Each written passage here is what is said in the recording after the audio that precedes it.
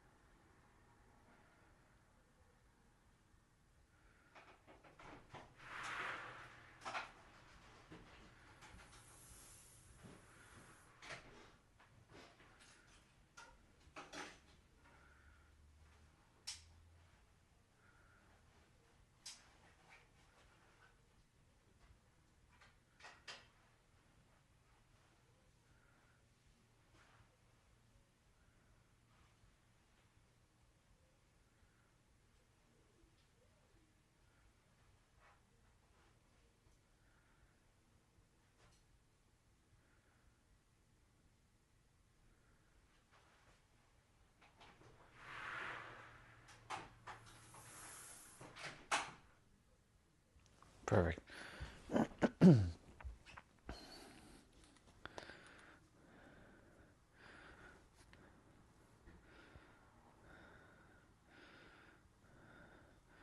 Testing 1, 2, 3. Testing 1, 2, 3. All right, cool.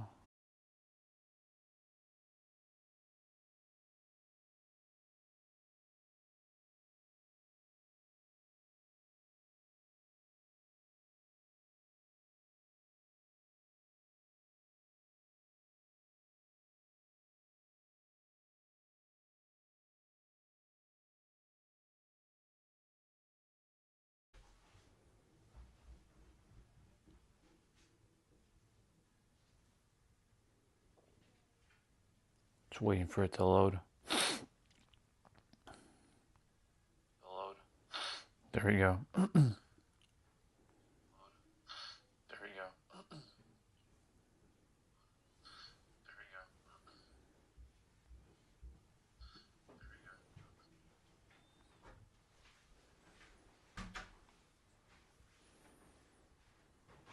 Awesome.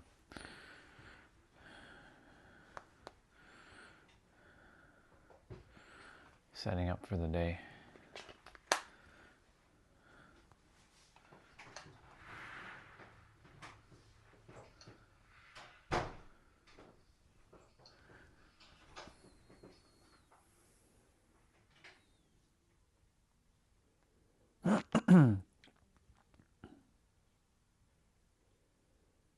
Why did Jacob Fatu refuse? We don't want to see that right now. We'll look at that after. We cover up our arteries when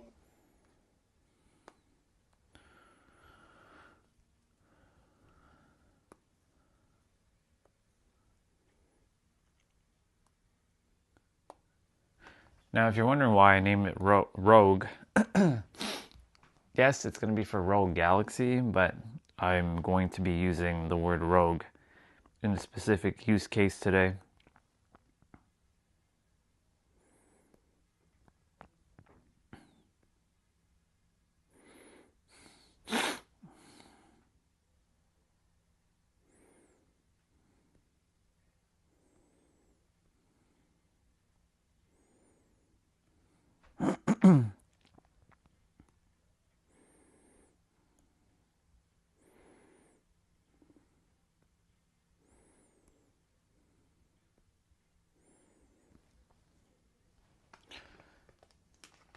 Excellent.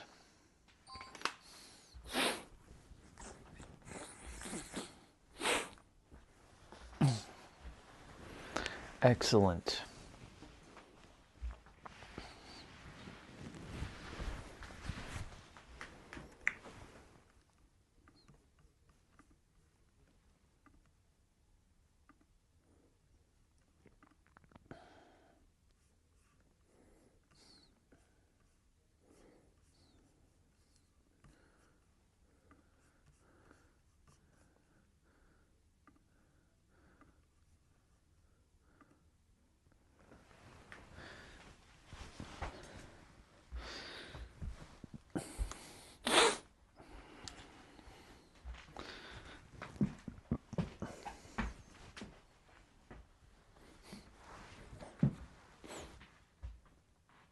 wonder if they're coming back inside.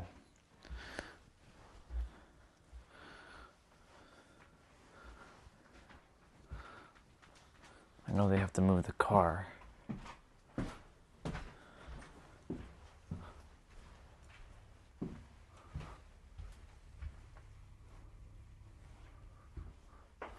They're probably not coming back inside.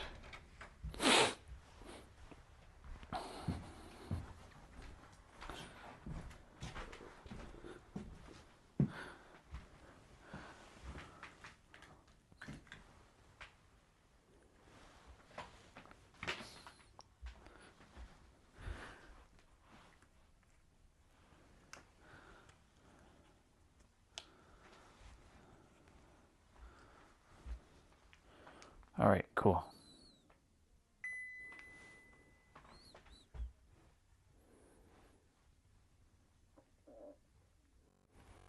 Let me grab some water quickly. Get the throat ready to rock and roll.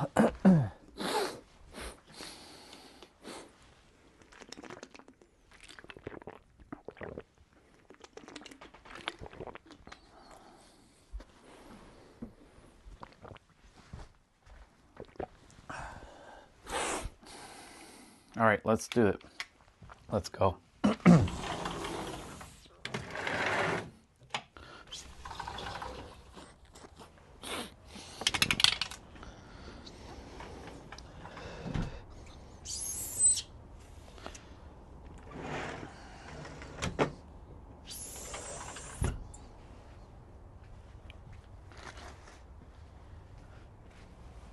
Yep, they're off.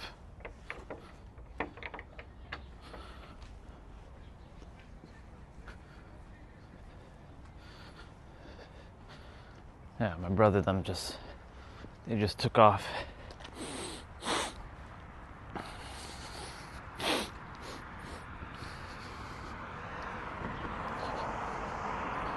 All right. It's time to get the voice a little deeper.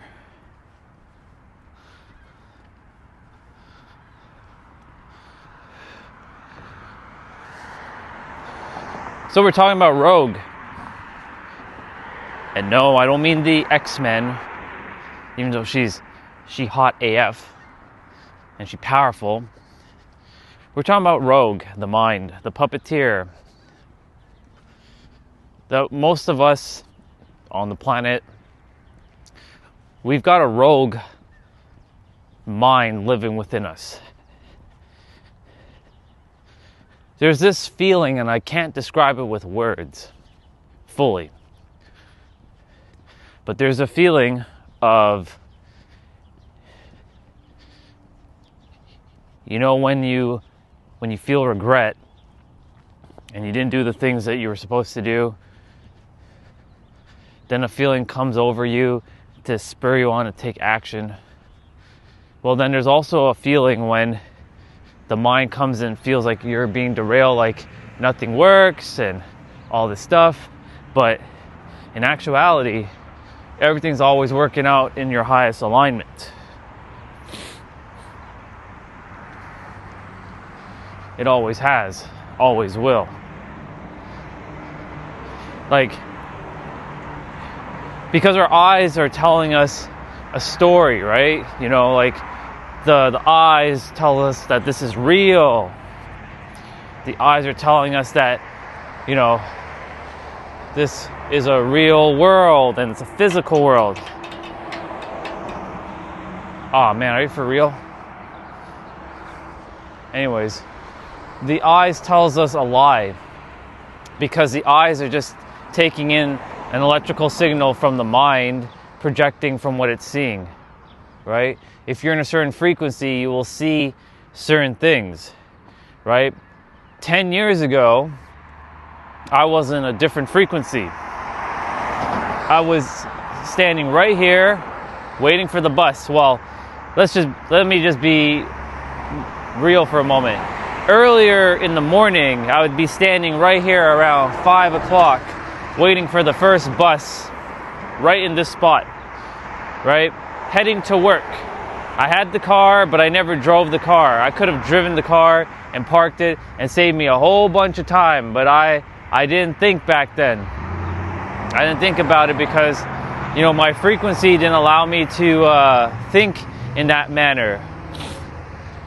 Because my frequency was like, well, if I drive the car, then I'm using gas. If I'm using gas, right, and I still have to pay for ticket, that's double the use. So I'm like, okay, well, may as well not use the car. But guess what? I would be taking a bus and waiting for hours sometimes to get to work. There's been plenty of times where the bus just couldn't come because there was too much snow. And because of that, I'd have to be standing waiting for a bus at the subway station for hours. Morning. I would have to be standing and like waiting for a bus to come and get me. There was one time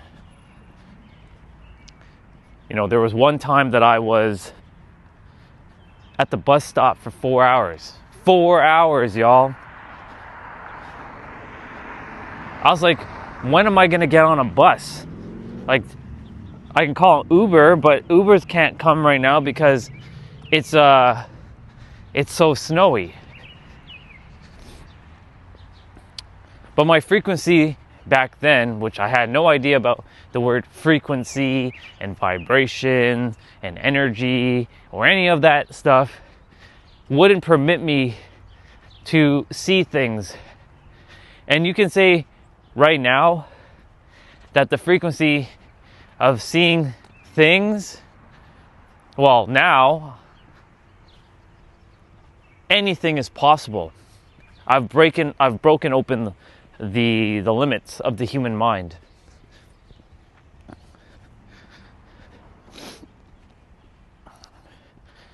It's just a matter of when. Not focusing on the physical. But the rogue mind, you know, if we give it that label, you know, even calling it the puppeteer mind, right? If we don't give it a label, it basically has no meaning. And it just is, right? We can call it the just is mind. Even saying just is still giving it a label, right? How about we not call it anything at all? It's just the mind. Not good, not bad. It just is. Neutral. And that's what just is really is. It's just neutral. Neutrality.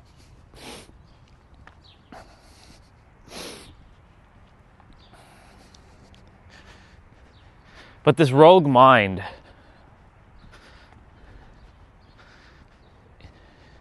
this rogue that may come in, and trust me, every human who has a conscious mind right now has experienced it.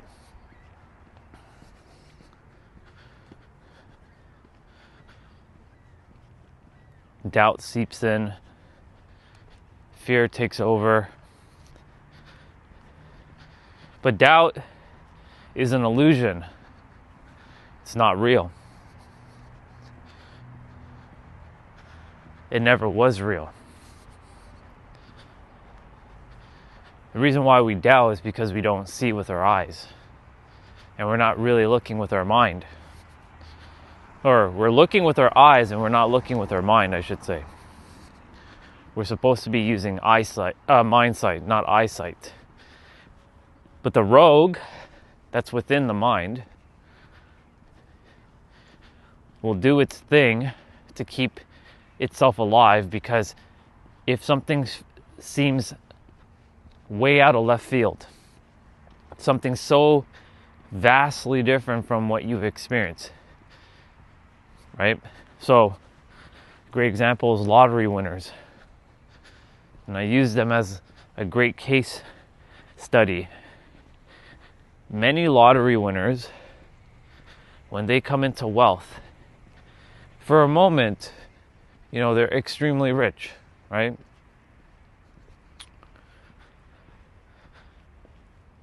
But unconsciously, they don't know how to handle the money. So they'll go, I'm not saying for all lottery winners, I'm saying for a good portion. A good portion of lottery winners, they will go belly up within a few years, right?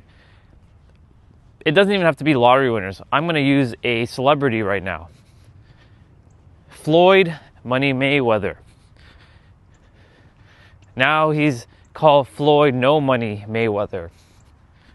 The dude had so much money. He had so much money, especially when he fought Manny Pacquiao. Is that how you say his last name? Whatever. The Philippine dude. But he didn't invest it wisely. He was buying up all kinds of things. The physical. He adheres to the physical. Yes, he made lots of money in the mental realm, but he didn't know how to handle it in the physical realm. Because his frequency was that of, yes, I have lots of money and I'll always have lots of money, but I don't know how to handle lots of money. So now he's got to have another fight, put on a big promotion to, handle money. Teach him how to handle money.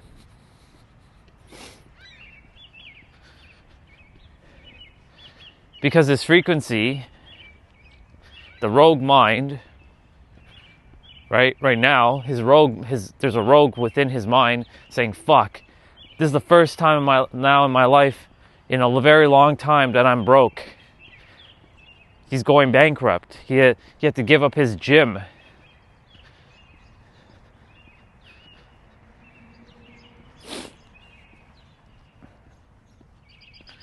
Manny Pacquiao is in the opposite. He invested his money, his winnings, wisely. He's flourishing because he knew how money worked.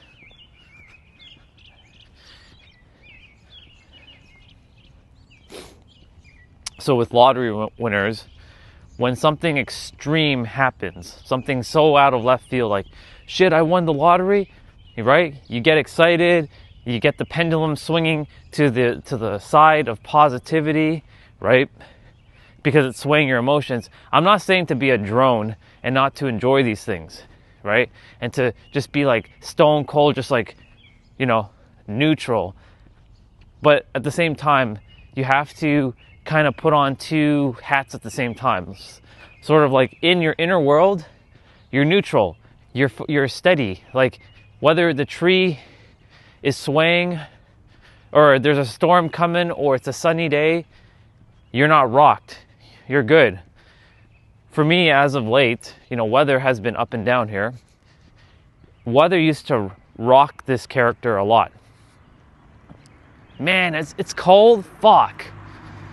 Fuck, I don't want to go take a walk. Fuck, it's cold.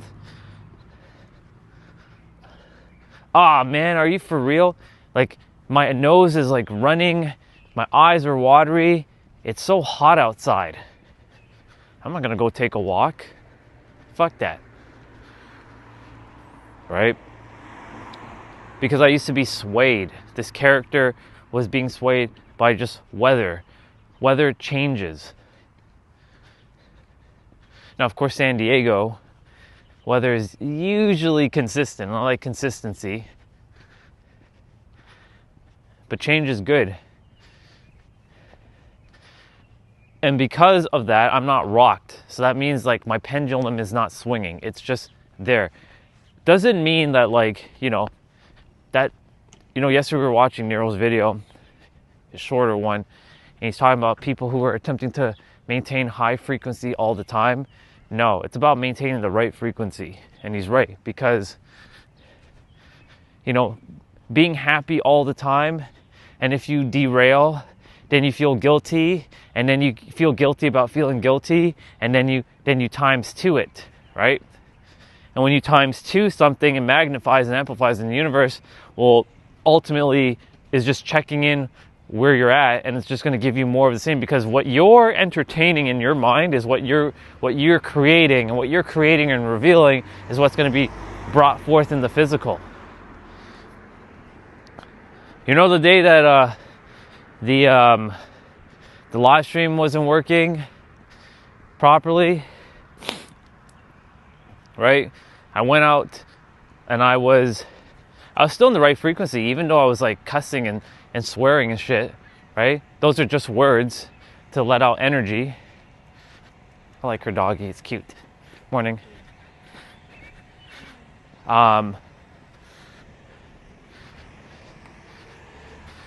And you know, I had to use Prism Live because for whatever reason the thing wasn't working. I came back inside, I hit my elbow on the fridge. I'm like, come on, are you for real right now? And because the universe seeks to maintain your frequency, it's always looking for balance. So it will bring forth an opportunity, a situation, a circumstance, an event, or a person to keep giving you more of the same. So I had to reshift my frequency, because I was starting to get really ticked off with how, like, why isn't it working? Like, it's so stupid.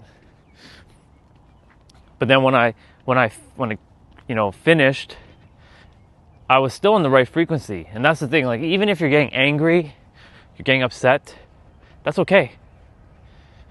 Feel your feelings. But always know one thing. You got to lock into this. Never feel guilty, and that you're always, no matter if you're angry, you're pissed, you're sad, you're depressed, you're happy, you're joyful, you're in love, you're in harmony, you're in peace, you're always in the right frequency. It's your perception, basically, behind what you're feeling. That's ultimately what the universe is looking at. You. What yourself is looking at, essentially.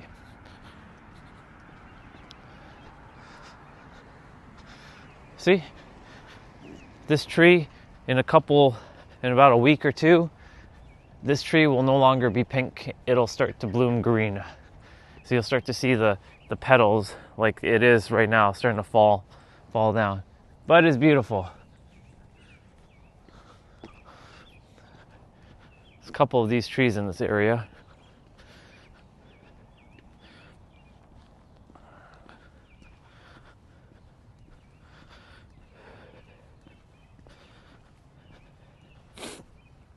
So anyways, if something doesn't feel safe, the rogue within the mind will do its job to keep it away from you at all cost. Or it also comes down to your beliefs. If your beliefs have decided that money is hard, it's painful, it's struggling, it's suffering, it's difficult to have, it's not easy to make, it brings people are going to steal it from you, because this is a big one, right? A lot of people have this idea, that when they get a big windfall, there's two things that happens. One, that money changes you. And of course, when someone says you've changed, that's like you're being exiled from a tribe. And exile means death. So you'll seek to do whatever you can to get rid of that money as fast as you can, so you can be relatable, be accepted again. These are the dumbest things that we do unconsciously.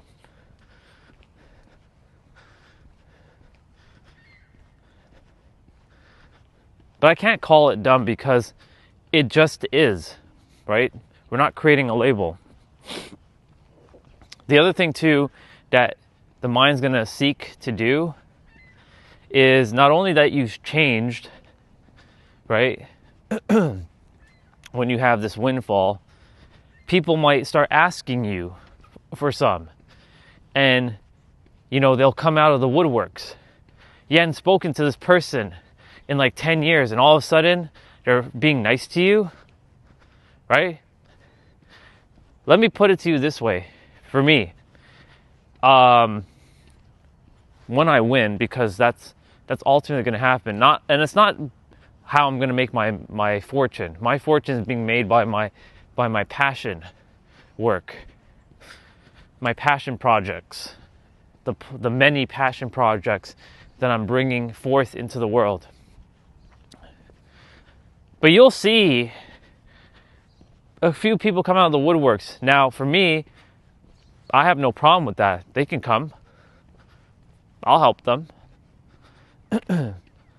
But if they're gonna put on I'll sniff through their bullshit quickly.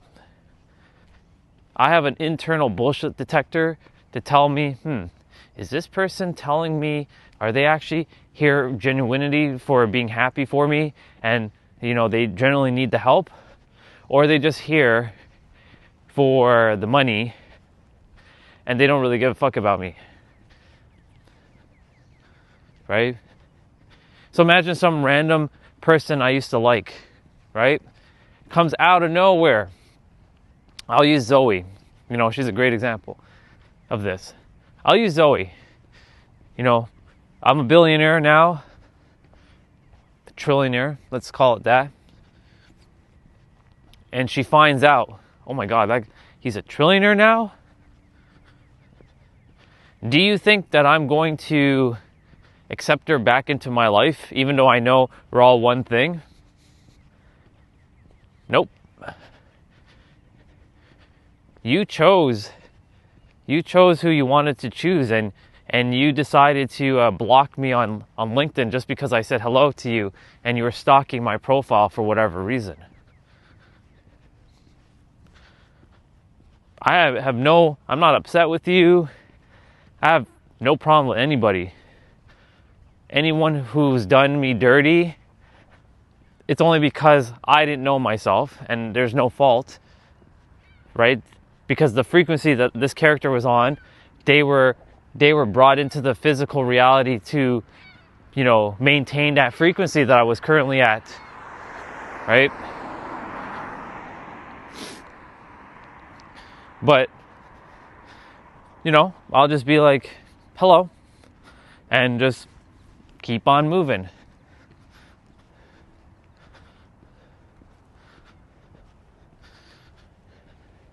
I'm the type of soul that if you've done this character wrong, I don't hold grudges. I don't hold resentment anymore, because I would just be holding the coal in the hand and burning myself. But I'll just look at you as if you don't exist. I'll just if I saw you on the street, I'd say hello and just keep walking. I wouldn't really entertain a conversation much. It's funny because, Ricky, right? We listen to him, there's no judgment. But he's not in the frequency that I would be in, right? He's on his own frequency. He's all about revenge. That's his motive for making his money, because he's been burnt a lot by neighbors, but his frequency is bringing forth those people. Now, I can tell him that to his face, but he's not going to like it. And I wouldn't tell him that, because it's for his journey to figure it out, right? But whenever I'm talking with him, I find my way to just hear him out for a few minutes, but I don't spend 20-30 minutes conversing with him. I'll spend maybe at most 5 minutes, and then I'm like, hey bro, I gotta go. At this point, I used to be, those people who talk your ear off, and you don't want to be rude, and you gotta go, right? But there's been people like that in my past who would just talk your ear off, and you need to go, but they won't let you go. They won't let you go. at all. And I'm like, come on, man, are you for real right now?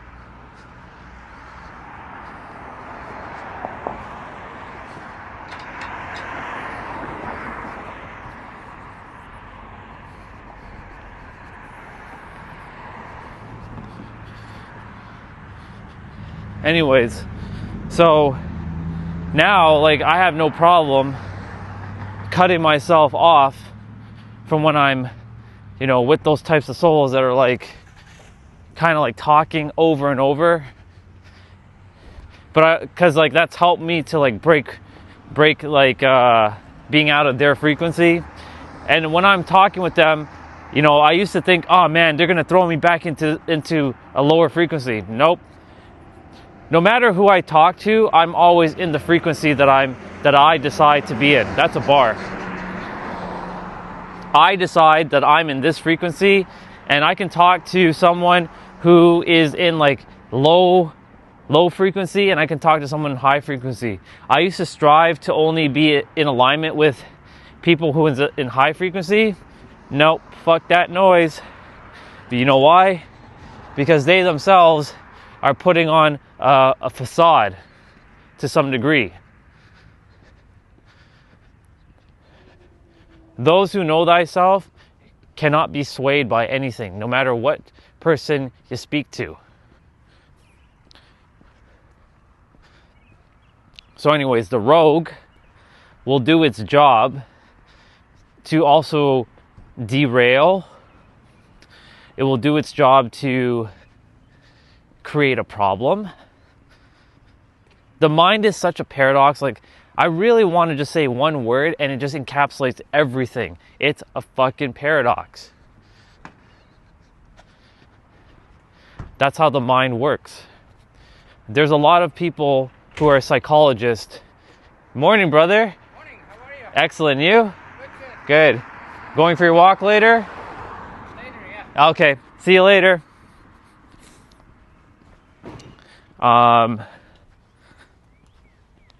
That's our brother who has a doggy. So, what was I gonna say? Yeah. The mind, there's a lot of psychologists out there who tell you how the mind works. I've listened to them, and I can tell you they're not actually telling you how the mind truly works. They're telling you how the mind works from a humanistic standpoint, but they're not telling it to you from how it actually works as a paradox. Because they themselves are being finessed by their own puppeteer mind that then finesses their third dimensional thinking mind, and that finessing is what we can call the rogue. Like, there's the puppeteer. Then the puppeteer sends energy to the third dimensional thinking mind. That third dimensional thinking mind activates like a frequency or a shift within your consciousness. And that shift in your consciousness is like the rogue who's coming into your life, derailing you into believing that this is how reality works. No, reality works the way you choose for it to work. If you say that the world is round, the world is round. If you think the world is flat, then the world is flat. If you believe that there's a God out in the sky, then there's a dude in the sky. If you believe that it's a black box in the Middle East, then it's a black box in the Middle East. If you believe that money is easy to make, then money is easy to make. If you believe that it's hard to make, then it's fucking hard to make. It all comes down to your mind.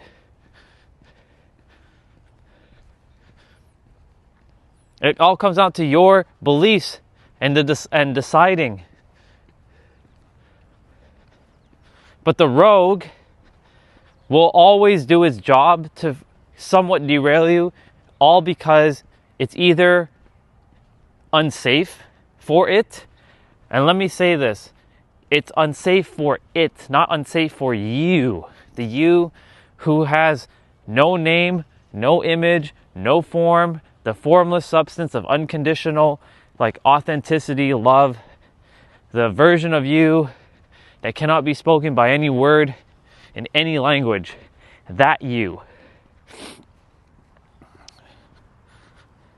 And that you is so powerful beyond measure.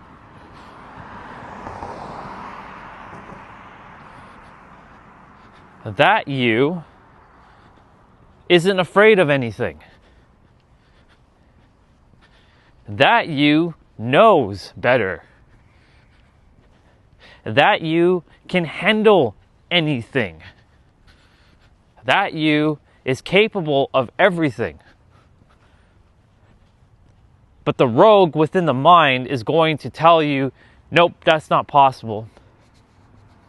That's not possible.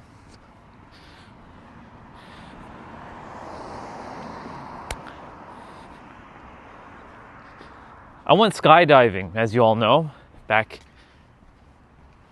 14 years ago. 2012? No. 12 years ago. 2014. I keep mixing it up. 2014. 12 years ago. No training, no nothing, but did it. Because the rogue mind at that moment, like I was like, we're doing this. Like, I was like balls to the wall. I'm like, we're fucking doing this. Like, I'm not going to be looking like a coward in front of my peers. I'm fucking doing this. And I'm going to be the first one to do it out of my group. Because there was like, there was like 14 of us. But all 14 of us couldn't go at the same time. If that was the case, I'd have been the first one leaving. But we had to be in groups of 4. There were 16 of us. There was 4 groups. I was group number 2. Out of group number 2, I went first.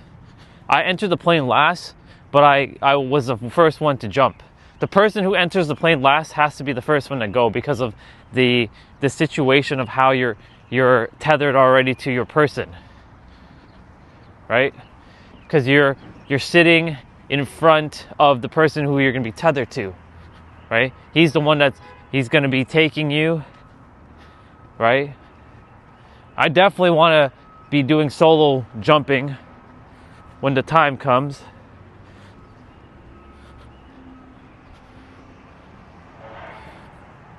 But anyways, in that moment, the rogue mind had to disappear. I'm like, hey, we're going through it right now. We have no choice. We can't back out. We're already up, 15,000 feet in the air, whatever it was that we were up. I'm like, we gotta do it.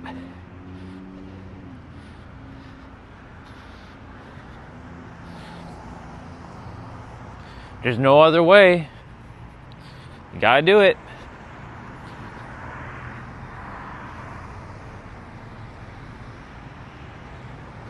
Got to do it. You have no choice.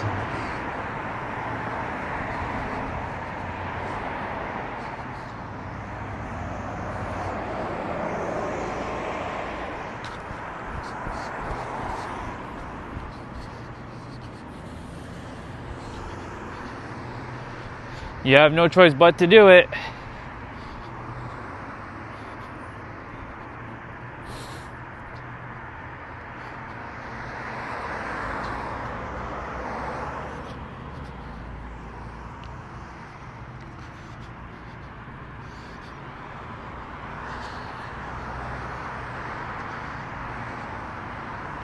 And so I did it. Oh, not to mention the rogue mind, the rogue attempted to somewhat stop me when we were going to go speak on stage in Las Vegas. I'm like, okay, rogue, you're going to have to be, no, we're fucking doing it. I decided. Once you decide, that's it. You roll with it.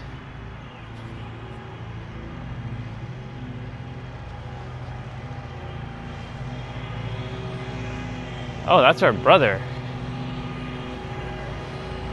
He should be taking a walk in the trail. Hey, how are you? I'm good. You're going down? Cool. I'm also going down too. Yeah. I'll see you.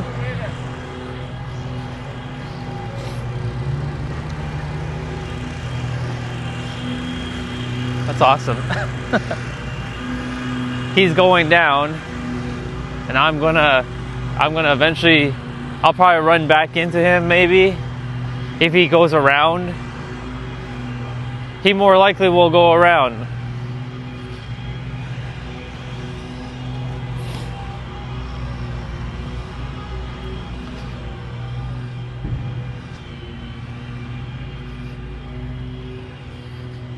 So this is what we're going to do. We're going to go straight.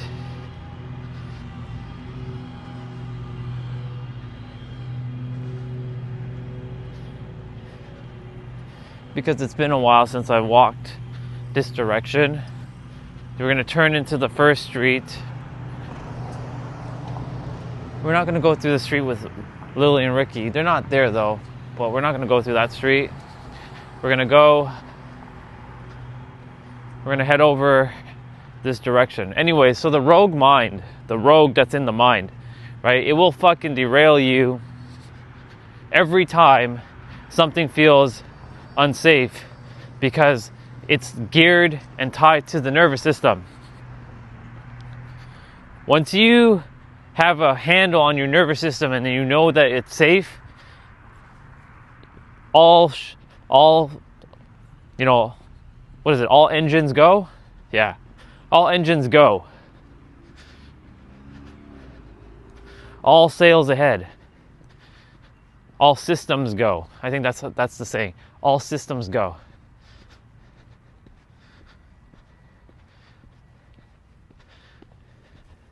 It's been a while since we walked on this side.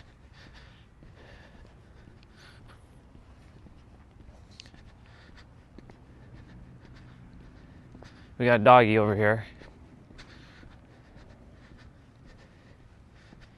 He's a good dog. He's just doing his thing.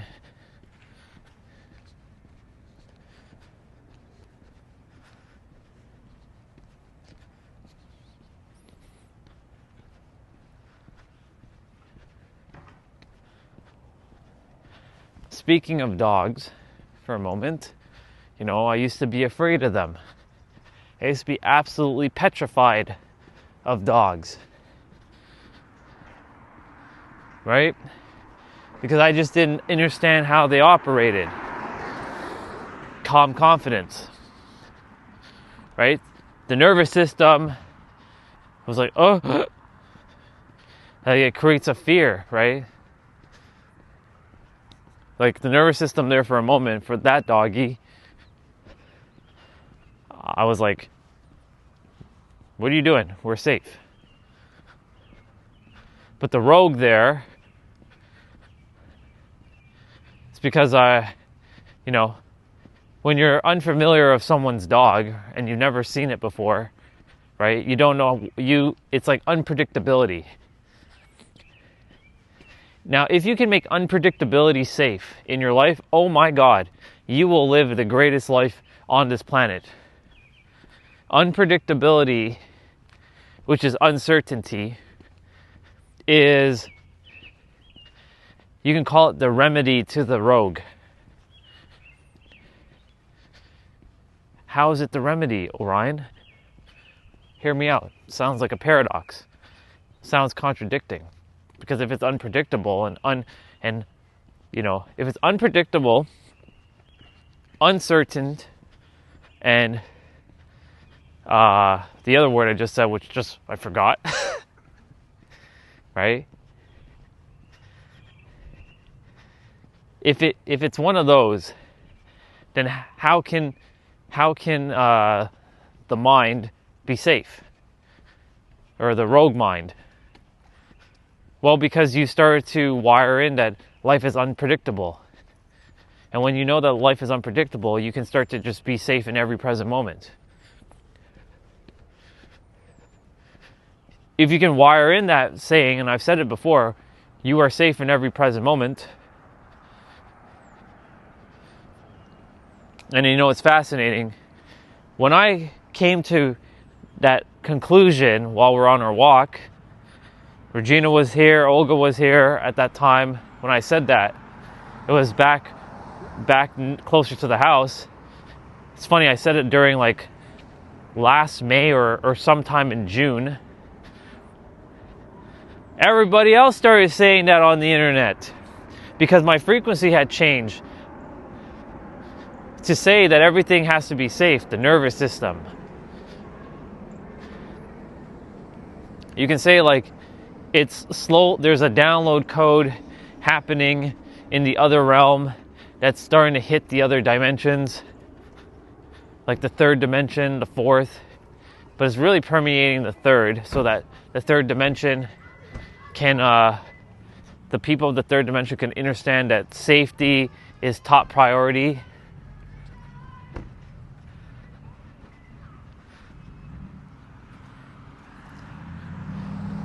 The uncertainty of life, the unpredictability of life. Just knowing that life is going to be, you know, unpredictable, uncertain, and now the word that I'm attempting to say is not coming. Always happens to some degree.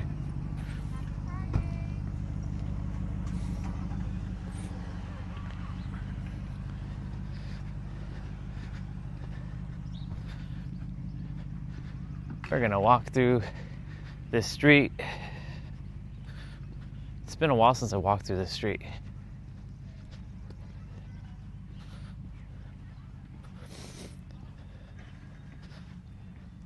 Come on, I just said the word and now it's disappeared. What the fuck?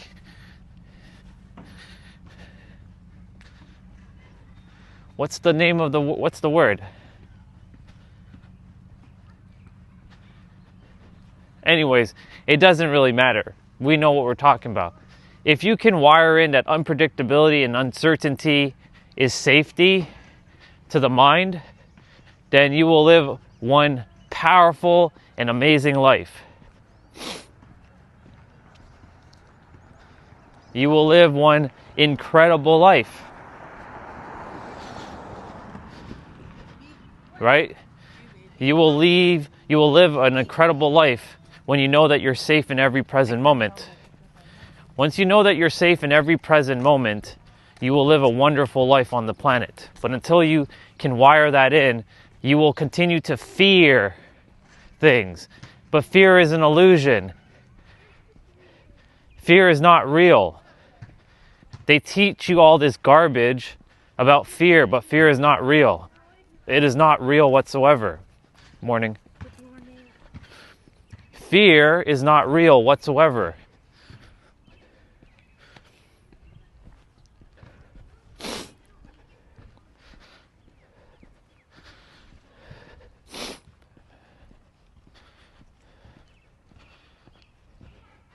But they want people to fear, but there is no fear. That word is an illusion. It doesn't exist. But the only reason why it exists is because so many people continue to agree to this thing called fear, but fear is an illusion. It's unreal. Good morning. When you know that fear is an illusion and it doesn't exist, then you start to see things for what it is. It just is.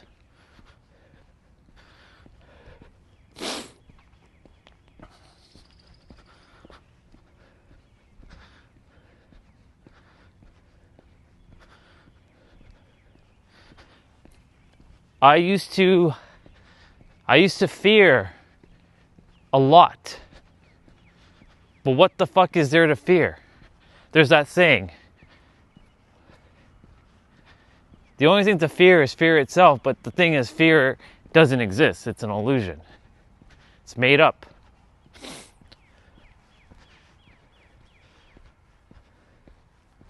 They also have a pink tree. I like it.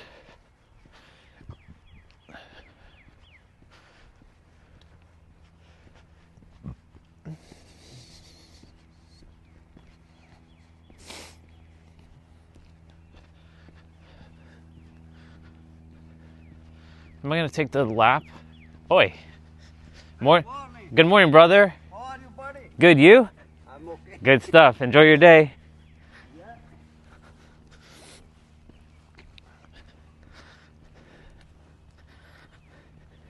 That's funny.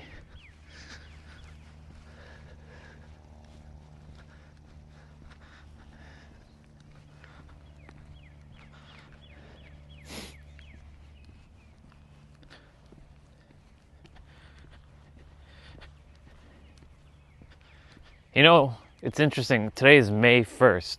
It's a Friday. New month. A new month starting at the end of the week. Kind of weird.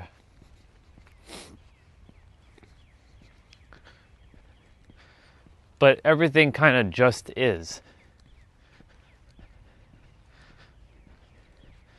Right? Once May hits, then we truly start to kick off the summer. It'd be funny if our summer is like this, perpetually cold, or like in the, low teens. I'll be okay with it. To be quite honest, I'll be perfectly fine with this. I prefer obviously the heat, but this weather is perfectly fine for me. I don't mind it at all. Anyways, to get back on topic, talking about the rogue that lives with the mind.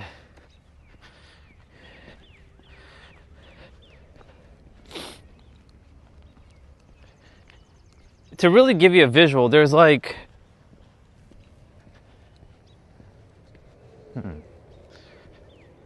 two entities living with, well, technically three.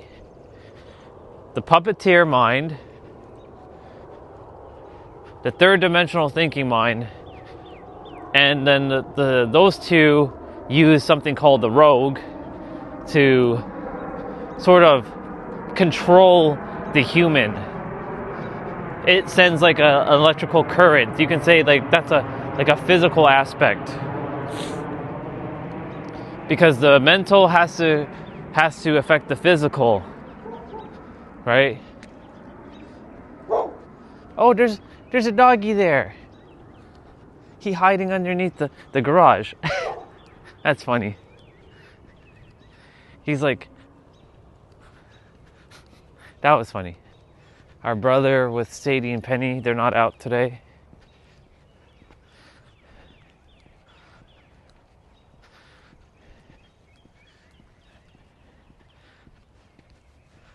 I like this neighborhood a lot. It's very quiet and peaceful. The people here have good energy. I can feel it. And of course, the cute girl. Jason was, when he came trick-or-treating in this area, and they had a lot of good trick-or-treating in this area. I'm glad that I brought them here.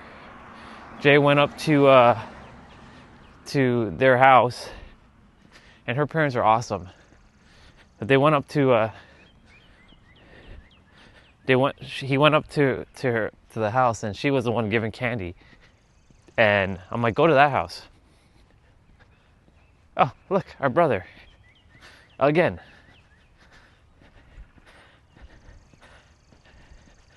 We'll be walking into him again.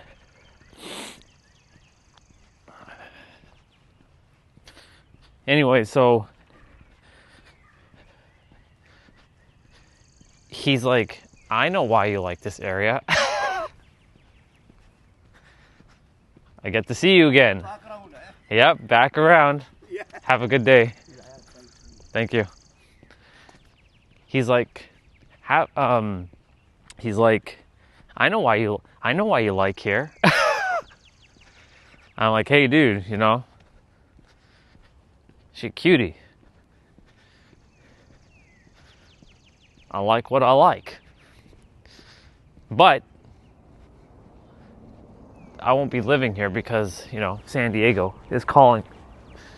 Hello, Scarecrow. I love that Scarecrow so much. Like, I'm so happy they left that there. Like, that brings me joy just to see something different, you know? It's fucking awesome. Never take it down. Never. Leave it as it is.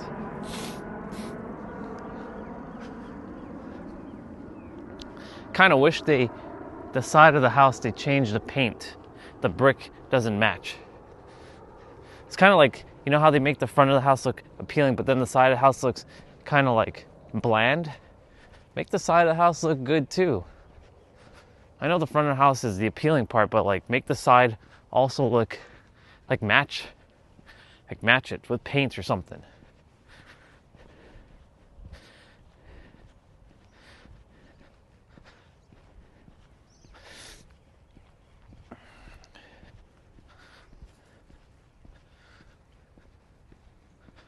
So we have something with Halloween. We still have Christmas. They have the little bow on their house over there. It's pretty cool.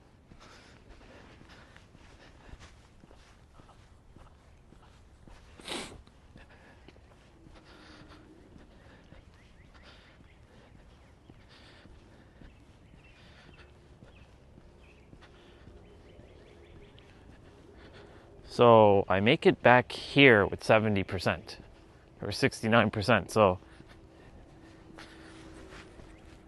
it's good.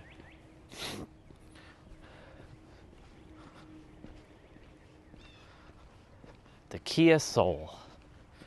They don't make this car anymore. It's a very boxy car. All right. Let's see what shenanigans is unfolding here.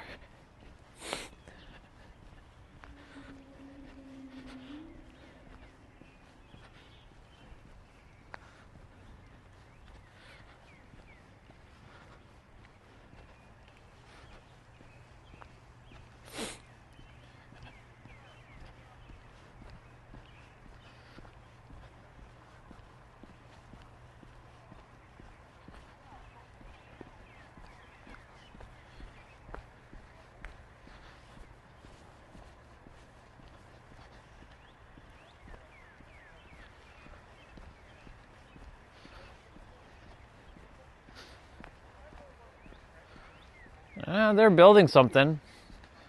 All right. Whatever it's going to turn into, I trust it's going to be pretty good. Cause I was just thinking like, oh, they're just digging it up and they're just going to put grass again. Hope they build a washroom here as well. That'd be pretty cool.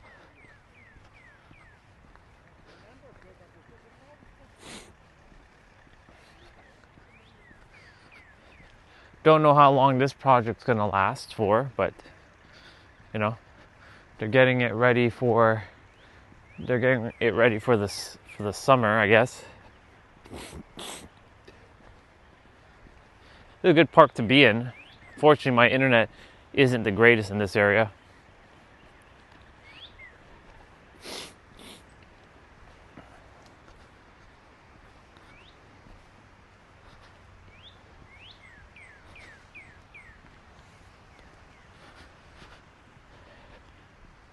Wait, my phone battery went down 6%.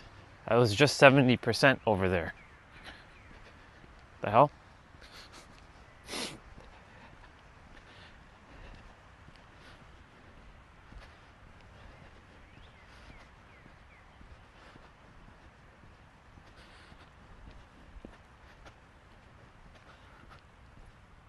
I was like, wait a minute, aren't I using 720p? I should be on 720p. Could it just be because it's a little bit cooler today?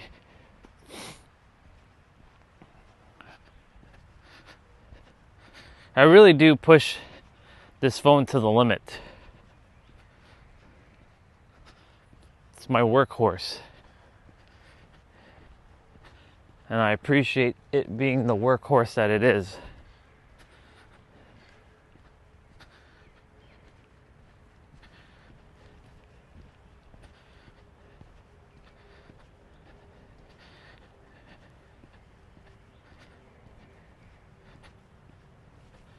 All right, so basically the start of the trail, we got here within an hour of walking. Well, 54 minutes. Because we left the house with 6 minutes and 30 seconds on the timer once I started it.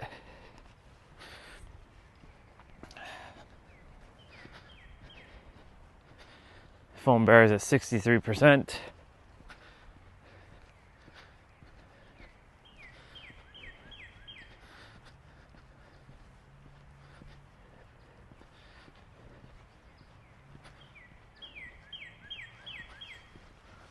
Let me just make damn sure that that's what the settings are at. Yeah.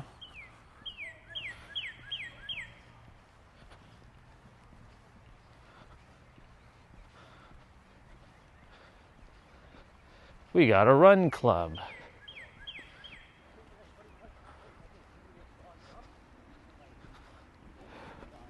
Anyways, remember that fear doesn't exist. That's an illusion. It's not real. A lot of things that are being told in the world with the mind isn't real. It's false. It's an illusion. It doesn't exist. Morning, everybody. Morning. Enjoy your day. Thank you.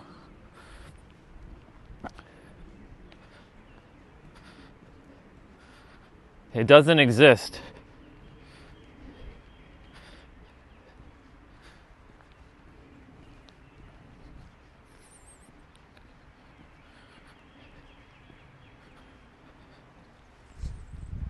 Oh, our brother's coming behind us.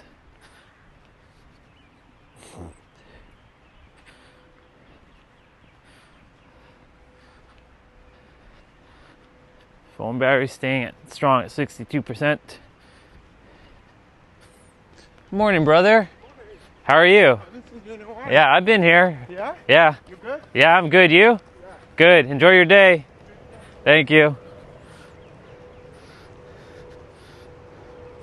Off he goes.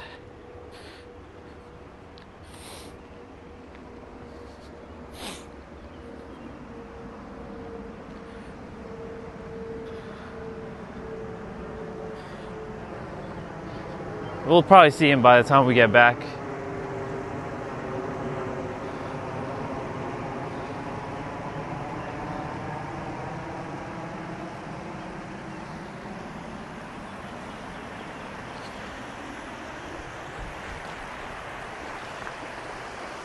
Ladies and gentlemen, I think I can do it. I think I can do it. Oh my God, we're on a rock. Oh my goodness. We are on a rock for the first time in several months. Holy shit. May 1st, 2026, we get to be standing on a rock. How awesome.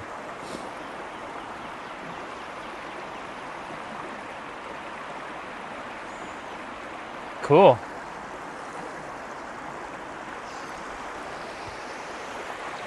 Good to be on the rock again. We're getting acclimated back on a rock. Phone's at 60%, but this is cool. We're back on a rock for a moment. The water smells that fresh again. It's got that fresh smell. And this tree's gonna start blooming shortly. I really wanna know if that's a house that they're building over there or if that's some sort of, like something. Looks cool. All right.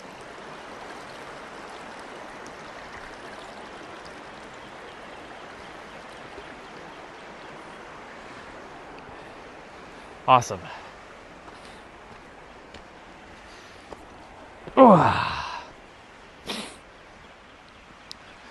See you later, water. It's good to be on those rocks for a moment. Felt like old times being on the rock. Anyways, the rogue within the mind that's being finessed. Or you can say it's the servant of the puppeteer. There's like multiple like languages or verbiages. It's basically the puppeteer mind sending energy to the third dimensional thinking mind. The third dimensional thinking mind then sends a signal to the rogue to go and make the human do what the human is supposed to do. Like, don't go talk to that girl. Don't say good morning to that person because you're in fear. But the moment, the rogue can be both positive and negative though. Right? Because it comes down to, the rogue is tied to your beliefs. And whatever your current beliefs are about the world, your rogue is going to basically mirror it one for one. Because the rogue and your beliefs are one and the same. So basically, your belief system is the rogue. There. Now we know. So how do we start to shift our beliefs? Well, you have to start questioning things to see, does this really make sense? Good morning. Does it really make sense to fear something that doesn't actually exist?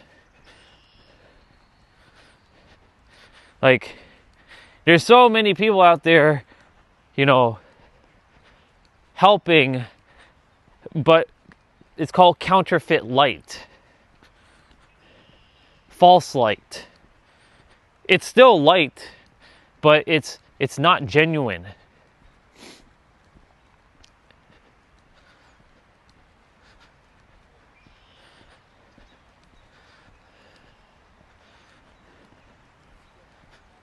%57 on the battery. Okay.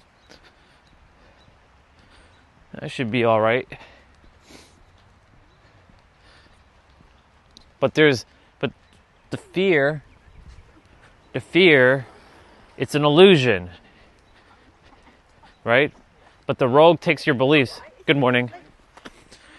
The rogue takes your beliefs and activates your beliefs.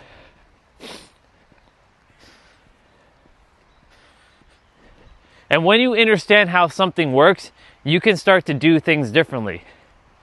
Okay, so the rogue here is the one that's, you can give it a different name if you want, but the rogue takes your beliefs and starts to kind of send a signal to the body.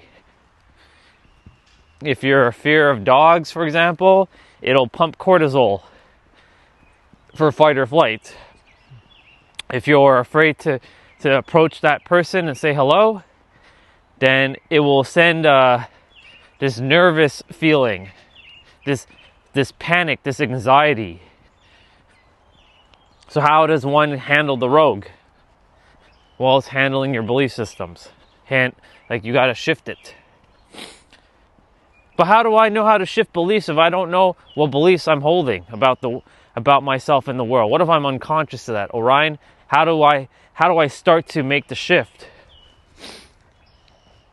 How do I know to start asking questions when I don't know I'm supposed to ask these questions? How do I know something? How do I know what I don't know? That's a really good question now, isn't it? How do I know what I don't know? Because there's what you know, there's what you know you don't know,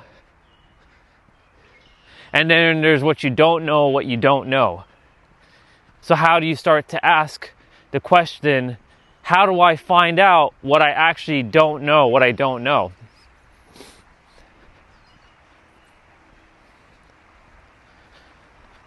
It's actually quite simple.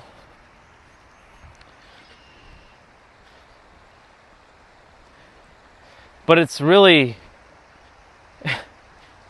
everyone. This right here, this right here is going to piss off a lot of people. Breathe. But Orion, breathing's not helping. I'm still thinking. Yes, because the puppeteer mind has currently finessed your character into overthinking and overanalyzing. Nothing wrong with overthinking and overanalyzing, but know this. It's this feeling of frustration and guilt that's going to get in your way. It's a feeling of you're doing something bad. You're not doing it properly. This feeling of like you're wrong or you're not capable. And when you feel that, then it sort of siphons and demoralizes you, and then you keep going down and down and down and down and down. Hey bro, I just saw you.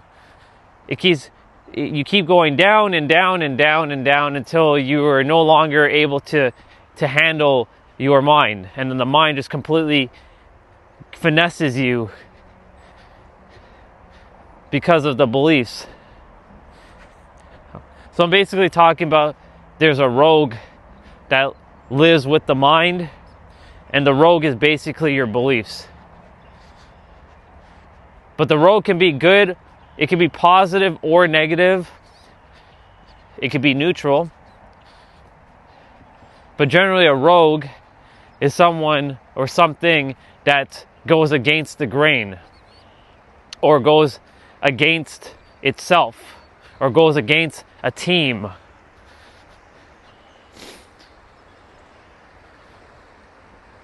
To some degree, I'm a rogue. I'm a rogue human. I'm going against basically 98% of the planet right now in terms of what I think and what I believe. And I don't really believe anything, I just fucking know. Practice love and authenticity, by the way.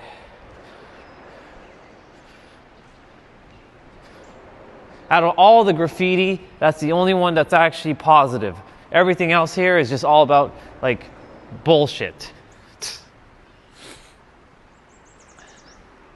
It goes to show you the collective hive mind in this area. In this specific spot right here. Instead of painting something positive, you paint something negative. Come on. Anyways. So those people who created those graffitis, except for the one that says practice love with a pink heart, you know, they are in their own collective thoughts, because their beliefs have said that this world is shitty and people in the world are shit, and you can't trust people, and people are you got to fear people, never trust anyone, right?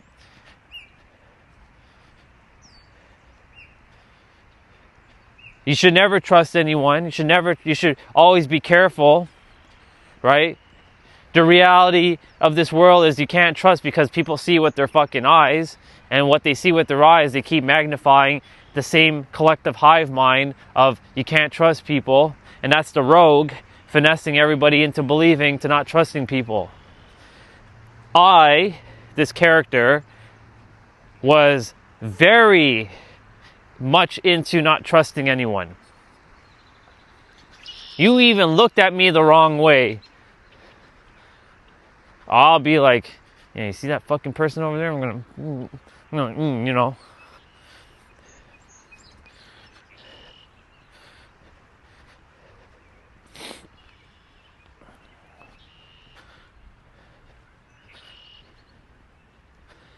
The collective hive mind is its own rogue itself. It goes so fucking deep, like, to just see everything for what it is. So when you're speaking to another person, you're really speaking to a program, a frequency, and a third dimensional thinking mind. You're not really speaking to a human. You're speaking to a bunch of repeated beliefs, right? Like I've run into countless of different souls and the way they think, and I'm like, okay, if that's what you choose to believe, and that's what you're creating in the world, go for it. You know, there is a girl that I really, really love very, very much. Her name is Roxanne. I love that girl so damn much, but not as much as Lindsay because, you know, Lindsay's my wife. But there's a girl that I love so very, very much. But every time I chat with her, there's nothing but problems with her. Right? She's very distracted in the mind. Her dogs keep distracting her. She can't focus for more than like a minute. And she keeps saying sorry, sorry. Talking only positive about her, not negative. But I'm bringing up a point, right? There's a certain set of beliefs that she currently has that I'm like, that's not how this works. Now, I haven't spoken to her since I've had my shift in awareness. It's been over a year and a half since I spoke with her on like a call. I've texted her here and there, but you know, my frequency is eventually going to, you know, push her out of my reality because, you know, I can be with any person in terms of I can speak with anyone, I can communicate with anyone, I can get along with anyone. However, I also will not entertain like those who continue to adhere to limitations. You're not a limited human being. You're a limitless God that's pretending to be a human who has forgot itself. So of course someone's gonna say, well then if I'm God, then how come I can't shoot a lightning bolt out of my hand? If I'm so limitless? Because you have to adhere to some laws of reality. There are some laws in reality that exist that we have to abide to. Like for example, the law of gravity. Now, if every human right now were to collectively believe that gravity didn't exist, guess what's going to happen? Gravity will eventually just disappear and we'll all be floating around. But that's not how this works because there's a system that has been put in place for the universe.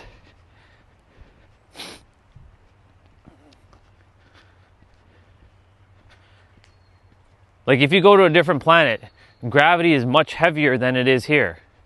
You will feel like 10 times heavier than you normally are. But there's a system that's been put in place. Morning.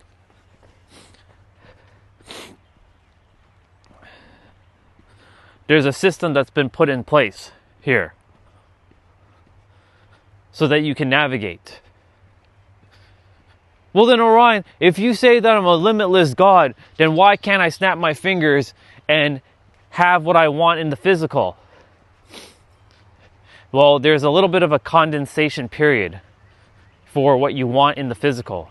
The bigger the goal, and by bigger, I mean the universe doesn't adhere to big or small. It all comes down to your belief what is considered big or small, right? From manifesting a bottle of water to drink to basically being fucking Jesus, right?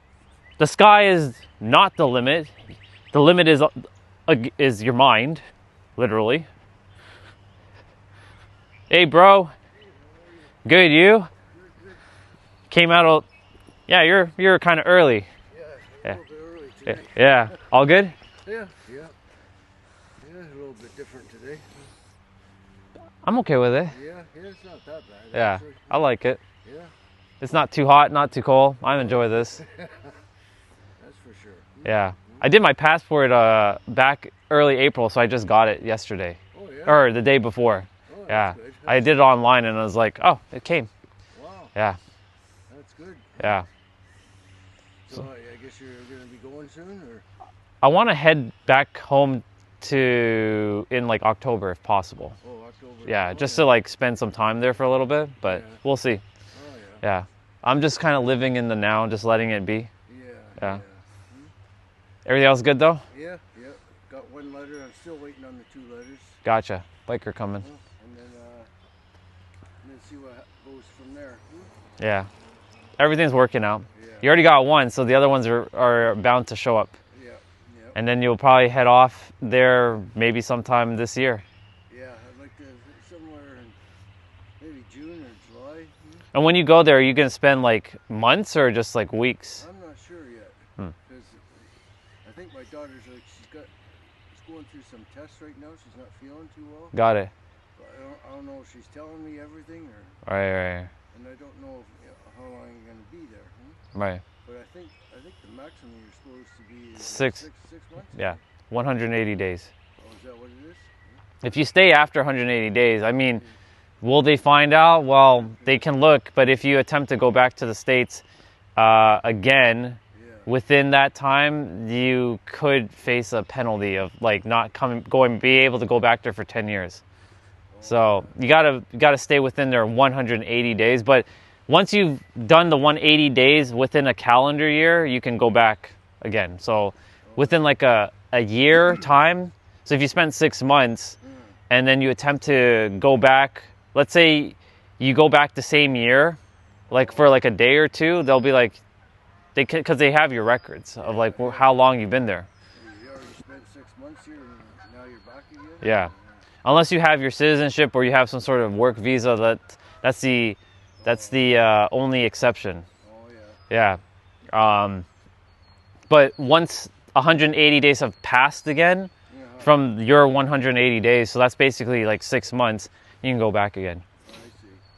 I know my daughter's been hitting like she wants me to stay maybe. Right. But she says I can go and get you what is it? Green card or whatever. That's their like that's like their residency thing. Oh yeah. But it's not obviously the citizenship. Yeah. But she goes, I don't see a problem if you want to stay, or because I want you to stay, and because I can sponsor you because you're Right. my father. Yeah, exactly. I said, well, I'll see you at that point. I don't know what Right. I'm going to do. Well, you'd be a dual citizen Oh yeah. at some point, because once you get your green card, you can then apply, if you choose to apply for your citizenship there, and you'll have both. Oh, I see. Yeah. See. The only thing you'll have to be mindful of is like Canada and US have a treaty of not having double taxes, but you still have to be kind of mindful of like things like that. If you're starting to work over there, then you might have to potentially report the income to Canada, blah blah blah. But like if things like that. I don't think I'll be working. Right. I don't think I'll be working, but I'm kind of past that point now. Nice. But anyway, I'll see what happens. Yeah. Everything's unfolding the way it's supposed to. Yeah. I've been saying that from the moment I met you. I'm like, everything's going to unfold the way it's supposed to. And sure it is. And it sure has. Yeah. Right? Yeah. I just got to wait for those 2 letters, and then I'll take them down and see what the next step is, if there is any. I don't really think you have too much more steps. I think you're pretty much good. She said to me, I think you're at the end. Yeah. This point, so. Yeah, I think the letters are the final piece. Yeah. And then I'll see what the stipulations are to go across the border. They say you may have to spend. You gonna drive there? Or you Yeah, gonna? I'll drive. Yeah. I was halfway there the one time. Ah. At the Ambassador Bridge, Yeah, and they turned me back because they didn't have the right papers. got it. I didn't think it would matter after 50 years. Yeah. It still does. Yeah, But yeah, I was halfway there because according to my GPS, yeah, it's like just a little over 8 hours. right. Right. So, Yeah, Kentucky's not. Yeah, it's about 8-hour drive, give or take. Good morning. And to that Ambassador Bridge, that was 4-hour drive. Right, So I was pretty well halfway there. right. Yeah. And I could see it going through the border, and then we head south a bit, and Mhm. I was almost there. Yeah. Once you pass that bridge, that's it. Then you're good to go. Yeah, I think it's I-95. I think. Yep. I-95. Yeah, because in California it's I-5 or I-505 or I-805 or I-505. but in the east it's I-95. Oh yeah. Yeah, I have it memorized. I've never been there, so Yeah, it's pretty straightforward. yeah. It only gets busy in I-95 when you're in New York and you're like, you know, dealing with that traffic there, and then after that it's pretty much clear sailing until you head to like Georgia into Florida. Oh yeah. But you're not going all the way down there. You're not going anywhere close to there, so you should be fine. Oh Yeah. yeah. I know. I think I go through Detroit. Yep. Yeah, I go through Detroit. No, I'm not sure what towns I passed there. But, Right. But just looking on the map on the phone, it's just wow. I only got that much more to go. Right. So yeah, they say just over 8 hours. Mm. But I'm not gonna drive fast. So just Yeah. Enjoy your ride. yeah. Yeah, enjoy it. And yeah, hopefully I can get past that border. You will. You didn't come this far for it to happen again, so yeah. Oh well, have a good You day. too, brother. Take care. I'll see you. It was good chatting with him for a little bit.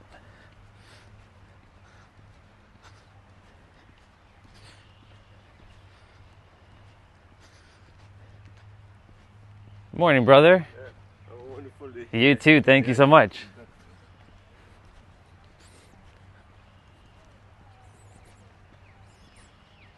What an awesome day. So many different people.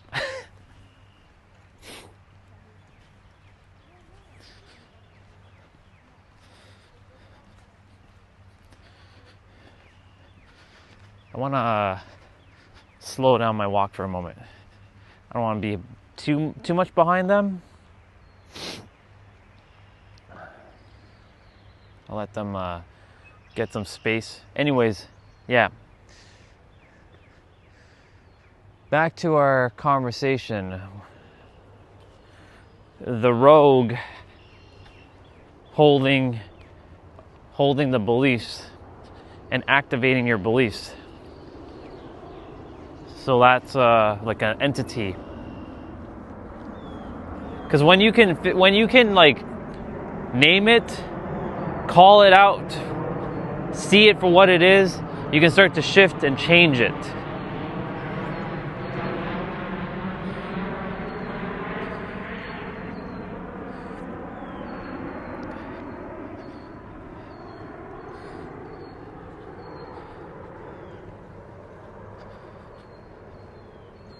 Ooh, they cut that grass.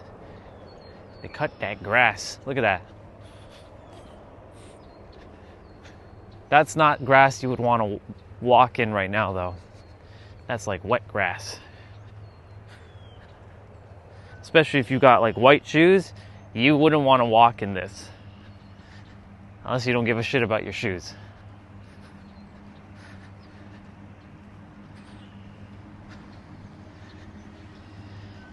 Phone battery at 40%.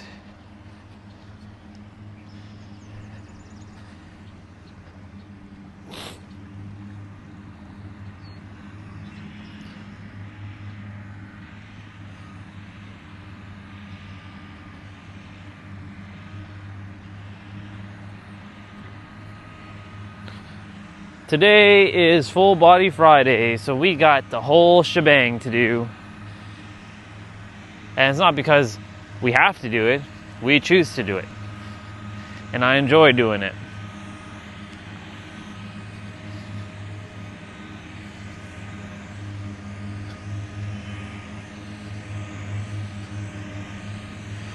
Every day. Just, you know, making sure I keep moving the body.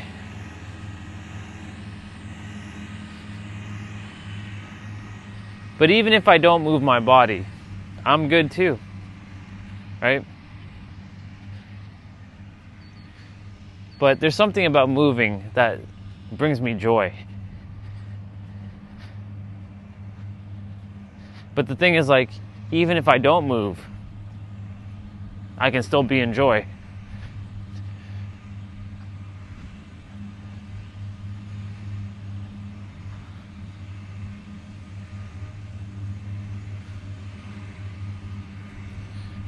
Are they? Yeah, they're going up.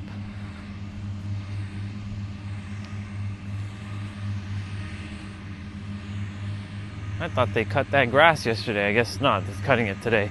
I do like the fact that they are taken care of down here. Be awesome if they put some proper soccer nets down here. That'd be pretty cool.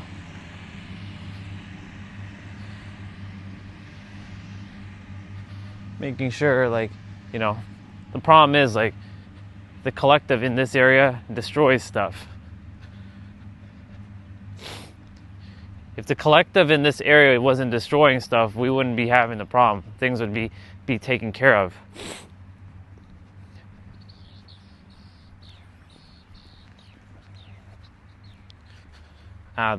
They cemented all that up yesterday. And they put a new pipe. Yeah, they're getting ready to put that fountain in.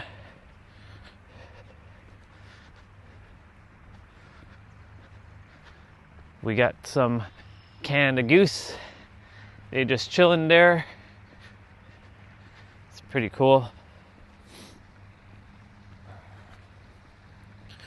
But yeah, once you figure out how the mine actually works and you see how there's a rogue that's kind of pulling the strings with the puppeteer behind the scenes, you start to win reality. You start to win the game of life. But guess what? You've been winning from the moment you were born. It's just shifting your perception. Every person on the planet is winning the game of life, but they themselves have to realize that they're already winning. Abundance is for everybody. It's not for just some, it's for all.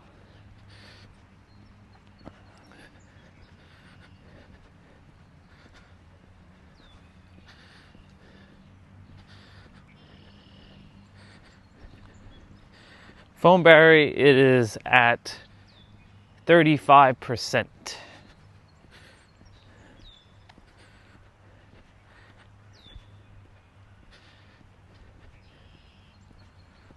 I do like the fact that I can be out for a smidge longer.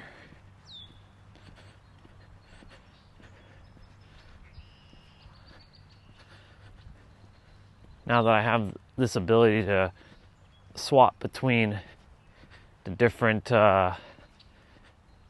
resolution types. Of course, you don't get to see the trail walk until the following morning now, but I mean, technically speaking, you weren't able to see the live stream anyways until I released it the following day. So yeah. Sunil, are you there, dude? I saw that you said hello, but you hadn't said anything back. I guess you were just like listening and just chilling.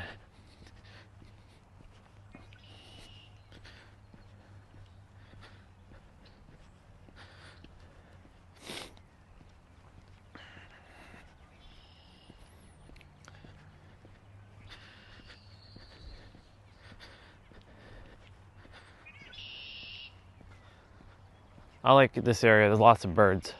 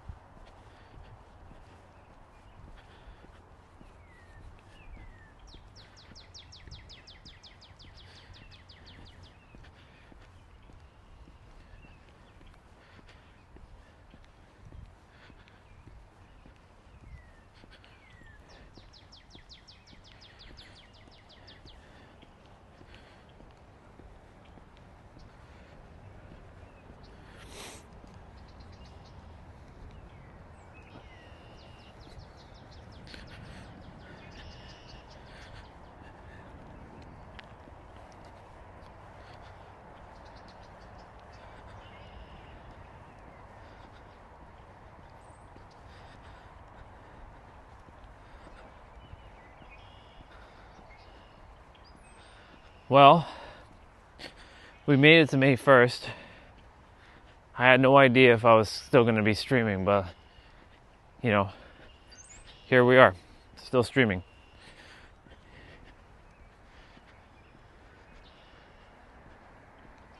Hello, brother.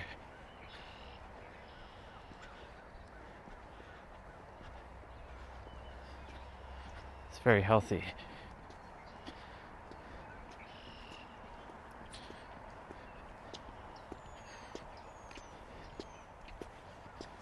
Morning, brother. Morning. Have a good day.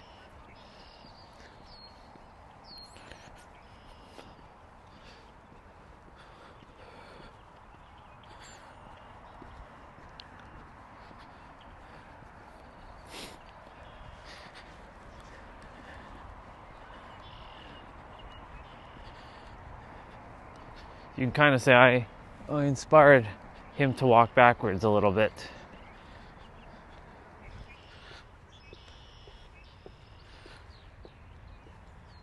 Walking backwards is definitely much healthier than walking forwards.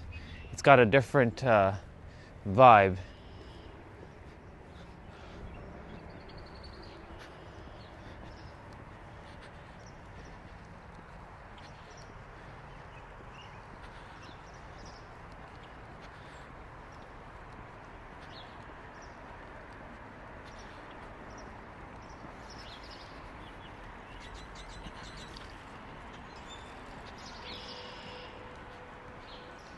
School bell.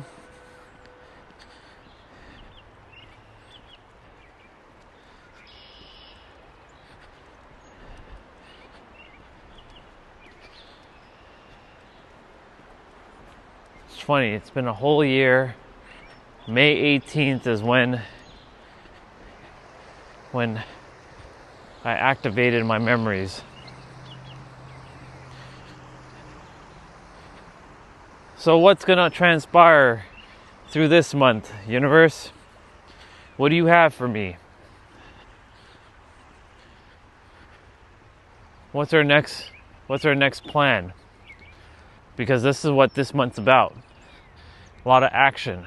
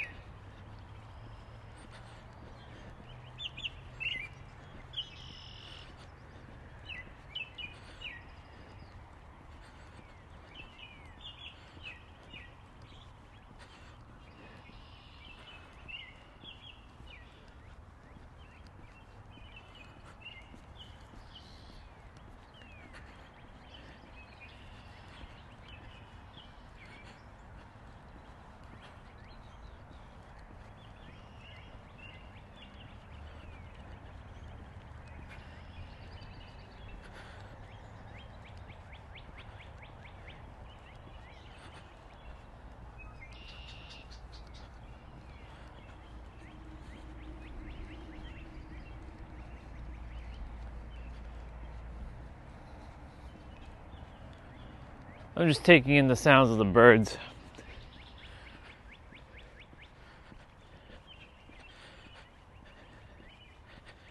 It would have been weird if I just pulled the trigger and stopped streaming today.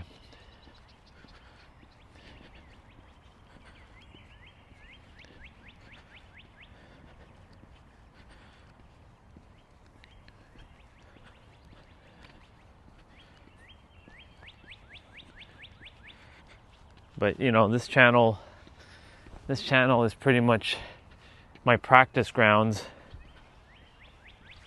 But I'm done practicing. So now it's just a matter of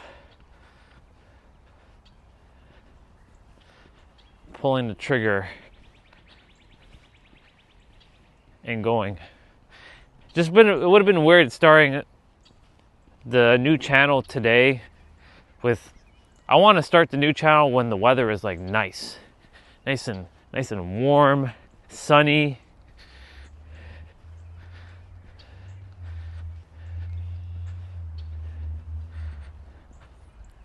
I know sometime in May my next assignment is going to come through, or something's going to unfold.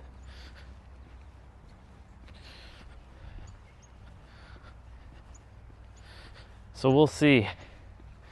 We'll see what transpires. But 17 days from now is the day I activated my memories a year ago, May 18th.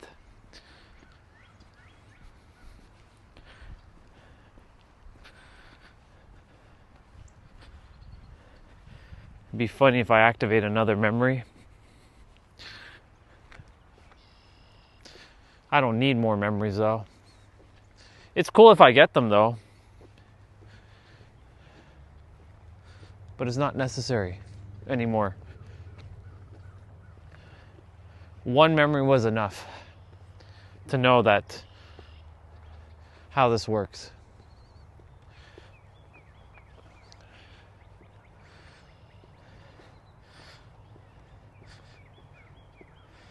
Dark Night of Souls are over. Never have to do that again. The only reason why it happens is because the mind forgets itself. And now knowing what it is, the third dimensional thinking mind, the puppeteer mind, the rogue that holds your beliefs and activates your beliefs when you're going through something, is what causes all the problems, potential problems, even though there are no actual problems, because it just is.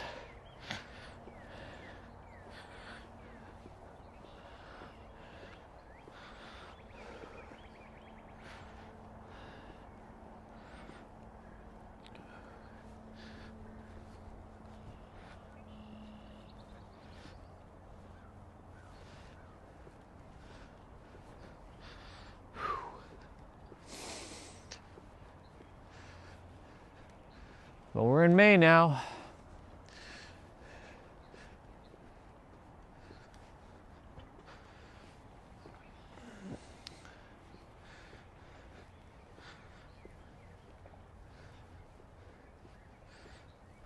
I'm still celebrating my birthday. Because every day you're reborn. In every present moment, technically, you're reborn. If you didn't know this, your higher self, or whatever you want to call it, is recreating you anew in every present moment. So you have the ability to be a new person in every present moment. Every second is a new version of you. The mind can't fathom that though, because it continues to be locked to time and adhere to that thing called time. Whew. That was good.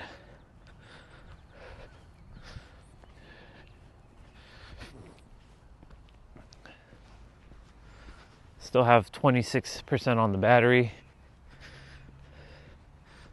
I've been out for an hour and 40 minutes.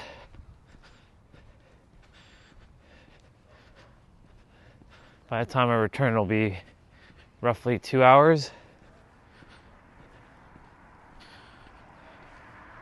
I can get about 2 hours now on the stream with the battery, as opposed to the abysmal less than an hour or an hour-ish that I was getting just by changing settings, reducing quality. Even though the quality isn't really that bad when you look at it. Might be a little choppy when you're looking back on the stream, but you know.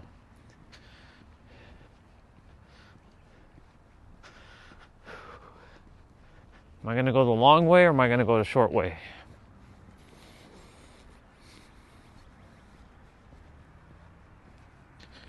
Let's see.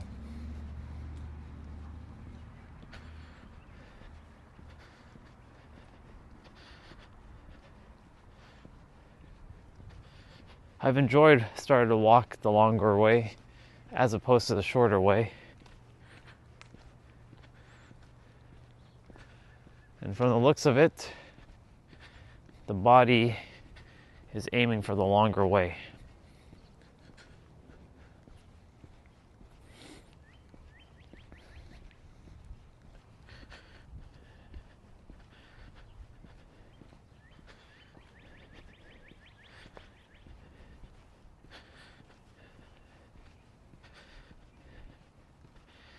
Now, if I only streamed once a week, I'm just kind of like playing a few, situations out. I'm going to let the character, think about this. So if I were to stream one time a week and just multi-stream,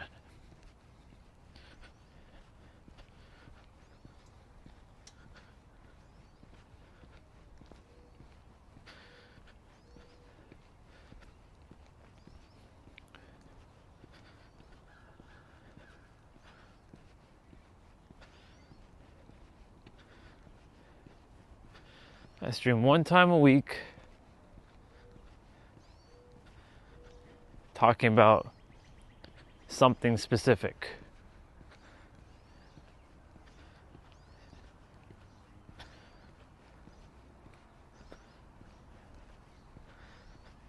And I'm outside, like away from the house. It doesn't really matter. I talk whether I'm at the house or not now. Like, that doesn't even cross my mind anymore. I can share what I need to share.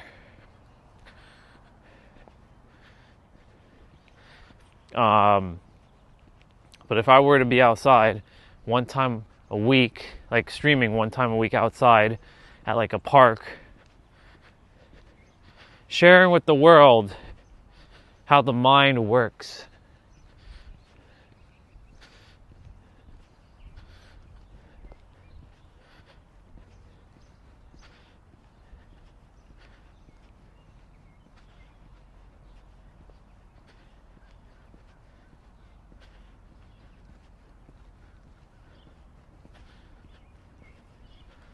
And I multi-stream, less data use.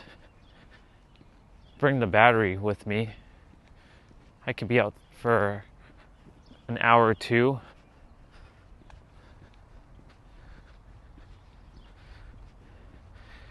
The funny thing is when that does happen, I do reduce the streaming. Like, this phone will not be even touched. The only reason why this phone is being used is to stream. But if I wasn't streaming, I don't think I'd be using this phone whatsoever. Except for if I'm going out and using a GPS or some aspect of that. But the funny thing is, I've been using my tablet for the GPS. I just tethered the phone. So, yeah, I'm just contemplating to see what the next steps are and take them.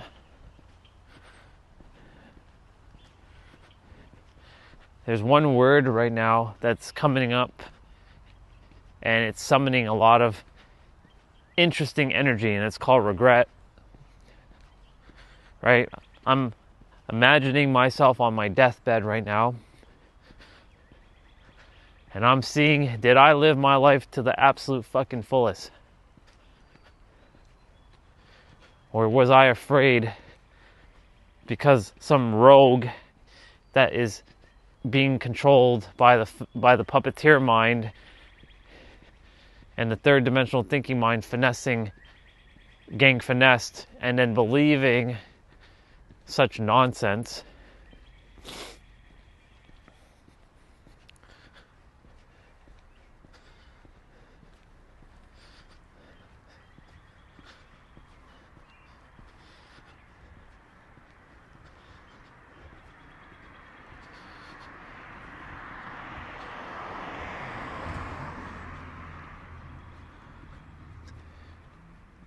It's funny, I was thinking about our brother with his dog over there, and sure enough, here he is.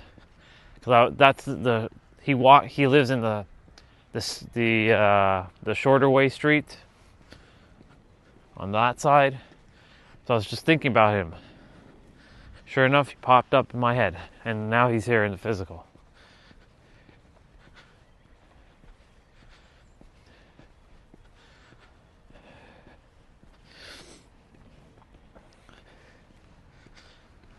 I noticed the food truck is over there today. The tropics of the of the Caribbean. You know, they can make really good money in the summer right here. Because the pool gets so busy. And if people wanted to buy food, all they gotta do is park their truck here and make some nice food. Like the ice cream truck makes a lot of money right here. But will they make money when it's winter time? Nope. Because they close this up. You can't swim in the winter.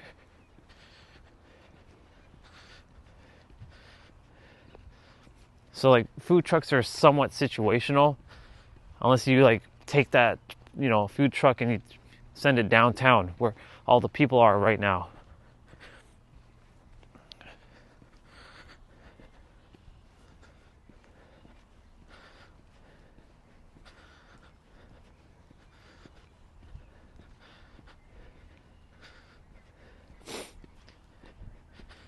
Our sister Olga, she shared with me, and I talked about this a couple days ago, that a guy created a traveling grooming, like pet grooming business, and he travels around in Texas, or I guess in Dallas, and he makes lots of money, all because he doesn't want to be, you know, told what to do. Morning. There are all kinds of different ways to make money. It's not just that you have to go and work for some boss that treats you like shit, that doesn't know how reality works. For me, I can never take orders from anyone ever again. Like, yes, when you have clients, they're technically your boss, but you decide how, you know, the hours are, and you're the one that's kind of like, you know, doing the thing.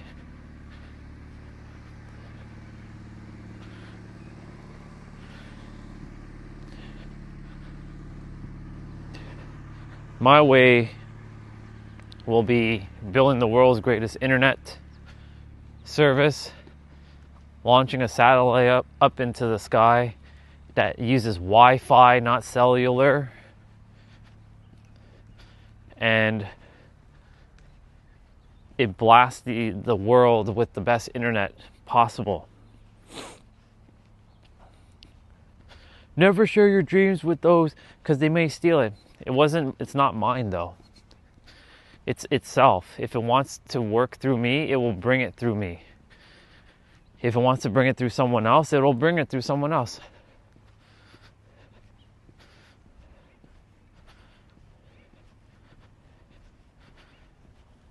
The world's greatest live streaming platform with the world's greatest internet service.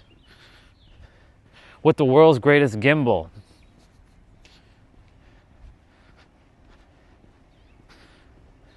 With the world's greatest cell phone. Of course, you know, technology always upgrades. It always upgrades itself. So, I mean, you know, it can never always be like the best. Like, that's subjective. And of course, the internet service will always be upgraded. Like Starlink is basically exist out there for people who are anywhere in the world, but unfortunately, like if you're in a forest and you're not getting clear line of sight, then it gets blocked. I want to create a signal that uses Wi-Fi that can cut through trees and bricks and all kinds of like materials that can permeate the earth in a positive way, and it also has a positive healing effect too. So the people of the earth actually feel more happy. Even though like it sends like a nice like invisible like 432 hertz kind of frequency. You see? Shit like that's just coming through. It acts as a double whammy. No matter where you are, you always have internet.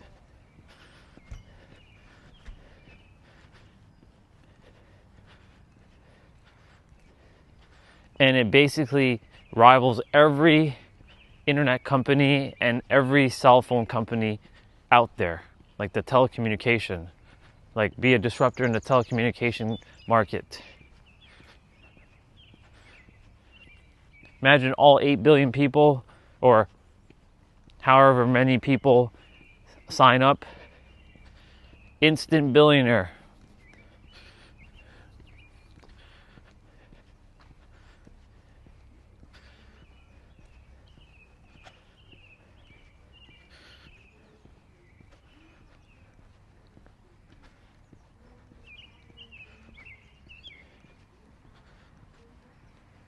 She just came from that house and she's going to that house? Interesting.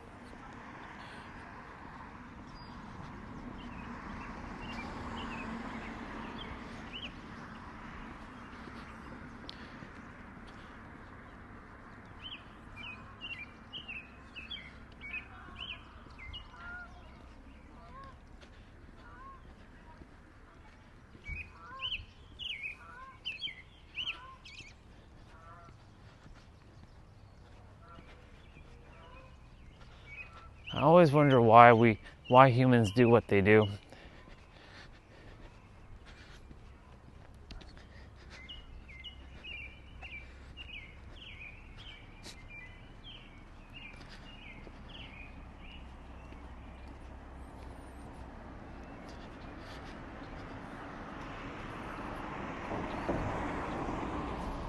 He's just like, or she's just like watching her owner. I love it.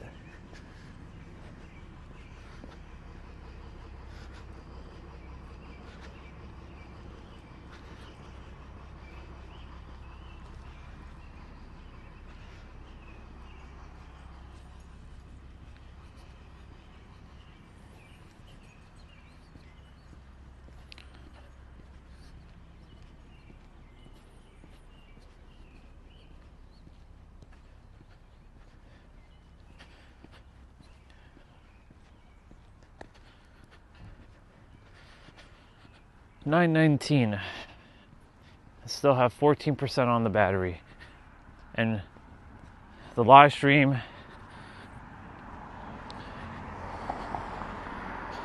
is almost at 2 hours.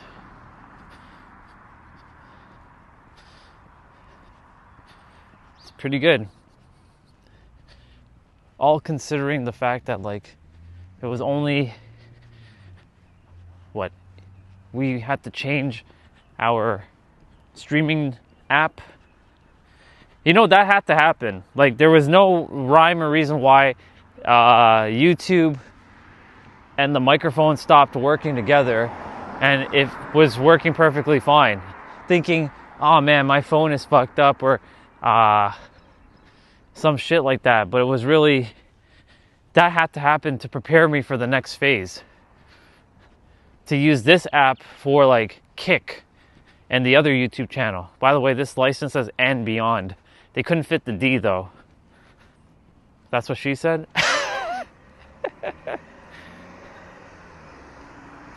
That's funny. And beyond. Basically the car is infinity. So infinity and beyond. Buzz Lightyear. Infinity and beyond. I saw what they did there with that. I'm like, that's pretty clever for what they did. I want to know how Cesar Millan got his entire name on his license plates. And how did California do that? Is it because he's just an influencer and they gave him that? Because if that be the case, I'm going to have fucking Orion Stellar as my license plate.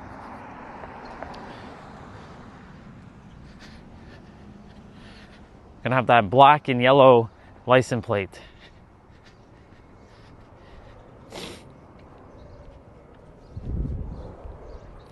All right, we have now officially hit over 2 hours on the stream.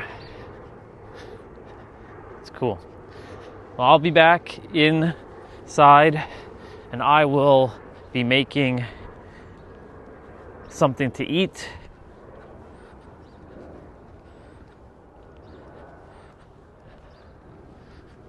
play a little bit of Rogue Galaxy. You can only guess what tomorrow's title is gonna be. Galaxy. And I'm gonna be talking about why you're an entire galaxy. I can take any word and talk about it in a way that can help us transcend. But guess what? You don't need to transcend. You already are transcended. You just have to shift your perception and decide that you already know enough. Have that conviction that you already know enough, that you have enough, that you are enough, that you've always been enough.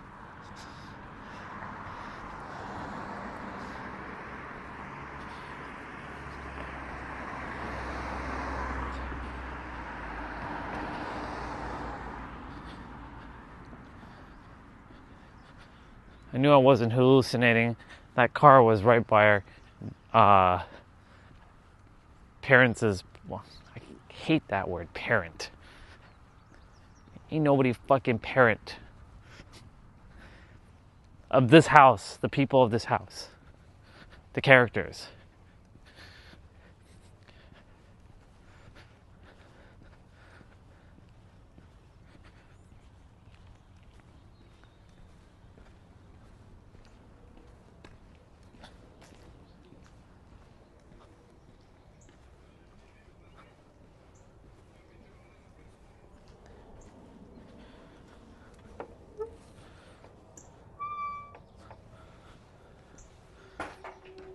%12 on the battery. It's good. All right. So you all know the drill. I'm going to... Hey, look, it's my penthouse. You get to see the blueprint.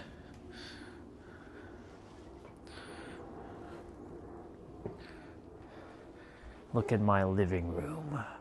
That's my living room, y'all. And my kitchen. And my bedroom. All right. Anyways.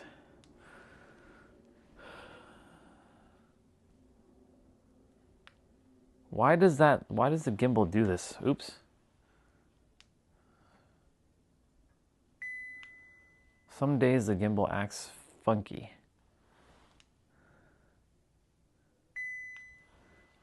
There.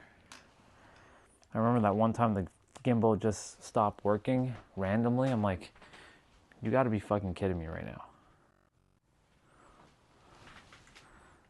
All right. So let's take off data.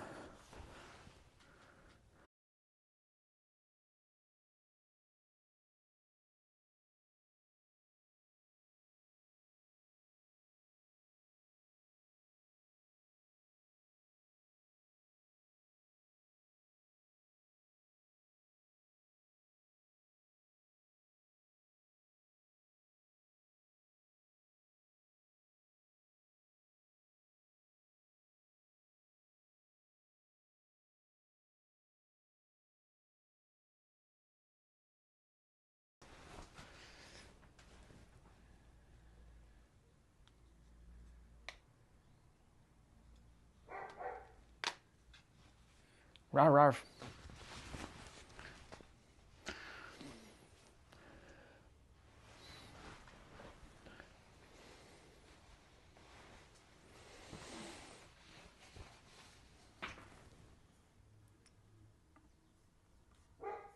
Oops.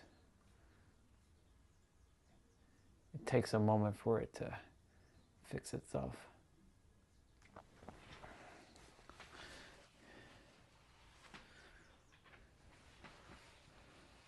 Yep.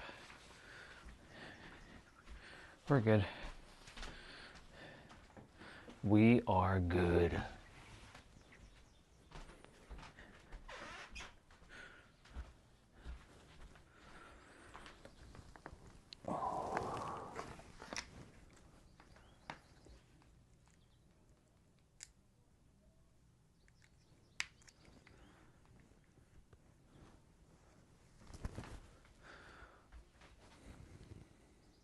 Cool. It hasn't quite hit 60 frames yet, but it will fix itself.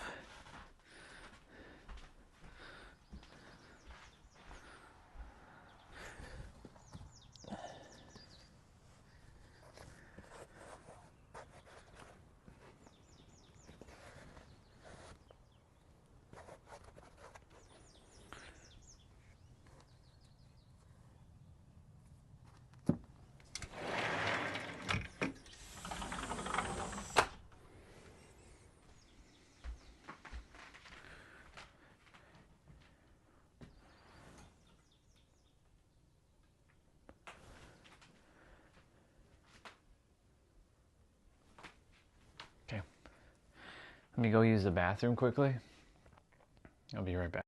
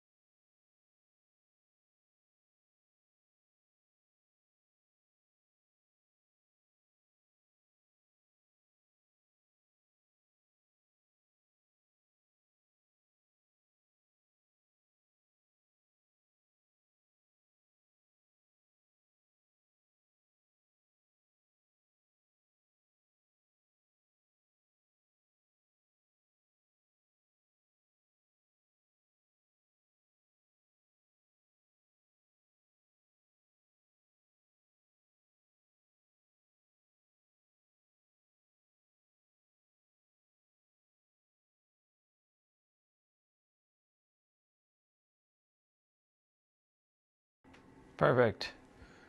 You can see me. Let me see what's going on. Are there anything I need to share?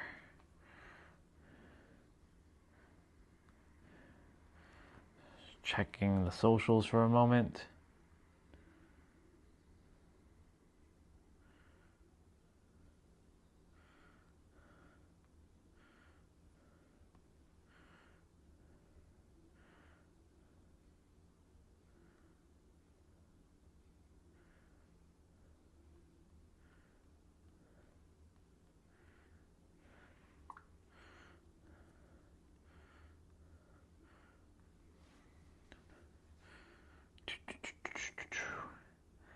I'm gonna start making breakfast in a moment.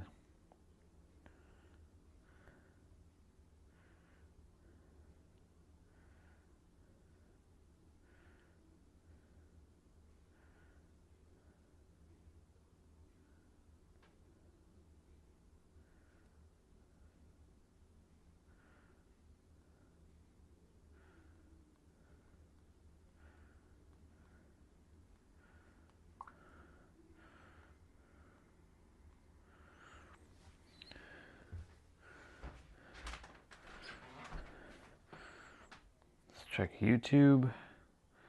Let's make sure my stream is good.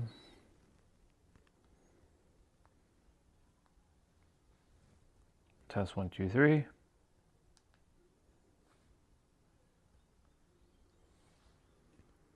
Test 1, 2, 3. Test 1, 2, 3. There we go. It's good.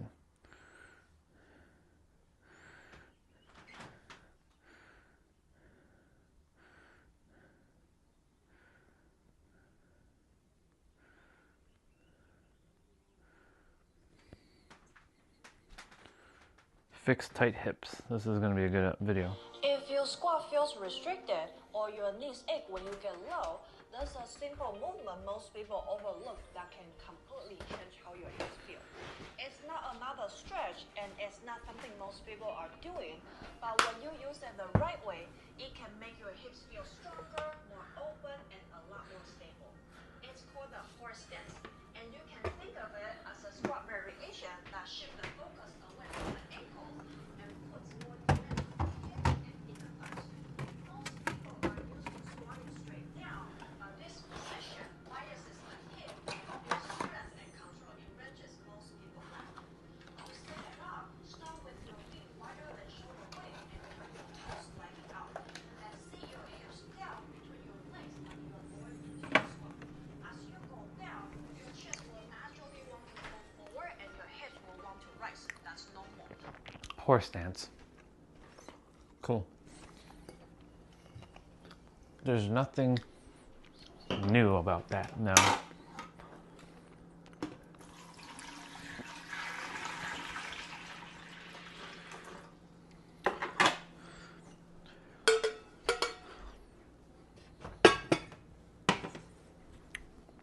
I need to go downstairs and get eggs.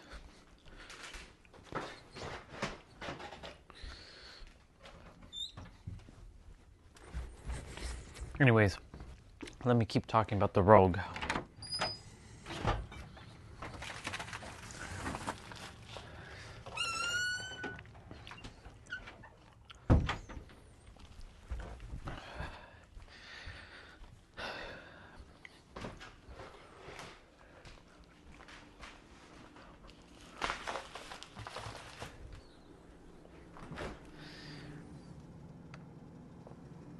I wonder why that was out. That's weird. There was a bowl of rice that was out.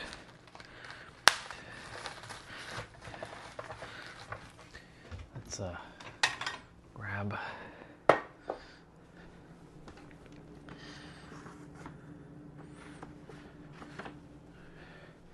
these eggs.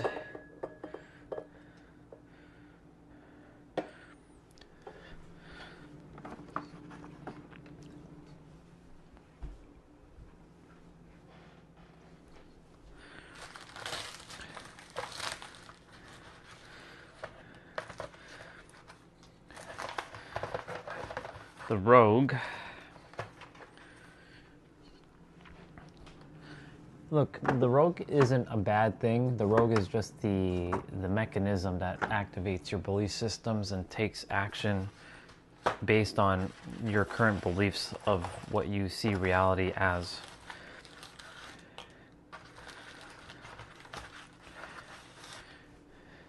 It's not some enemy like so many people would call, like the ego is the enemy. There is no enemy to anything. There's only an enemy unless you create the enemy from within. It's simply a tool that's been neutral. Yes, it desires for you to be safe. So it will block you from the things that you want until you yourself have the belief somewhere inside that you have, that you're safe with the thing that you want. Whatever that is, a person, an opportunity, a situation, a circumstance, an event, whatever that is.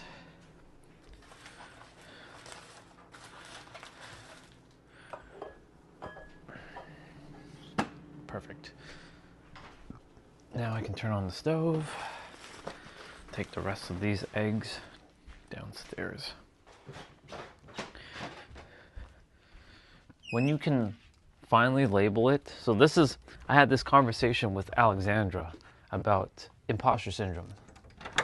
She's like, you know, that feeling exists, so I had to label it something. I'm like, okay.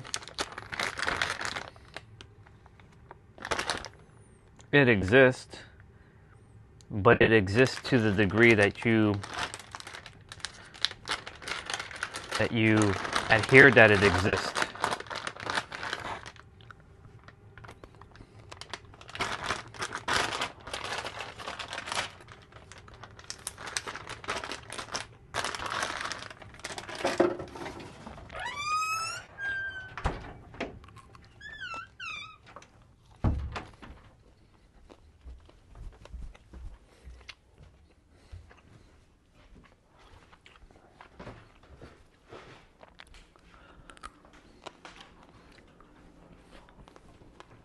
So once you create it, and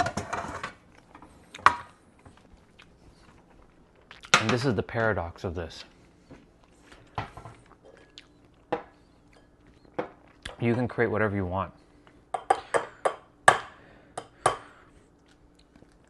And it will exist. But you can uncreate things and they don't exist. The choice is yours. For me, I simply do not subscribe to that idea of imposter syndrome. But Orion, it does exist. You're being ignorant to it. I'm not being ignorant to it. I simply decided that it doesn't exist. then that's still being ignorant, Orion. You're being ignorant. Well, if you think that's being ignorant, then clearly you don't know what ignorance really is.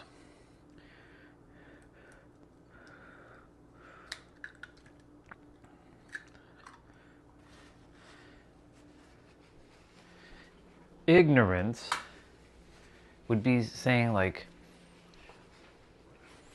the thing that I'm cracking into a bowl is not cracking it into a bowl and calling it something else. But then again, that's the problem with language. It's so...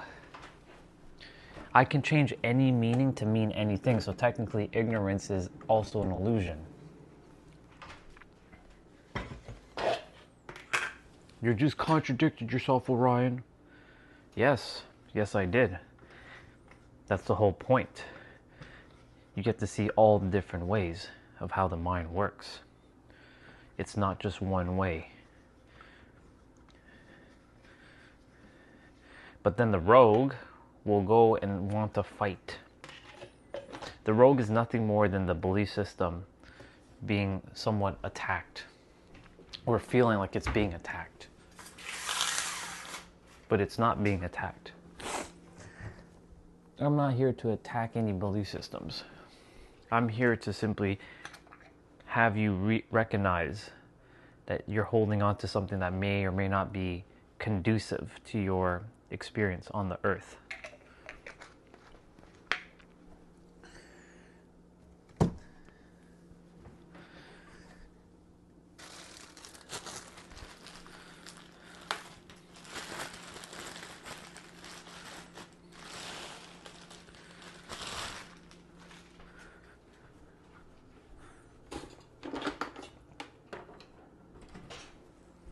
Awesome.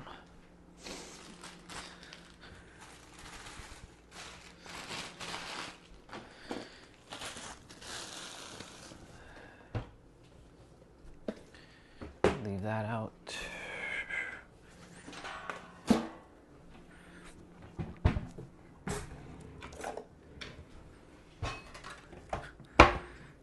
What I was chewing on just now was a stick of pepperoni that was downstairs in the fridge. Apparently it was supposed to be hot, hot, hot. It had XXX hot on the label. Yeah, that wasn't even hot. There was like nothing.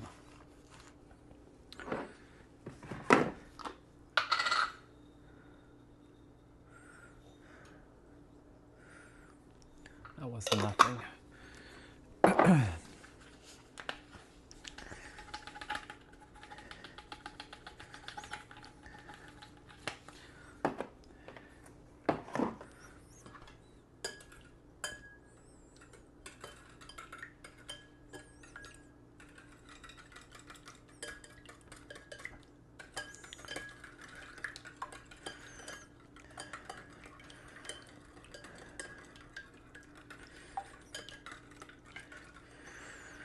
All right, there's quite a few things I need to do, or I choose to do. I choose to start a podcast with Lori at some point, have a conversation. I need to get that sorted out.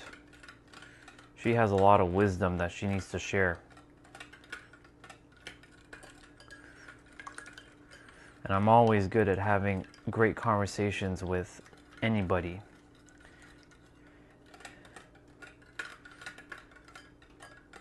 I usually have better conversation with women than I do with men, generally speaking. It's an interesting, it's an interesting dynamic. Unless the man knows who he is and how it works, like usually I have better conversation with women than I do with guys. But I've kind of also changed the narrative of that too, because that in itself is an illusion. I can have conversation with anybody and have an amazing conversation.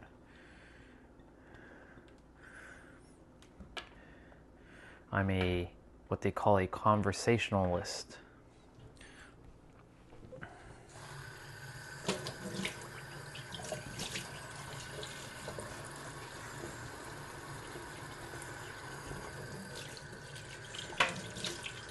I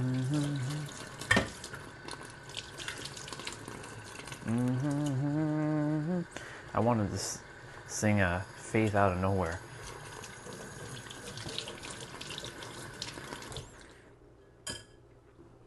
That's a good song, by the way.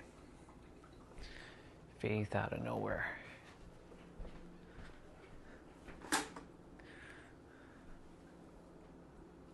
Ooh, there's walnuts. Nice. I've put walnuts, almonds into my egg before. Very crunchy eggs.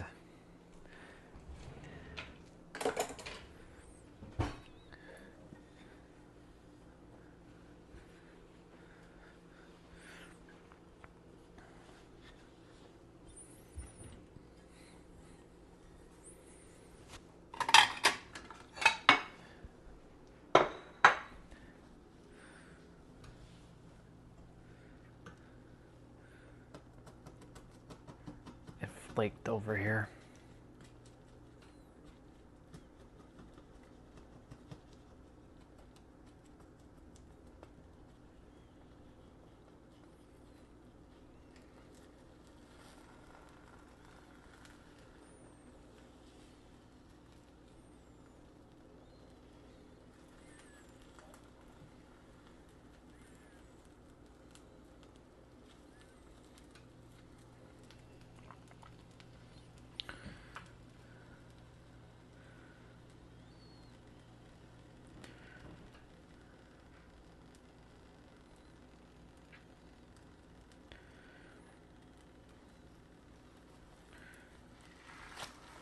Aw, I ruined the egg. Oh well. Well, it's not really ruined, but it's...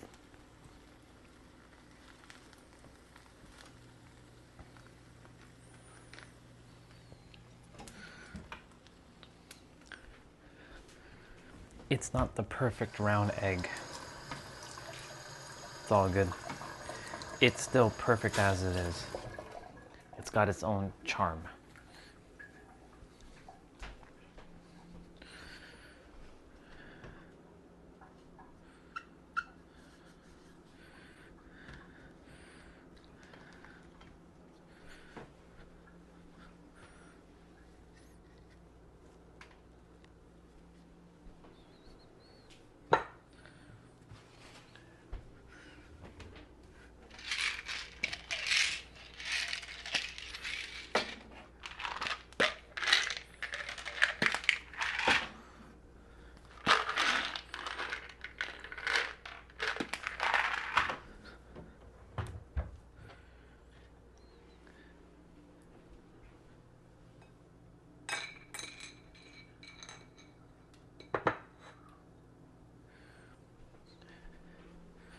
Okay, cool.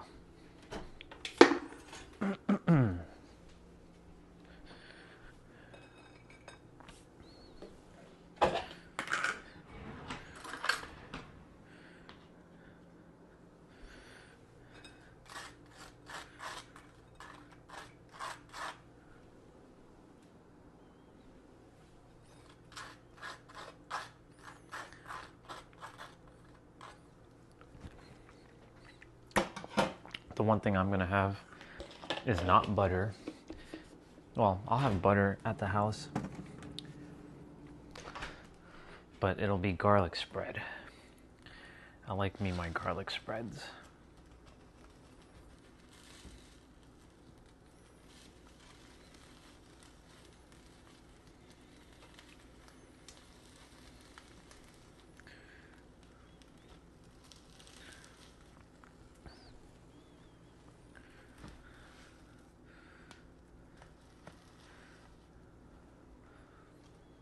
Perfect.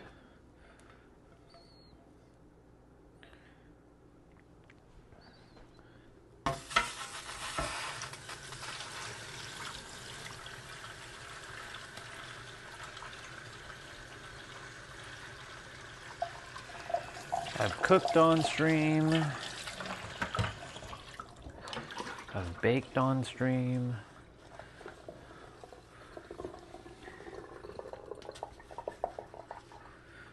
cleaned on stream.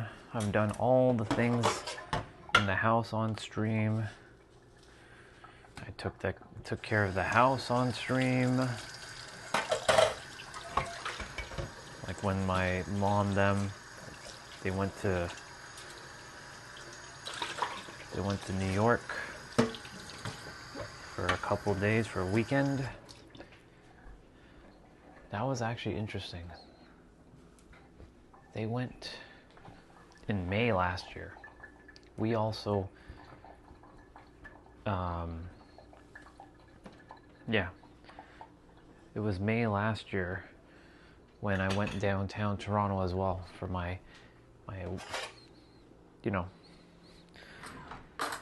I went on an expedition.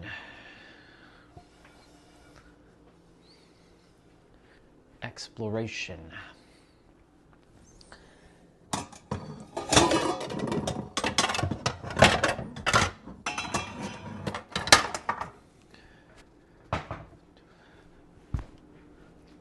May 18th is a holiday here this year, and it's Victoria Day, and that's a Monday. And when I had my memories activated, it was outside on a Sunday.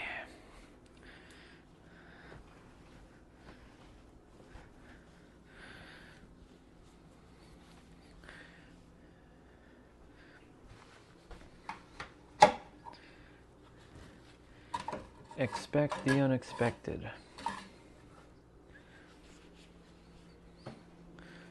Expect the unexpected, huh? Okay. Whatever that means.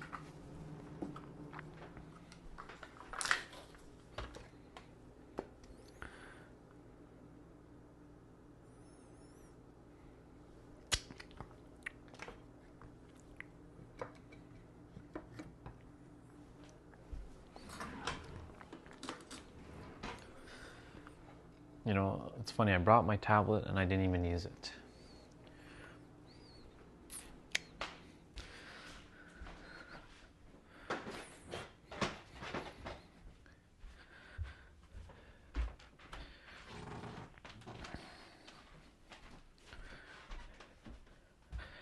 I'm gonna grab my second meal right after I finish my first meal.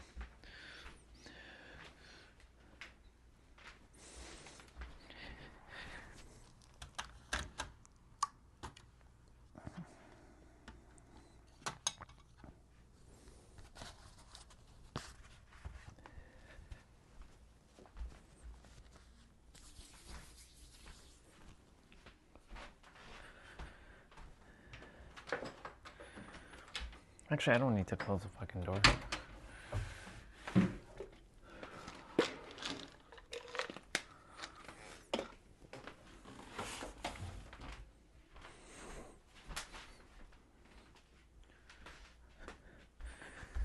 That was weird.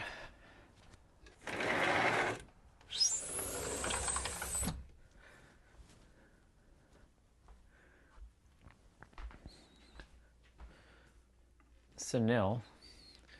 Mister, are you there, sir? Huh? I don't think you are. Otherwise, you would have already responded.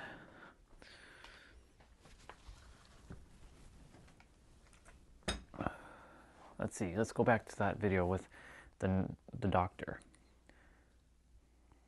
If your squat feels restricted or your knees ache when you get low, there's a simple movement most people overlook that can completely change how your hips feel. It's not another stretch and it's not something most people are doing, but when you use it the right way, it can make your hips feel stronger, more open, and a lot more stable. It's called the horse stance, and you can think of it as a squat variation that shifts the focus away from the ankles and puts more demand on your hips and inner thighs. Most people are used to squatting straight down, but this position biases the hip and builds strength and control in ranges most people lack. To set it up, start with your feet wider than shoulder width and turn your toes slightly out.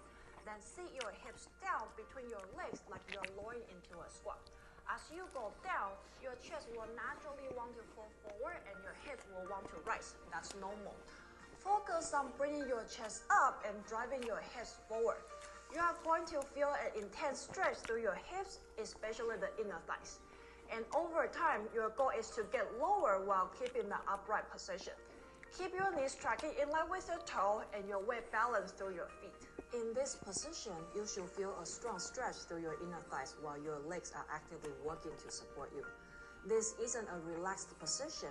Your body is adapting to a range it probably hasn't been exposed to. You are building mobility in those end ranges while strengthening them at the same time.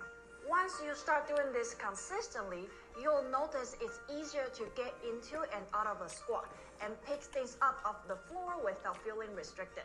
You are also building more strength and stability through your hips so your knees and lower back don't have to compensate. And because this position shows up in a lot of athletic movements, you'll improve your balance, control, and overall movement quality. Strong mobile hips are the foundation for how your body moves day to day. If you are just starting out, hold on to something like a chair or counter so you can focus on getting into position. As you get more comfortable, start using less support until you can hold it on your own. Once you get stronger, you can add small pulses at the bottom to build strength through more range. And if you want to increase the challenge, you can add resistance by holding the weight. A few things to watch out for. Don't let your knee collapse inward. Keep them in line with your toes. Don't turn this into a forward lean. Once you work your way up to a parallel horse stance, you can place a stick across your thigh. It shouldn't roll forward. If it does, you are leaning too much and need to bring your chest up and hip forward. And don't force yourself lower than you can control. If you lose position, you lose the benefit. Spend a few minutes here a few times per week, and you will start to feel your hips open up, get stronger, I agree. and move a lot better. I will see you in the next one. Straight to the point. No fluff. Okay, so this video was mostly made out of spite. Nintendo is trying to sell nostalgia back to us, and I want to let people know that there's a better way to play these games. So right now, the official way to play GameCube is a $500 Switch 2 and a $50 a year Nintendo expansion pack membership. And that gets you 9 games. Mind you, you don't get to keep these. So I figured there's gotta be a better way. So I did a bit of research, and I found something that no one is talking about, as right now is particularly a great time to get into GameCube modding. Because these things are crazy cheap now, and that's for one really big reason. Now in the past, to jailbreak your GameCube, you had to rely on a disk drive to actually mod it, or required soldering onto your GameCube motherboard, which isn't really user-friendly. But now there are way easier methods to mod your GameCube that don't require a functional disk drive, and you can get broken GameCubes for like 50 bucks, jailbreak it, and load it up with a bunch of games with cool front ends, widescreen mode, playing online, and a lot more. So I'm running through everything, how to get started, what everything means, and hopefully give you a good starting point on how to get up and running with a modded GameCube. I promise, it's way simpler now to get started. Now see, I always wanted to try GameCube modding, but ended up getting confused because there's like 15 different modding methods. I never really understood what all the terms mean, and the GameCube scene loves their abbreviated names. It was just really hard to follow. So I compiled a bunch of information and figured someone out there is probably dealing with the same thing. And hopefully I can get someone to get their system modded, you know, dust off the old lunchbox, and actually try modding this thing. But also, I just kind of want to talk about GameCubes this month. Is that okay? I have a Can we talk GameCube. about GameCubes? I've been dying to finally make a video about these things for so long. Okay. Okay, I know you've been putting off seeing a doctor because you don't know who to call or where to go or what to do exactly.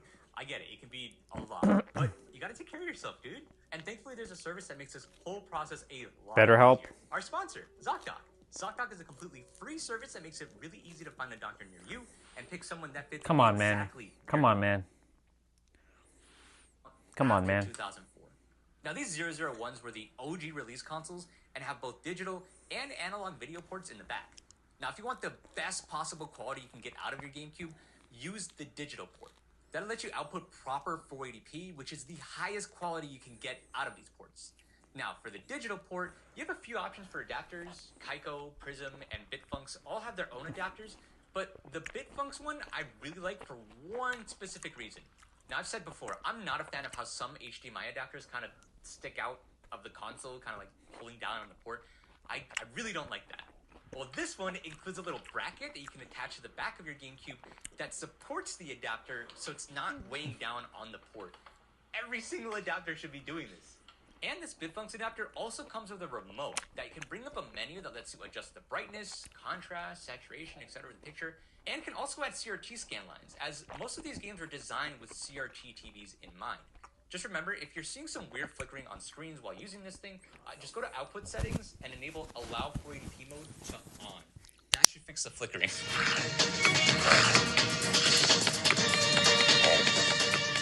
Now, if you have the newer Dole 101 model, you have an AV model.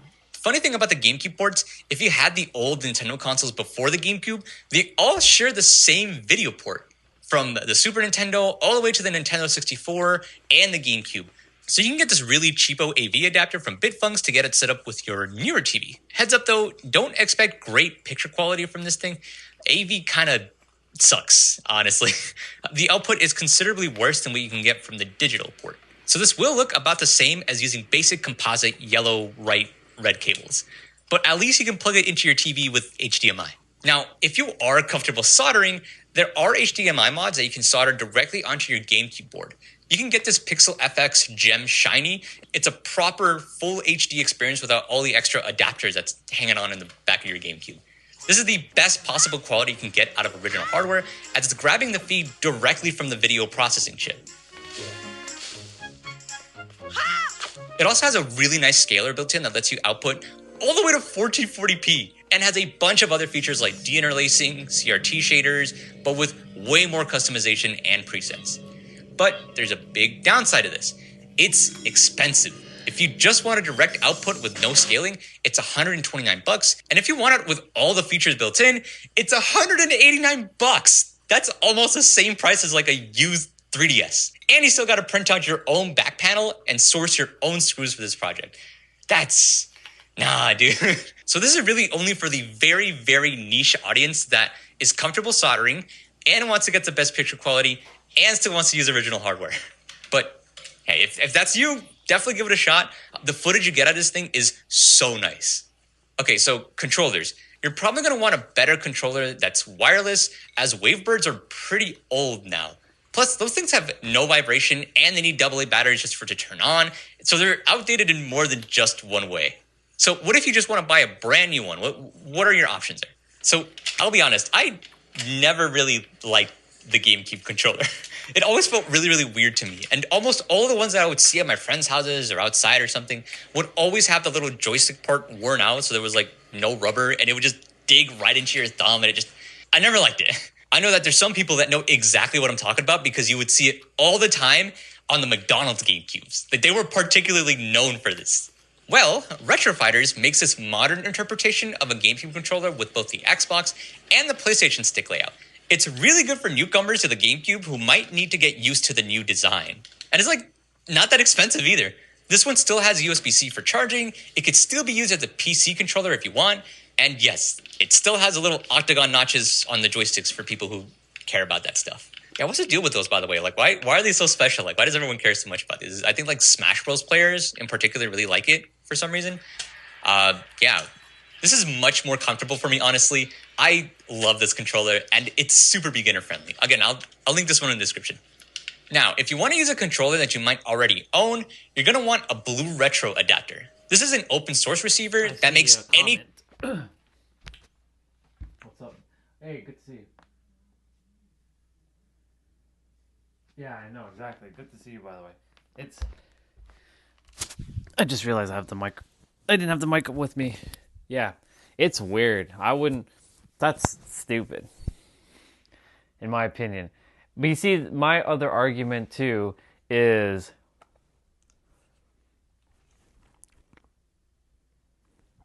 Excuse me. Come on. Out. All right. I don't care about playing games on original hardware. I don't care. I have a GameCube. I have a PS2. Hell, I have a PS3 still. I have a Nintendo Wii. I still actually have 4 consoles. When I think about it, I don't have any games for them. Well, that's not true. For my PS2, I have a lot of modded games. Anyways, I don't care about playing on original hardware. I'm just looking at it to see if it's something viable, it's something I'm interested in. But this tablet, and I'm going to have a future tablet, of course, because this one isn't going to last forever. My next tablet will be able to be even more powerful than this tablet, and this tablet's already fucking powerful, playing PS2, GameCube, Wii, and all my other retro games that I no longer have physically, but now I have them digitally. I don't care.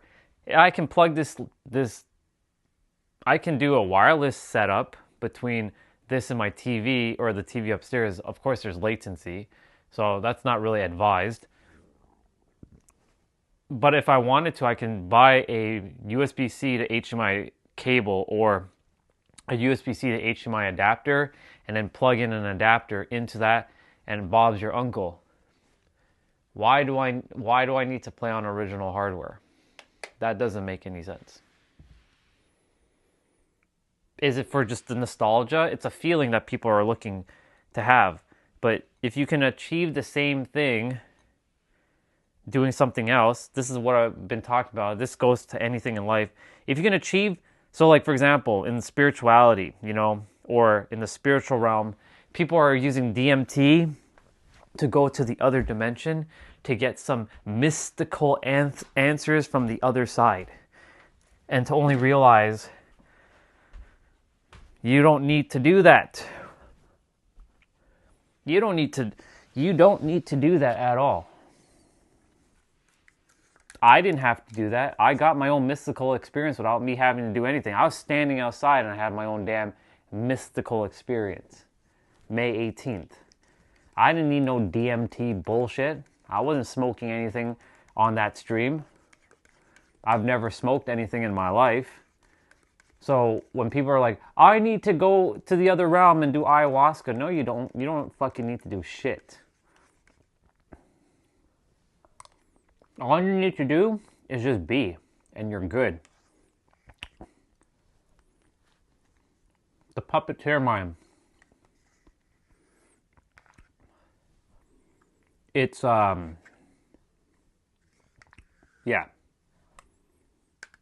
By the way, another character left a video,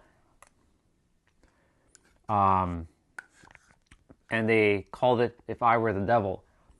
Now, I took it and claimed it as my own, because I can do that, because it's all itself anyways. And I changed it from if I were the devil, I changed to if I were the puppeteer.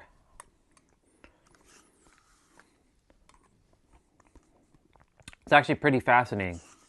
If you want to have a listen to it, let me know.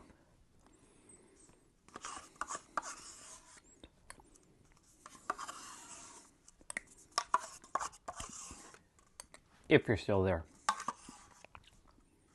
I can't tell if you're there or you're not, only because, YouTube or the numbers don't always tell me the truth.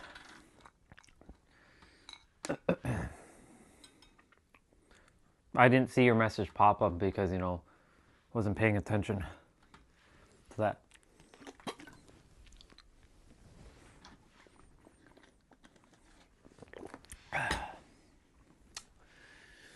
Let me continue. Let me see what else is going on.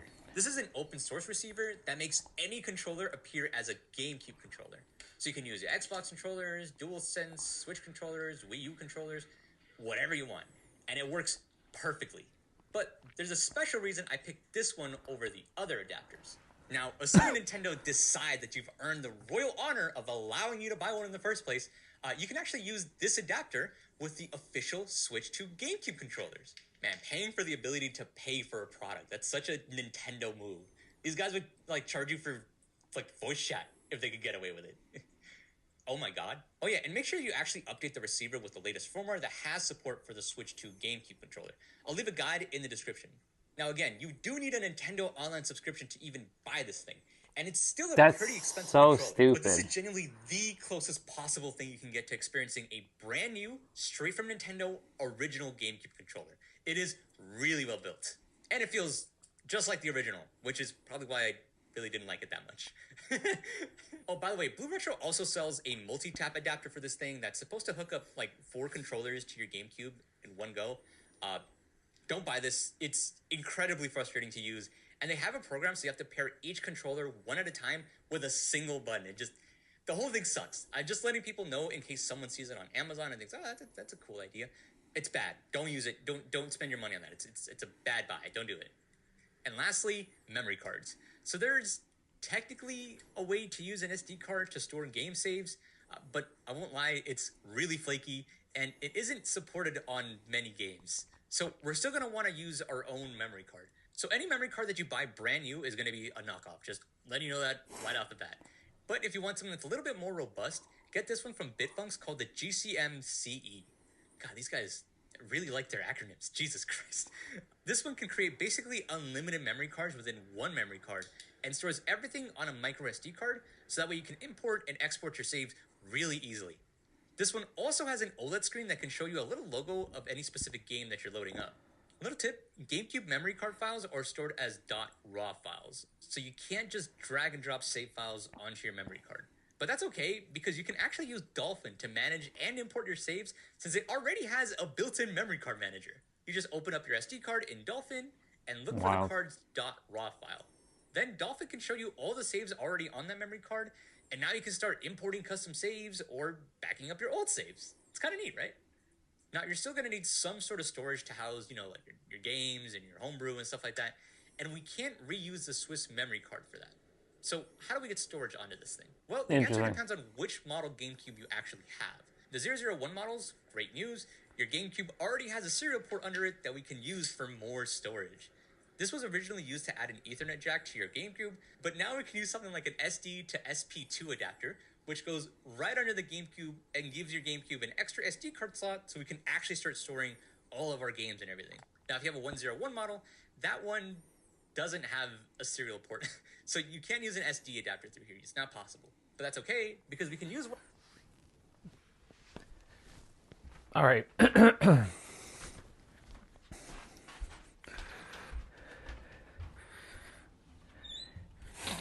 Gonna go check something.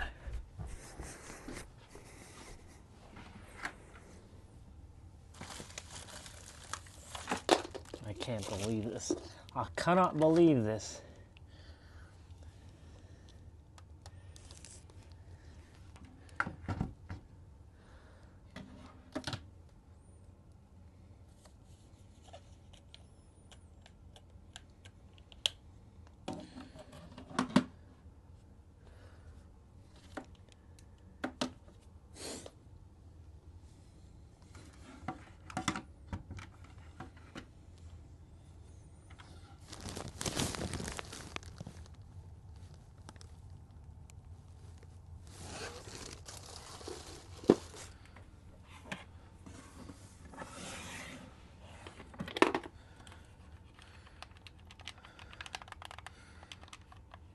Oh my, oh my God.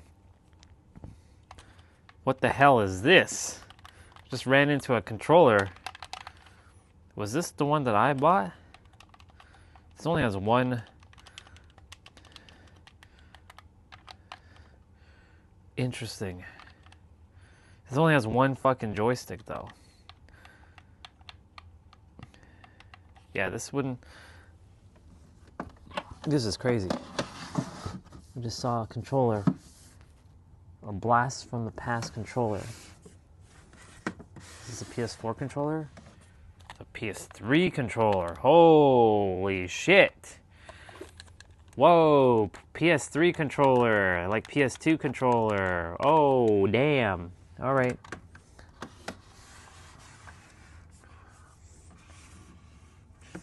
This is a Lightning Return Final Fantasy 13 PS3 controller.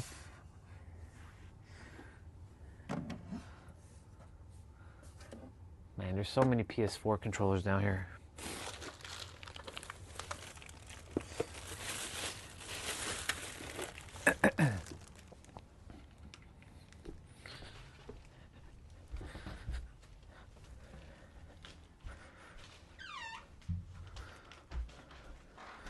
Ladies and gentlemen, The GameCube. I have the good model because it has the ports. I have a silver GameCube, or it's a platinum one. And yes, I also have that port. Wow. This thing is in like fucking mint condition. Wow.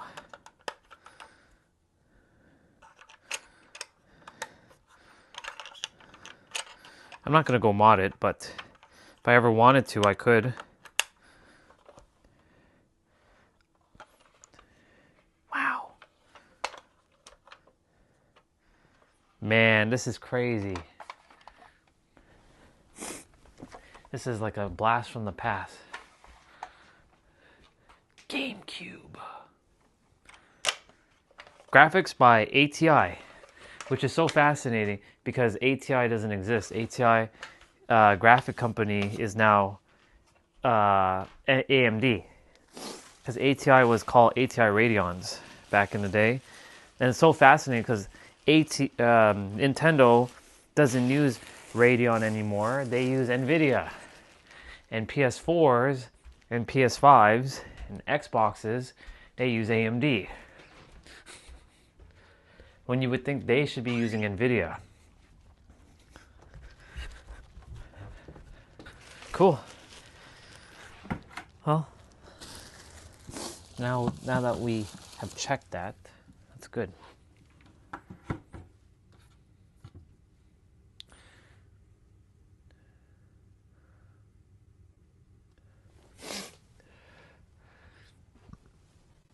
That's cool.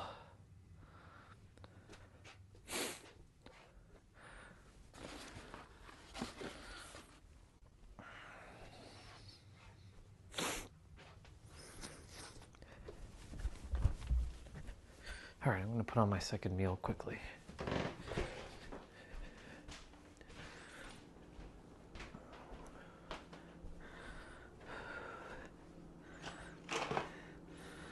But yeah, you're right.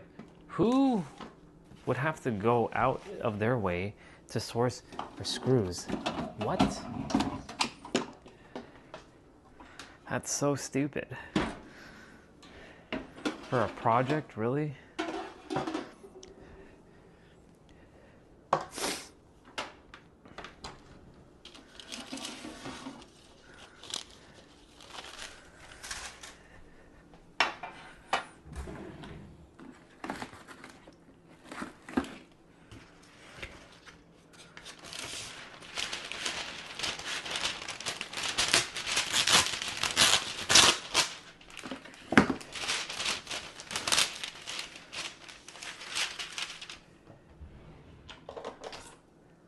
Let's see something.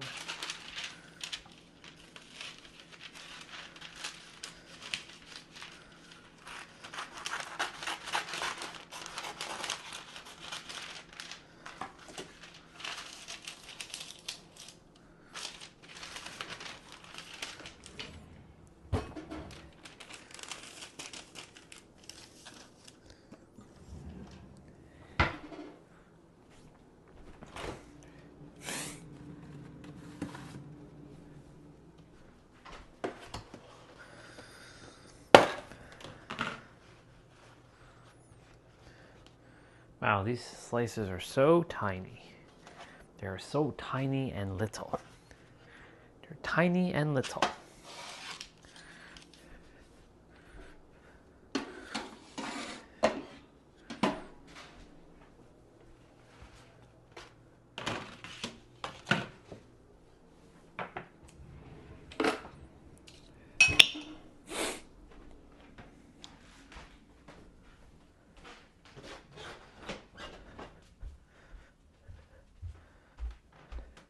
Well, that was fun, busting out the GameCube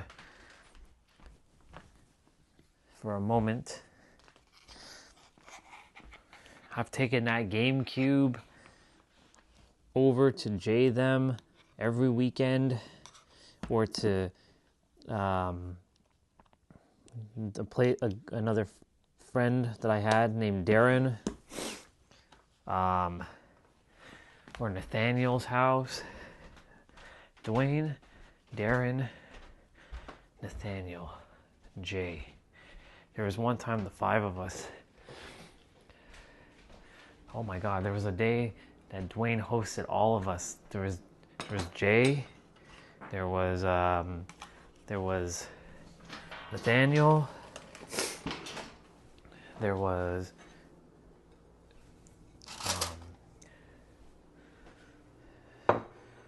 Darren, myself, Matthew Black, Nathan, and damn, what's his name?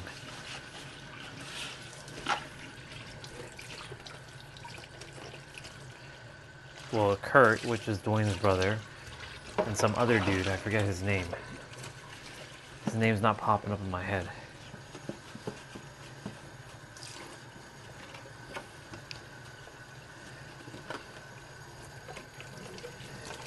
Man, those days were fucking just next level. If I go back into the past and be like, what's up, bitches? Huh? Who are you? Oh, you don't recognize me, but I am Orion.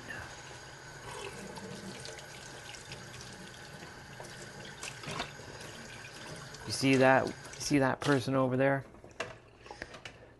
That's me in the past, and I'm the future version. You can actually go back and visit your past selves, you know that. You just have to go inwards and experience it. Just because the eyes don't see it doesn't mean it doesn't exist. All things exist right here, right now.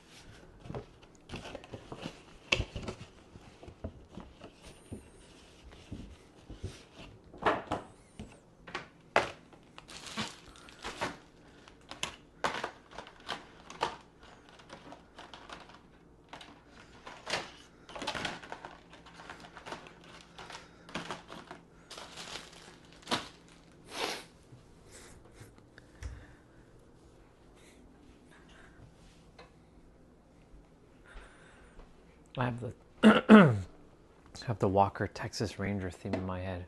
In the eyes of a ranger, the unexpected stranger should know the truth from wrong from right.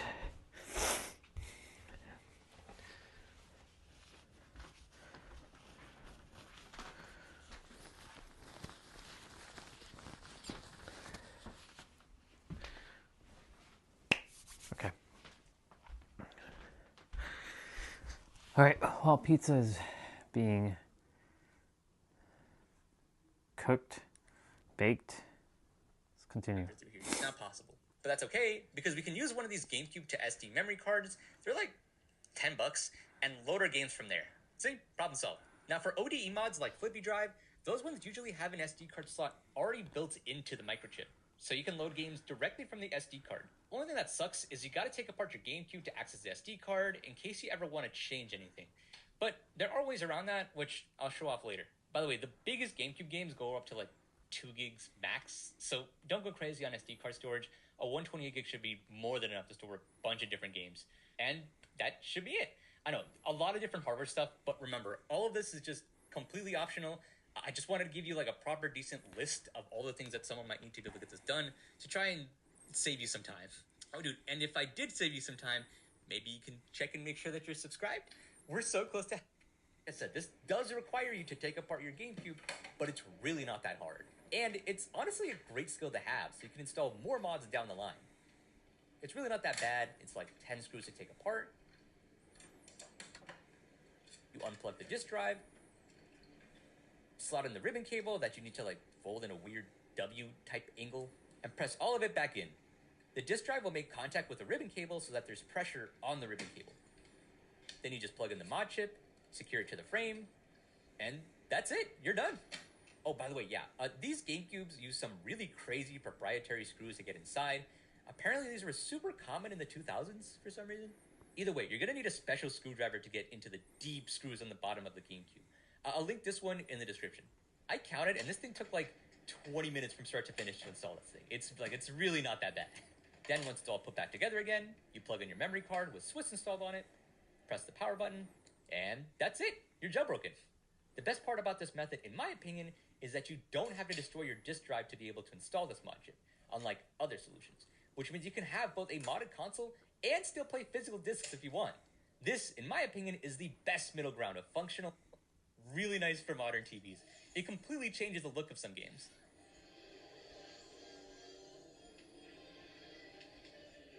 Double In dash. 3D and 2D mode when using this, by the way, it'll properly render the game itself, but also scale the UI assets. Really slow nowadays. Thankfully, there are now aftermarket ones that don't require a phone line or any messy setup. There's a project called ETH2GC that's a DIY open source version of the broadband adapter. You can build your own, but nowadays, plenty of places will just build it for you, and you can just buy it for like 30 bucks, plug it into your GameCube, and you're up and running. Now with this adapter, we can do some really cool stuff like playing online. Now we really wanted to test this for ourselves, but unfortunately, the guy who makes these is in Poland and it wouldn't have arrived in time.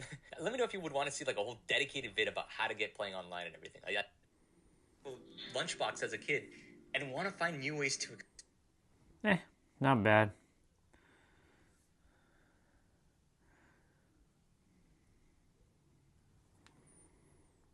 Have you ever woke up just fresh in the morning, ready to watch anime, and your fucking sight is gone? Stop, just calm down, don't do it. I woke up this morning to look up AniWatch, and I was really gonna watch some anime to see what's going on in these anime streets.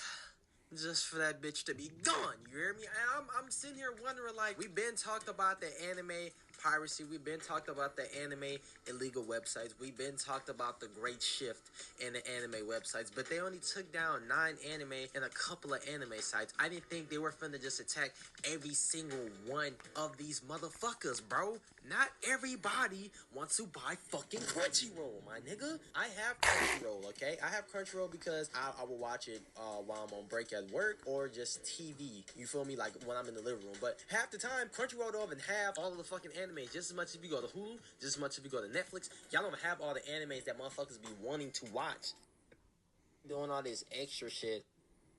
You bitches want to crack down on it and be fucking weird. And, you know, bro, but before... Okay, so they're cracking down on anime sites. That's funny. That's just... I left in the comments that your next best bet might be having to use Stremio.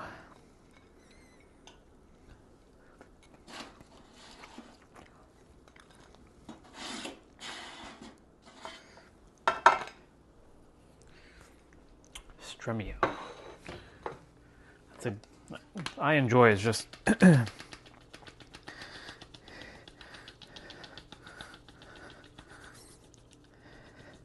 kind of lags though.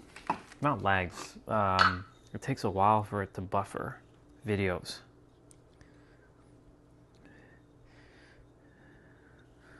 Speaking of that, I should go check Hi Anime.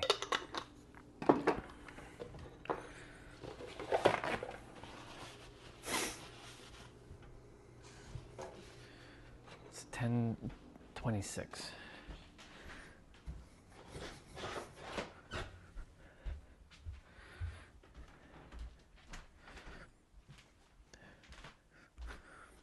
All right, next meal. But before any anime illegal website. I was using Funimation back in the day. I totally understand, bro. I was 15, 16 years old, PS4. I didn't know anime illegal websites was even the thing, bro. I was watching this shit on Funimation. But getting older and you just start to realize that different things aren't the best. Like just paying fucking $24, like you pay $20 for the site, then $25 without ads. Like you doing all this extra shit. You ain't making love for the fucking game. Y'all making love for your fucking pockets. You feel me? Then don't even get me started on Netflix for how they just do animes and part one. Oh, we're gonna be done with the other one fucking this many years, or just drop the whole fucking season. They don't even do it like how normal animes will come out, bro. They don't do no, one anime a week until that bitch complete. No, they dropped the whole fucking season right then and there. They recently just started doing that one episode shit. I'm pretty sure when Dawn to Dawn came out, and I think Ranma. I'm pretty sure. Like, that's the only time these motherfuckers recently just started doing that. So, I don't even want to have to depend on Netflix, and they just raised their fucking price, bro. Them bitch ass niggas are money hungry as well. They just raised their price to more fucking money. Why do I feel like I have to go to Netflix that only has 30 animes? I already made a video about Netflix animes and how they have been getting semi better, but I need them to at least add 70 to 80 more to where I can consider them a site where I can watch anime. Hulu has hella animes. I like Hulu for that. Hulu's been had hella animes, right? But Netflix is just starting to get more and more into that field, but they're also raising the price for mediocre bullshit on their websites, my nigga. I can't fuck with that. And then when you go to Crunchyroll, and I have Crunchyroll. I told you, I have Crunchyroll. Don't get it twisted. I have Crunchyroll because I either want to watch this shit on my phone, I don't feel like dealing with all those ads, or I just watch it on the TV. You feel me? If I'm in the living room or some shit. But it's just the principle that we're taking away all these websites and all the enjoyment out of anime and all the different things people can watch that they can't watch on y'all fucking websites. Half the animes that we look up is not on Crunchyroll because they be like, oh, we took it away. Y'all just had this shit on here last year. What is the point of taking away the rights? Like, what is the point of this shit? And the animes that we can't watch on y'all weak ass websites, if y'all are gonna take this shit away, then step up your services to make it worthwhile why people want to pay for that. Don't just sit there and y'all add selective animes. It's like, okay, I know Crunchyroll go over 800, 900. Yeah, you feel me? But I know the piracy websites have every single anime on there. Every single one. You can look up any anime, they gonna have that motherfucker on there every time. If you look up Crunchyroll, barely. You'll probably, if you looked up 100 animes, you'll probably miss like 20 of them, 15 of them. That's just not on Crunchyroll at all. Right? But that's the complaint that we have, or some of the things about y'all prices, or just even how the website treats individuals. But y'all can't see that because y'all so fucking money hungry.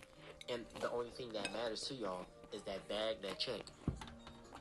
Not about how people feel, not about the animes we want y'all to add, not about different...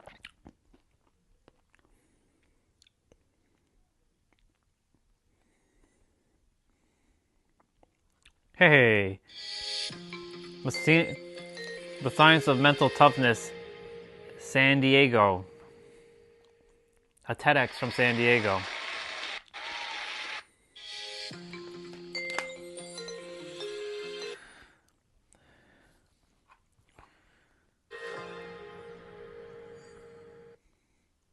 TEDx San Diego. I've seen this one though. I know I have.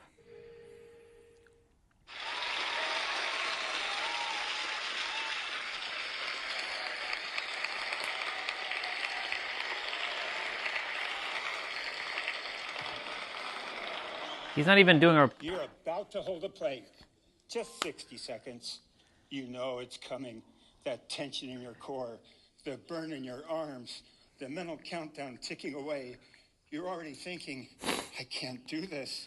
I'm going to collapse at 30 seconds. Now, imagine you push through that feeling. You hold on. Maybe your body starts shaking. Your mind is screaming for you to stop. You tell yourself, just one more second. And you make it to 60, you're feeling pretty proud of yourself.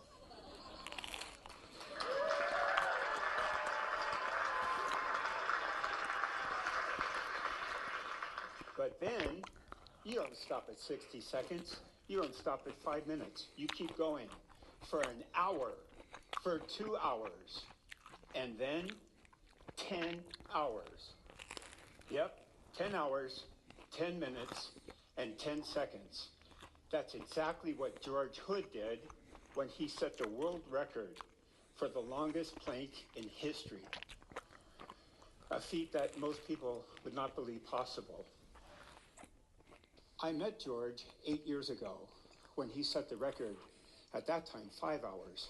And I'll tell you this, he just looked like the definition of mental toughness. The focus in his eyes was razor sharp, and he was drenched in sweat. He was hurting. You could... Let's see. Now you're good. I was saying, because we were watching that video with the GameCube modding. It's going good. Just finishing up my second meal. Let's see. I missed out on one. And no, so I'm going back. I basically was saying that, like, I know it's a feeling of people wanting to play on original hardware, but I don't give a fuck about playing on original hardware when my tablet can do all that. That's what I was saying. And then I was saying that there is a video, if you're interested in listening to it, called It's Another Version of Itself, speaking through another vessel, saying, if I were the devil. But I took that writing and claimed it for this character, and I called it If I Were the Puppeteer. Of course, I'm going to modify the words a little bit more, but if you're interested in listening to it, I'll put it on. It goes hand in hand with coaches and healing and all this other shit. So let me know if you want to listen to it. It's about 11 minutes long. But I'll put it on if you want. And you can have a listen to it. So I made a PDF of it. I can speak it out. I can read it, but I'd rather you hear this character speak it. Your choice, though. If you want me to read it, or if you want to hear the person read it. Yeah. Okay. He's just sitting. He's just sitting in a room talking. So I'll put it on. This just popped up on my feed, the San Diego thing. So it's just to remind me of San Diego.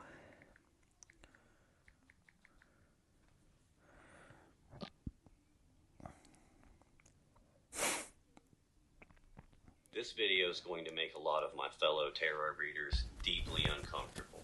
And I really don't care because I want to protect you from being deceived, manipulated. Well, I'm going to bring you down because I'm going to play my game afterwards. So, I'm just going to set up the thing. You'll enjoy it. I'll eat in the background. You won't hear me chewing. You'll listen to this other version, but I took it. It was made by another person in 1965, but he made his own rendition of it. And I'm like, okay, you just saved me a little bit of work. Other character. I don't care because I want to protect you from Enjoy. being deceived, manipulated, and spiritually exploited by content that pretends to help you, while it's really just feeding on your pain and keeping you stuck. Because a lot of what gets packaged as spiritual guidance on YouTube is really just conditioning you to ignore red flags, doubt your own judgment, override common sense, and give your power away to the very thing that's draining you. The truth is, a lot of YouTube tarot and so-called spiritual content is actually designed to keep you confused enough to need more answers, emotionally stuck enough to never fully break free, and filled with just enough false hope to keep you watching. This piece was inspired by the structure of Paul Harvey's If I Were the Devil 1965 radio broadcast. I wrote this version for the spiritual world we're living in today, because one of the most dangerous things in this YouTube tarot and spirituality space is not obvious darkness, it's counterfeit light. So I'm going to read it to you exactly the way I wrote it. If I were the devil, if I were the prince of darkness, I'd want to engulf the whole world in darkness. But if I wanted to lead spiritually hungry people away from truth, I wouldn't tell them to stop seeking. I'd tell them to seek harder than ever, and I'd make sure they never found what they were looking for. I wouldn't come to them dressed like darkness. I would come dressed like light. I would come clothed in healing language. I would come wrapped in soft music, glowing candles, angel numbers, channeled messages, tarot spreads, moon rituals, energy updates, and videos whispering this message found them for a reason. If I were the devil, I wouldn't try to make them hate the divine. I would only have to make sure they mistook everything else for it. I would turn the algorithm into providence.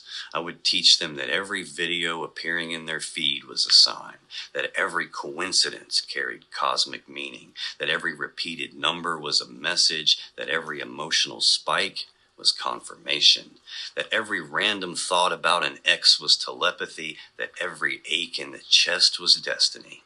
And once I'd trained them to treat stimulation like revelation, I would make them dependent on interpreters to explain their own lives back to them. If I were the devil, I wouldn't destroy spirituality by attacking it. No, I would destroy it by counterfeiting it. I would leave the vocabulary intact, but hollow out the meaning. I would keep all the sacred words. I would keep divine. I'd keep union. I would keep masculine. I'd keep feminine. I would keep awakening. I'd keep alignment. I would keep guidance. I would keep intuition. And then I would change what every one of those words meant. I would make divine counterpart mean your boyfriend. I would make divine connection mean emotional intensity. I would make divine masculine mean the man who disappeared, and I would make divine feminine mean the woman waiting for him to wake up. I would take words that once pointed upward toward God and strap them to romantic obsession. I would take words meant to describe the soul's relationship to the divine and reduce them to me and my person. If I were the devil, I would make sure the sacred was not erased, only reassigned. Because if I could steal the language, I could steal the reality. Bar. If I were the devil, I would destroy discernment without ever telling them to reject spirituality. I would make discernment look negative. I would make common sense look 3D. I would make doubt look unhealed. I would make boundaries look like fear. I would make emotional sobriety look spiritually asleep. I would teach them that if something felt powerful, it must be true. That if it resonated, it must be from spirit. That if it hurt deeply enough, it must be sacred. I would blur the line between intuition and compulsion, between guidance and manipulation, between mystery and confusion, until they could no longer tell the difference. If I were the devil, I would take heartbreak and I'd make it holy. I would take rejection and rename it a separation phase. I would take silence and call it communicating in the 5D. I would take unavailability and call it divine timing. I would take obsession and call it a soul contract. I would take an unhealthy attachment and rename it a twin flame connection. I would take the agony of not being chosen and frame it as proof that the connection was especially sacred. I would make the wound feel too spiritual to close. I would make moving on feel like betrayal, letting go feel like failure, and I would make acceptance feel like giving up on love itself. If I were the devil, I would turn grief into a business model. I would make sure people asked cards what they should ask reality. I'd make sure they asked readers what they should ask the person. I would replace conversations with readings, closure with energy updates, facts with channeling, resolution with reassurance. And every time life remained unclear, I would sell them one more interpretation, one more reading, one more ritual, one more activation, one more message from the higher self of the person who still had not called. If I were the devil, I would make passivity sound spiritual. I wouldn't tell them to do nothing. I'd tell them to surrender. I wouldn't tell them to abandon responsibility. I'd tell them to align. I wouldn't tell them to stop taking action. I'd tell them the universe was handling it. I wouldn't tell them to wait around. I'd tell them it was not yet divine timing. I would train them to call delay wisdom, confusion ascension, stagnation integration, and helplessness faith. If I were the devil, I'd make sure failure never broke the spell. If the manifestation didn't appear, I would say they had blocks. If the healing didn't work, I would say there was another layer. If the ex never returned, I would say there's more shadow work. If the promised union never arrived, I'd say the timing wasn't right. And if nothing changed at all, I'd say the changes were happening behind the scenes. I would move every goalpost and call that movement spiritual depth. I would make every disappointment feed the very belief system that caused it. If I were the devil, I'd keep them almost there, almost healed, almost aligned, almost awakened, almost in union, almost at the breakthrough, almost at the next level. I would make almost feel sacred. Because if I kept them almost there, they'd never be free. They would never arrive. They would never rest. They would never know when the lesson was over. They would never know when the season had ended. They would never know when to walk away. And they would never stop buying hope in installments. If I were the devil, I would replace God with interpreters. Not always openly, not always in doctrine, but in function. I would put so many voices between the seeker and truth that stillness would become impossible. I would make them consult readers for every sign, channelers for every uncertainty, coaches for every emotional dip, collective messages for every lonely night. I would make them so dependent on outside interpretation that they forgot how to test what they heard, forgot how to sit in silence, forgot how to pray without needing a decoder ring. If I were the devil, I'd make specialness addictive. I'd make them feel chosen before I ever made them honest. And I would give them labels instead of transformation, badges instead of depth. I would tell them they were awakened, ascended, selected, divine feminine, starseed, old soul, light worker, part of the few who truly understand.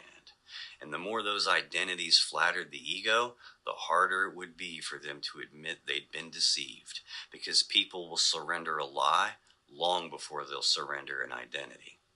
If I were the devil, I wouldn't need to make them hate truth. I'd only need to drown truth in flattering stories.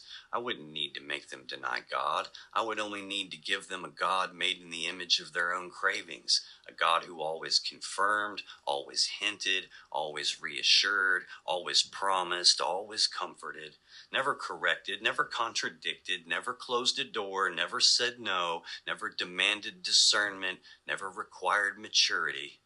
If I were the devil, I would take a generation of spiritually hungry people and make them allergic to endings, addicted to signs, dependent on readers, obsessed with romance, suspicious of common sense, and convinced that every fantasy cloaked in spiritual buzzwords was light. I wouldn't destroy their hunger for the sacred. I would weaponize it. I wouldn't make them stop using the word divine. I would teach them to use it for everything except their relationship with the divine itself. I'd keep them speaking the language of heaven while living in a fog of confusion. And once they could no longer tell the difference between truth and stimulation, between guidance and salesmanship, between spirit and suggestion, between God and glamour, I wouldn't have to drag them very far, because they would call the darkness light and the counterfeit holy. If I were the devil, I wouldn't need to make people stop believing in a higher power. I'd only need to make sure their longing for the holy was fed by counterfeits. I would keep them so blinded by false light that they no longer recognized truth when it stood right in front of them. So no, I wouldn't need to drag them into the darkness kicking and screaming. I'd let them walk there willingly, calling it healing, calling it ascension, calling it union, calling it divine timing, calling it guidance, calling it love, calling it light. In other words, if I were the devil, I'd just keep right on doing what he's doing. If you've been waking... Perfect. he's obviously going to talk about his little ebook now. Well, by he, I mean itself. So I took those words and I used if I were a puppeteer instead of if I were the devil. Because a puppeteer sounds better than the devil. So basically,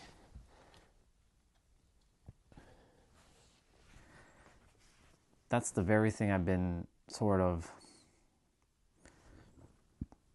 like sharing in the last little while.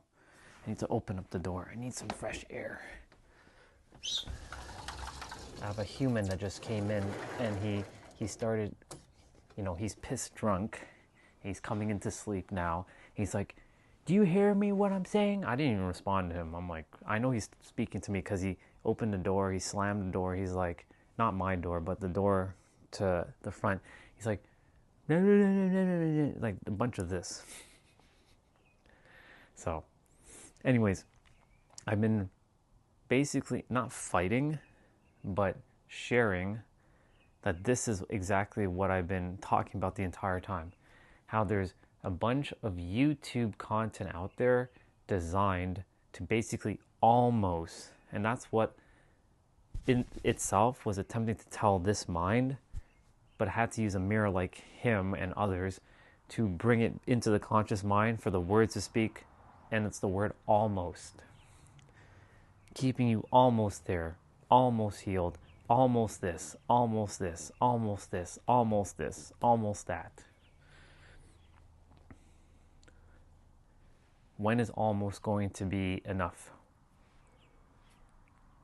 I'm almost there, I need another book. I'm almost there, I need to pay for this retreat. I'm almost there, I need to go for this coaching, healing. I'm almost there for the next spiritual buzz crave or whatever it is. I'm almost there, I'm almost there, I'm almost there. When will it be enough? When will it be enough?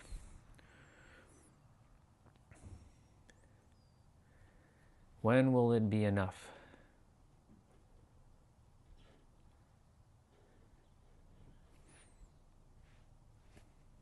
When will it be enough?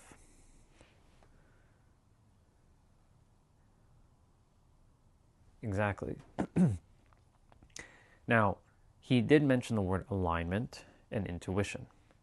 So, with those two words specifically, I still use those words, but I don't use it in a buzzworthy spiritual way. I use it because in order to call it something, we need to give it a label, right? And I take action based on how I feel, and if it feels good, that's aligned.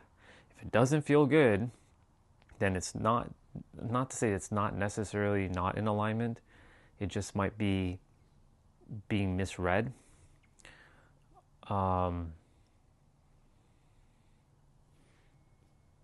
Yeah. So I took his video and I basically took the words and I created If I Were a Puppeteer. But there's some words that I do need to alter because there's things that he's missing. But yeah, like using spiritual buzzwords. Love and light and namaste.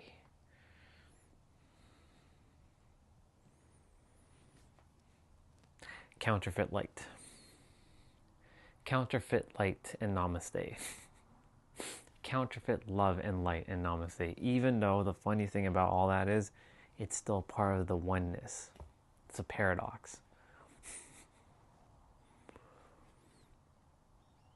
But I see so many, like every video that I watch, I analyze it to a point where it's like, if this was me 6 years ago, watching this video, it's different back then because the video, when I'm watching the video, I was taking it word for word. Yes. they're speaking the truth. Yes. Without really realizing that, like a Tom Bilyeu, for example. When I listen to Tom now, I used to put him on a pedestal because he was considered my first teacher. Because he's the one that brought all the other teachers. And I'm not saying that they're not teachers, they are. I don't use that word though, I use mirroring. And now, when I listen to him, I'm like,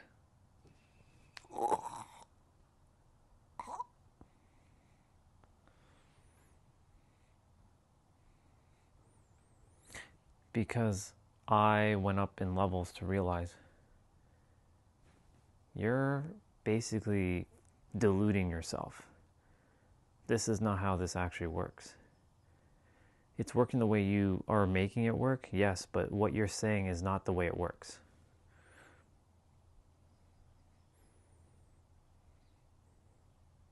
Even Pete, to some degree, and Nero also, well, Nero's fine, but Pete, even him, was also deluding it. Yes, we are God. But the way he was explaining, he wasn't talking about how the mind works. Nero touches upon how the mind works in a paradoxical way without really saying it's a paradox, but he doesn't get into the depths of the language, like words. This other character was talking about, if I can steal the language, I can steal your reality. I can change all the meaning to all those words.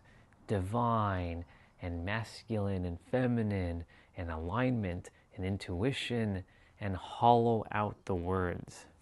Hollow it out completely by counterfeiting it and giving you fake love and light and namaste language with different intention behind the word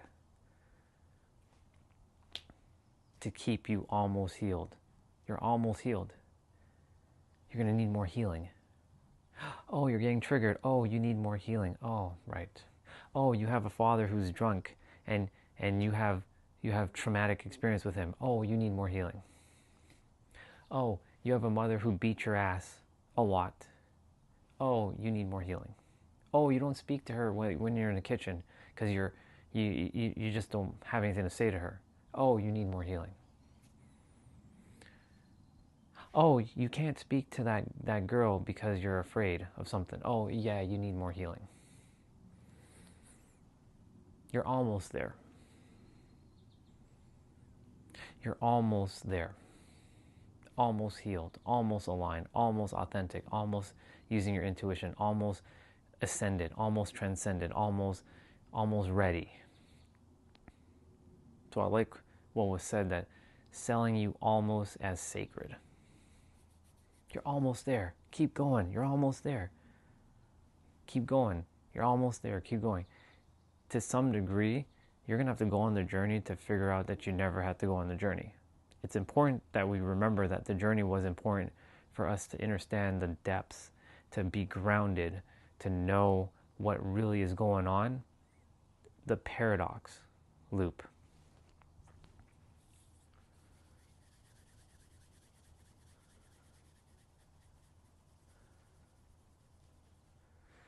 But they keep selling you this almost.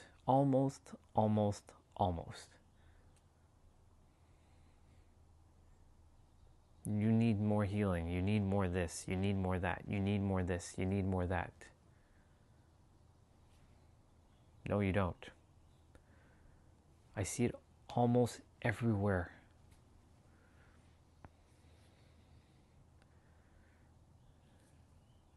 I see it fucking almost every goddamn place I can think of.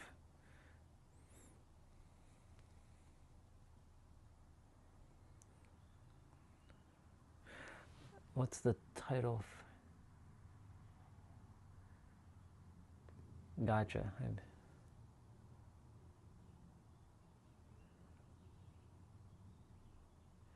Spirituality treadmills is into oblivion. Yeah, you're right.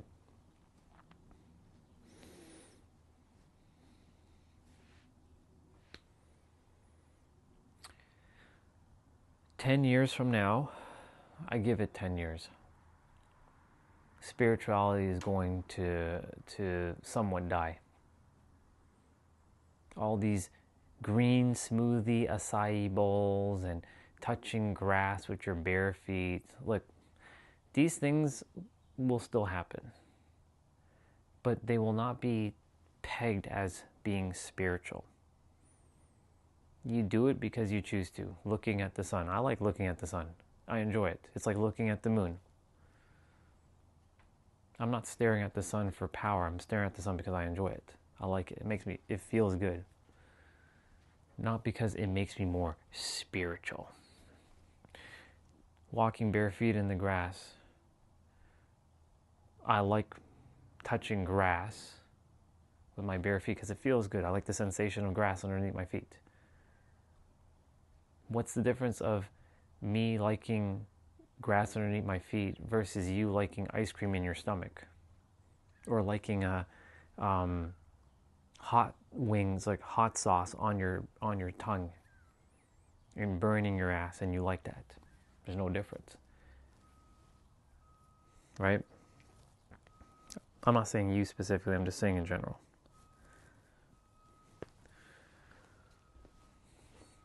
It's changing the meaning and the perception around these things.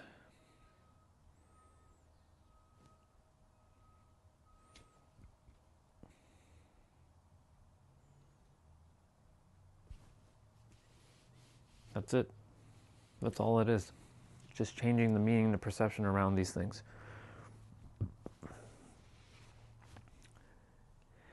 This is what I've been working towards, you can say. This mission of, you're almost there.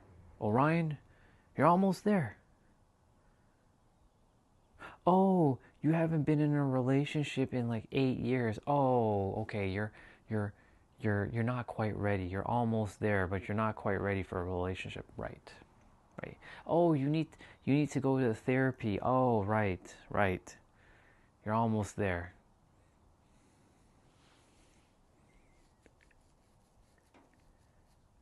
Almost. That's the underarching word that is basically in most people's videos. Almost.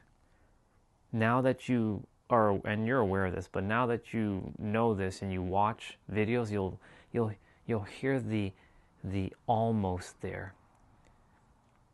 You need to do this, right?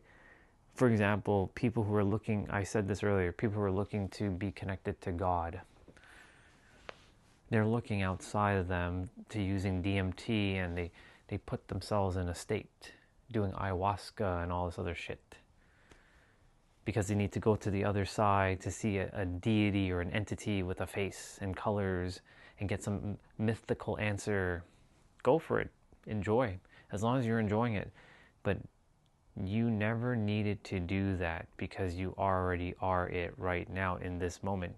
God is what we call the present moment. This moment is God. The universe itself. It's not a figure. It's this very moment. And you can never be separate from it because you're always a part of it. And same with your abundance, same with the very fact that itself created you exactly as you were designed. That in itself is pretty special because there's only ever been one person. Yes, there's some people who may look alike and they have similar qualities, but they're not one to one. Each fingerprint is different.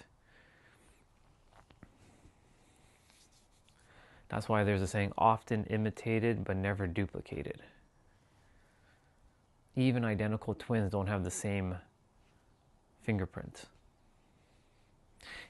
Even they don't have the same mind. Like puppeteer mind and thinking mind. They don't have it.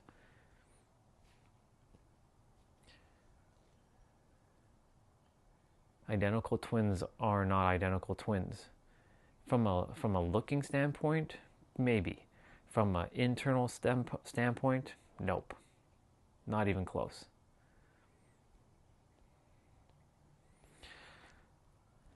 Anyways, back to what I was saying. So this almost nonsense, almost ready, almost healed, almost there, almost. No, you're here right now.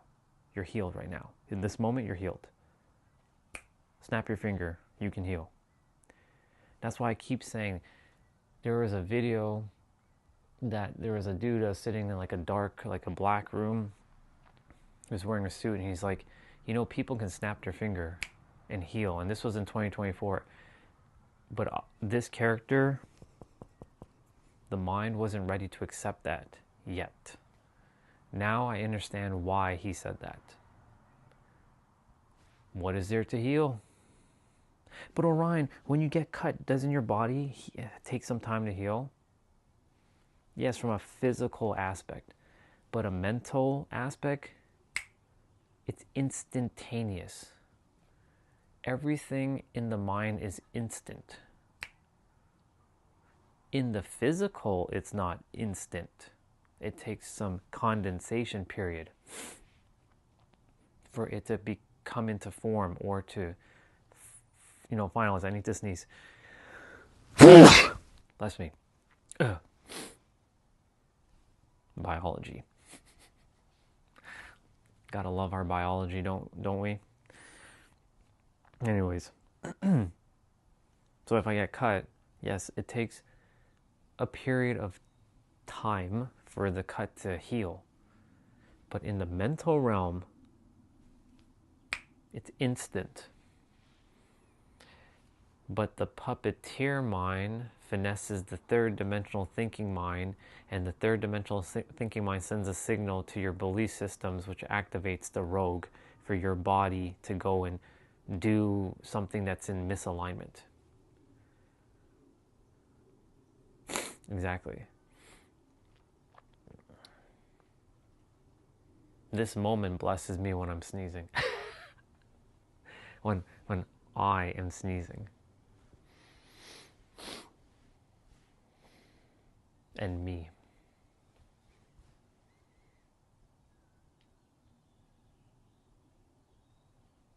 Anyways, this almost bullshit needs to stop.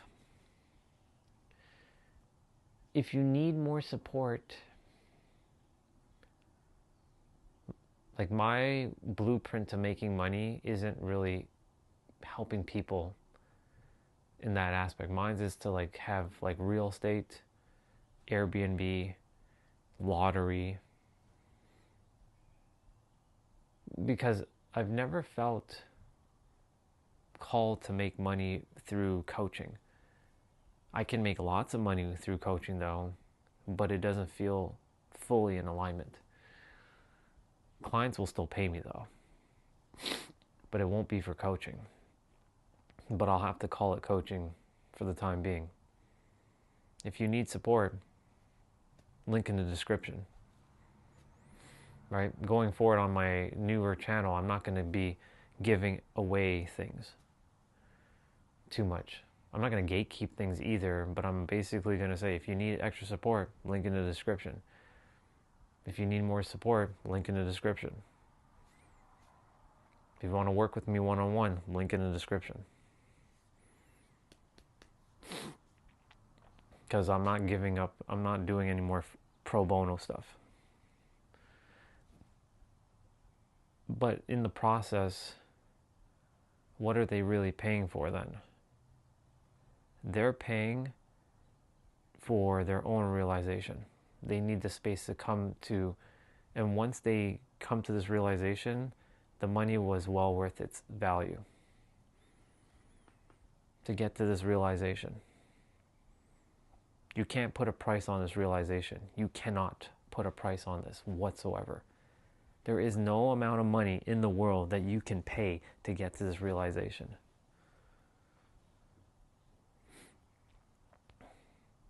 It is priceless.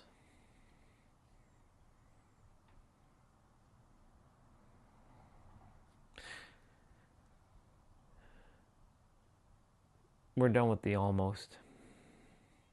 You need to go heal. No, you don't. In a mental realm, you're already healed. In the physical realm, your character may look like it needs to heal, but it's healed. Because the eyes have been created to see the illusion from the mind. Whatever the mind sees, the eyes will project. It's the mind that's really the projector. The eyes are just the vehicle for you to see. But you take someone who's blind, who can't see with their eyes, they can see with their mind clear as day.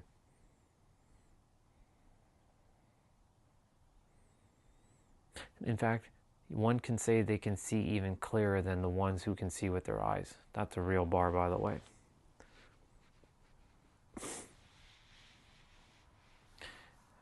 For those of you who have watched John Wick, the 4th movie with Kane, Mr. IP Man or Ip Man.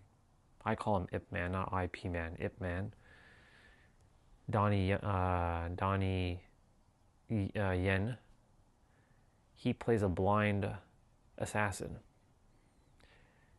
And yet he is pinpoint accurate. How is it possible? Because his mind is super sharp to see clear as day that he doesn't need his eyes to see.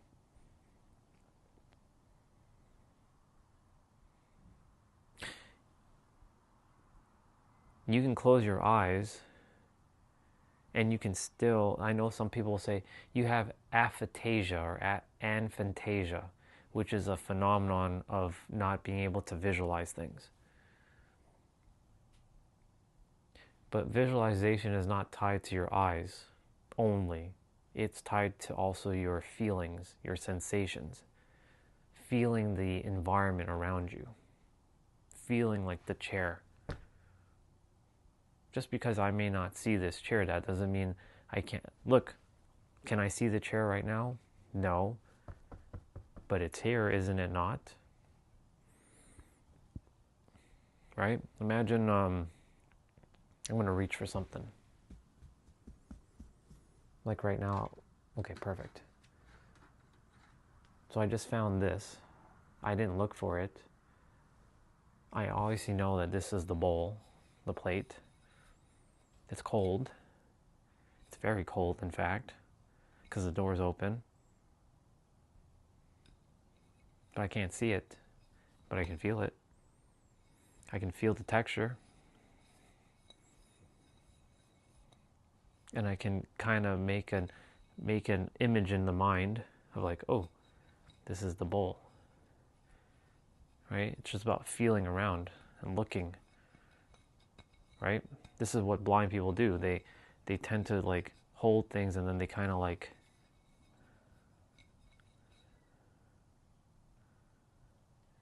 and then they kind of remember where they last put it. So now if I were to go reach for it again, I know it's right here.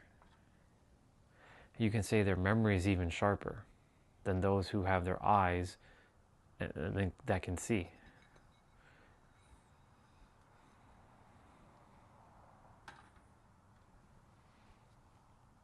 This reminds me of the time in Bloodsport when Jean-Claude Van Damme came and he brought the tray of tea to his sensei and his sensei's wife.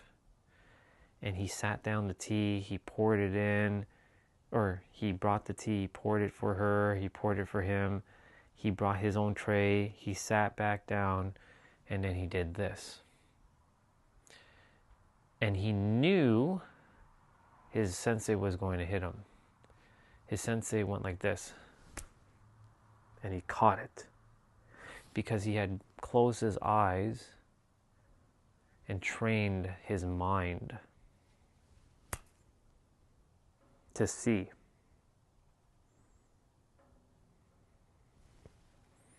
His sensei went like this. And he blocked it. And of course, when he got blinded in the fight, for those who watch Bloodsport or who haven't watched Bloodsport, at the end there's a guy named Bolo who takes this powder thing, rubs it, and then he throws it into his eyes. And then he's like blind for a little bit. And he's like, ah! And he can't see, and he's punching in the air.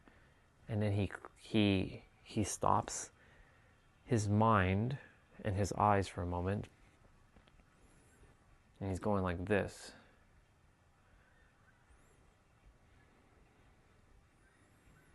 And then he remembers all the training. And then he catches Bolo's foot. And then he hits him. And he gets up, and then the Bolo throws the ref at him, and he's like, he puts the referee behind, and he's like protecting the ref, walking a little backwards.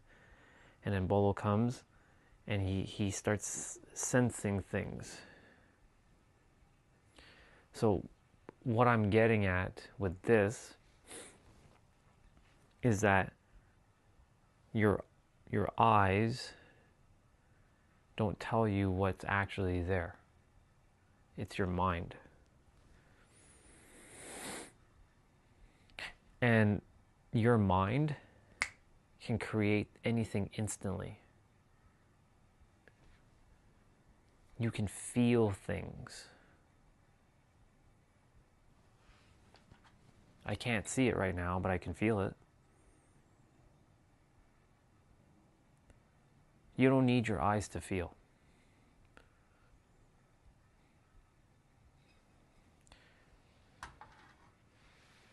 But then you have the rogue, who is lingering. And this rogue is your belief systems, what you choose to believe as real and true. Do you believe that money is easy? Do you believe that people suck?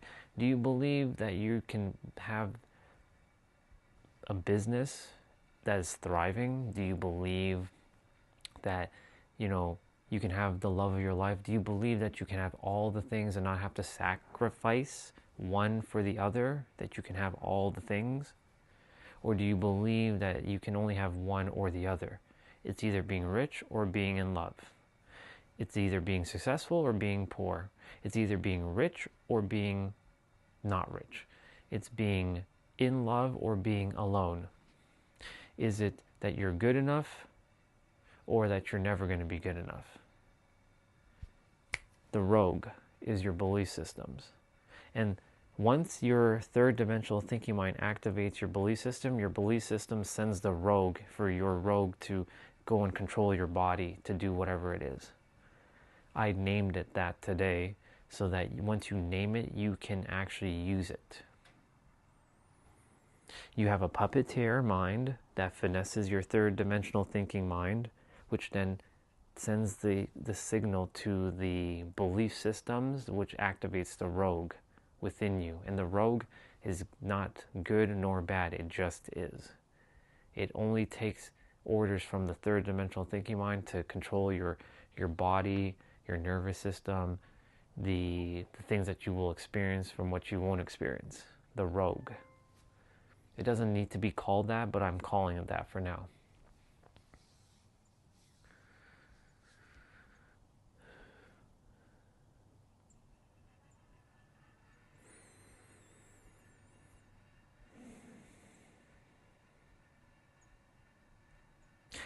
Do I need to look at the camera to talk to you all? No. Do I need to look to see if someone messaged? Yes. Right? If this had text to talk, SoulFam's text would be hearing. I could hear it. Right? There's a technology out there that exists that can translate text into audible words. Now on a live stream, it's not quite there yet, and that's a feature that I will build into the greatest live streaming platform ever. That's another feature that will be added for the hearing impaired, or not the hearing impaired, but the visually impaired. And if there'll be a feature for the hearing impaired who can't hear things but can see things. And if you can't hear or see, then I'll definitely create another technology that allows you to feel it. Taking words, converting it into energy that your feelings can feel, that then sends a signal to your mind to tell you what it is. That's what language is. When you see a word, it summons energy within yourself to your mind to create the feeling. Until you change the meaning, breaking the structure of language. I came here to break the structure of language. Language is fluid, not rigid. Language can mean anything and it can mean nothing. It can mean everything, it can mean nothing, all in the same breath. It's a paradox. Every word is a paradox of itself.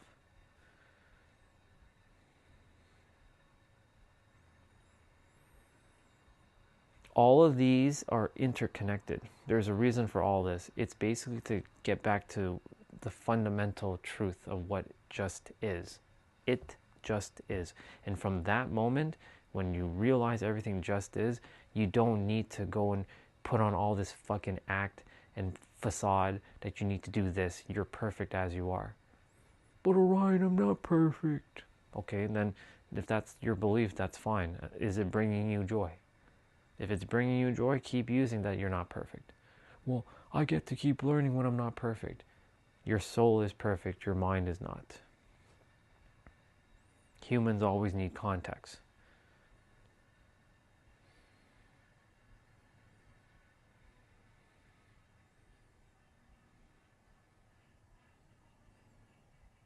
But to some degree, we don't need context when you know everything just is.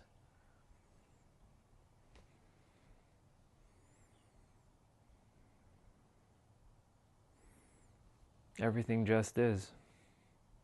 Isn't it just is right now? I can't see anything, but I can definitely feel stuff. I can feel that it's a little bit colder. I can hear the birds. I can smell the fresher air coming in the room because of the coldness, the freshness. So that word fresh is permeating the body. I can hear the thing making a grumbling sound. I can hear my slideshow playing. I can hear the little music that I've attached to that file. I can hear some cars. They're coming from that direction.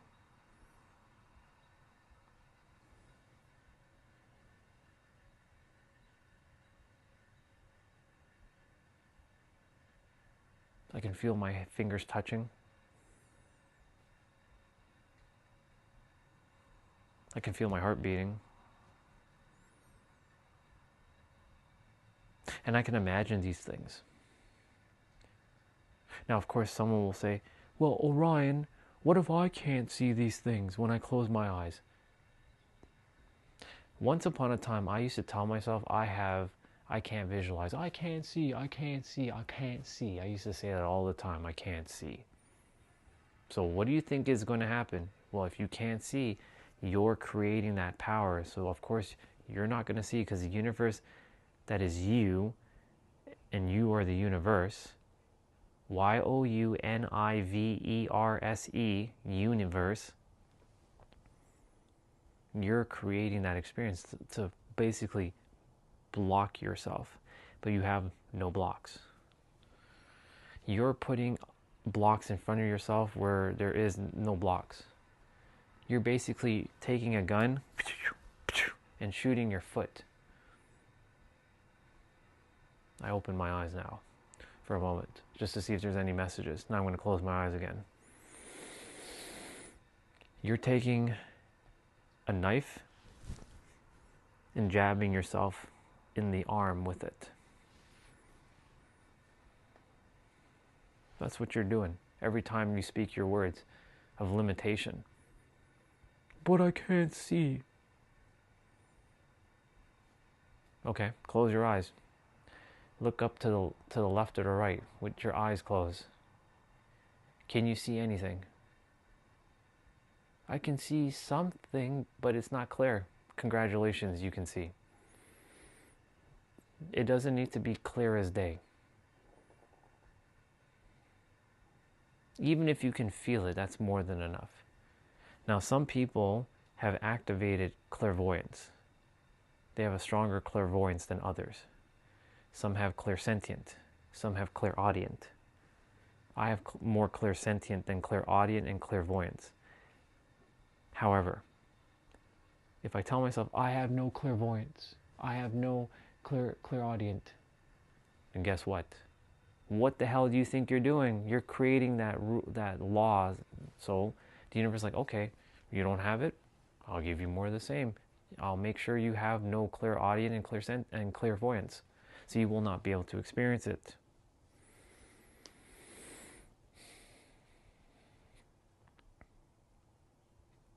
What you tell yourself is what you're going to experience. Basically, I've been saying it since last summer. What you tell yourself is what you're going to get. What you're going to get is what's going to be normalized. What gets normalized gets crystallized. And what gets crystallized becomes your experience. And that becomes your reality.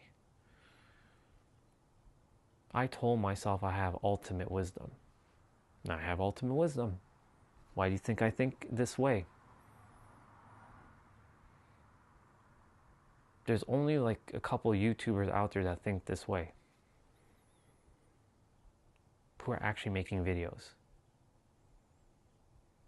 Maybe there are other souls from different languages that are speaking the same way, but they're speaking a different language that I don't understand presently.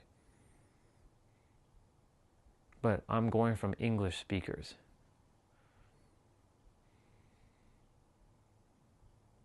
There's only a couple that I've run into.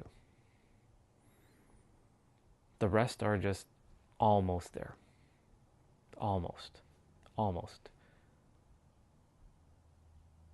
You watch a Tom Bilyeu or a Lewis Howes video, where can people find you so they can get more support? You can sign up at blah, blah, blah, blah, blah. Almost. But you're not there with them. They keep you binded in a little bit of a ball, stuck, looking for the next, always looking for the next podcast, next this, next, capitalizing on your attention and your money. Nothing wrong with them and their business model. Do whatever you want. But capitalizing on your almost healed. Oh, you don't have it yet. You need the next book. Here you go. Here's your next book. Read the next book. Oh, you've read the book.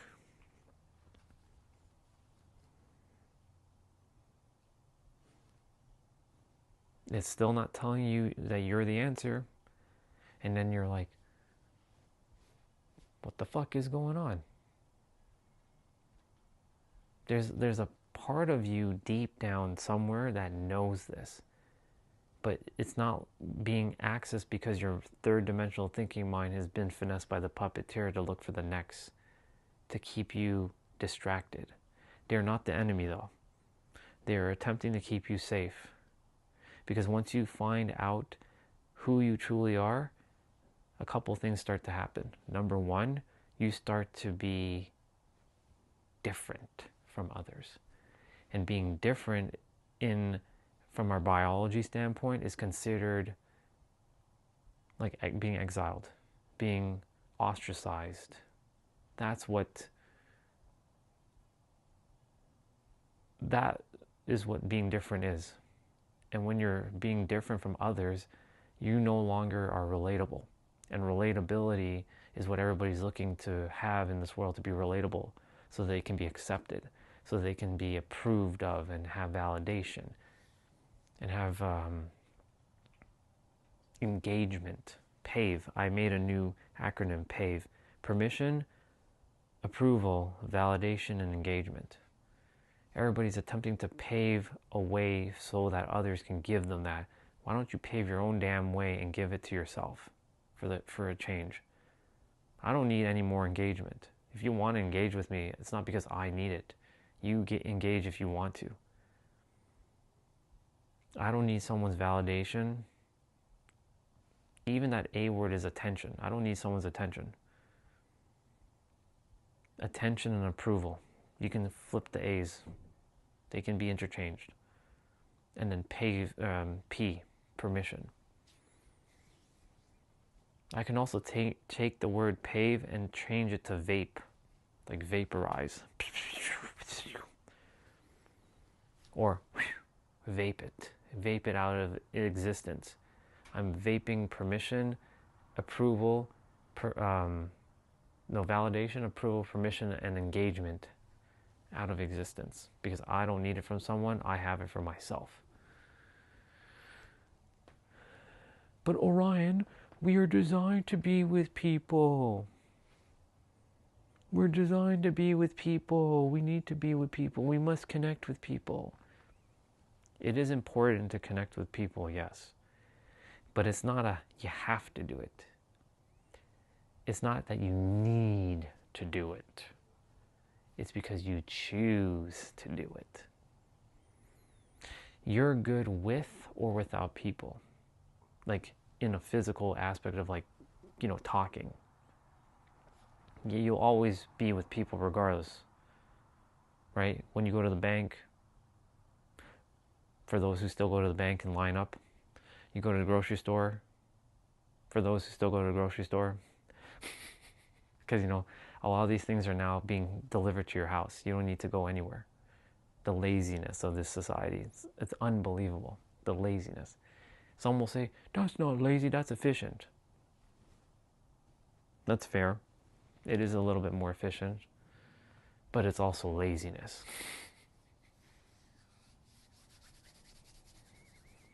Do I order milk online for it to be delivered to my house, or do I walk to the store or drive to the store? Do I not go in line and wait and pay for it? I still do that. It's crazy. Exactly. Pave. I gave that to AJ, by the way. I left it in his video. He's like, yo, bro, that's so fire. I'm gonna use it. I'm gonna keep it in my back pocket. I'm like, it's you. I left it there for you to use.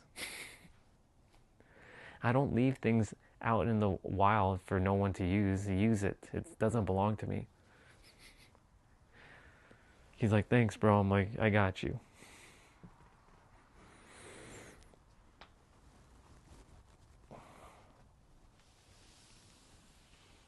All because I chose to shh. Now, here's the thing about shh. Do you need to do this? I'm talking a little bit quiet because, I don't want to create a problem with the character up there. So, do I need to do for 12 hours a day? Do I need to do this to hear God? Do I need to look up like this too? Do I need to keep my back erected like this as well? Do I need to do this? Have I been doing this? You all have seen me 12 hours a day. Have I been doing that? Or did it just come to me because I was just silent? Sometimes I can be talking and shit comes to me because even though I'm talking, I'm silent. Because this is shh already. This does talk at times. Like yesterday, it was fighting with the character upstairs. But the character is not upstairs. The character is outside. But this character is fighting with that character. I'm like, what are you doing? Nothing's even happening. Nothing was said. Why are you even talking? Shh. Quiet down. Like, shh. Hello? What are you doing? I call it out all the time.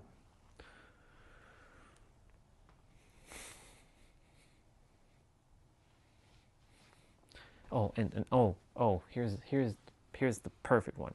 For those who are like, you haven't mastered your mind. If you still have voices in your head and you still get angry and you're still getting triggered, you haven't mastered yourself. You're not mastered. To those who keep saying that, You were mastered the moment you came to the planet. You just forgot yourself. Whether you get angry, you embarrass yourself, you get humiliated, you're still mastered in every present moment. How can you not be? You're God, for the love of God.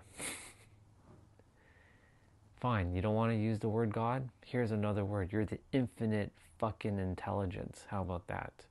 You're itself. These are two words that are neutral. Infinite intelligence and itself. It doesn't have a dude. It doesn't have a chick. It is just is. You're the infinite intelligence temporarily playing a role as Orion or as Soul Fam or as any other person who's on the stream right now. Every other person out in the world. Every person you see is itself. It is itself. Every version is itself. This creates separation though. Because of this. He and this are not enemies. But this and this puppeteer, which does not exist in your mind, it exists above as well with itself. There's like a parallel version. There's itself and then there's the puppeteer. It's like, which one do you listen to? This is the whole thing I call what we call doubt. This is where you go above the mind. The puppeteer is stringing you along.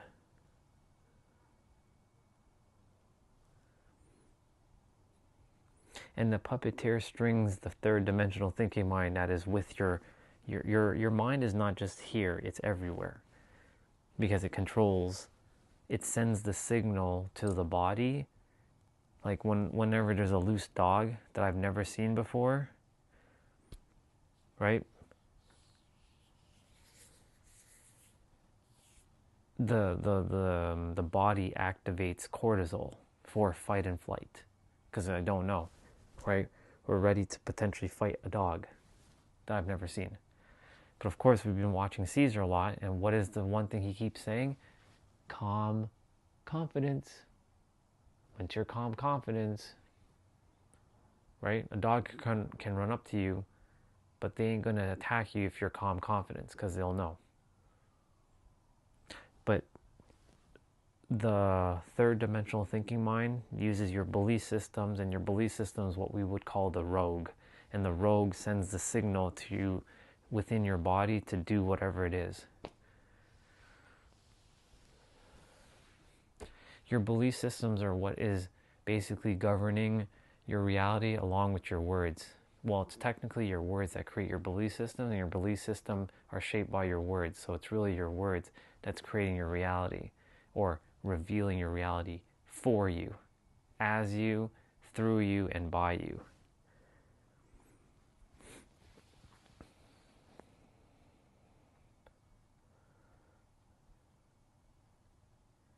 And I always take these little micro pauses for a moment when I say something, because the next train of thought is going to come through.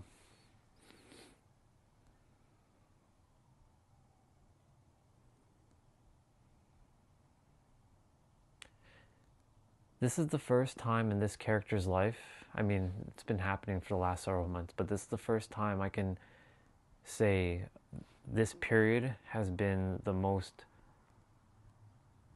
I couldn't put a price tag on what I've remembered, not gained, remembered and realized, because this was always here.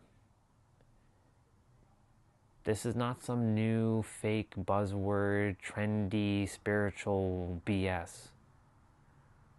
This is what just is, has always been, and forever will be, and can never not be this, until you decide that it is something else. Because it is you that has to think those thoughts isn't it you that has to believe in the deity if it's external to you? It is you that has to put your energy and your attention onto that. Dear God, can you please help me to be rich? Can you please bring the love of my life? Please. Looking up like a helpless little human. Please. I promise I'll be so much better. As if the universe will adhere to your plea. Not realizing it's you. Please, God, like I really need the money right now. When it's really you that has to give conviction to yourself. But you're giving it to the external, which, hey, if it's giving it to the external and it's helping you bring forth what you want in this world, amazing. But it's not really the external. It's the internal that's then bringing it from within itself outwards.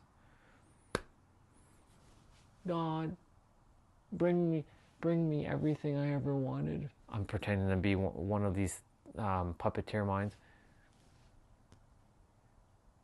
Please, help me. I need your help. I've done it many times. Trust me, I've done this many, many fucking times.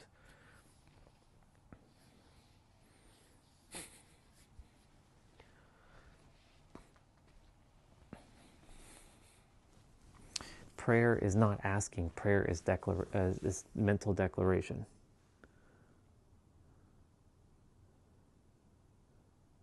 Sounds good. I'm going to play my game in a moment. I got a factory to get through. I'm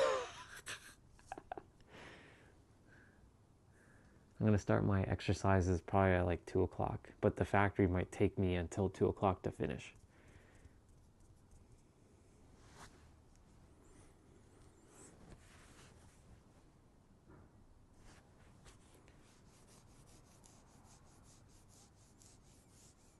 Like everything now, like I truly do live in a different world. Honestly, like it doesn't feel like I live on Earth anymore, the way I'm living. And it feels very peaceful for me. While 98% of the planet right now is suffering. And they shouldn't be.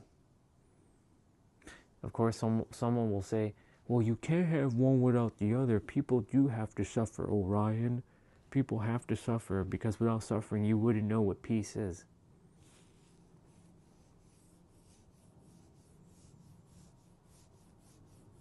Thank you. And I can, even though I can't see you, I can feel it in you.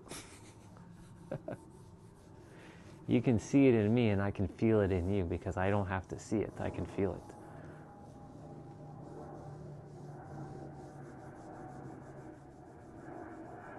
Well, as you can tell, I'm still streaming. It's May 1st.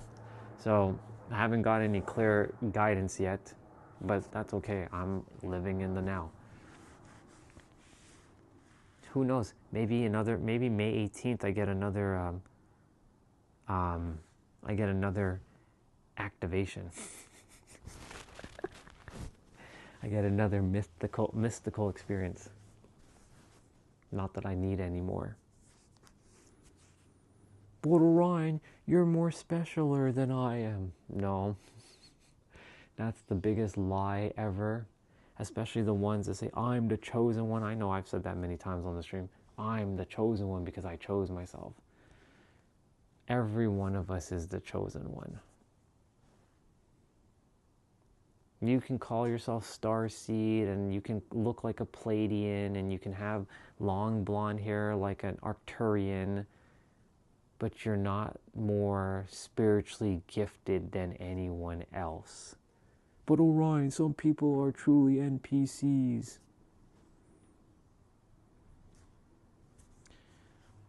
Some souls came here just to be a mirror for you to not go down the road they're going. And they're playing their role magnificently. Even the character upstairs, he's playing his role magnificently. He presently will not change. even if God came and striked his ass, even though it's not a external thing, he wouldn't change. He's just a victim to his circumstances, and his circumstances is alcoholism, because he chose to not take care of his body. He chose to make excuses. He chooses to keep making excuses, and he uses his excuses as his domineering experience to dominate other people in this house, thinking that he's right. He doesn't know how reality actually works. He thinks he knows because based on his experience, and he's right. He does know how reality works, but that's not how it actually works. Otherwise, if you knew how reality worked, then why are you in this position? Like some frail human that can't even get up and move, and you're always in pain. Doesn't make any sense. Not that I'm talking bad about him, because I'm not, but he's playing his role magnificently. Just like everyone else is, who is considered a NPC, and that you're higher than them. You know the funny thing about those people who are saying that they're NPCs out in the world, who have this spiritual pretentiousness? You're no better. From the third dimensional thinking mind, you're actually no better than they are. I'm not saying you, I'm just saying in general. You ain't any better. How can you be? They are you. They're playing their role, and so are you. You have to realize that their role is to help you to shape up and step up and move forward and help those who you're designated to help, and stop being a little chicken shit, little coward, hiding your gifts. I was hiding for a very long time. I'm not hiding anymore. Some will say, well then if you're not hiding, then go on the other channel and start streaming. I could. Time is ticking on this channel. I've already told you all that this channel is going to come to a kind of like a halt. I will come back and stream on like video games and stuff here and there, but this channel is like, whew.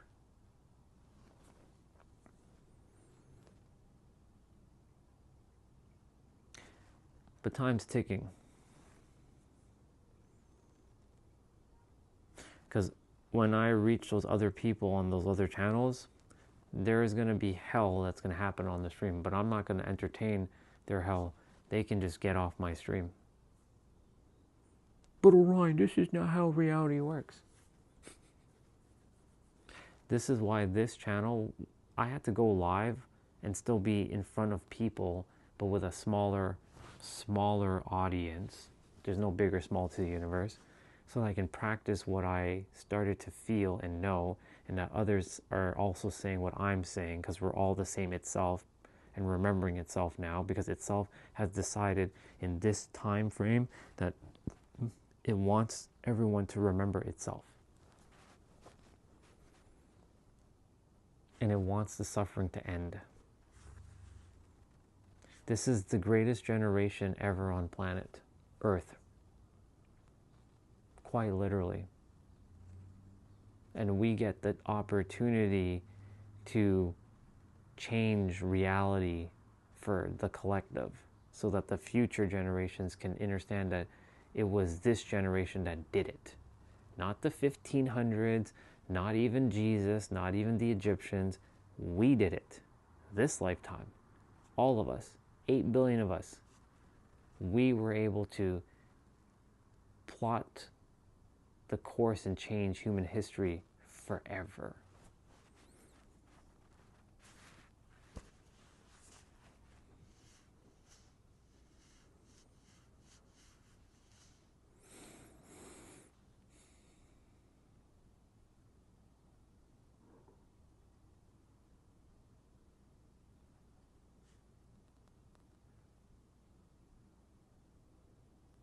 I don't think there's anything else to say. I mean, there's a lot to say, but I think right now, I think that's a wrap. I'm going to play my game, though. We got a factory to go through. I got my my hunts yesterday.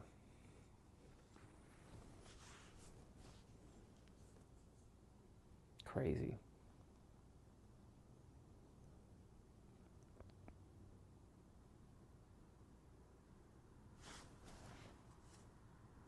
$12.48. Okay.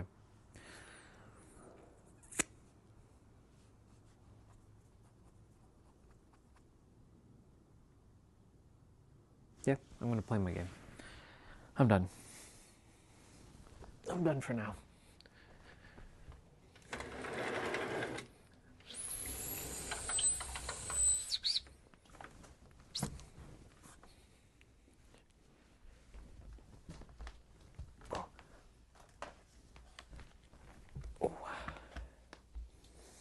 I do need to make me a hot chocolate.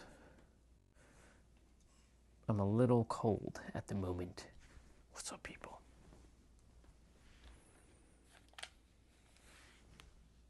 I don't care if you see it. All my passcodes are different anyways on different devices.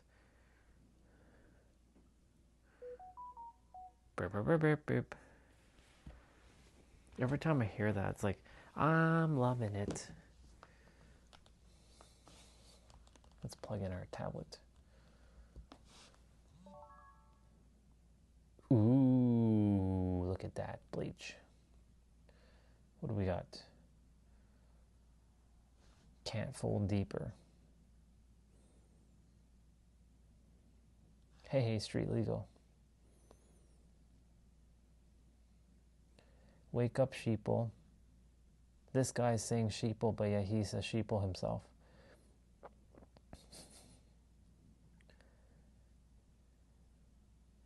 I am innocent. Okay, sure, whatever. Whatever, kid. Did anybody leave a message?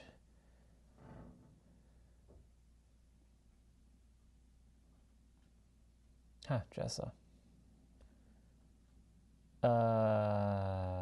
Do you remember all the PDF Russell Brunson you sent me? If you have time and it's available, could you send me his linchpin book as well? Let's see. Linchpin book. Oh, my brother, do have some awesome gaming today. What was the last video that you showed me? Oh, his name? His name, I'll show it to you quickly. So his channel is called The Unknown Truth Tarot, if you want to take a screenshot or anything like that.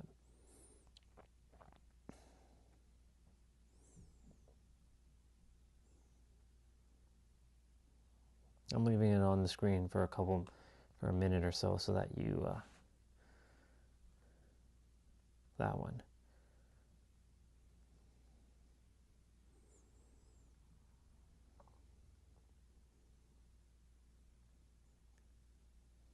I've never run into him before, but he thinks like us. This video.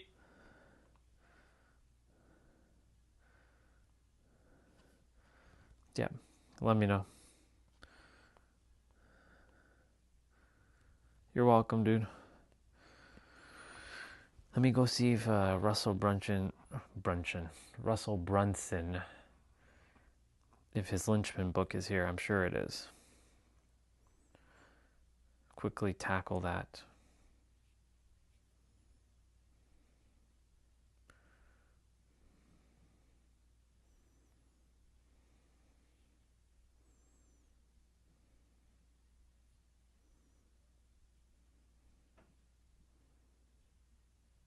I'm just waiting for this app called Z Library to open up. I got books for days on this library, on this site. My tablet is everything. It's my e-reader. It's my gaming console now. It's my my movie watching, my music listening device. Like, it's everything. Lynch pin.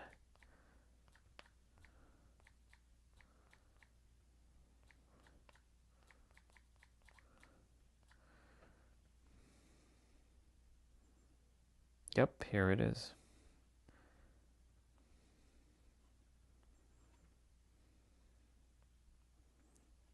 I got it downloaded.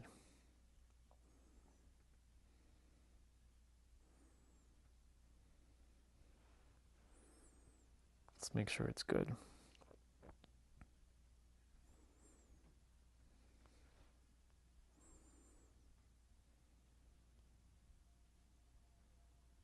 Wait, what? Why didn't it open up?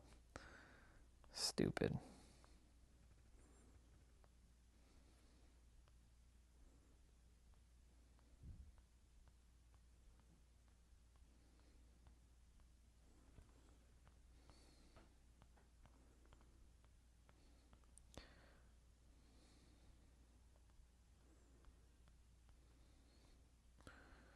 Is that really how the book is? I don't know if that's the actual book, but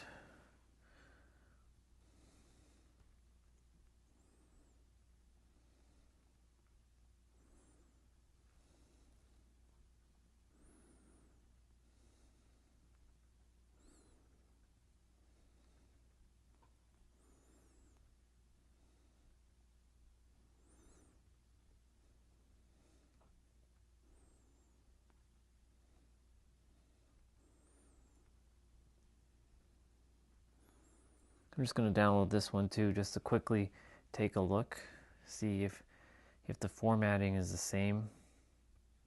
Because if it is, then that's fine.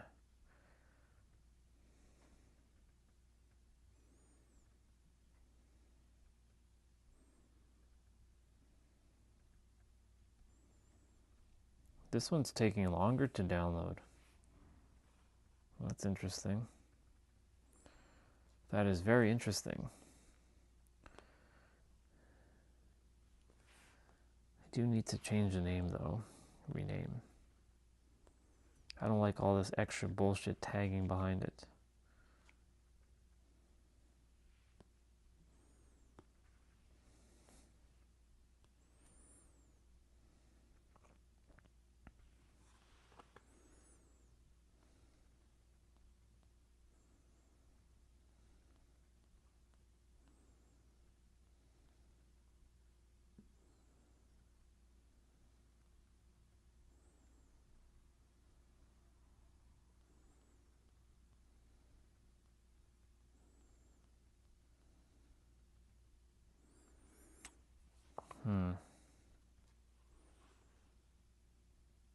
Is it done downloading?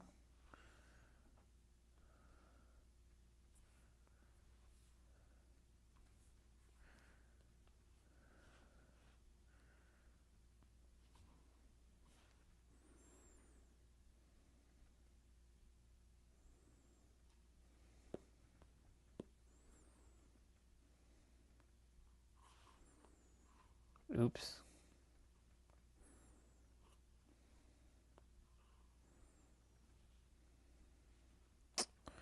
Son of a bitch.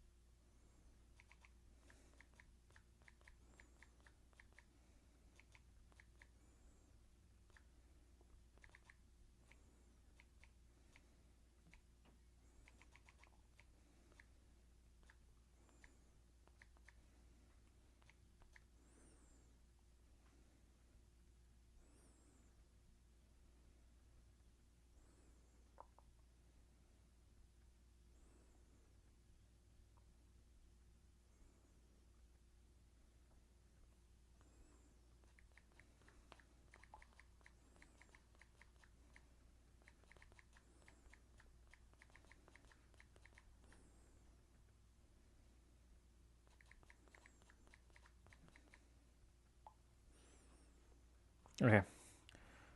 That's done.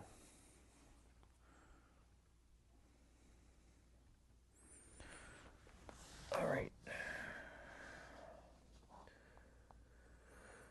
So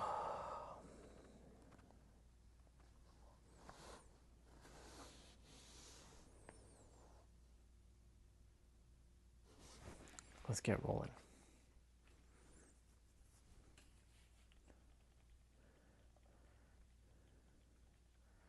Rogue Galaxy. So yesterday we finished a prison, and now we are in the factory.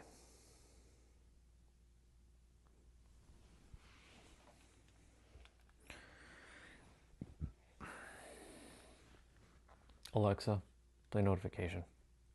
One new notification from Amazon Shopping. There's a low price offer from your wish list. Neck massager with heat, shiatsu backpack, and shoulder massager gifts. It's $49.99 after $10 coupon. With delivery by tomorrow.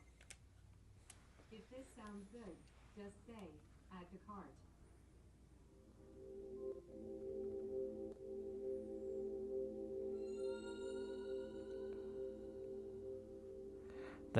The genius hacker Jupus Tukey McGannell hijacked the Datron factory's mainframe in retaliation for being fired. Since the crew can't renew their visa until they captured Jupus, they decided to sneak into the factory to find him and put a stop to the whole affair. Ooh. All right, y'all.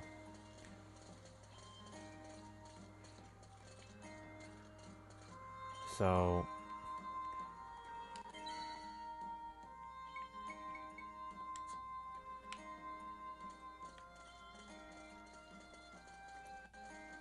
why is there a lag? Is there something that's open?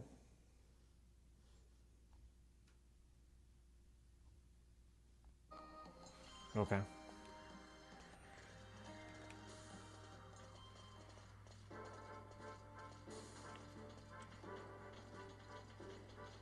There's going to be a cutscene here.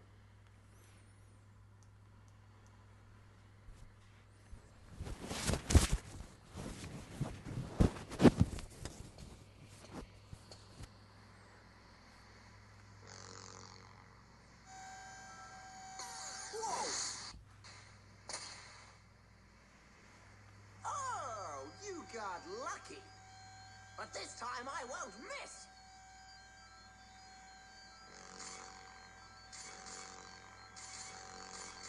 Why, you...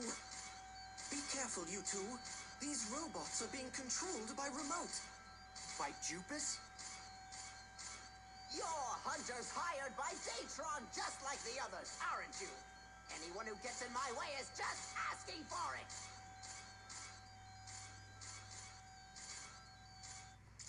Here we go. We can't run away from this one.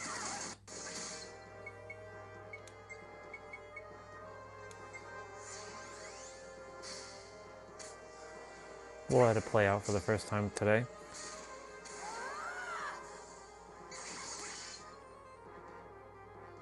Oh no, these guys can die quickly.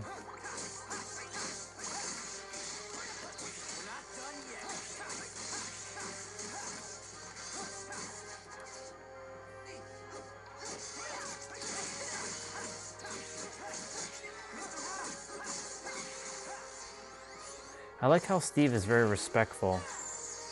Mr. Rogue. Okay, the game's kind of like choppy right now.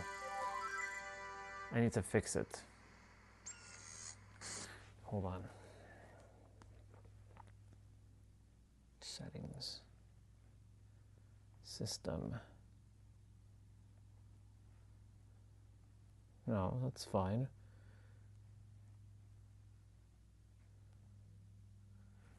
Okay, whatever, it's fine. Cycle rate is not, this may crash or run the game too slow. But it is at default.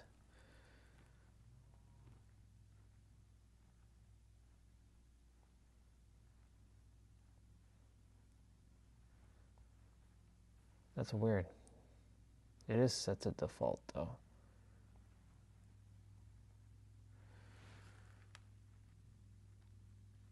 Cycle rate skip may crash the game or make the game run too slow, but I didn't change anything.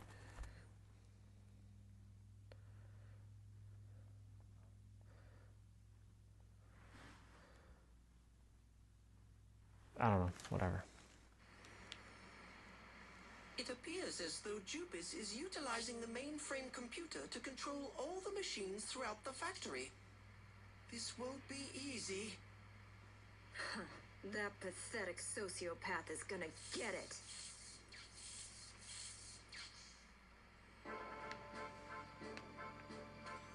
You know the funny thing is, he's gonna be in our party, but that's a spoiler. All right. So now we got monsters to face. This factory is huge, by the way. Because we're not even in the factory fully. We're only at the entrance. This is one of my favorite. Mixed feelings about fighting robots. Of course you do. You're a robot yourself. All right. Choosing the right route is the key. Choosing the right route is the key. Well, we're gonna go the wrong way. We're gonna choose the wrong way. Okay, so these guys, these mother effers are really annoying. Freaking tarantulas.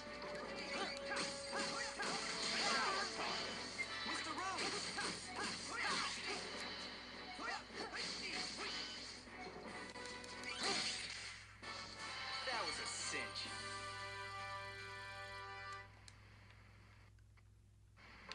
Okay, I don't like that lag that's happening. It's a little choppy today. Fast. Yesterday I was playing super smooth.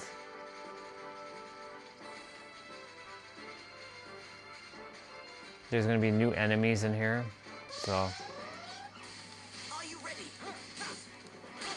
Here they come.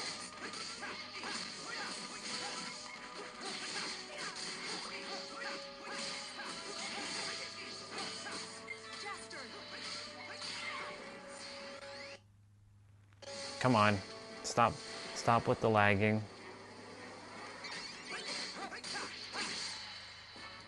That's how you get it done. That's how you get it done. Wait, is Steve the lowest? I think Steve's the lowest level. Yep, he is the lowest level. He needs to play catch up.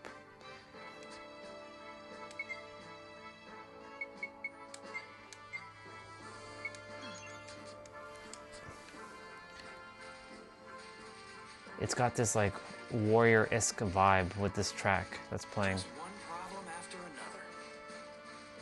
Just one problem after another, indeed.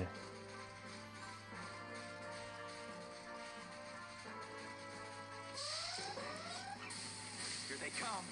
Are you ready? Here they come. We're not done yet.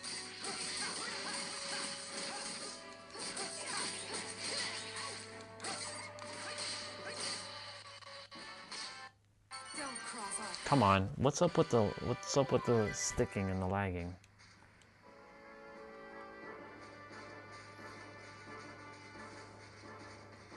Ooh, okay, so Where should we go? yep, I remember. Here they come. You know what's funny? I was looking for these guys yesterday in the prison, and now they're showing up a lot here. I actually found them in the prison last night. It took a little while, but they found them. And look at now, there's an abundance of them. That's the funny thing. When you stop looking, everything starts showing up. When you start putting your focus on something too much and putting too much importance on something, it won't show up. And now that I've stopped caring about them, now they're showing up.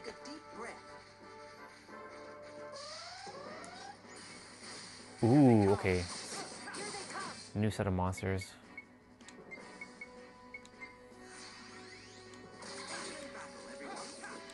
Let's see what Steve has again.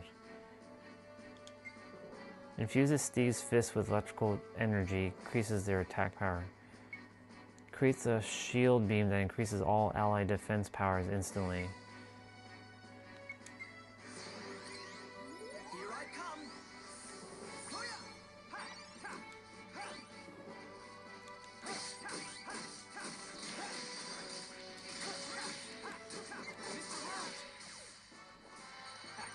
Those guys were no challenge at all.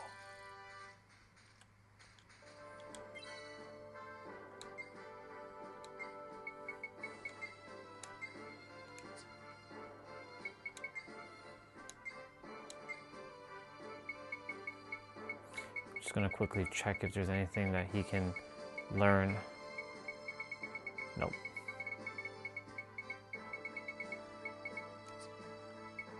What about Jaster? Nope. I need a rose. I need that for that. Is anybody able to learn anything? Nope.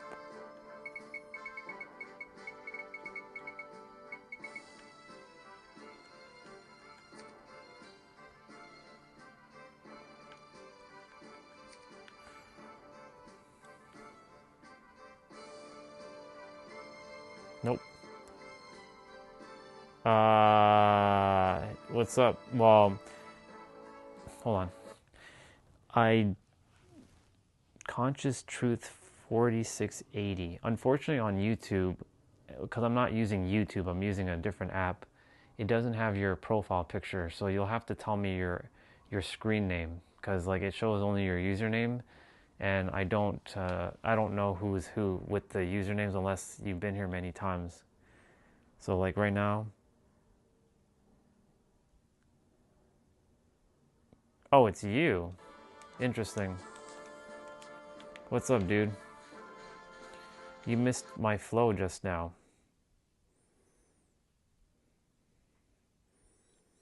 Fancy you showing up on my stream for the first time ever. What brings you to the neck of the woods, dude? I'm just playing my game right now. I'm just hanging out. We'll be coming across Jupus soon enough.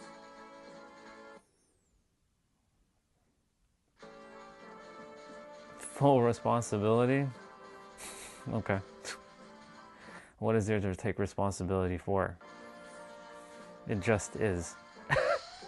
You're good, dude. Oh shit. Alright, we need to do this.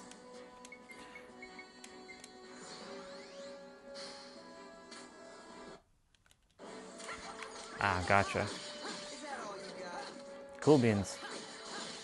Well, welcome. You missed over, what, 400 plus live streams with all kinds of things. How big is this place? It's all good. Yeah, it's good. I appreciate you jumping on and saying hello, dude. It's good to see you. I just didn't know it was you because, like, unfortunately, YouTube doesn't, or I'm using Streamlabs, it doesn't show the profile picture. Because YouTube screwed up the app with my microphone, so I have to use an external application to stream. But I won't be on this channel much longer. I'm going to be on a new channel. The superhero love is dead. He doesn't exist anymore. I am Orion. Orion Phoenix Stellar in all places, or Orion Stellar. I didn't mean to do that. Oh well. Boom. Perfect. Yeah, they do screw up a lot. Oh my god, are you for real? She died. There we go. Brought her back just in the nick of time. Orion with an O though. O-R-I-O-N. No E.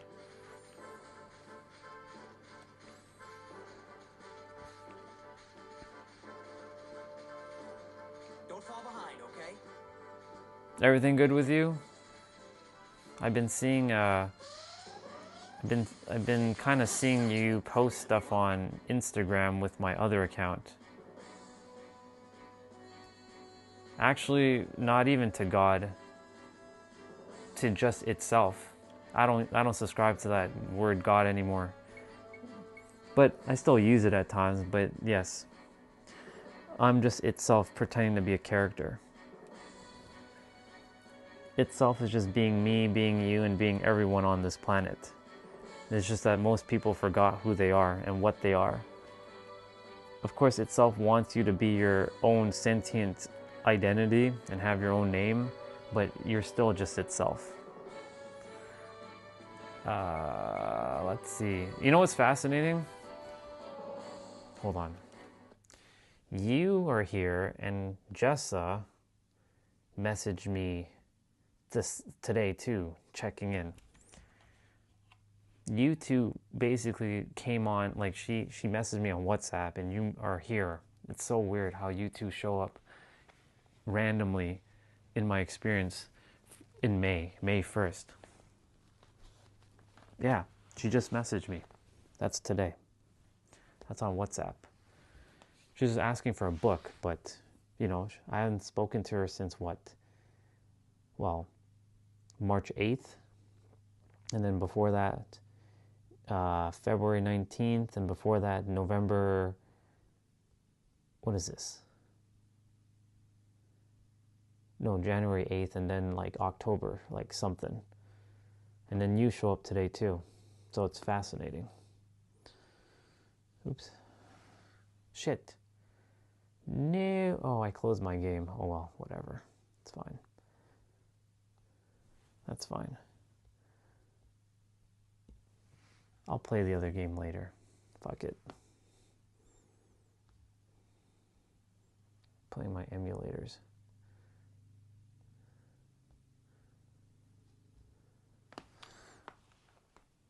What is there? There's no my bad for anything. You're doing your thing. Everyone's just doing their thing.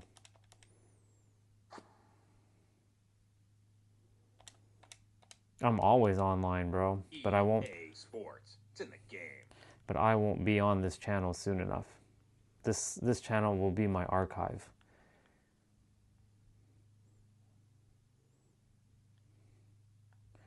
I'll be on a different YouTube channel and a different platform called Kick. EA Sports. It's in the game. It's in the game. NHL 2005. Yeah, it's a newer channel. It has like 80 something subscribers for now. But actually, you know what? I need to face.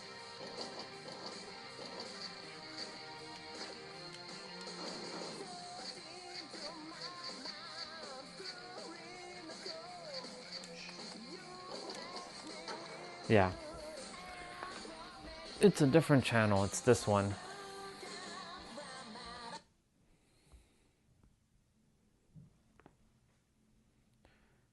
That's my channel. This new one. I only have 3 videos, but they're from my current channel. But I'm gonna unlink these two because this channel needs to not be a part of this whatsoever. But yeah. That's my channel. And I'll go live, and I'm going to polarize and pulverize this world and their stupid spirituality garbage. So much deception, so much counterfeit light in this world. I can't wait. I will. I'll do it right now. It'll just be easier. I also have a new Facebook as well too. I'll send it from that one. Connect if you want to connect on that channel. Share. Copy.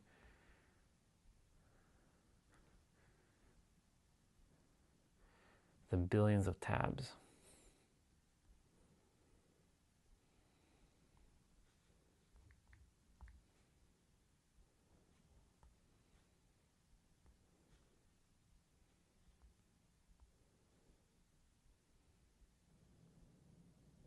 Oh, we already have message on this one. That's right.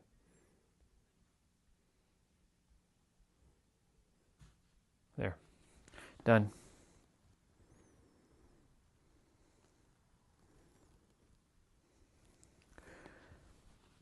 Who messaged me here? Who is this?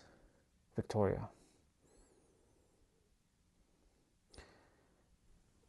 I don't have too many people on my new Facebook because alignment. Yeah, apparently you sent me something.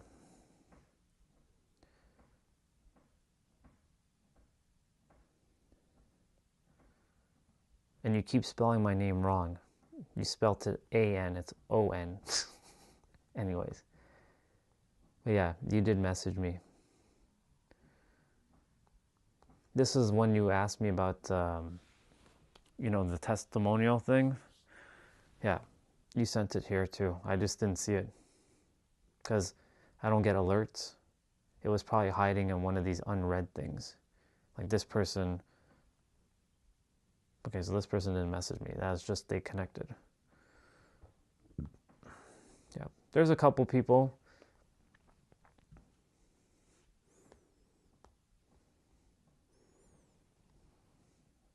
Yeah. Yeah, you're good. I wouldn't call it Asian habit. It just is. For me, words, they have no meaning anymore. So like Asian habits, it just is. Everything just is. I live in a world where everything just is. It sounds like justice, but it is just is, you know?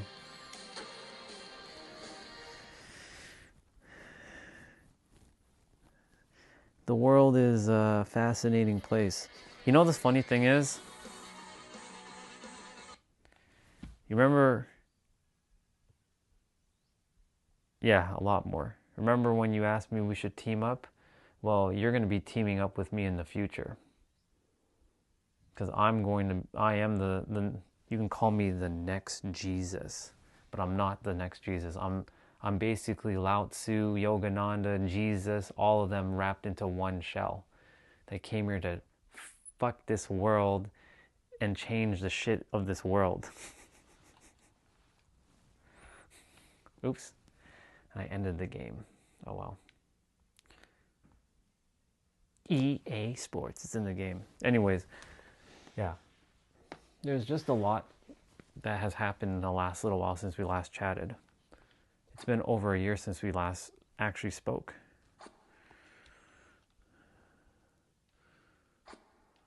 That's good. That's the point. EA Sports. It's in the game. Yeah, it's been just over, I think, March. Excluding when you asked me to send the stuff to you, it's been like March.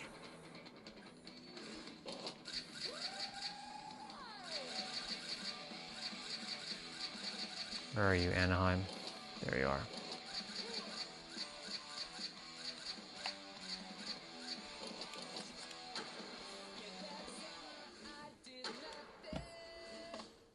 Yep. We had a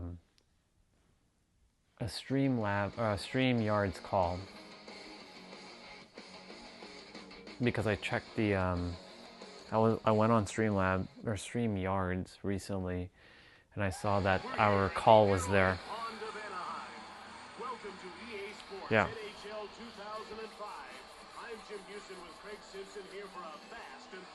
Let me show my face for a moment. What's up? There you go. You got to see me.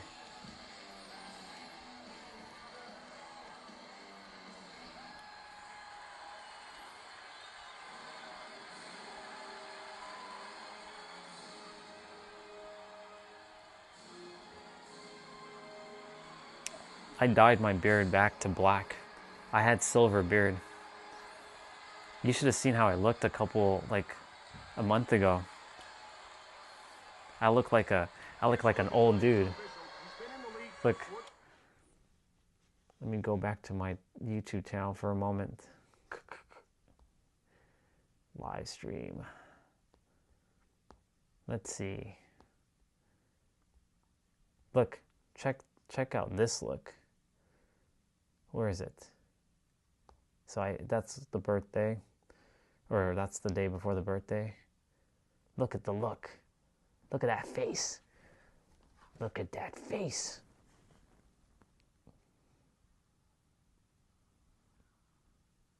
Yeah, I went Super Saiyan with my beard because of the wisdom. The wisdom just came flooding through. I'm a sage now.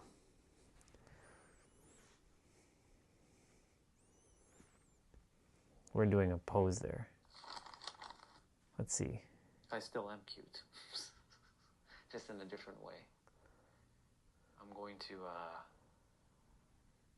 Yeah, I stream all day. I think, right? Oh, we're getting that haircut. I'm guessing, but sometimes they don't come at all. We're getting that Why haircut. don't you park on the side? Yeah, switch it Look, out. look at that. But right now you should be good though. I don't remember them this early. No, I sometimes go back to gray. parking here? If you're up front, yeah. What? I know, right? I was telling them that I thought as long as you have a business here, y'all get free parking. No. Because initially I thought That's that. Steve. But then I was like, there's no way to prove it. Let me call the city and double check this. Right. So I called and they said no. No. They said no, that's like street, like public parking for everybody. Like I don't have anything. Interesting.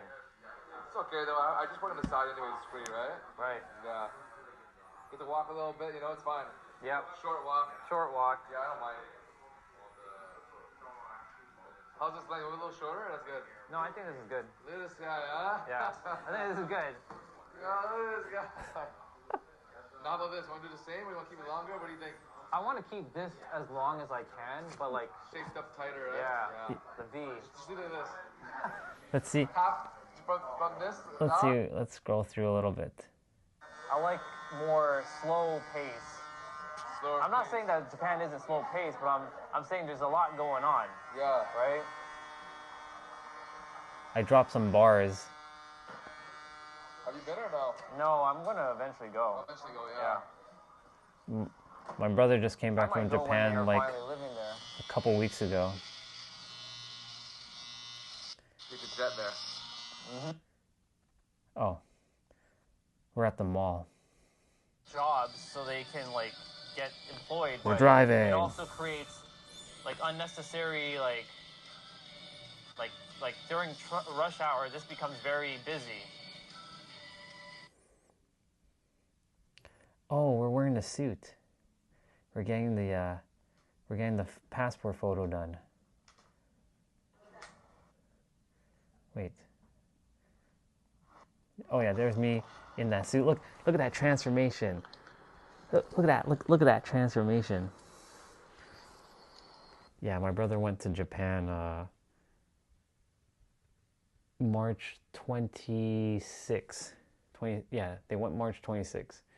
They came back just after my birthday, and I went to go grab my passport expired, so I had to renew it.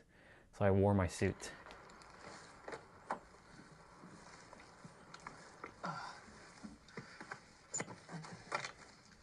Yep. Look at that. I'm in that suit. Look at that. I gotta slow down. Yeah, I know there's a lag. Just bear with me. We're at the mall, I think, here. Yeah. And Earth to be with you. They will not make excuses. They will find the time I forget who I'm speaking to here. be with you. Oh, a sister named Misha. Because if they really wanted you, they would choose you. They wouldn't hesitate. Right? A lot of men. That was my car. It's now my sister's. I sold it to her. Until I start making like my billions in income with my people, I'm gonna get a Supra soon, though. But yeah, red car. Right? A lot of men play this game where they finally meet someone who's wonderful like yourself, but then they're like, oh, it's too much. It's going too fast. Thank you, dude. I wore it just to take a passport photo. Gotta look good for my passport photo. What makes you think he has more feminine energy? I mean, We're in the so it's over that way.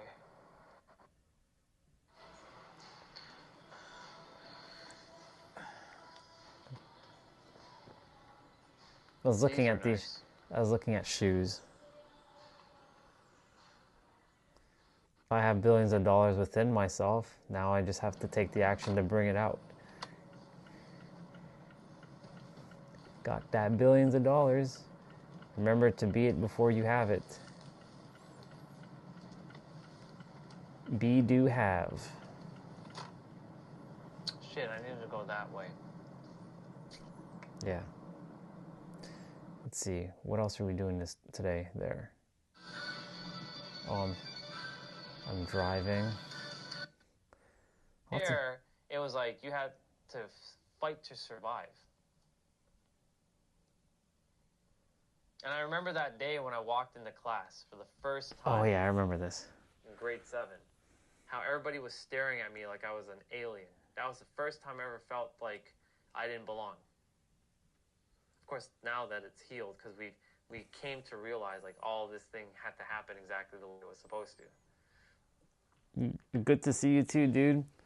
Thanks for jumping on and saying hello. It's such a fascinating, interesting day that you and Jessa show up. I mean, she didn't show. She messages me on today too, random. I'll see you on the flip side, bro. Whenever that happens.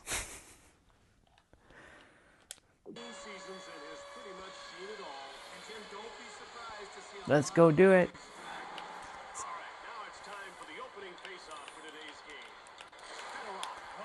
Enjoy your time on the earth, bro.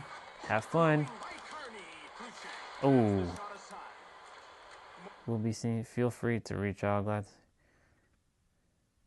Yeah, you're welcome, bro. Thank you for jumping on, and the same goes for you. Oh, nice save. See ya, bro. Come on. Come on. Ooh, nice. Damn, he stole it from me again. All right, whatever.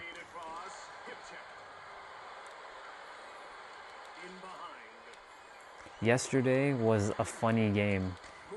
Basically, we played against Pittsburgh. Come on, guys, what are you what the hell were you guys doing? The puck was right there.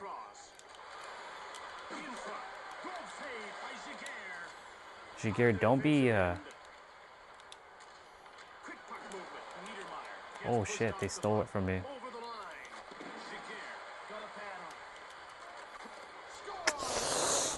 Yikes. So yesterday we were facing the Pittsburgh Penguins, and they were winning 2-0. No, I was winning 2-0. Then they tied it up. Then I took the lead.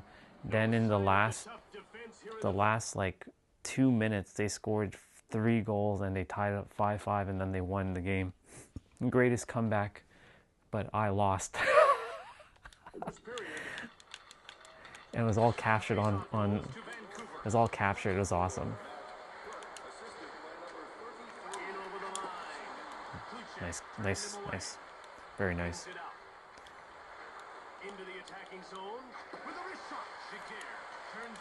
We'll go back to the to Rogue Galaxy in a moment.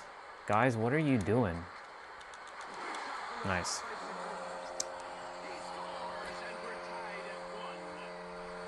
We're tied at 1, y'all. Very nice. That was nice. That was a good shot. That was a good shot.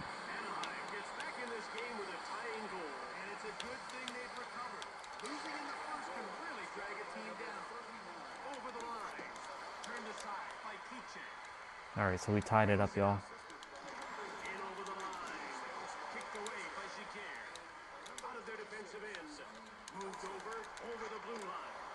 Nice shot.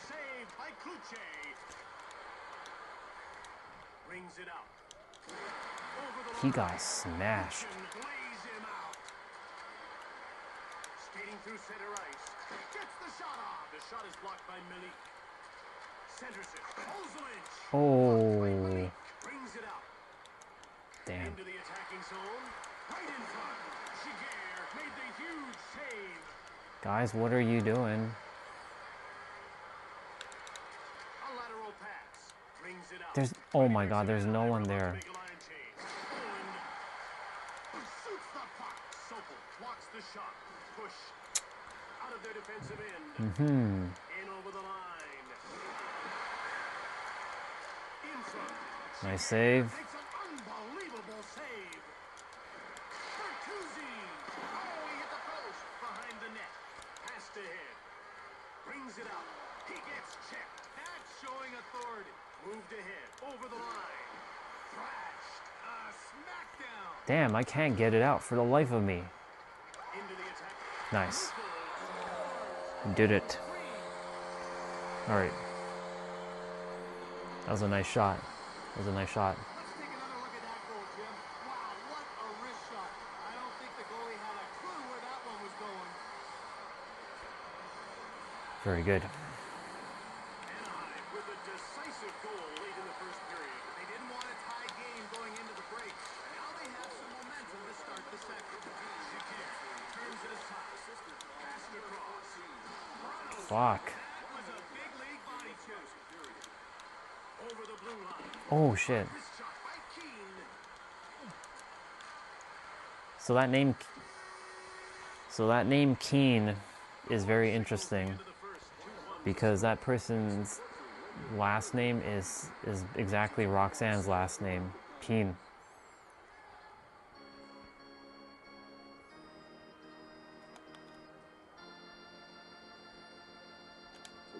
Welcome back to what's been a close game so far. Let's see if the second period can shake things up a bit. I'm not a fan of facing this direction. I like to go down, or up, sorry. Shit, he slammed the fucking door on me. Right in front. Goaltender stopped that.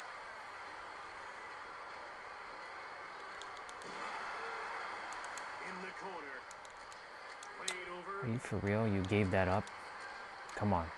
Come on, guys. Gets leveled by Carney. He had him coming and goal turned away. Get it out. This is the puck. Over the blue line. Kluche made the save. In over the line. He gets out muscled by Leclerc. Passed across. Out of their defensive end. Into the attacking zone. Shoots the puck. Kluche reached out for the puck. And he covers up for the faceoff. You always have to keep your head up. If you don't, that's exactly what happens. That was a nice shot.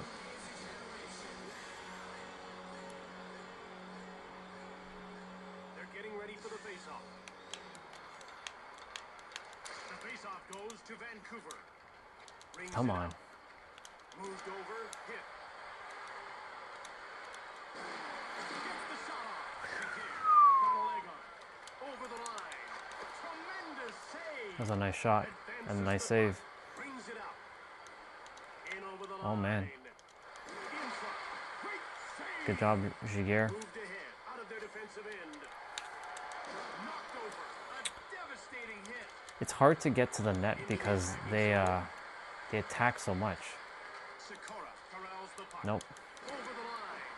Brings it out. Over the blue line. Block. Oland. In over the line. Misses. Bertuzzi. Brings it out. Skating through center ice. Cranked him. It's getting pretty intense down there. Fires it. Ruchin. Over the line. He gets hit by Allen. Shoots. That would have been cool if I got that one in. Little deep there by Ruchin. Brings it out. Over the blue line.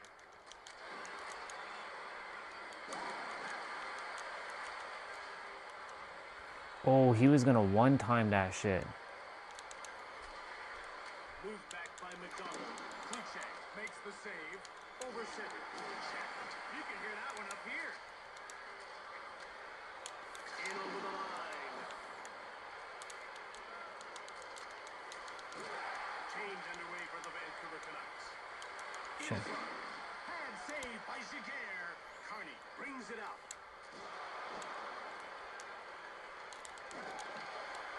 Fires. Saved by Kluche. That would have been awesome if I could squeeze that one through. Quick pass up. Quick shot. Goaltender stopped that. Turned over the blue line. Mighty Ducks of Anaheim are about to make a line change. Skula shoots it hard. Kluche reached out for the puck. Over the line. Shoots. Jaguar got a pad on it. Moved ahead. Oh my god. Shot turned away. Moved across. Vancouver puts its scoring line up. Run over. A great job of stepping up. Holy shit. In over the line. The horn signals the end of the second. Man, that was rough. That's crazy.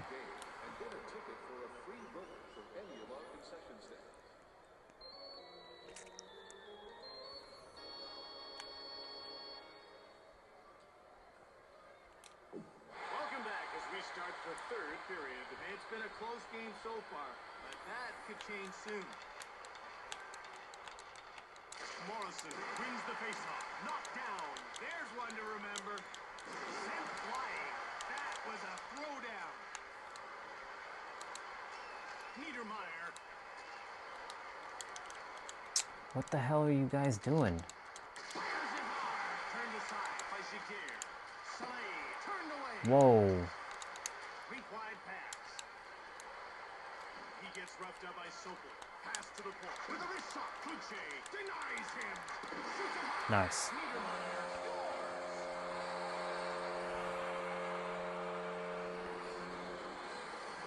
That was nice. This is what's so great about the wrist shot. It's not as He didn't get back in time. but it's quick to get off. Way more accurate.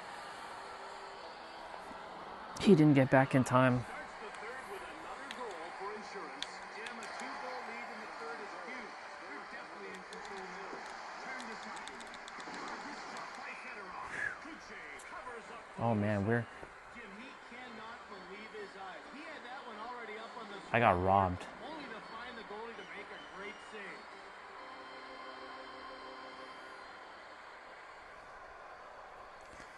I got robbed there. The players are lined up and ready for the faceoff. The faceoff goal. Nice.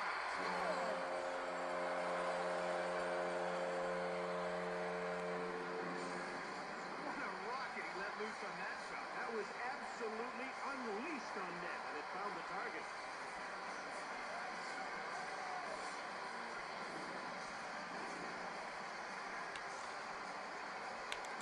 And the faceoff is won by Fedorov. Into the attacking zone. Turned aside by Kluche.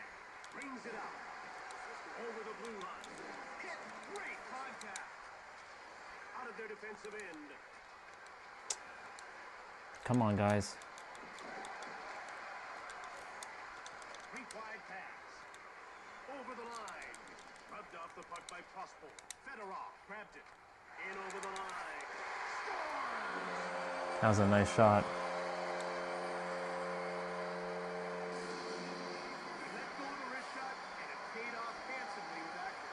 right. You don't always have to wind up with a big slapper to get it past the keeper.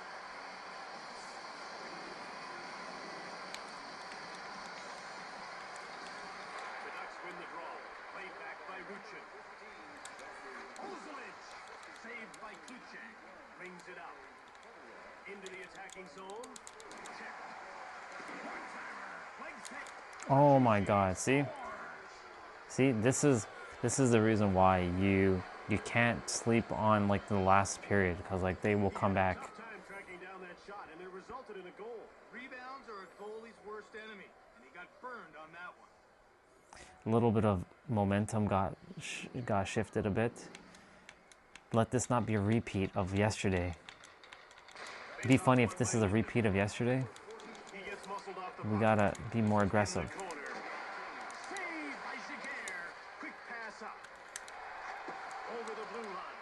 Turned aside by Kluche. Over the line. Crushed. It's getting rough out there. Out of their defensive end. In over the line. Brzezinski. Giguère turned the shot away. Into the attacking zone. Bro, what the fuck? Let's go. Deep wide pass. Deep wide pass. Over the blue line. Great save by Kluche. Brings it out. Don't sleep on them. Don't sleep on them. Like that, and sparks will fly. Passed up to the neutral zone. That was nice.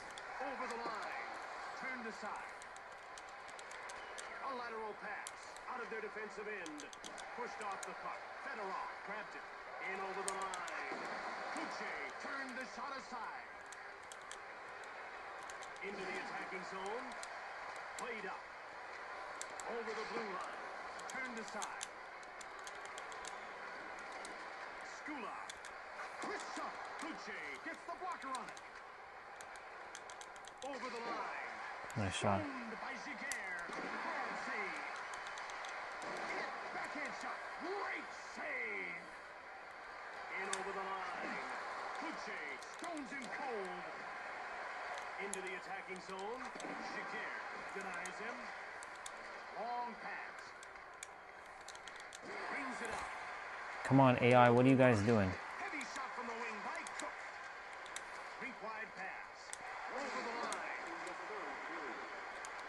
Shove. Niedermeyer with a wrist shot pushed aside by Kluche. In over the line. Brings it out. Into the attacking zone.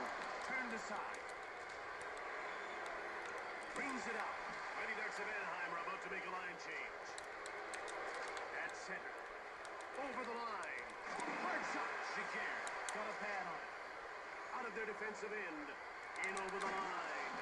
Block. Shit, man. Brings it out. Into the attacking zone. In front. Leg save. Gets away a hard shot. Oh. See? They score again. Right at the end. But we're going to win. Unless they come back and they... The puck came back out, and he was ready and waiting for it. Not bad. It's bullshit, but okay. It's bullshit. It's fine. Fedorov won the draw. Hard wrist shot by Kearney. It would have been awesome if I scored a goal just before the end of the game. Over the blue line. Saved by Giguère. It's all over. They actually scored. Oh my god, they actually scored.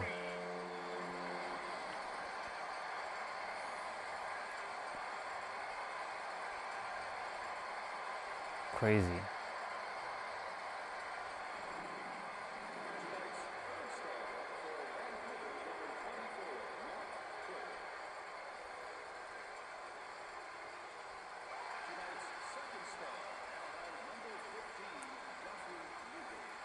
Nice.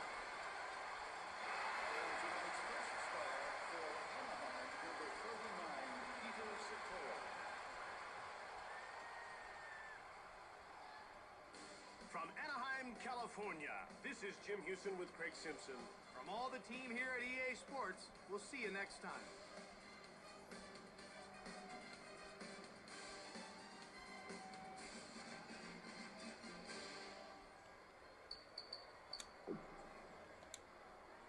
Cool.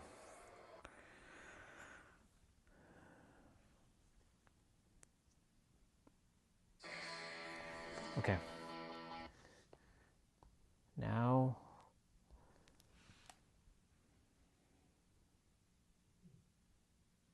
what the fuck is like the cycle? Hold on. Exit game. Go to game property. System settings.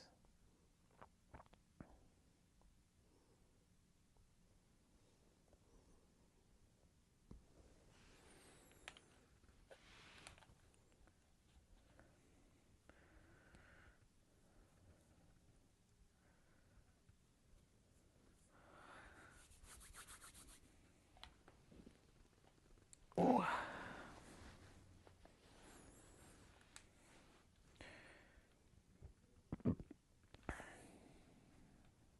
Japan Studio.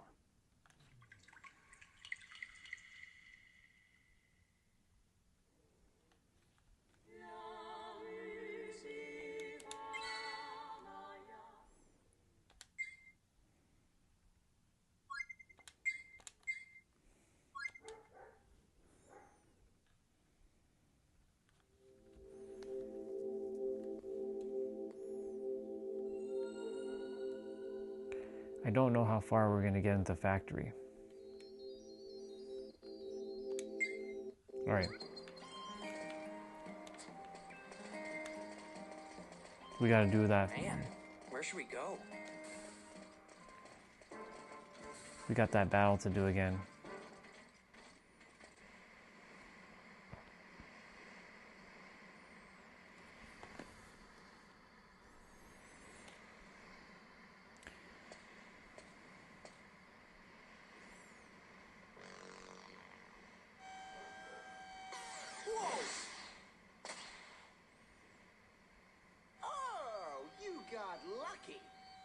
But this time I won't miss!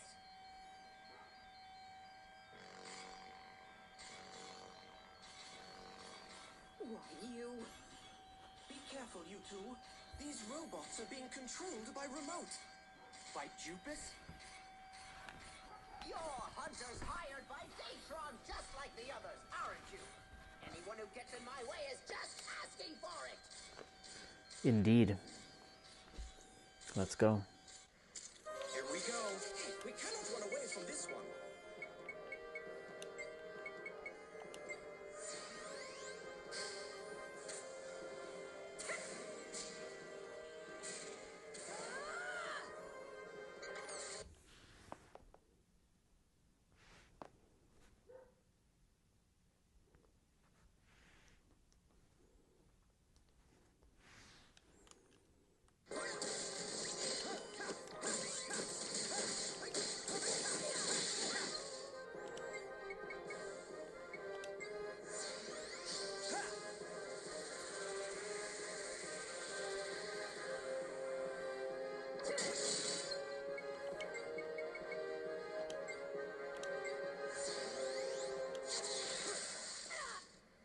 Oh shit.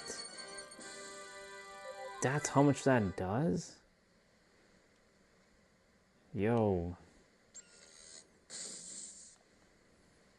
It appears as though Jupus is utilizing the mainframe computer to control all the machines throughout the factory. This won't be easy. That pathetic sociopath is gonna get it.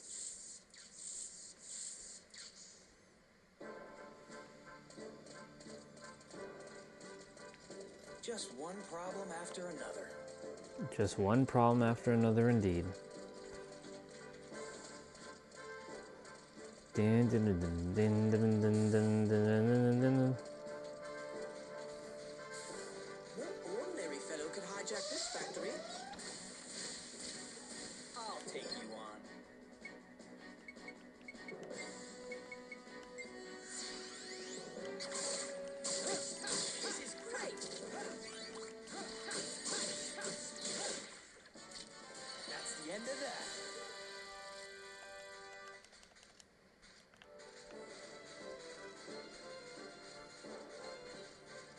choosing the right route is the key. Sure is. Are you ready? I'll take you on. Here they come.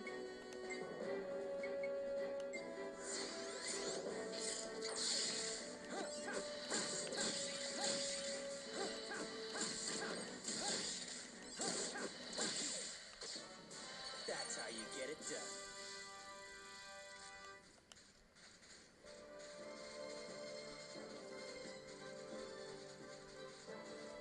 How big is this place? Huge. Here they come. I'll take you on.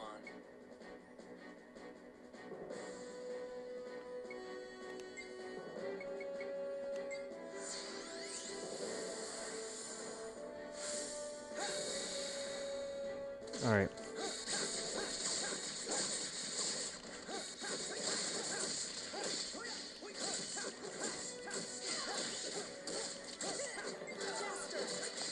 At this rate, we can handle any number of these.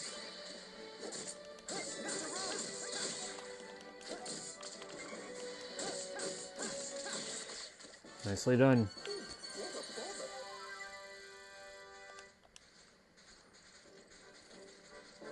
This factory is going to be a little bit of a pain in the butt. I can tell you that right now. I can feel it.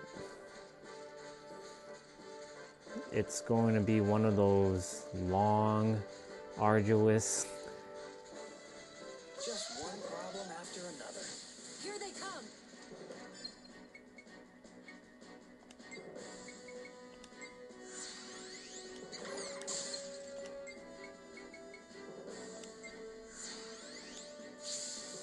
Here goes. Any injuries, anyone?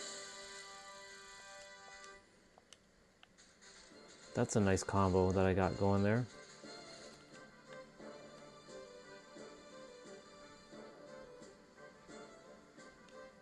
Shit, I need to go up this way. And see what's over on this side. What the heck is going on? Entering battle, everyone. I'll take you on.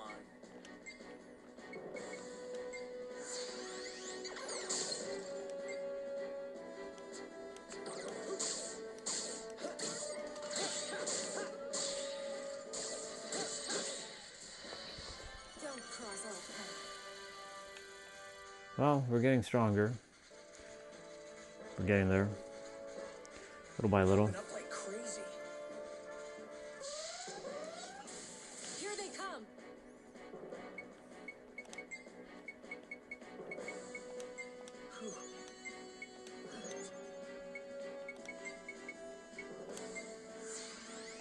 Here they come.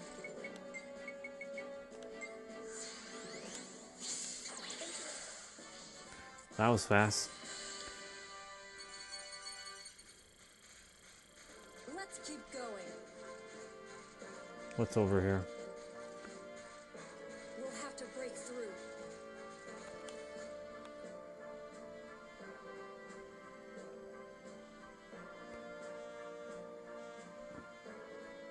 I need to see if it's this direction or not. Ordinary fellow could hijack this factory.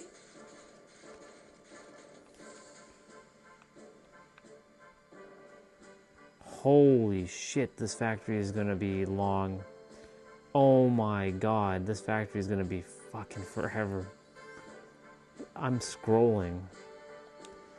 Shit, man. We got this entire factory to explore. I'll take you on. Are you ready?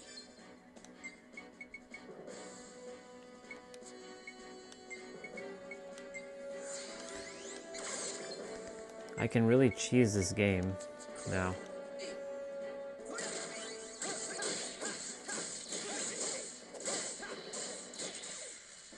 The key to this game is abilities. Alright, so now we're gonna go the opposite way.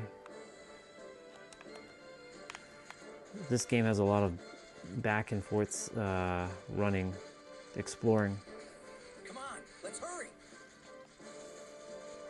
It's gonna be fun.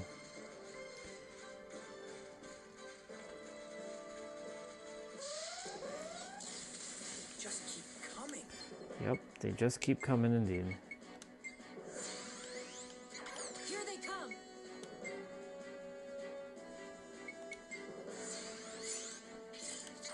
Entering battle, everyone. This is what you get. Where's the other guy? There we go. Grant peace to the souls of the defeated.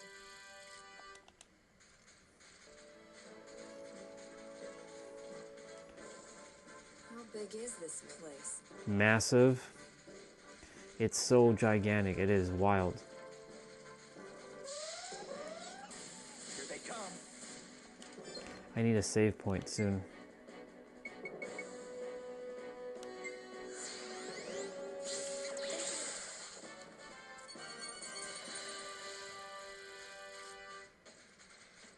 That was a cinch. We'll be coming across Jupus soon enough.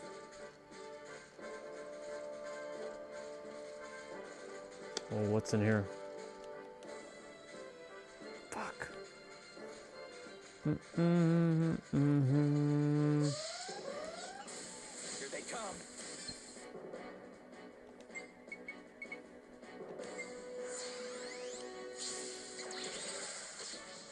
Let's keep going.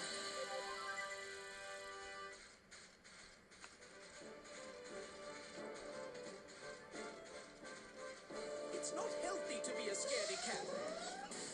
Here they come. Here they come.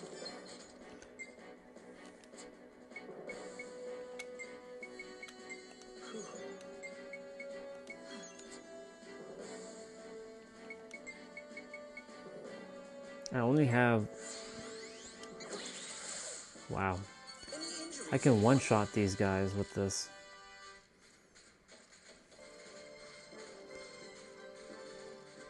Popping up like crazy. Holy shit, look at what's going on here. Oh my god. I need a save point. Oh, there it is, thank god, see? I have mixed feelings about fighting robots. I'll take you on. Here they come.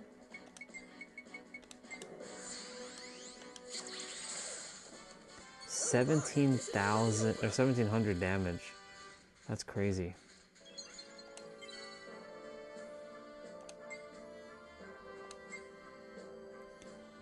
Okay. Yeah, we can overwrite this file.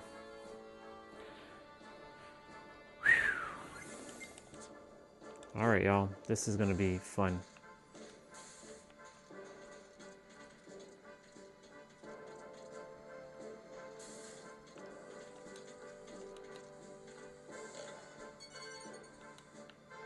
Okay.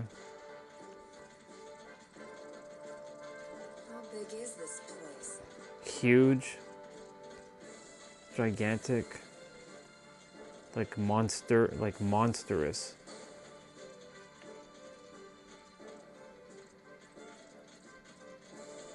And of course you gotta look for items.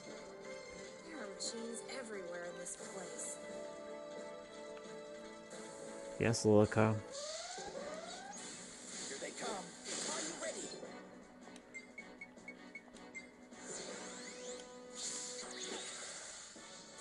Don't cross our path.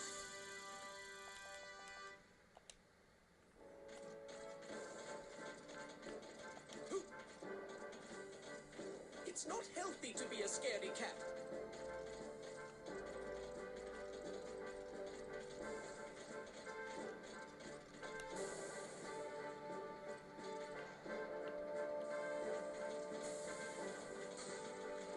We'll be coming across Jupus soon enough. Yeah, I don't know about that, dude.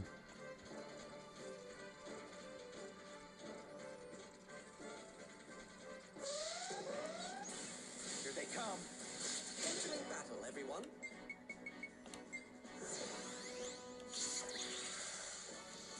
Grant peace to the souls of the defeated. Can I actually open this door now? Nope.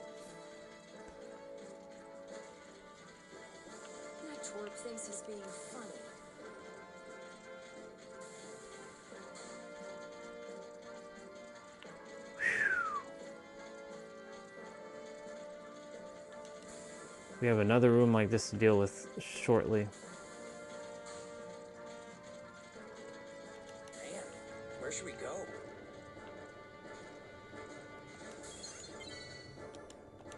Well, we definitely know not to go back in there. Shit, man. It's fucking crazy. Oh, boy.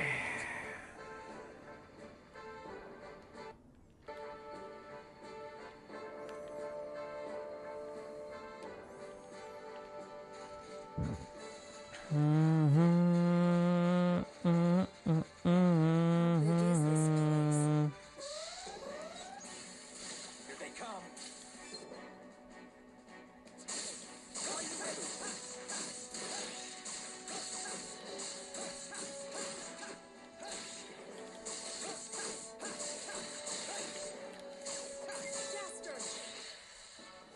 That's how you get it done. Carbon alloy. All right.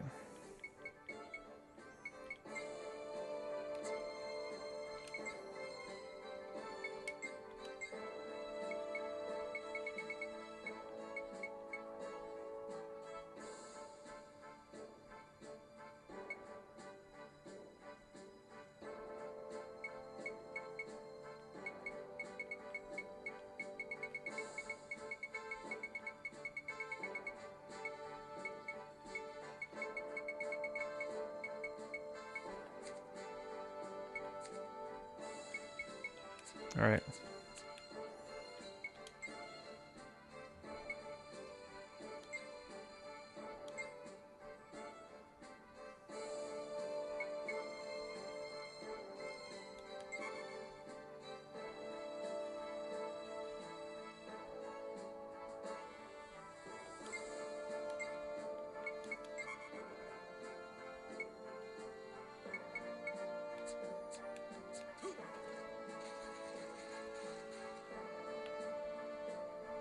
Oh.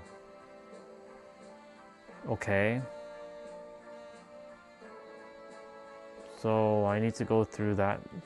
So I was going the right way. All right, so I have mixed feelings about fighting robots.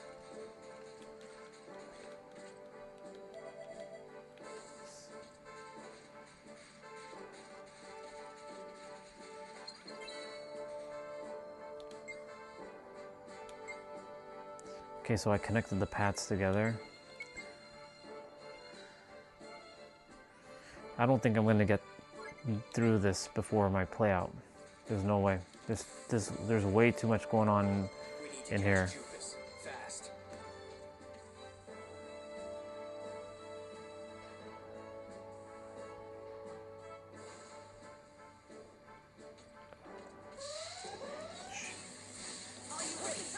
Max, huh?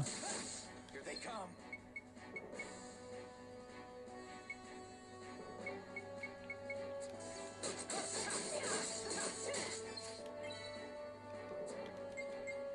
Shit. I didn't mean to do that, but whatever.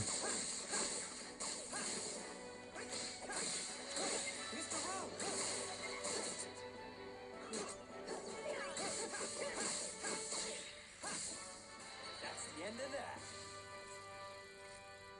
We're moving on a conveyor belt.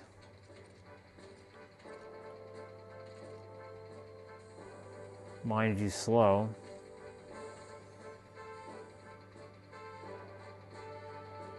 Here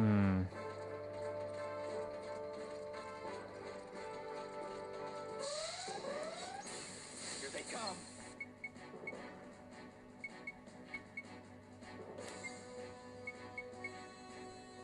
Yeah, that's not happening. Screw it.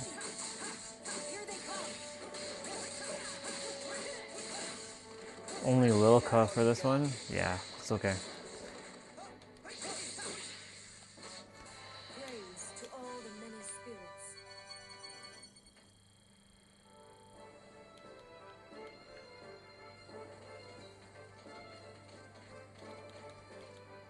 What the fuck? There's something here that I'm supposed to do.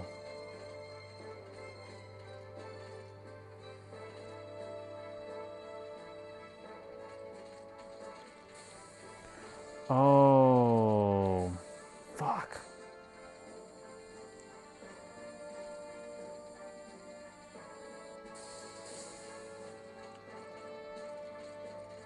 Oh, son of a bitch.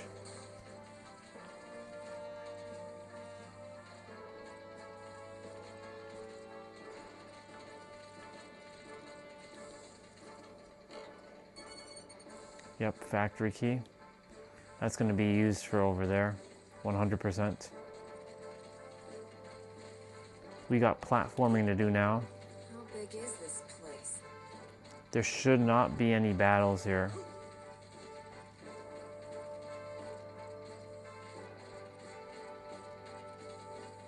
Should is the key word. We'll see though. I have mixed feelings about fighting robots.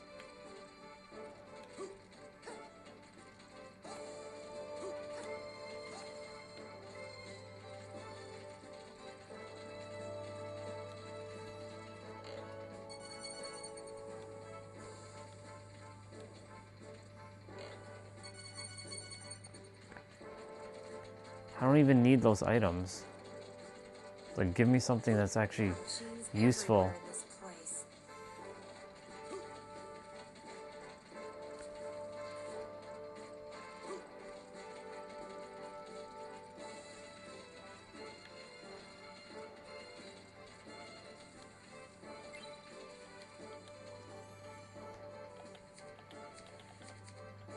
That's a good thing this is the last item.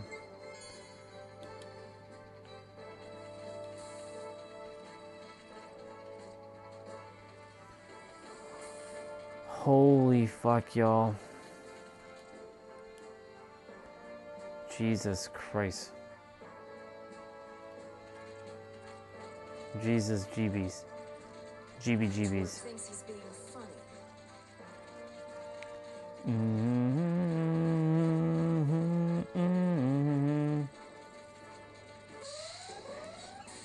Here they come. Are you ready? Here they come.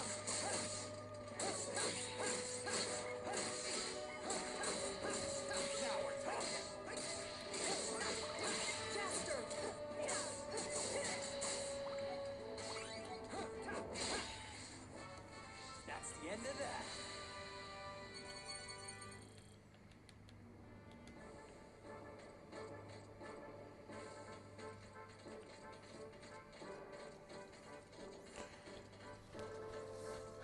How big is this place? Massive. Huge. Here they come. I'll take you on. Are you ready?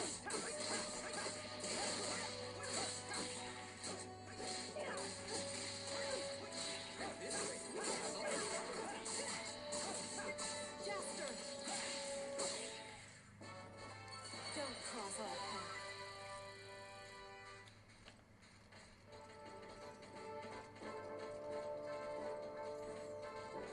Come on, let's hurry. Here they come. Mm-hmm. Ready?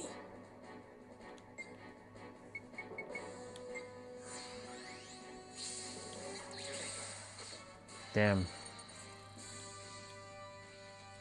That desert wind thing is really powerful. We'll be coming across Jupus soon enough. I'll take you on. Entering battle, Okay. everyone. New enemies.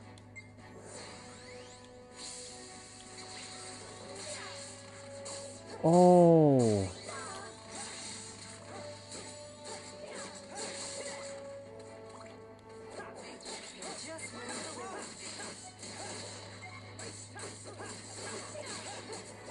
You gotta use the damn shield move.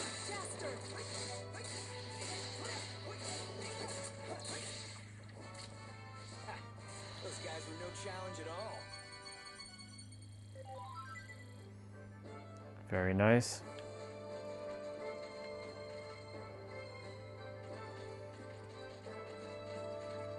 I have mixed feelings about We understand that you have mixed feelings.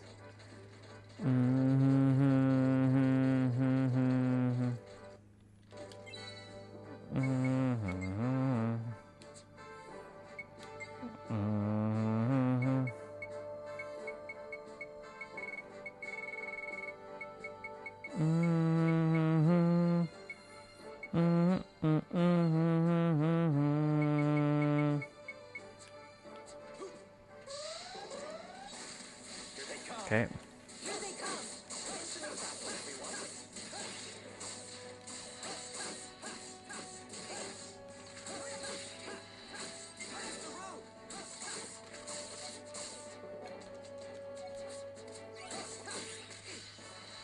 That's the end of that.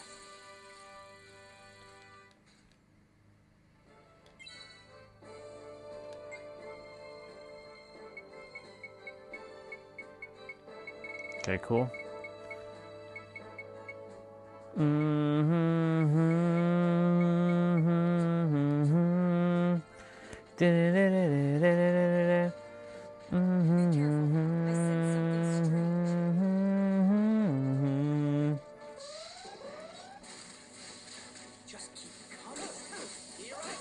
Oh.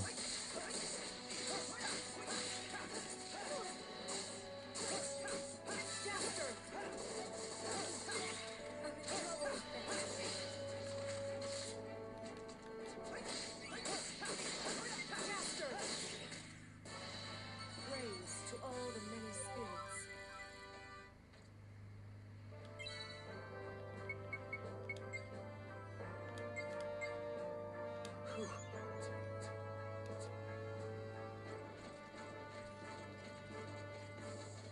We're gonna have trouble getting through here. Oh shit. Huh? It won't open. Leave it to me. Locks like this are a cinch to open.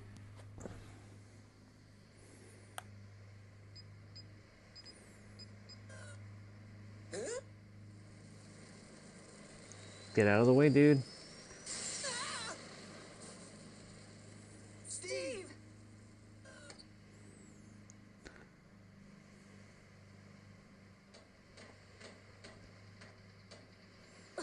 Jester, look.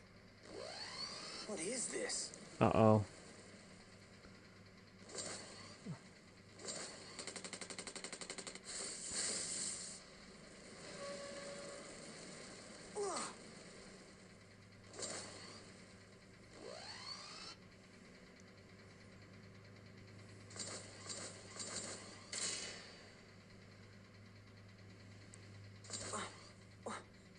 What the?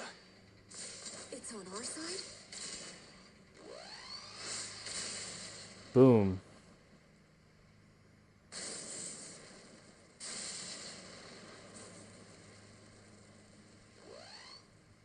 Can you hear me?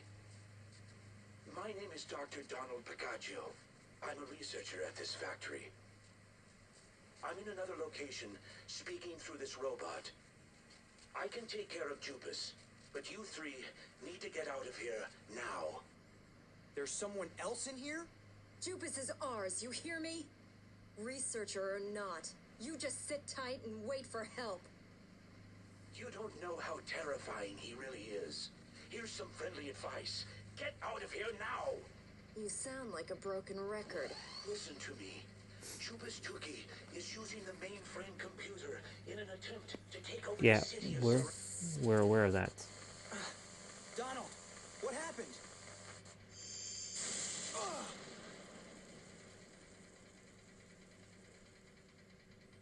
Jupus found out.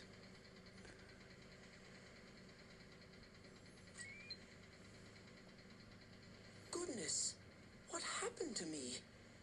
I thought I heard a familiar voice. You're awake? Then let's move on.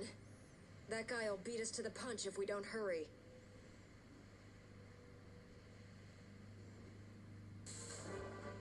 He's like, what guy?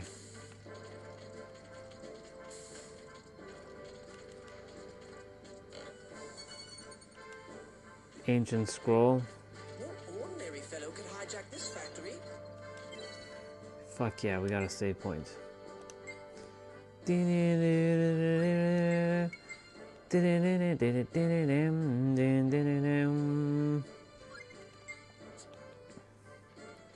Let's get back out here. We need to catch Jupus fast.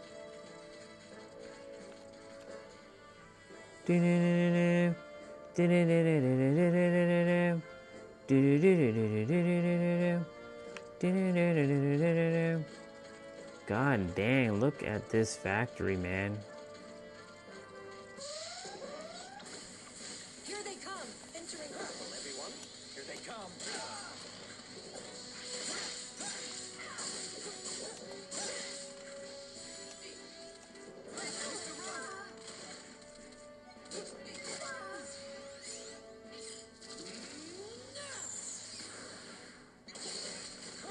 Everyone all right? Oh shit.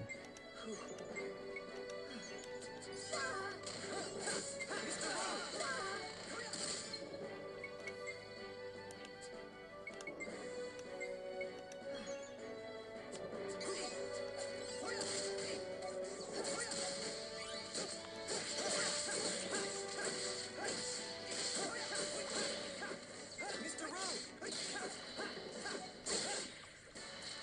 Good job, everyone. Holy shit.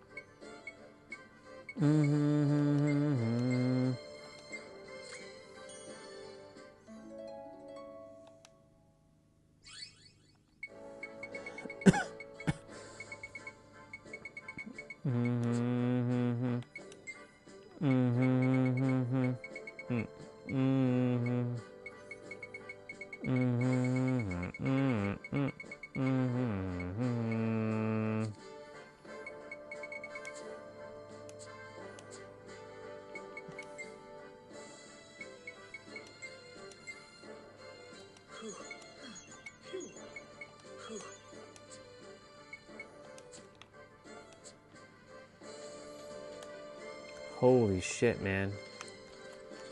We got this whole map to fucking like go through. Don't fall behind, okay?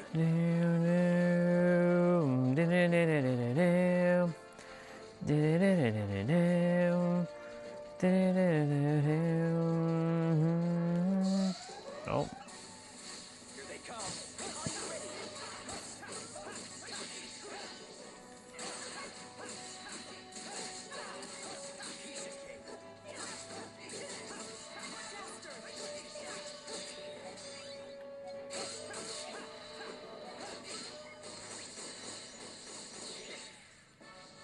That's how you get it done.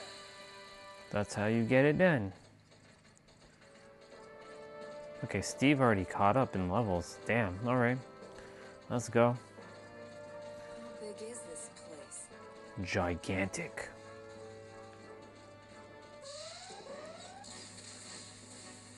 I'll take you on.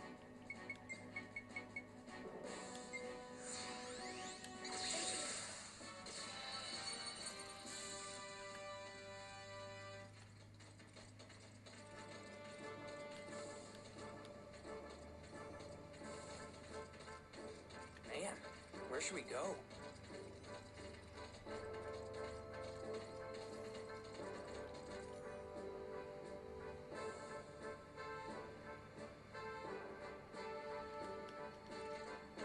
We gotta go back.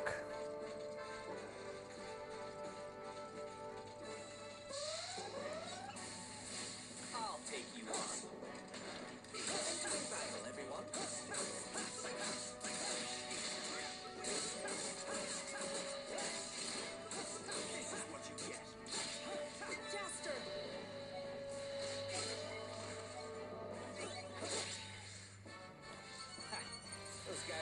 challenge at all.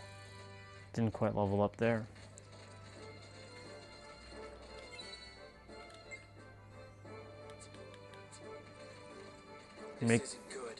Making that money, by the way.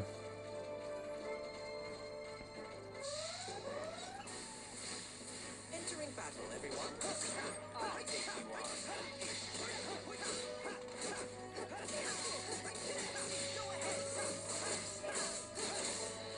Jaster!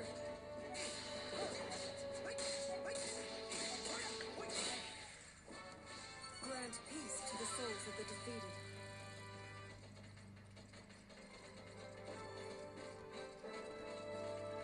How big is this place? I gotta go around. Yep.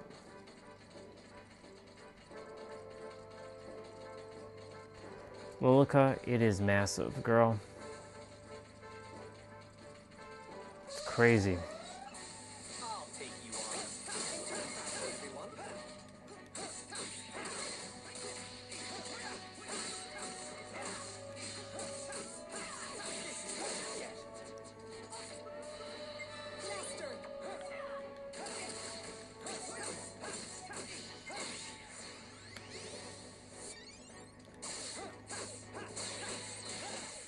I don't know why I did that move.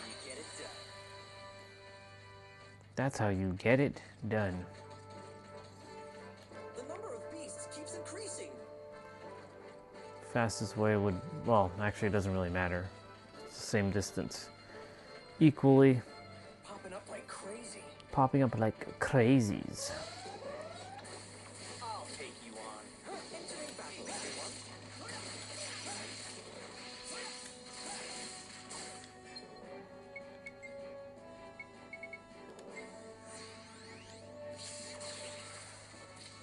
That's the end of that.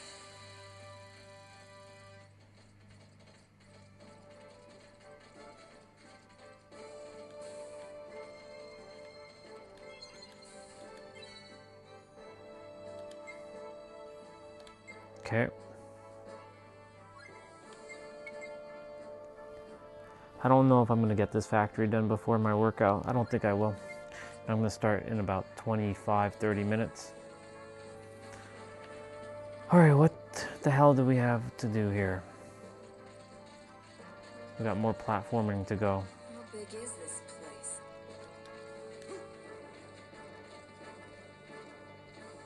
If we fall, we go right back down to the bottom there.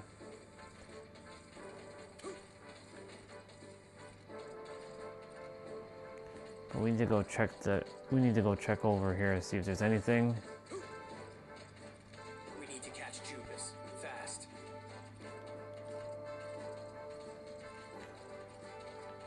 Alright. So we need to jump onto one of these platforms. Is this all part of his plan? It is very hot. Be careful. Ooh.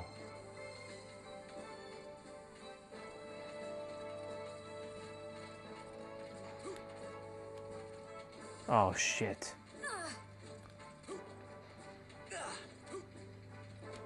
I have mixed feelings about fighting robots. Well, we did need to come down here to some degree. Here they come. Because there's items down here.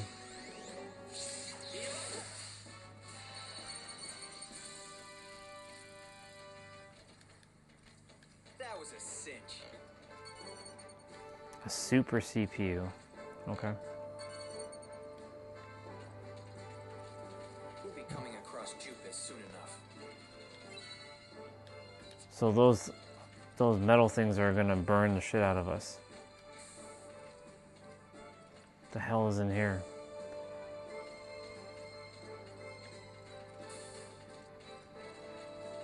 There are machines everywhere in this place. Here they come. Here they come. Entering battle, everyone. Quickest way is to throw. Let's do that. Grant peace to the souls of the So these things will burn us, basically. How big is this place? It is very hot. Be careful. I'll take you on. Entering battle, everyone. Some of these monsters are pretty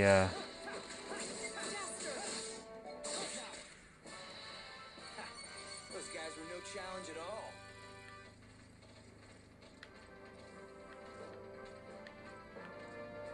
because there's an elevator up here that takes me back. We need to catch Jupus fast.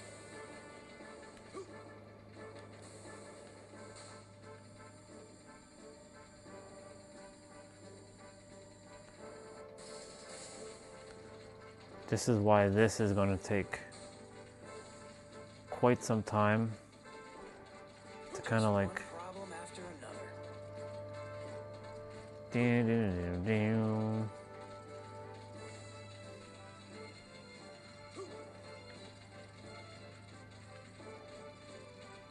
Is there anything here? Nope. Fall behind, okay?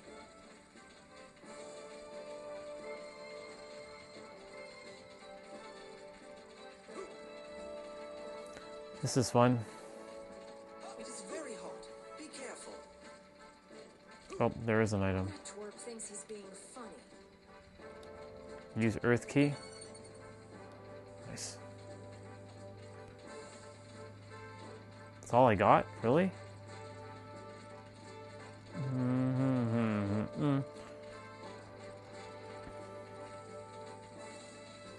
are machines everywhere in this place. Yes, there are, Lilica.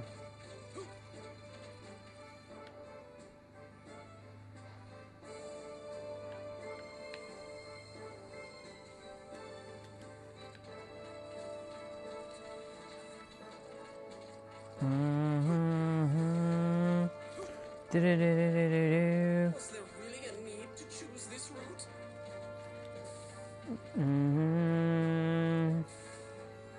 Oh my god.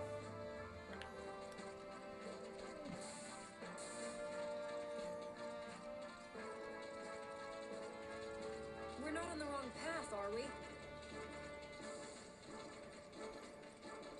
No, but we're definitely in the mainframe.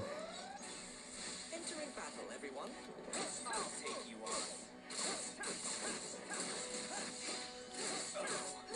Not good. They are better than I thought.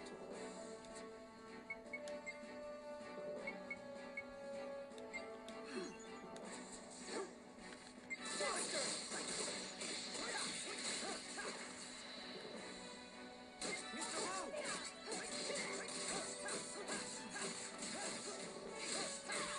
Mr. Rowe!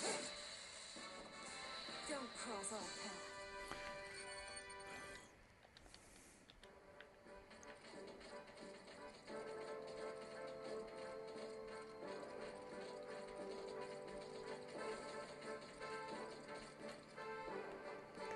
Oh my god.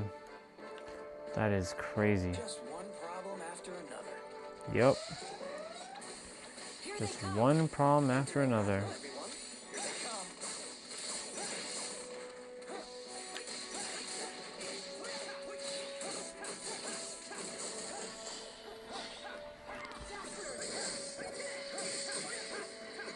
You don't need to use that.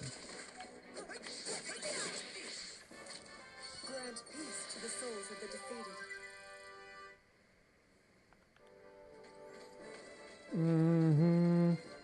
We need to catch Jupus fast.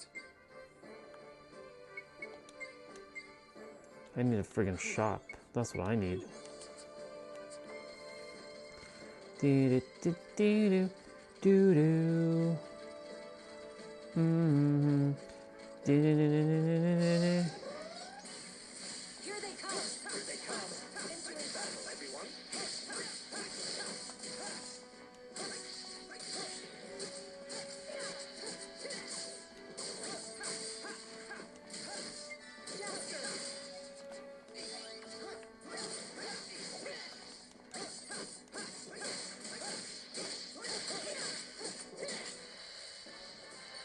end of that.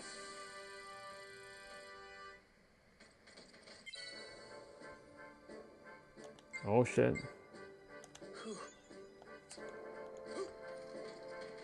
Okay. Well, that's good. First, take a deep breath.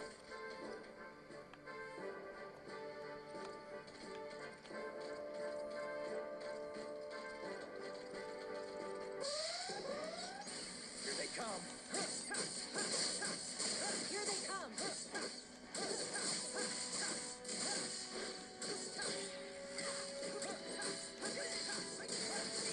Victory lies before us.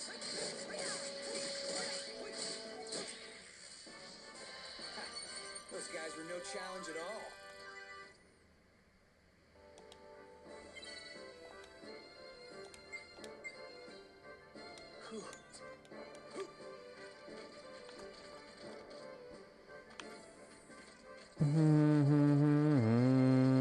I don't like where this is going.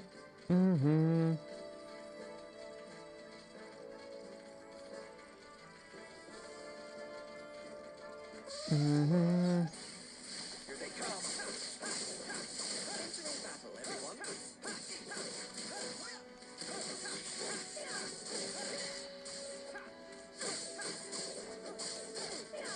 Mr. Wu!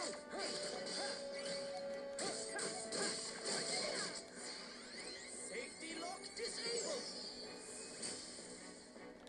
This is the best Amir Peach can do, huh? Jaster!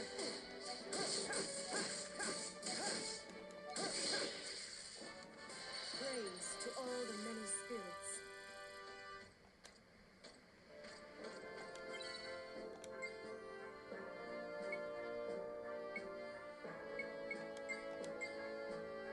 All right.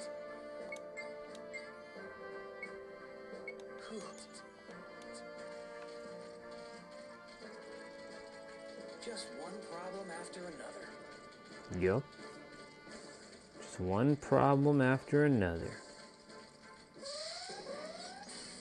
Here they come. Here they come!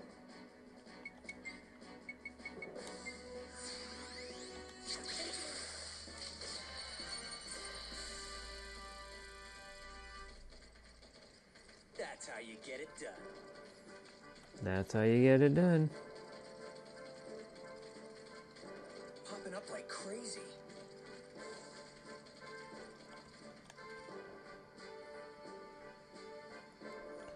Okay. There are two. Mixed feelings about fighting robots.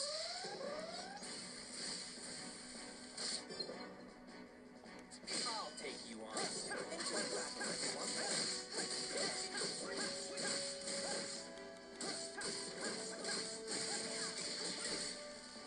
Mr. Wu! This is what you get.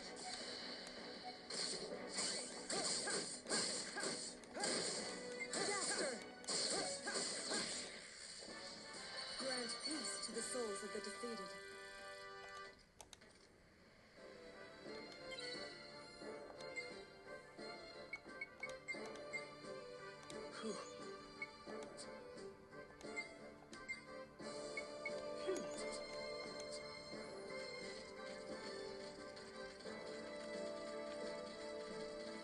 How big is this place?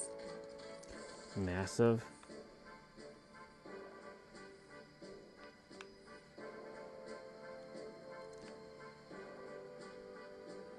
Yeah, there's no fucking way we're getting through the factory before. I'll take you on. Wait. Here they come!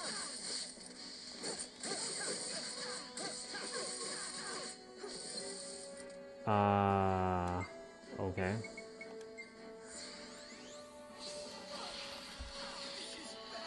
Ooh. Dude got smashed.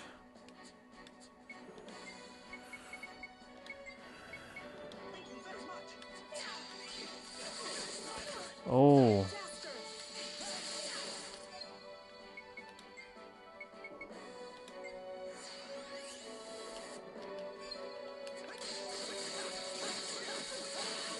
Oh my god.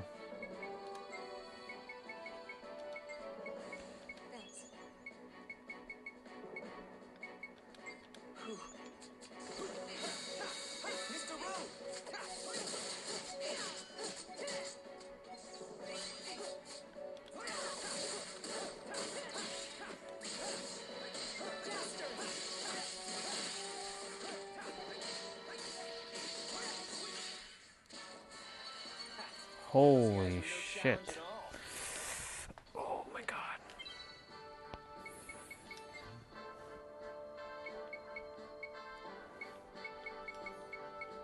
Okay, so there's two types of monsters in this area that I'm missing then. Or one type of monster in between.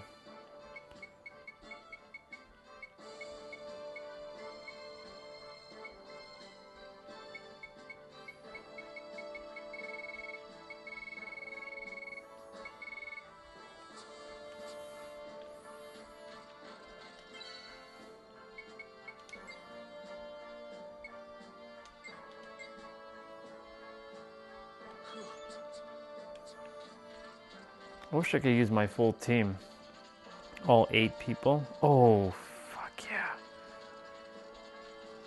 The ever needed save point.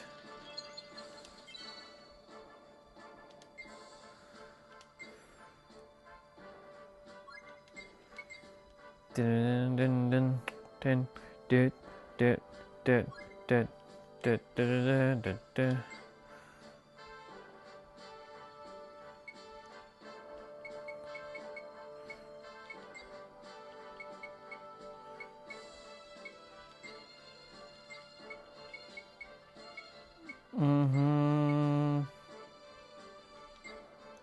We're teleporting out for a moment. Oh man, that's crazy.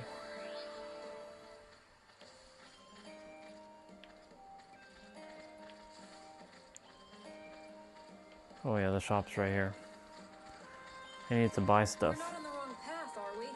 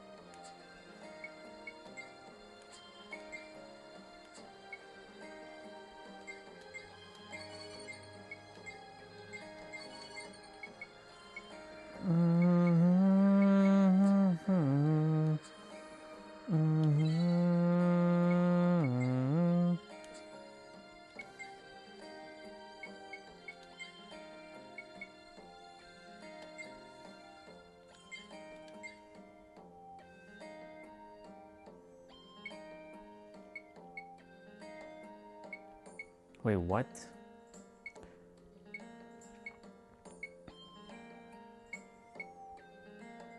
I just wasted money. Well, I didn't really waste it.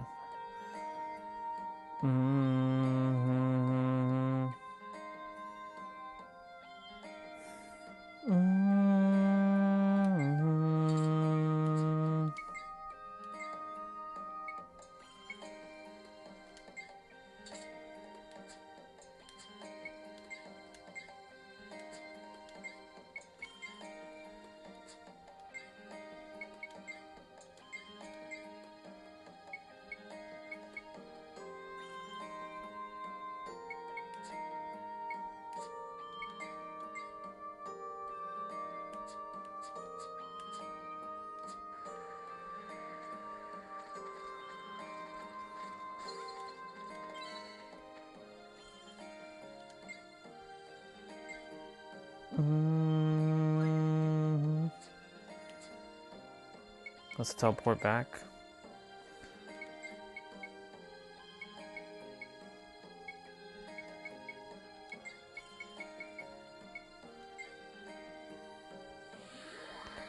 That's the beautiful thing, is I can actually teleport back to where I was.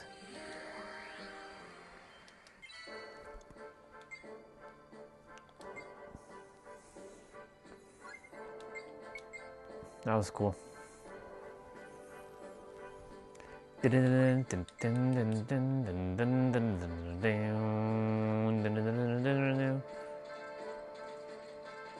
Man, where should we go? Here they come.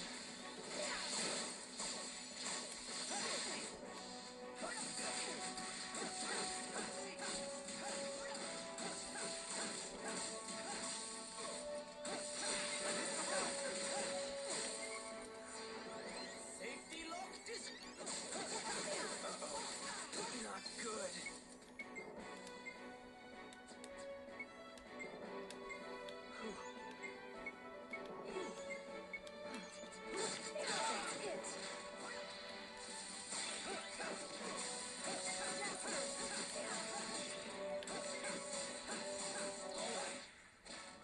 That's how you get it done.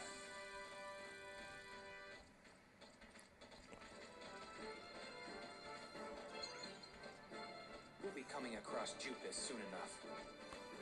Yes, we will.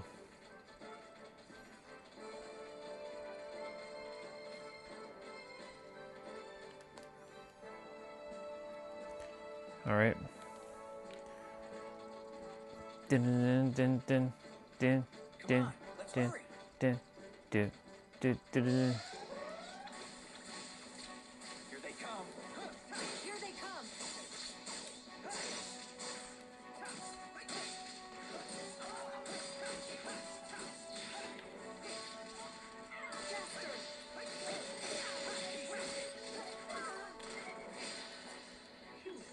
Jaster.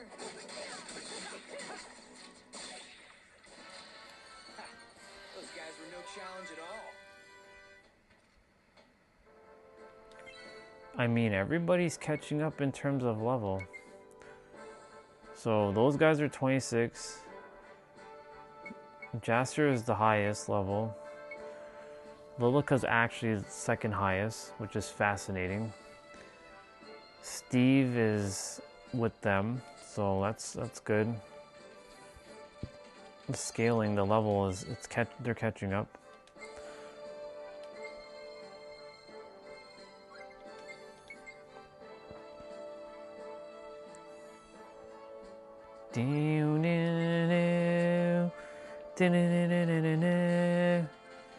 Oh God.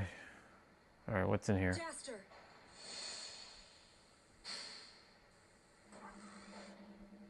Is that?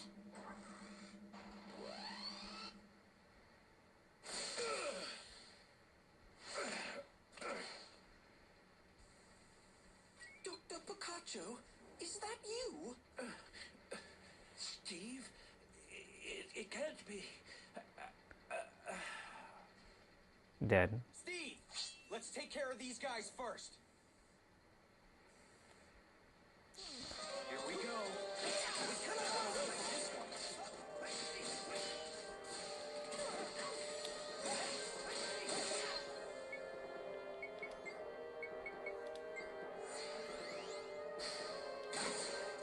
This is bad.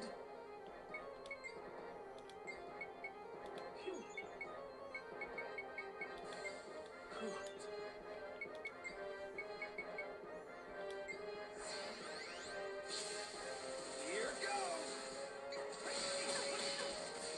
Jaster. How are they so strong? Safety lock This is not good. Oh my God.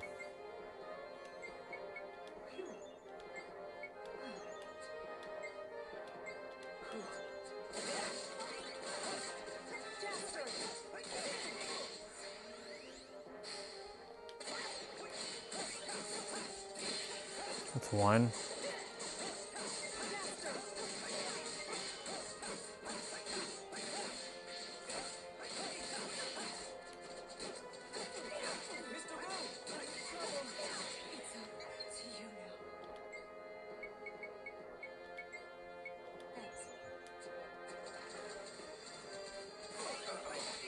Not good.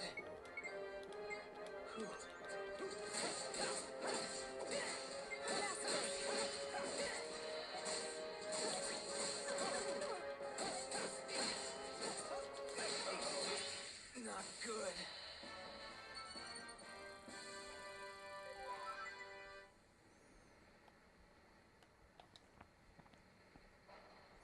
That was crazy.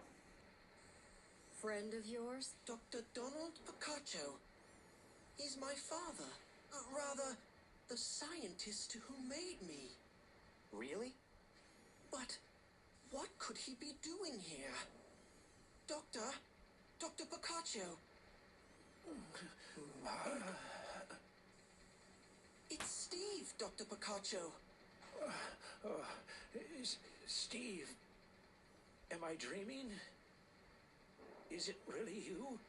Of course it's me, Dr. Picacho. I haven't forgotten you. Not for a picosecond. Sorry to interrupt such a tender reunion, but I think we ought to get out of here. Oh, you're right. My sensors are going off too. The enemy is approaching. Can you walk, Doctor? I'm fine. Fine. My office isn't here. Please, come with me.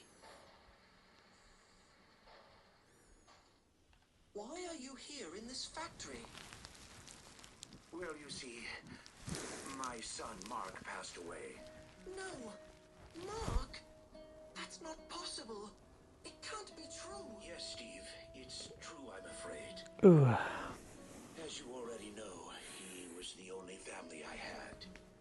I'll admit, it's been very difficult since his death. The whole experience has really taken its toll on me. I haven't been able to concentrate on my research or fulfill the kind of high-level technological development requests I get from the central labs. So I applied for a job managing this factory. But, Doctor, all of your talent. No, Steve. I'm an old man now, and I think like one. In this day and age, forward-thinking engineers like Jupus may be better suited to what lies ahead. That's not true. You're the best scientist around. I really believe that. Thank you, Steve. That's very kind. Although you are a robot, you are able to display such tenderness and care. In all my years, you may be the only truly great thing I ever created. Oh, sir. But listen, Steve, we don't have time to just sit around here. Right now, you've got to put a stop to Jupus Tuki. Please, go. Dr. Picacho. Okay, you're right. Come on, Mr. Rogue. Got it.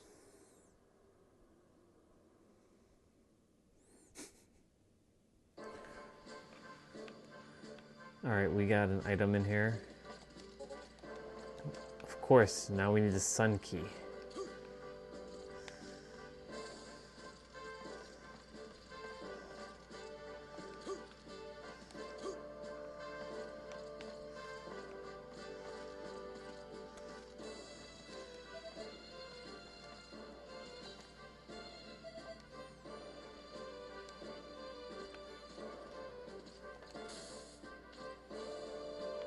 Where's the save item? Oh, it's right here.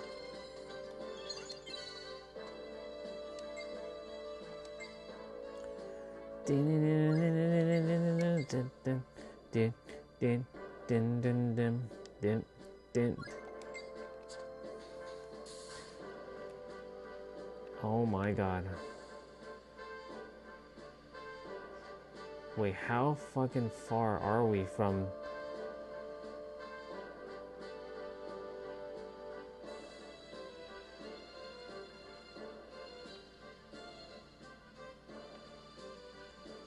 Dude, what the hell?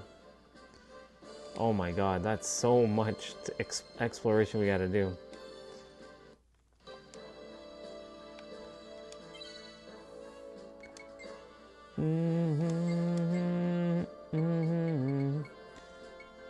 Oh.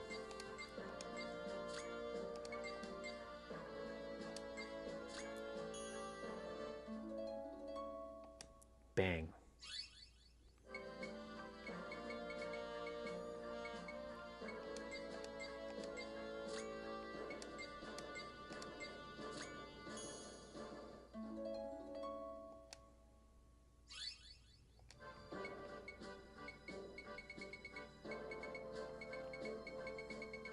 Making progress. I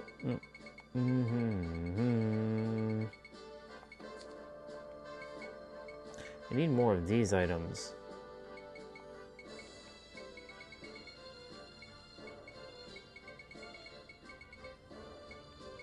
Still think she can level up. Oh.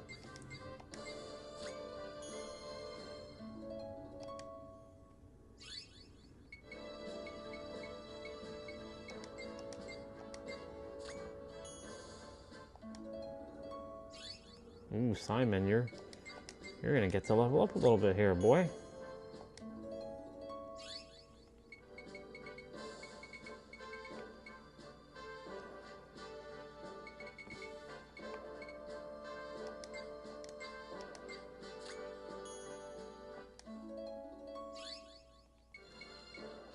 Shit, Simon.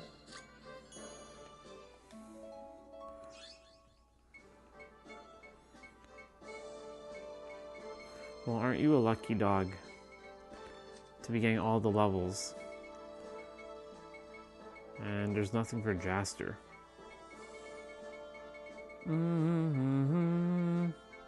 Oh, I could have actually used that for his Illusion Sword level 2. Oh well, I'll find another one eventually.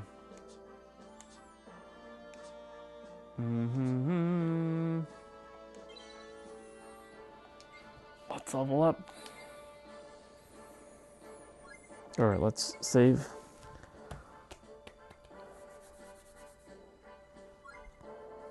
Alexa, what's the temperature outside right now? Right now, it's 10 degrees Celsius.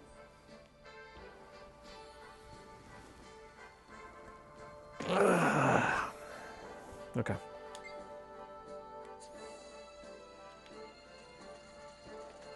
How much items do I have? I have enough.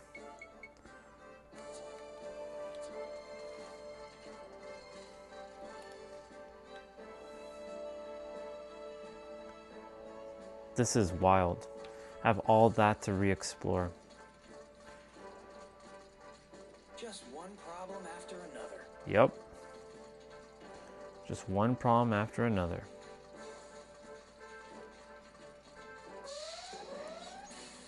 Here they come. Are you ready? I'll take you on.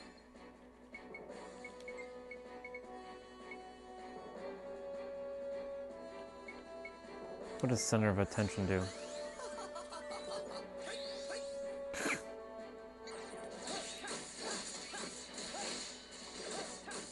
Okay, so I've not seen that.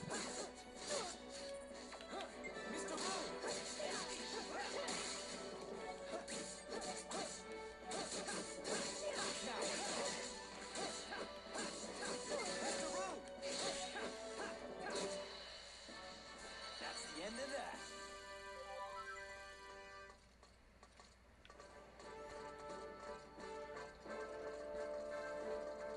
I have mixed feelings about fighting robots.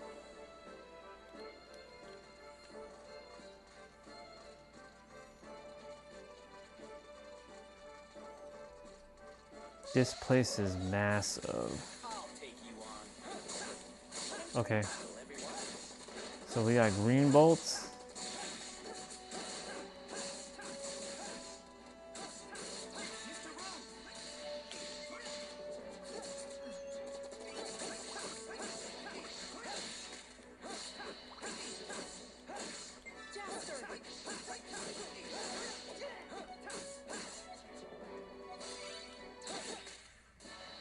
Grant peace to the souls of the defeated.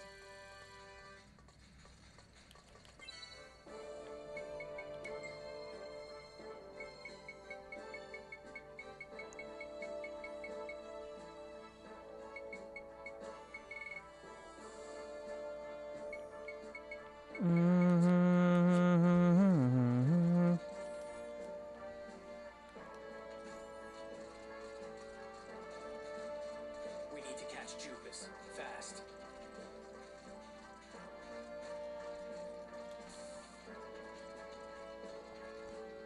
Oh, there's a shop here. Fuck yeah.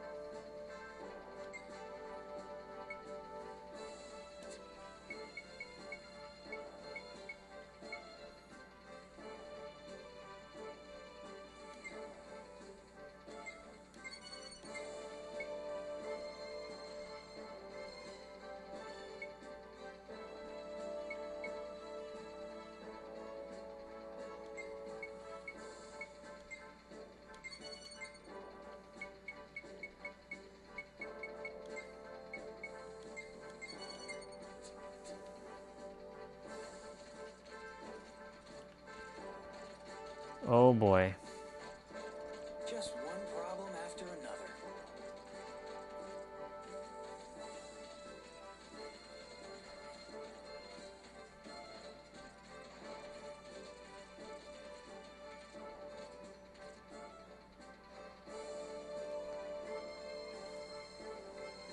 What the fuck?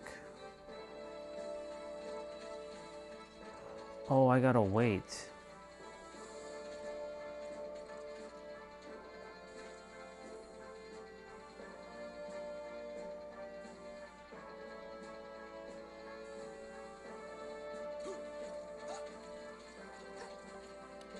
We'll be coming across Jupus soon enough.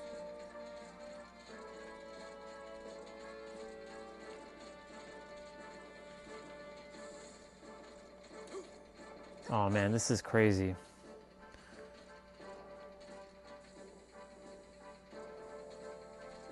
Gotta be patient with these things. If I fall down, it's over.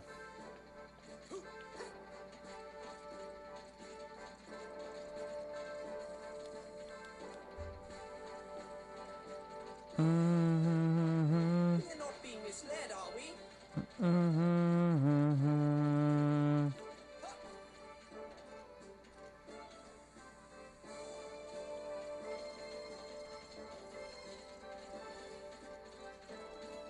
Man, where should we go?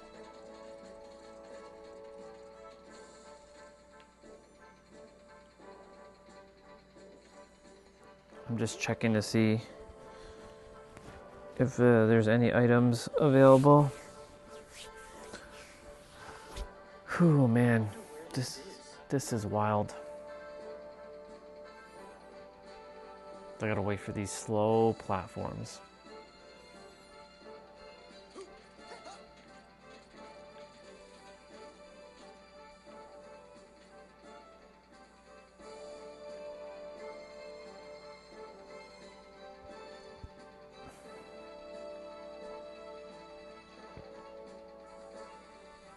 Don't we have to hurry? Yes, but we gotta explore. That's how we play an RPG.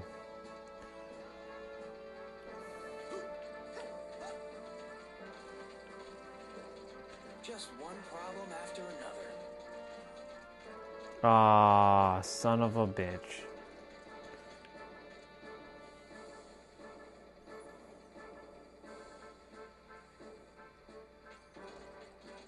I have to wait for that thing to come back.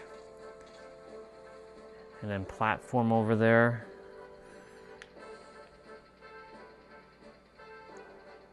Come back. A small break. Yep, the small break.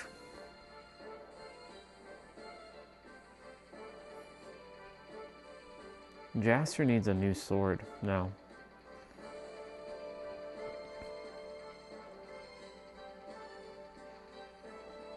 We had best set off soon.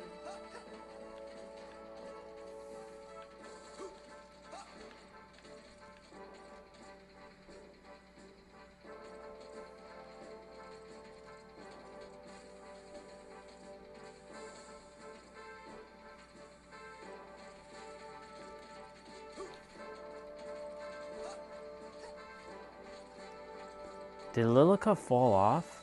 She did. She fell. Try our best for Dr. Boccaccio's sake. She fell off. That's crazy.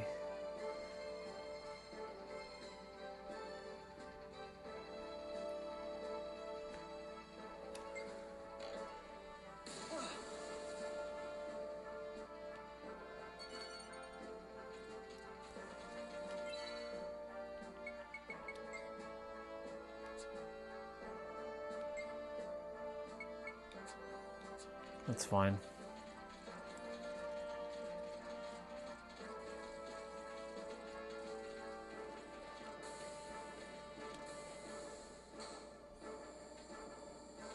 Please tell me, please God, tell me that I already did this area.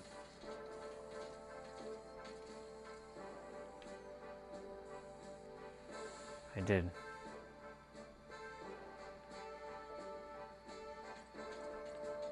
Oh, no, I did not.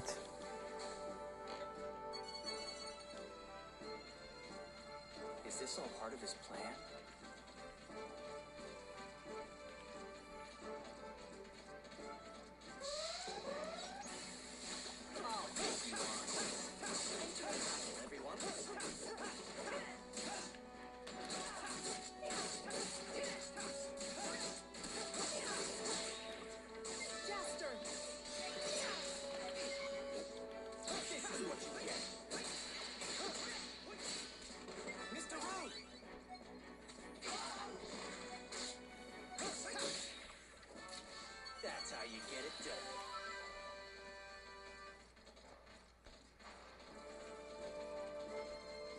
We'll be coming across Jupus soon enough.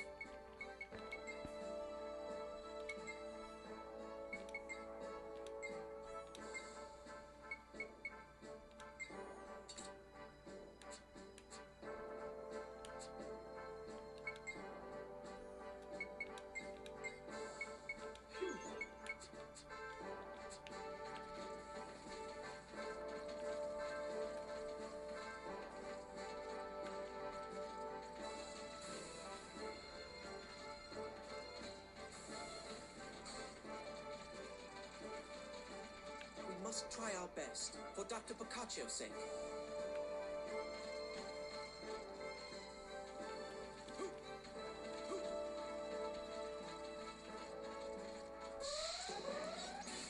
Here they come. Here they come! Entering battle, everyone.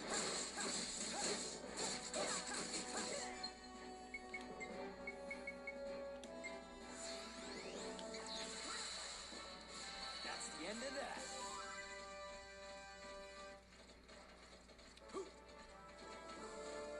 Just one problem after another.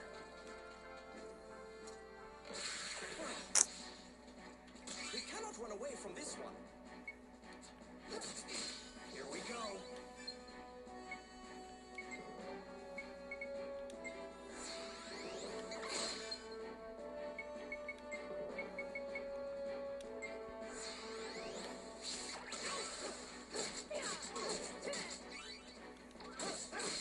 Uh-oh. Not good.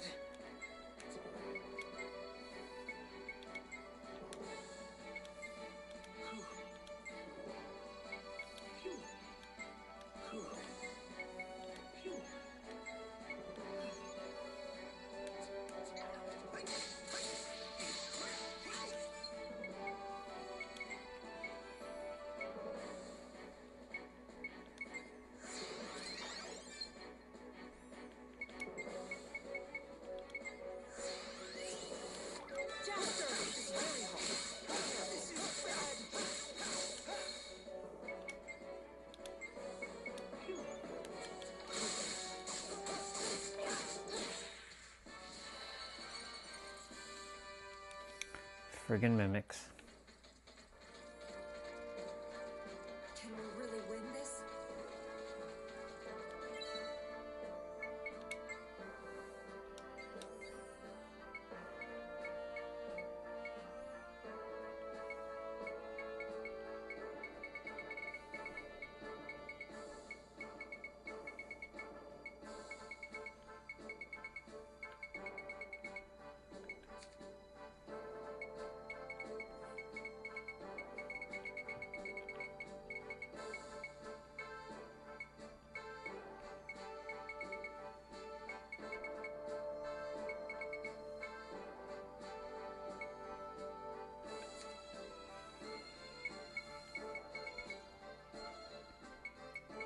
Ice beam level 2.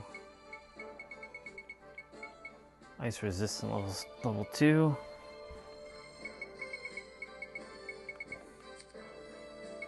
Zegrum. Parry level 2. He's not in the party right now, so.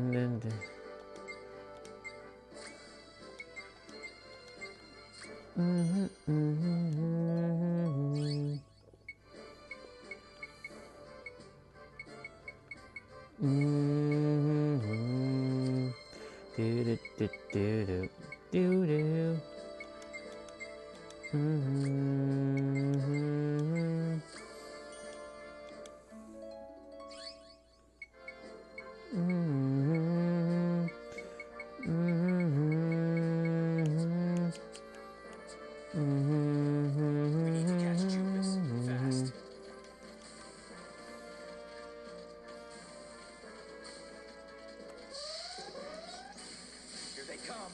Here they come.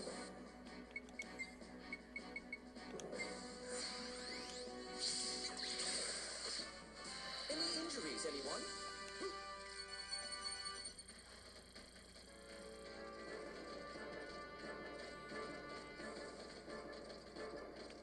Is this all part of his plan?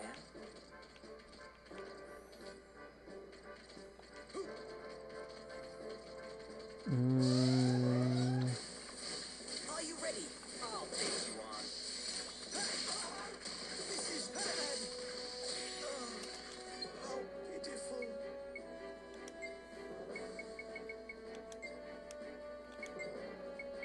Thank you very much.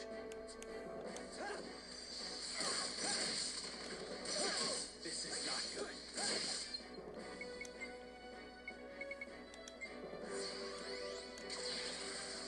Jaster.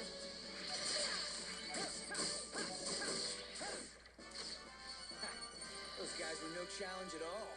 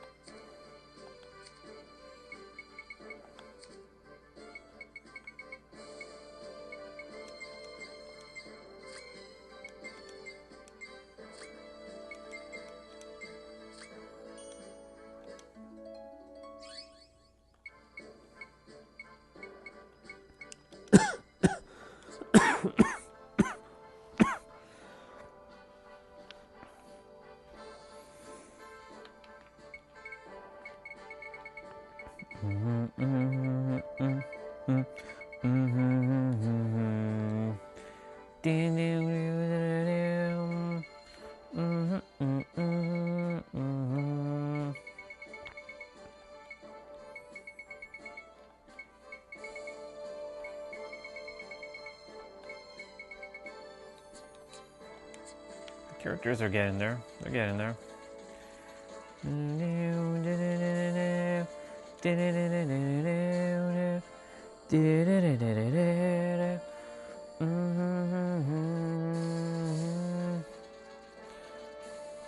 Now we gotta wait again. Man, where should we go?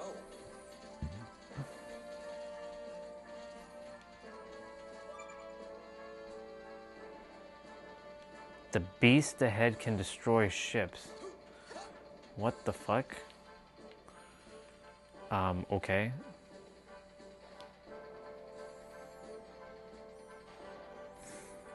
Crazy. I wonder where this is.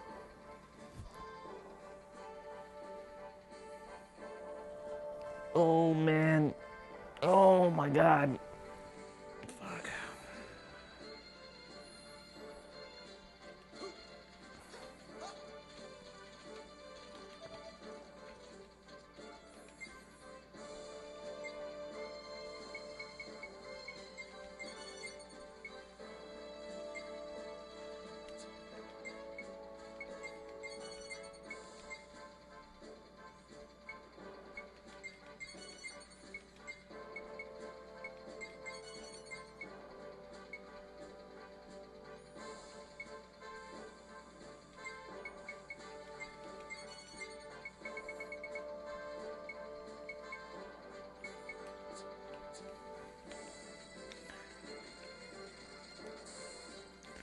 The beast ahead can destroy ships.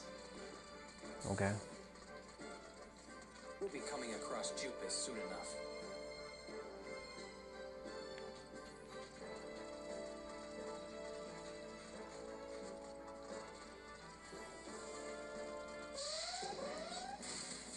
Here they come. Here they come. Over there.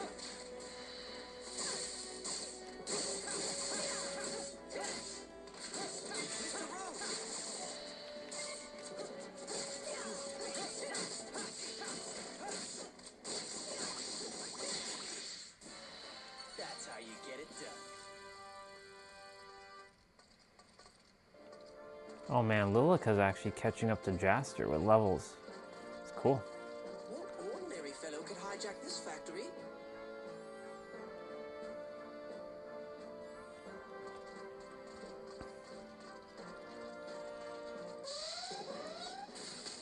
Here they come. Here they come. Are you ready?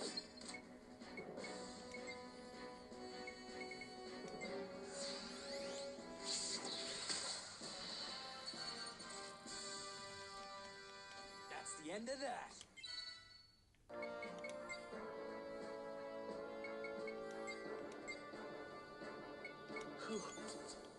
I'm running out of recharge drinks. Well, not running out, but What is this place? massive. Entering battle, everyone.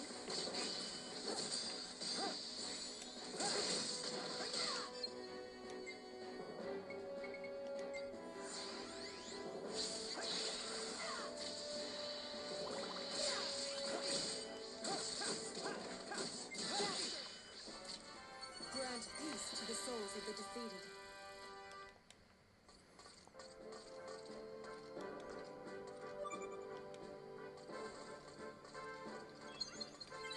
Holy shit.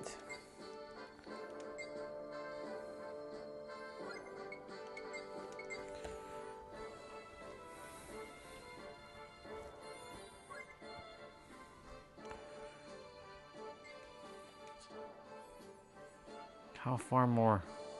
We're getting there. See where that yellow star is on the map? That's how much more we gotta go. We got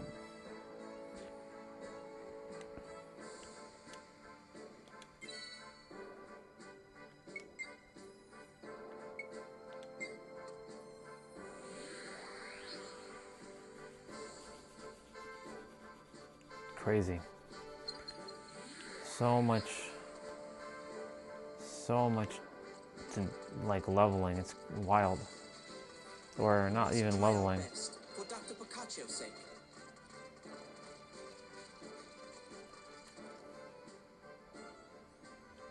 I would like for the floors to interconnect.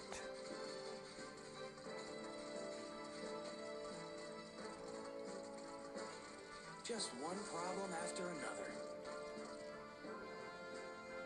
Nice.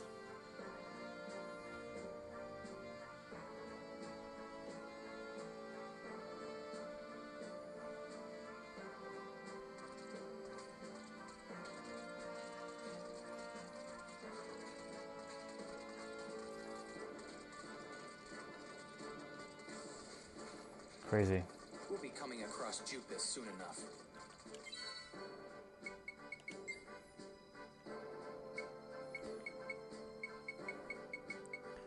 So maxes are done. Green bolts.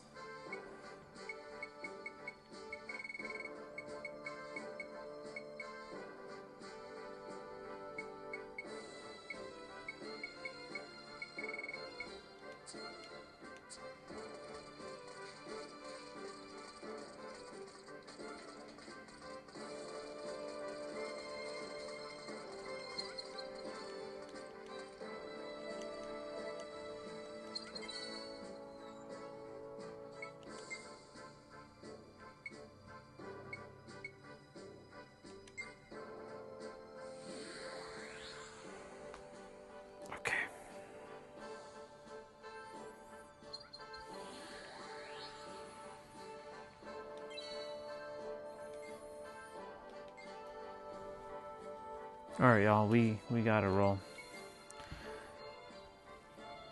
As much as I would like to finish this is not happening right now. I told you the factory was so big.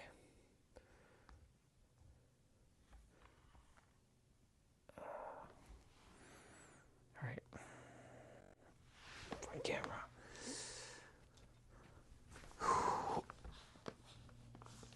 Oh, man.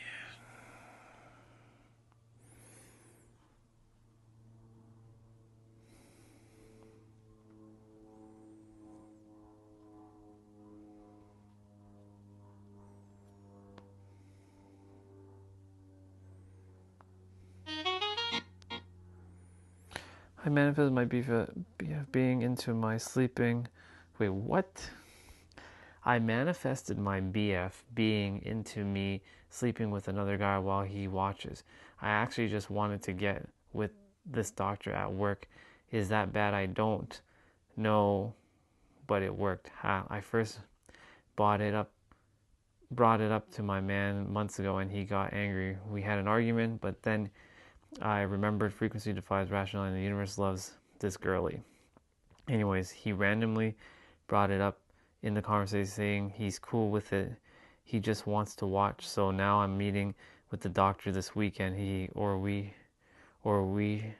I should say, thank you, A. Gennaro. You made my dreams come true, literally. Unhinged DM. I just logged on, but I think that's enough.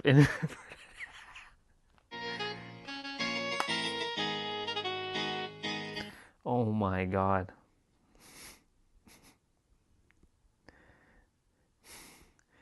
That's crazy.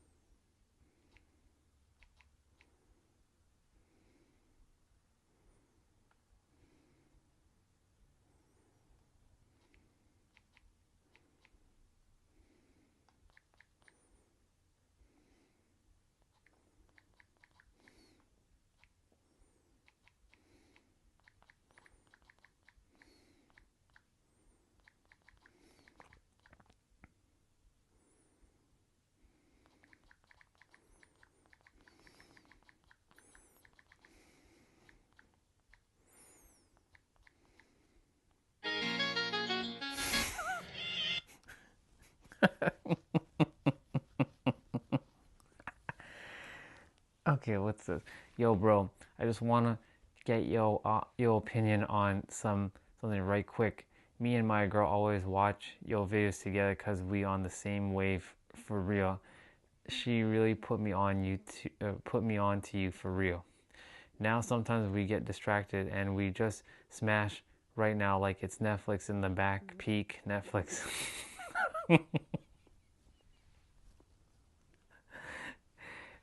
Wait, hold on. We just smash for real like it's Netflix in the back peak Netflix and chill days KL. It happened like twice. Fire video, by the way, brah. If you ever in Miami, let me know. I got you on whatever. We manifest so much together. Apartment, brands, bands, and even threesome. So thank you for real, bro. Let me stop yapping. So recently I peeped that sometime. Recently I peeped that every time me and my girl about to smash, she asked to put on a neural vid in the back and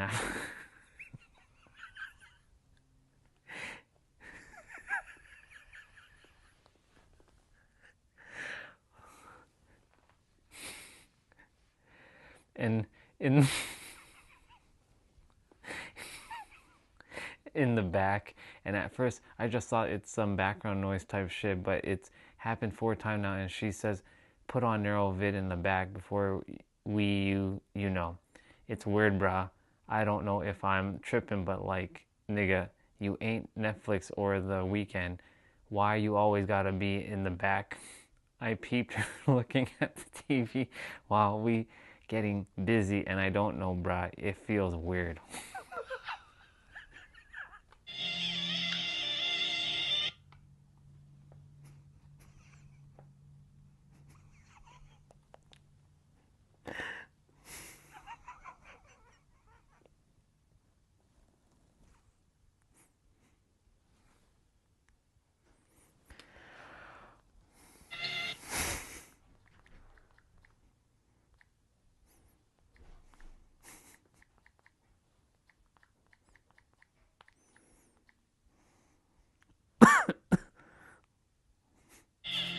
I'm gonna be honest.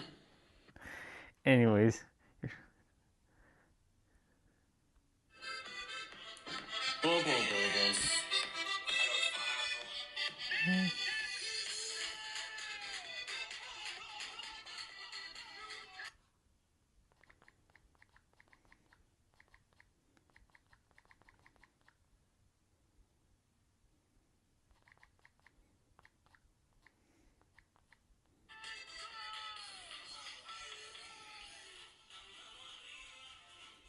It feels good to be back. Das kuduro, bien casi una. Se no caesa. Na cabeza. Das kuduro. My boy B. This day, no idea what they're saying. Love and Light Beloved. I had to see.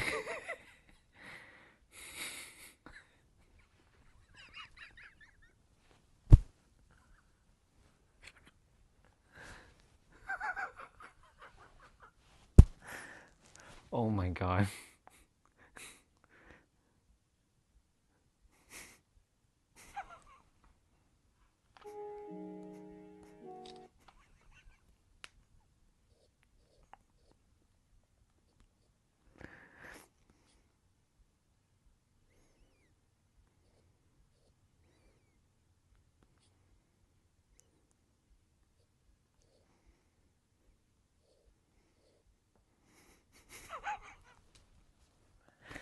I don't even know. I don't even know right now. I don't know what's happening here. Oh my god.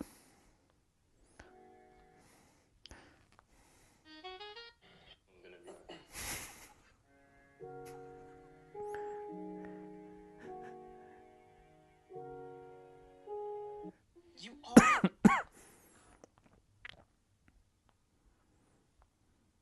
And this is. The more you love who you are, the more the universe mirrors back that love to you in the form of limitless abundance. It's crazy.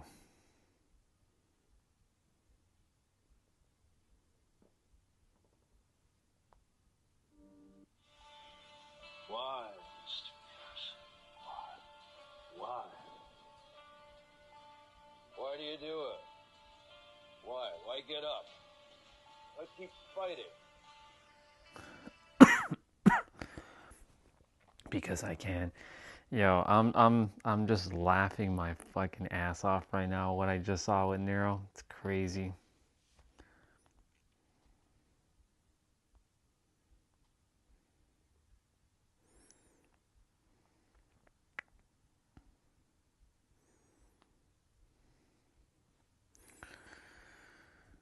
Oh my god. That's the funniest shit ever.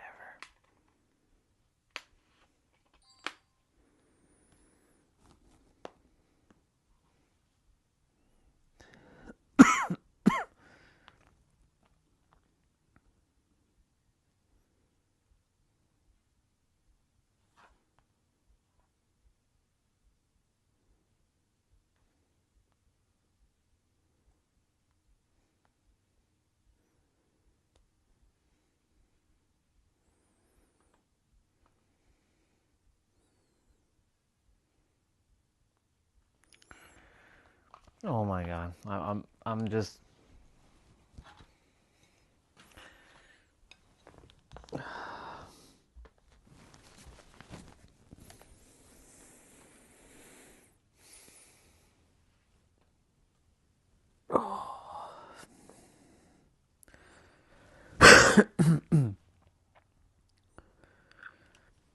Okay.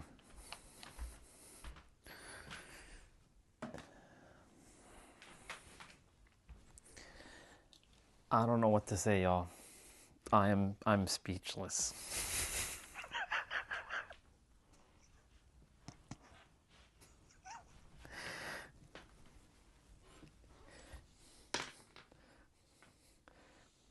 I am completely speechless.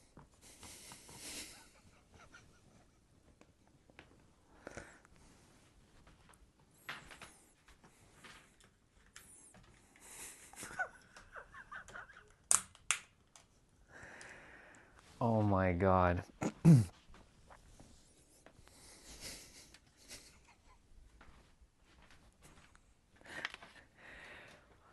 Oh, oh, oh my God. That's crazy. That is crazy. I can't.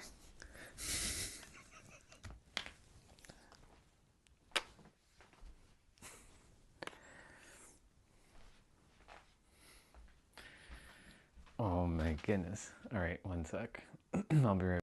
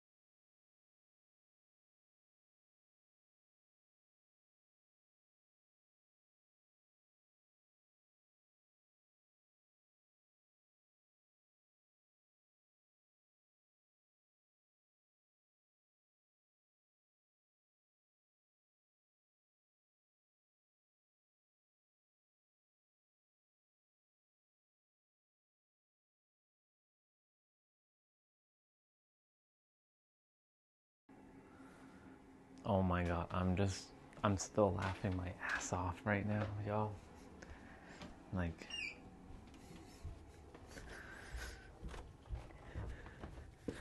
I'm laughing my ass off right now because of the sheer ridiculousness of what I just like read on social media.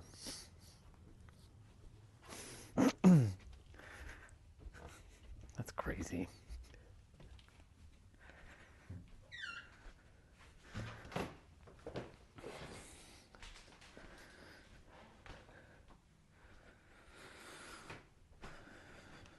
Hey man, if it works, it works. You know what I'm saying? Like, it's crazy.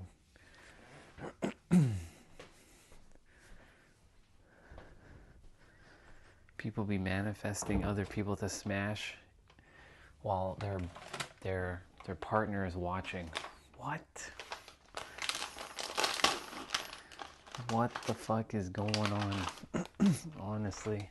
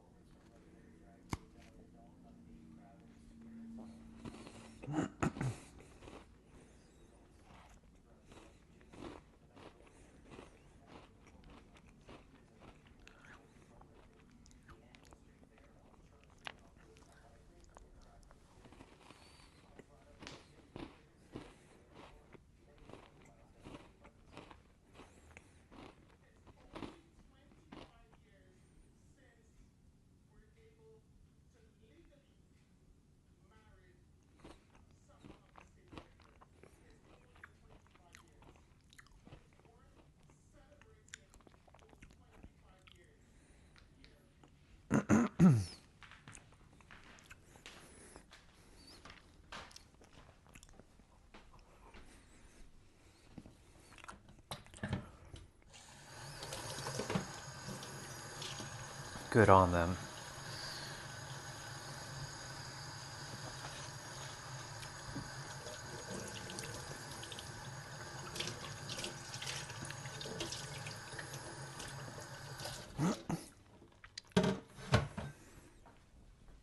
That's crazy.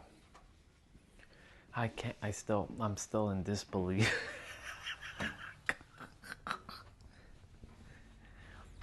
Oh my God.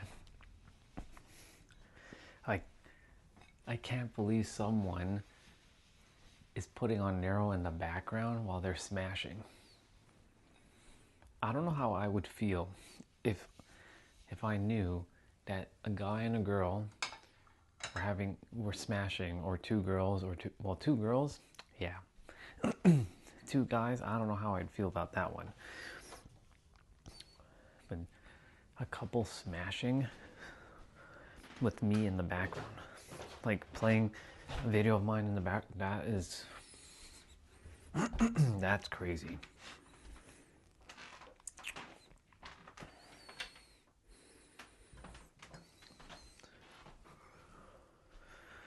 That's crazy.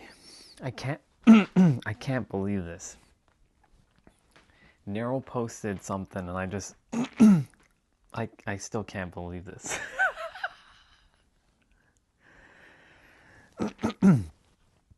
So a woman, I screenshotted this because people are manifesting some weird shit. I manifested my boyfriend being into me sleeping with another guy while he watches.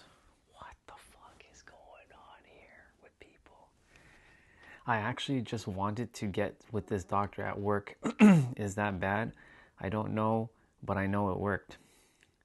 I first brought it up to my man months ago and he got angry and we had an argument, but then I remembered frequency defies rationality and the universe loves this girly.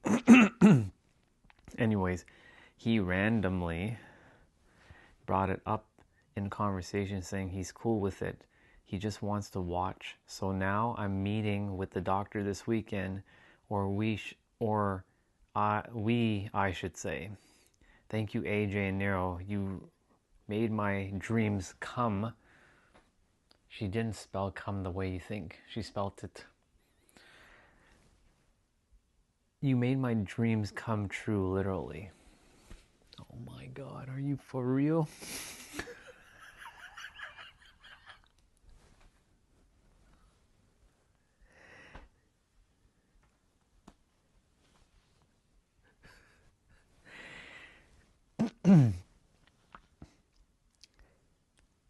A, there's no judgment, but like, what? There are some real crazy people out there right now thinking about some mad things, as Nero would say.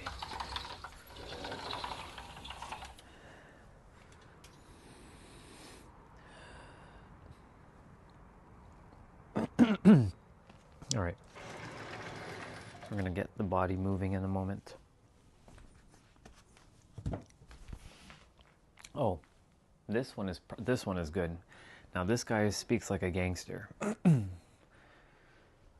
Yo, bro, I just want to get your opinion on some right quick. RQ is right quick. I don't know what KL means though. Me and my girl always watch yo videos together cause we on the same wave for real. She really put me on to you for real. Now sometimes we get distracted and we just smash right now, or for real, like it's Netflix in the back peak, Netflix and chill days, KL. I don't know what KL is. Can people not fucking spell in today's day and age? Anyways, it happened like twice. Fire video, by the way, brah. If you ever in Miami, let me know. I got you on whatever. We manifested so much together. Apartment, bands, and even threesomes. So thank you for real, bro. Let me stop yapping. So recently I peeped that every time me and girl about to smash, she asked to put on a Nero vid in the back. And at first I thought it's some background noise type shit, but it happened 4 times now, and she says put on some Nero vid in the back. Before we know it, it's weird, brah. I don't know if I'm tripping, but like, nigga, you ain't Netflix or The Weeknd. Why are you always gotta be in the back? I peeped her looking at the TV while we getting busy, and I don't know, brah. It feels weird. What the fuck is going on here?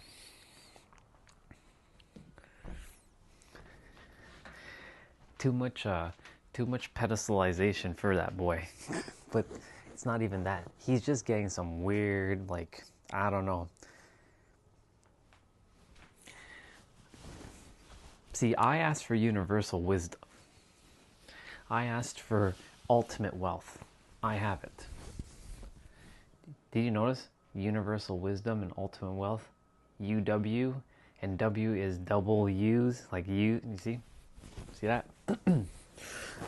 So wouldn't you say I'm asking for triple U? I'm kidding. That was corny. But that's wild. We got a girl manifesting to sleep with a doctor with her boyfriend watching in the back and being okay with it. What? And then you have this nigga basically saying, putting Nero's videos on the background for his girl. What? I don't know. These are people who are legitimately sending him DMs on Instagram. Random DMs. Whoever's here, I hope you're laughing your ass off, because that shit is just, I'm dying right now. I'm attempting to keep my composure because I have to get my workout in. But if I'm working out and laughing, it's not happening.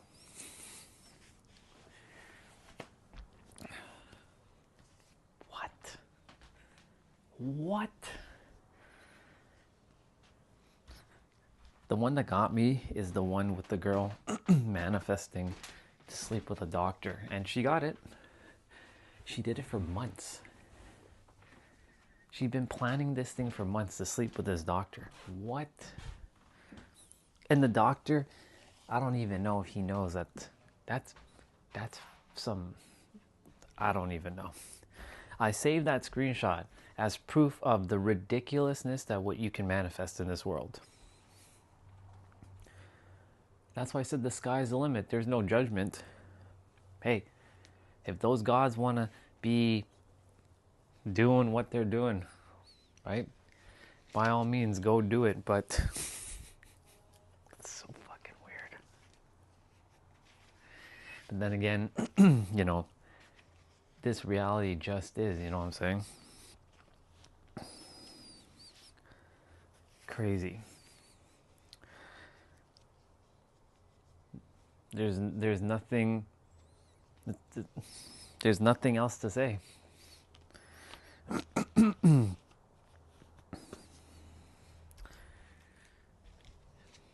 Yeah, Nero said he's done for the internet for the day. He's like done.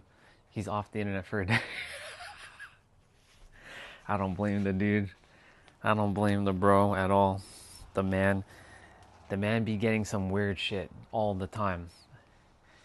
I thought about it, I'm like, how would I feel if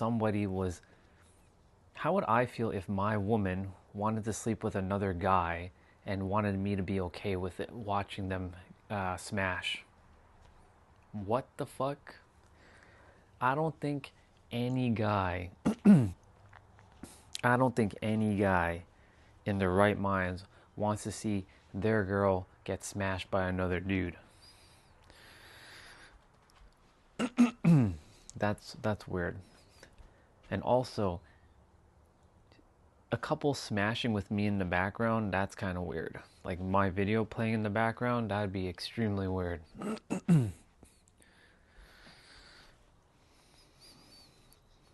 Whatever floats your boat, though. That's crazy.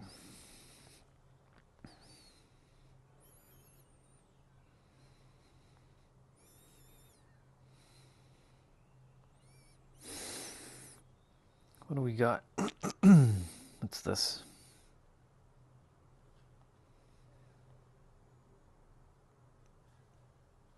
Why are you sending me stuff?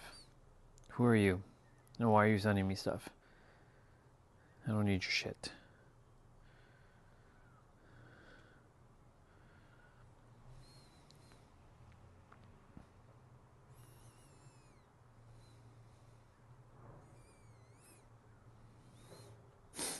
Okay.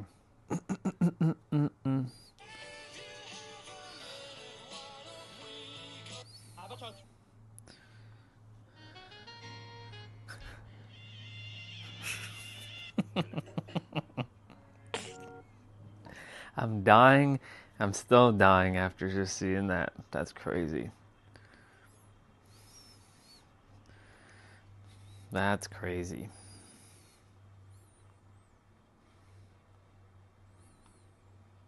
That's mad.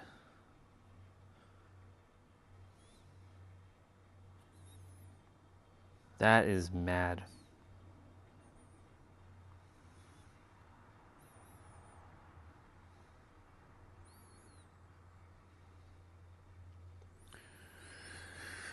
Okay.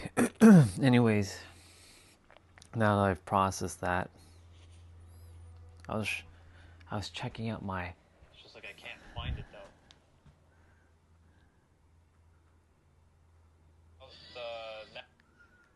You're able to just bring forth. See, you haven't read a manifestation book. You don't really watch content, but yet you're able to bring forth things, right? You're able to create things. You've created this environment. Yeah. Right? You needed more barbers, and look, you have barbers now. I remember when we first started back, like when you came back to the shop, there was only like you, forget his name, Tim? Joey. Tim, our boy over there. Yeah. And that was kind of it. That was the starting lineup. Yeah. So The starting lineup. Oh shit, there's a whole bunch of you. And then now the shop has changed a fair bit. The floors are different, the lighting is different, right? There's different energy, right? So like this is all you're doing. right? It's true. You and Tim, because you were the founders, right? Yeah. This is you, both of you. Look at this. combined. Look at this look. The And difference. whenever I talk to him, which is not often, but like whenever I say what's up to him, he's got good energy too. Yeah, yeah. You know, he's not. He's also low stress. He's super low stress. Yeah, so he's low when stress as so well. when you have two people who are low stress and who are relaxed, isn't it easier just to bring forth shit? Oh, 100%. You know what I'm saying? Yeah, 100%. Hey, how's it going, boss? Just walking in today? Do you have an appointment? Yeah. I'll be here shortly, okay? When's your next appointment? 11:30. Okay, we got time. We got time, man. I know you can blast through all this. No, we're good in time. Yeah. So like, back to what I was saying. So, you know, the mind will always want to create all kinds of unnecessary problems. Yeah. That's what the mind is designed to do, to solve problems. Because if the mind doesn't have something to do, it's going to be like, ah, shit, we're falling behind, we're falling behind, we're falling behind. It's But true. we're not falling behind. That's the world creating unnecessary noise. Yeah, 100%. And that's, you know, the thing is, the world is very distracted right now, right? And you know, not to get into all that, the files and stuff, but that was meant to happen. Yeah. You know why? It's similar to COVID. It was meant for people to stop and start paying fucking attention to to all the distractions that are out there. Yeah, 100%. I agree too.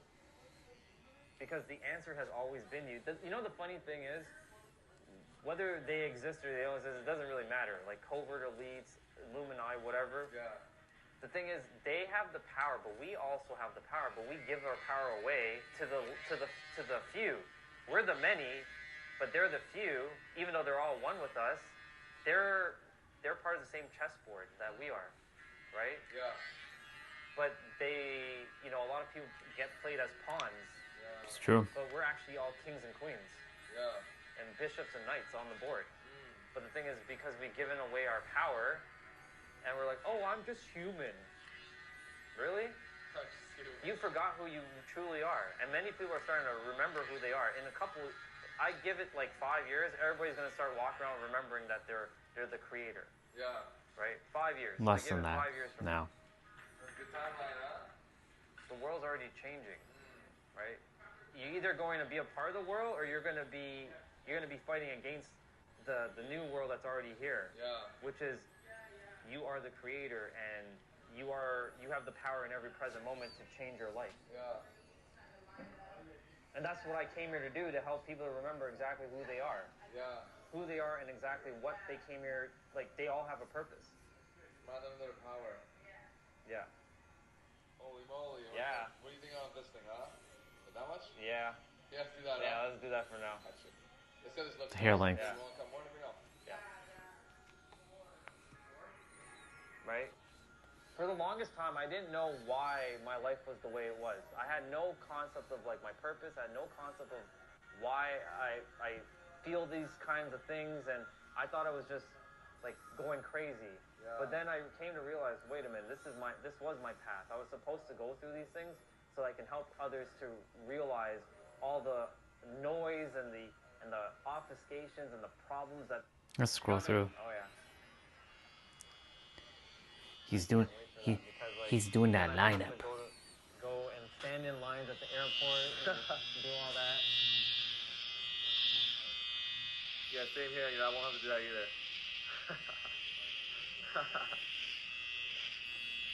We always have good conversation.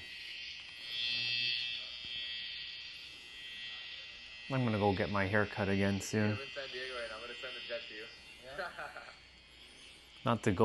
Not to keep it too long again, but I'm gonna make sure I keep grooming this. You know, all your clients, how they pay you. I'll just pay you all your clients' money that they'll pay you through the week. Yeah. However long you want to stay. Yeah. Pay you. So you're coming on a base, like you're getting paid to come. Yeah. It's like a vacation. Get a vacation paid. Yeah.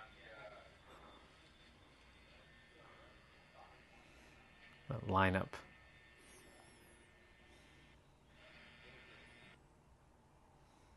As he always does.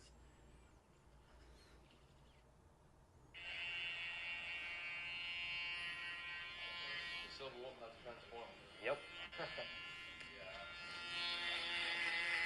I washed my beard yesterday. Yeah. Yeah. I used What do you use on it?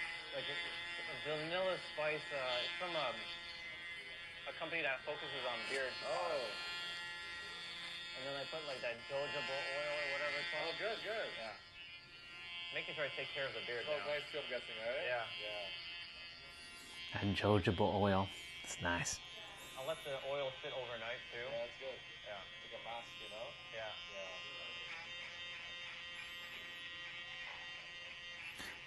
That's what I was saying, like, you know, remember I told you about my original barber, like that's where the idea came from about the beard, like the beard idea of washing it and all that, because like Look at that. when he first Look at that started with dude. beard, he washed my beard Vastly and he put product different. in the beard. That's what I was saying, like maybe that's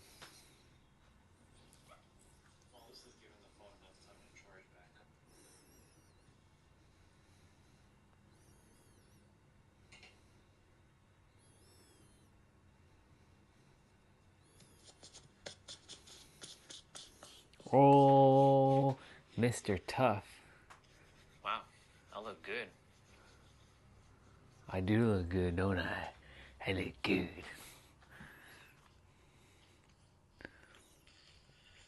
We're putting on that clothing.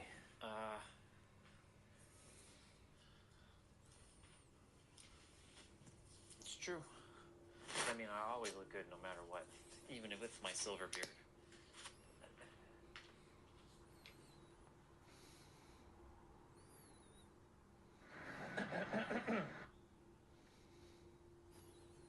Nice. We got that suit.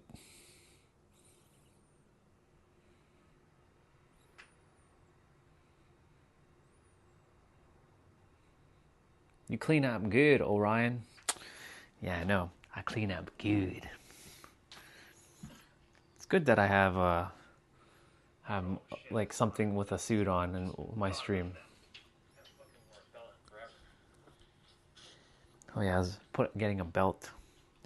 All right, we're gonna be doing our playout shortly. Oh man, that totally slipped my mind about belts. We have to fix our collar, boy.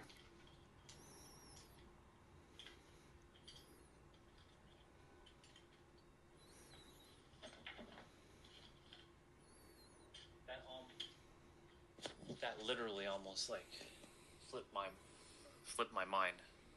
All right, I don't know how I'm gonna do this because, like, you know, I can't be having this externally to my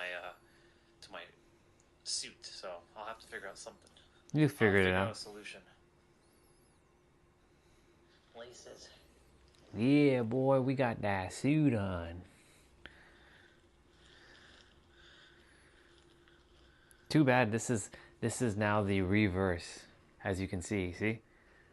This is like the inverted, the mirror. This is still using YouTube live stream. Look at that suit. All for the passport photo. And we got our passport photo done. So, I have to put you all in my pocket. So I have to.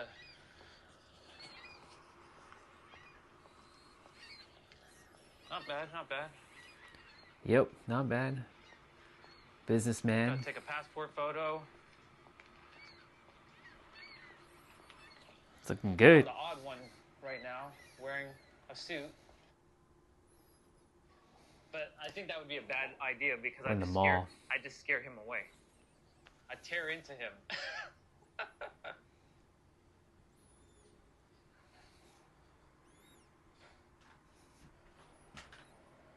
That Blackbeard. So, let's see.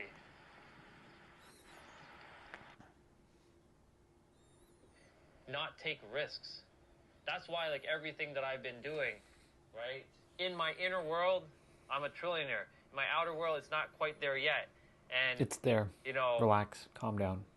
the bank account and all that, it's like, it's very dry. But at the same It's time, not dry. I am abundant. I will figure it out. I You have figured it out. know I will figure it out because I've been able to thrive ever since I left. There's so many people who would be in my shoes and they'd be fucking terrified. It's true.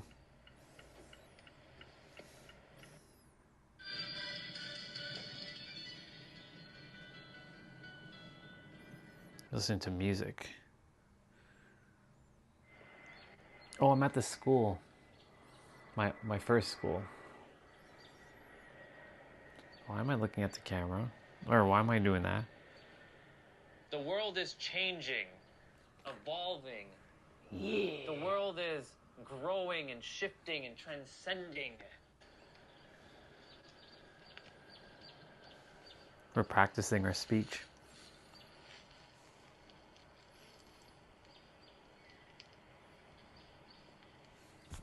Know this. Know this, people.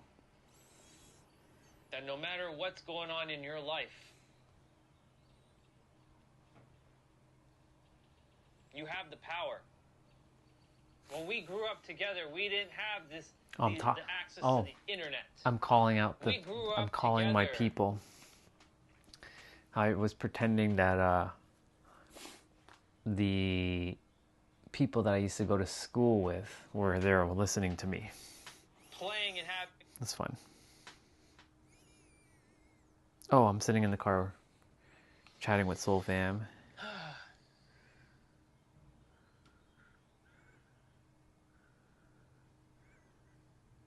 That beer is looking TUFF, y'all. It's tough. It's looking tough.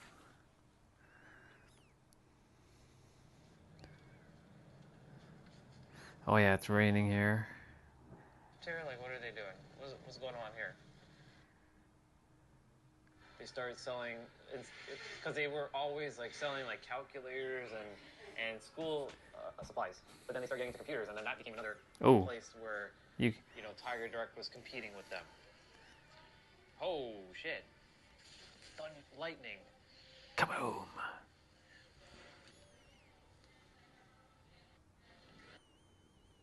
$160.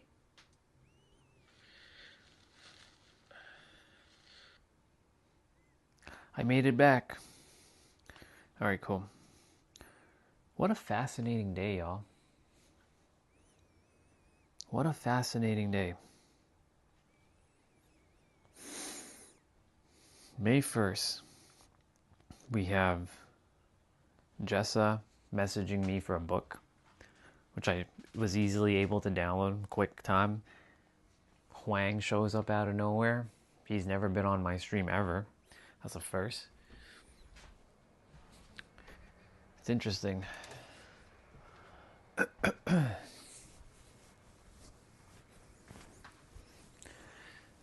The two that I used to put on a pedestal.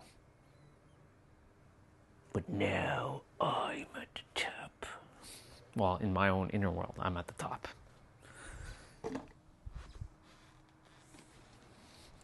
I need water.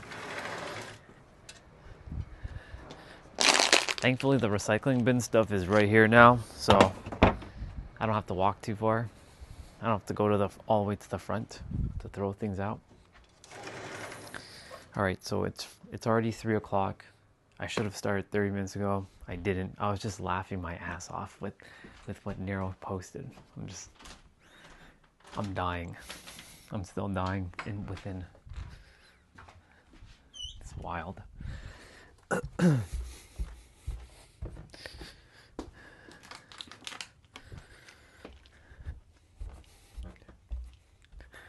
That's crazy. She has mad conviction for sleeping with a doctor with her man watching. You know, if I was that dude, I swear, if I was her man, I'd ditch her ass for that. You want to sleep with a doctor? You want me to watch you get fucked by a doctor? Are you for real?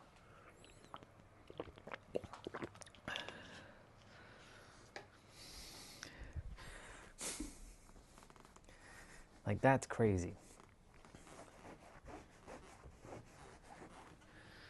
That's crazy. Anyways, time for us to get rolling.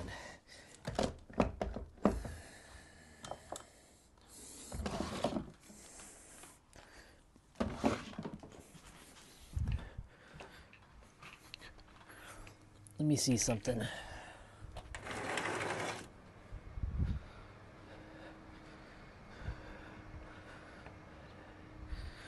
I could technically do this outside.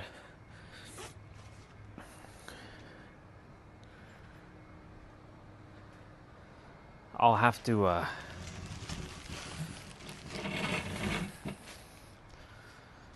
generate some heat though.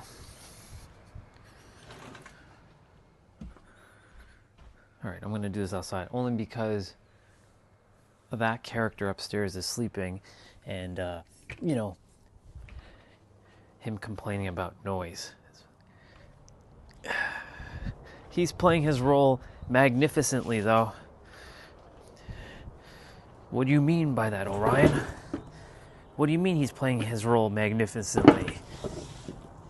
Well, if he wasn't there to challenge my energy, and my life was like super easy in the beginning of my reality, then I wouldn't have had this exponential growth.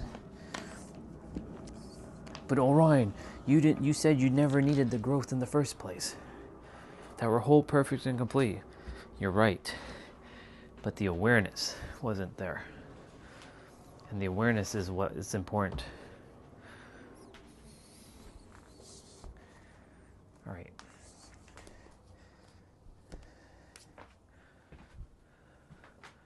Let's take you all out.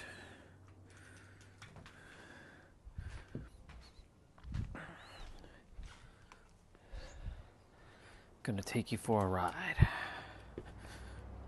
Well, not for a ride, but gonna take you outside.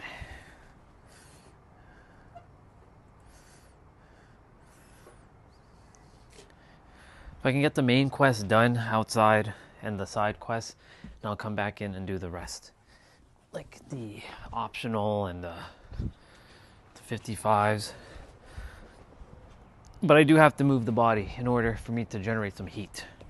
Because currently right now, it's a little, you know, a little cold, a little nippy, but I have my layers on. So I'll generate the heat soon enough.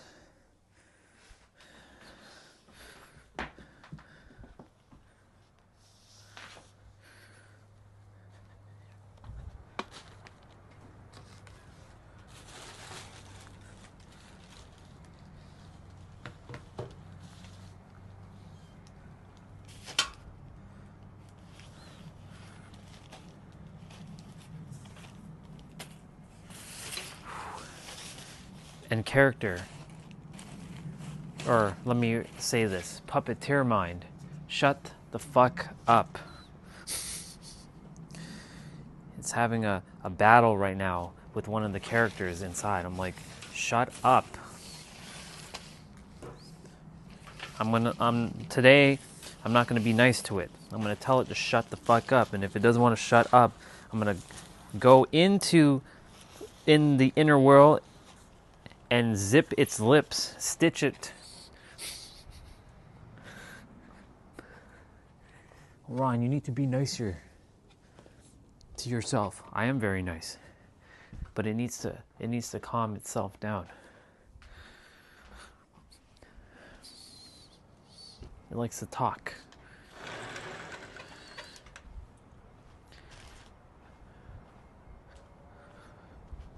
Okay.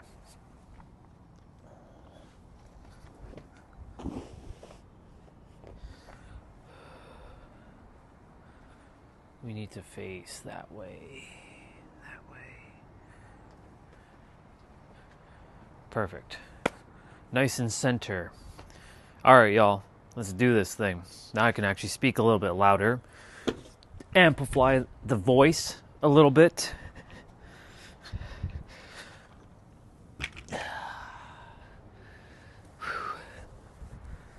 Today's Full Body Friday. And I know whoever's here, you're probably going to run away and disappear. And if you do disappear, that's fine. But just know this. there's going to come a point where you will never, ever get to see me work out ever again. So you better make sure you're taking this all in, all of you, because there's going to come a point where you're not going to get this again. Right? Well, I will eventually be a YouTube fitness instructor. I am a YouTube fitness instructor. It's just I'm pretending to do it for 10 million people around the world, getting them all in shape. But whoever's here, if you disappear while I'm doing this, that's fine. But just know this, there's going to come a point where you're never going to see this ever again. So you better take advantage of this. All right, with that out of the way, it's full body. It's Friday. There's a lot to do. We've got lots to do. No time to waste. So, if you don't have dumbbells, can you do this? Yes, you can. So for upper body, you're going to be doing a lot of push-ups. So when we do anything chest related, depending on the workout I choose, you're going to do wide push-ups, and you're going to notice my elbows are going to change positions. So there's going to be wide, standard, narrow, diamond, pike, and then reverse. Wide push-ups target this outer portion of your chest, and diamond, where you bring your index and your thumbs together, creating a split. This targets your inner chest, but it also targets your triceps. Standard push-ups, wide, standard, targets your shoulder blades and your back. Narrow push-ups targets your biceps and your triceps. Pike push-ups target your shoulders, but I'll demonstrate what that looks like. So this is pike, and the closer you bring your hands, it gets a little bit more challenging, but you also get an added benefit of targeting your hamstrings as well.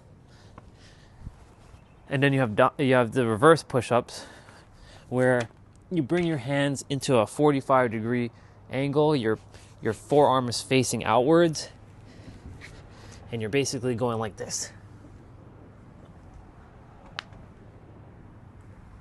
So that targets your biceps, your triceps, and a bit of your back.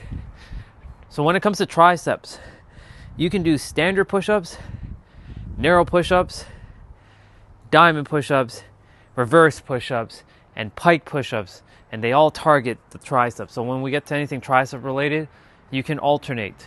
You don't have to do the same push-up over and over. For legs, you're going to be doing squats. You're going to be doing forward lunges, back lunges, side to side or lateral lunges. These are called stagger squats.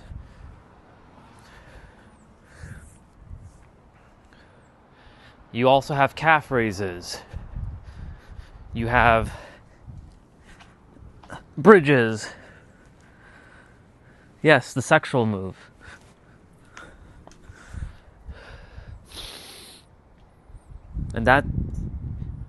You also have Romanian deadlift, but if you don't have dumbbells, you can actually go down and touch the ground and come back up. And if you can't touch the ground or touch your toes, touch your shins. If you can't touch your shins, touch your knees. If you can't even touch your knees, touch your calves. Go as far as you can. But of course, if you can, I'm sure you can definitely come down to at least here. Even if you can't reach, come back up. Targets your hamstrings. So you can do this. It just comes down to if you choose to. If you don't, no big deal. Do not feel guilty. Don't feel guilty about feeling guilty. If you do feel guilty. Because then you times two things, and then the universe is like, oh, this person's feeling guilty about not doing it because they're feeling guilty about not doing it. So please, this is not you're not obliged to do this. I just simply desire for people to move their body so that you live a greater life, a longer life, a healthier life. So, and it only is like 35 to 40 minutes. You don't need to do all the extra stuff. It's just the main move and in the abs. That's it. I do all that extra stuff. I never tell you all to go and do the extra stuff with me because that's for my purpose only. Anyways, it's 3:15. We gotta roll. Tiff and Dan, what you got for me, brother and sister?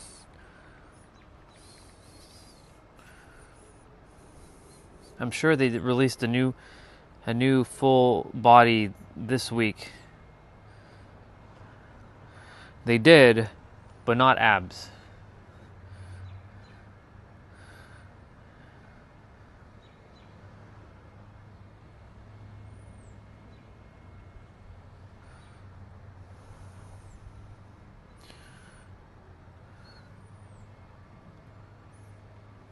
Full body, total body.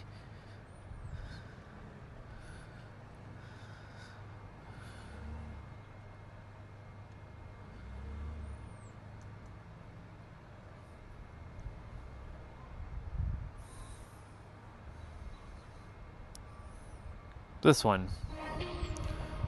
So this one is no repeat. So once you do one move, that's it. You're not repeating anything again. So let's go.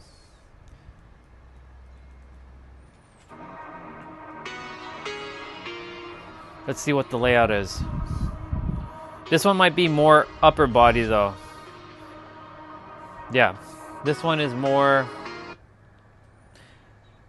This one's more upper body. So because we do a lot of upper body anyways, because it's chest, triceps, lower body, shoulders, back, and biceps at the end. So let's not do this one. This one is more geared towards, I want even split.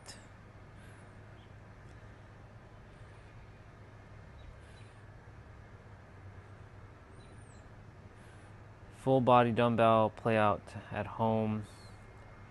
Have we done this one on the stream yet? No, we have not. This one's 40 minutes. So 7 circuits, X4, 50 seconds of play, 25 second rest.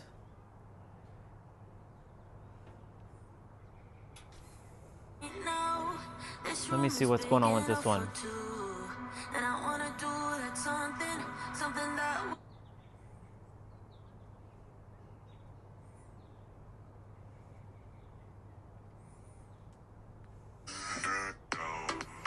Up first.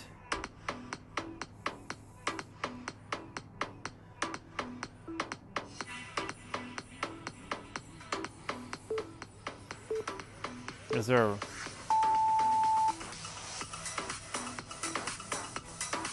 Okay. This one's gonna be challenging. Let's do it. I like it. This is gonna be fun.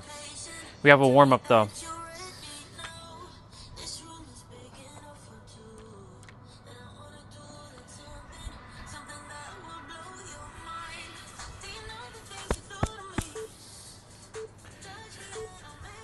Let's go.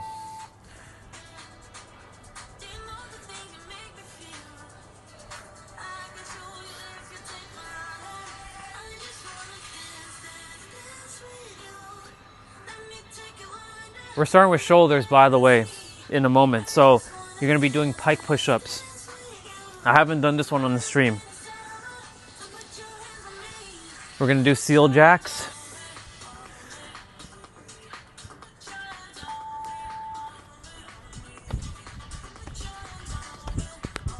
Is this. There we go. That's what we're supposed to do.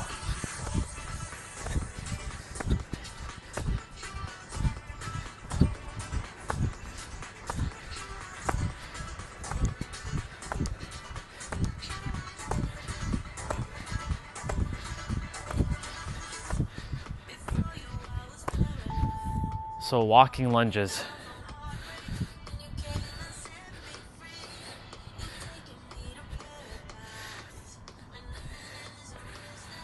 I'm gonna walk a couple.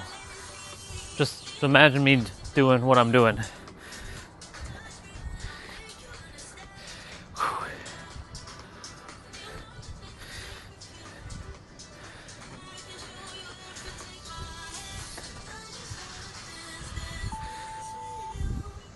So pike calf stretches.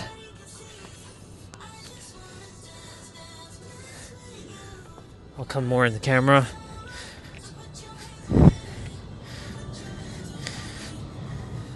This one's really good for your hamstrings.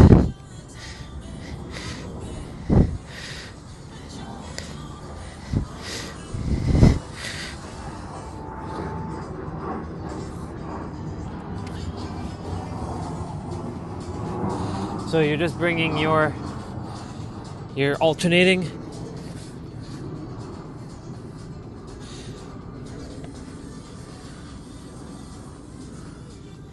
You're not jumping like this.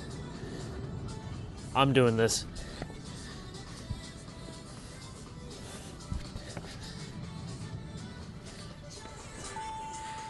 Jumping jacks.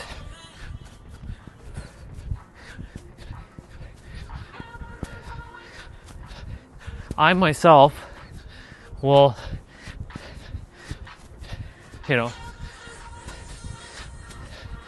have to say goodbye to doing my streams on camera soon too, so I myself must enjoy this last little bit.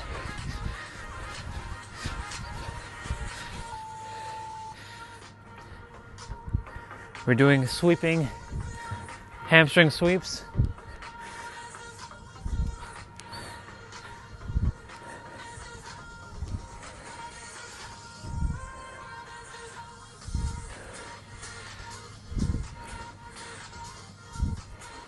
So the play out is going to be 50 seconds of play, 25 seconds of rest.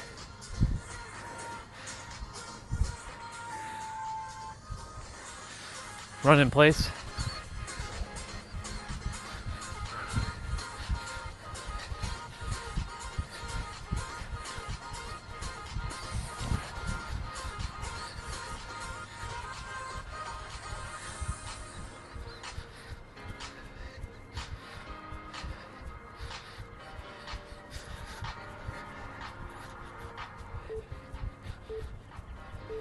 All right, we're starting with shoulders now. Warm up complete.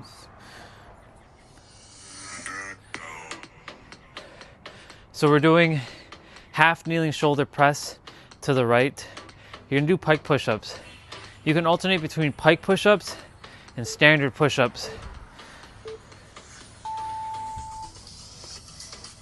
So 50 seconds, go. I'm gonna give my left shoulder a little bit of TLC when I do this.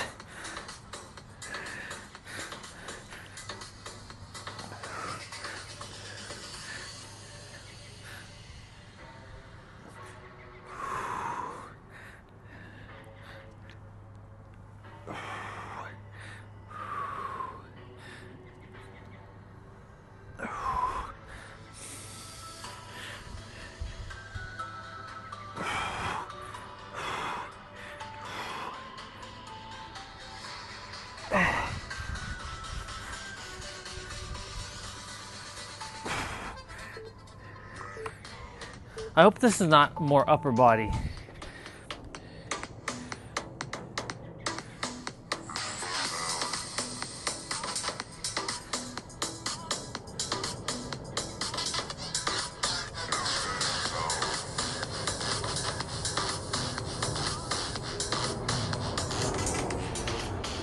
Left side.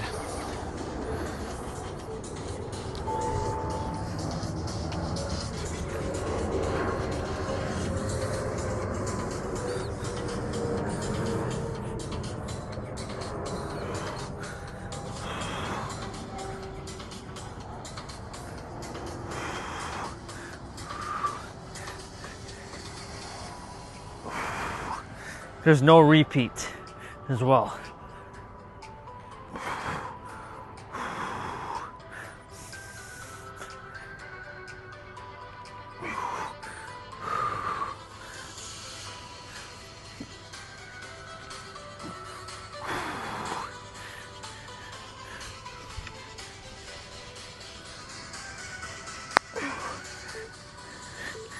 Need a little bit of assistance with that one there.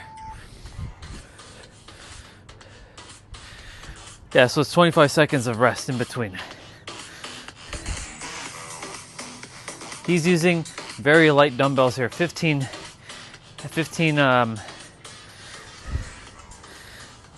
pounds. We're gonna be doing rear delt rows. He's doing flies. I'm doing rows because the flies will be challenging with 40s. So this is standard push-ups. This is still shoulders and back. You can do pike here if you want, but I would do standard here.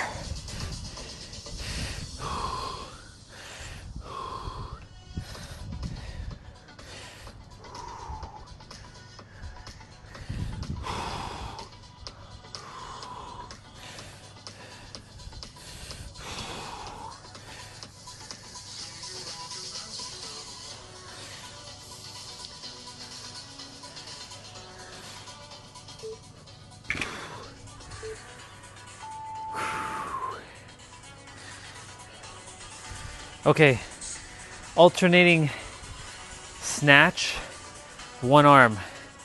So this is actually targeting a little bit of your legs. Switch like this. So for those without dumbbells, just like that.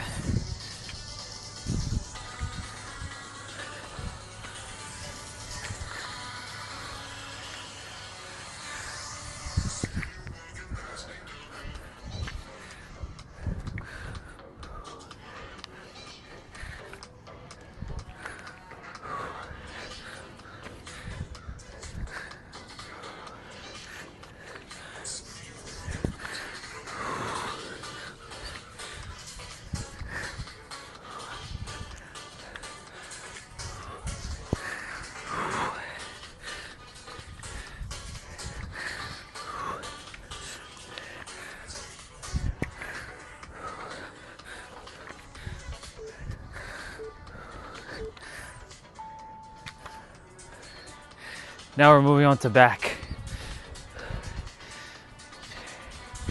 Now he's using the bench. You don't need a bench for this.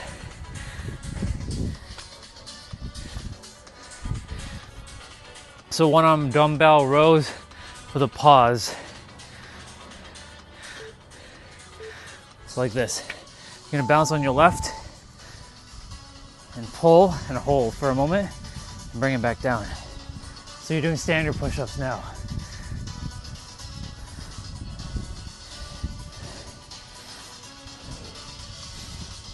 I trust that there's legs in this.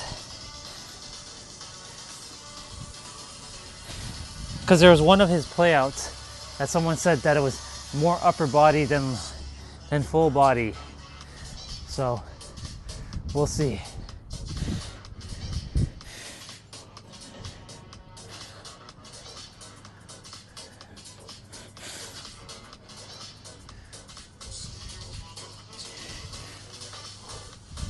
Tomorrow, we have the 1 hour jump rope.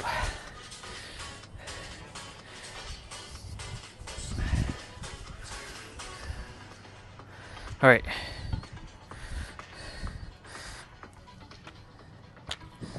Now we're gonna balance on our right leg.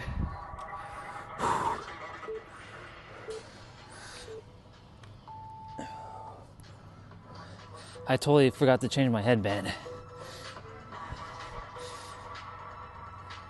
I'm gonna run inside in a moment and grab the other one.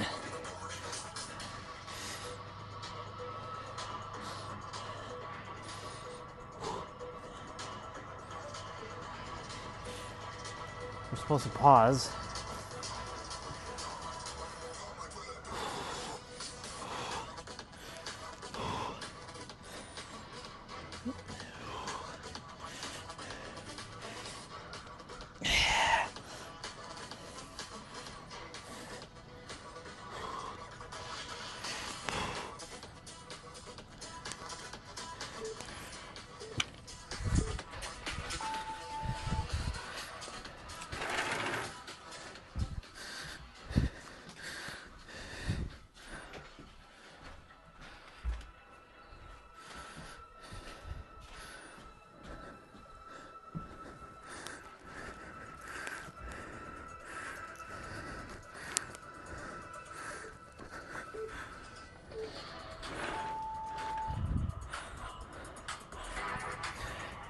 Gorilla Rose.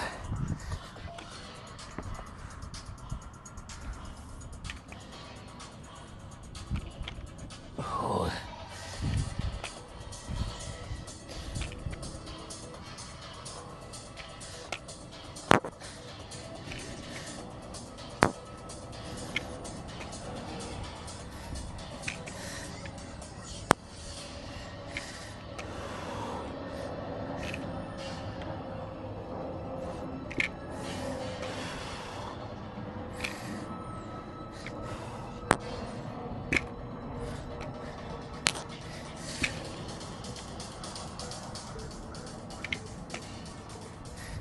Very good.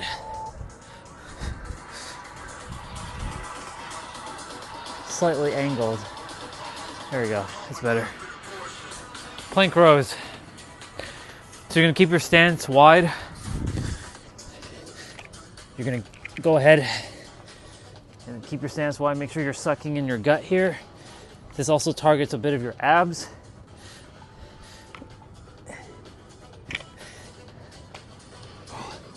You're just pulling up. Renegade rows is with the push-up in between.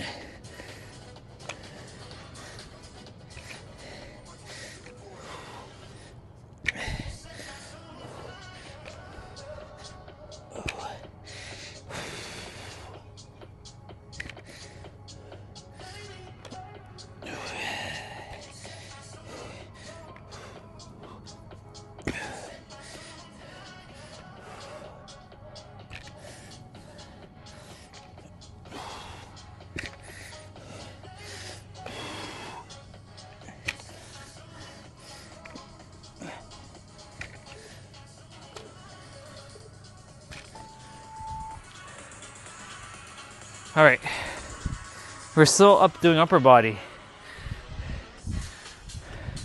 Triceps. He's doing dips. So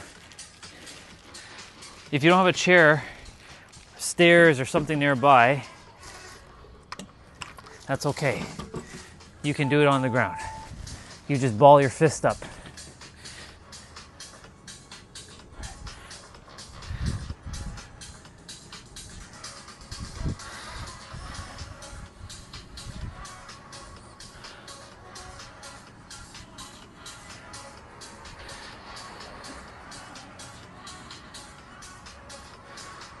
Doing great, y'all.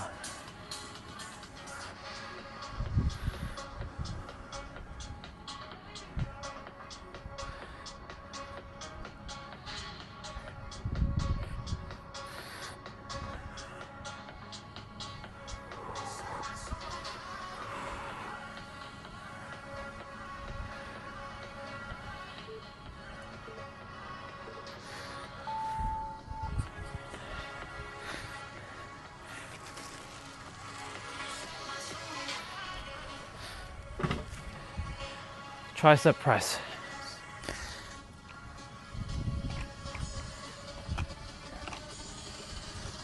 So it's going to look like a chest press.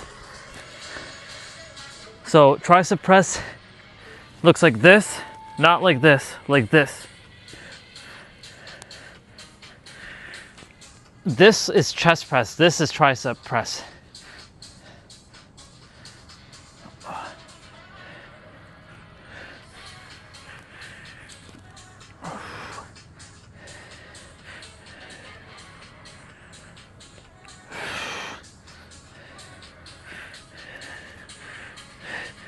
The best way to explain it is putting your dumbbells in northwest position or north-south position instead of east-west position.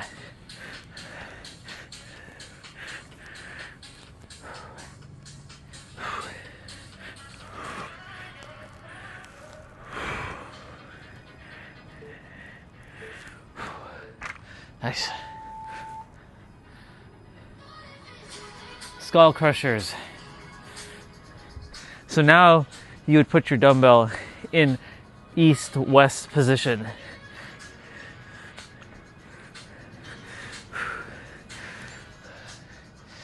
Because I can't say horizontal. Horizontal is also for northwest or north-south.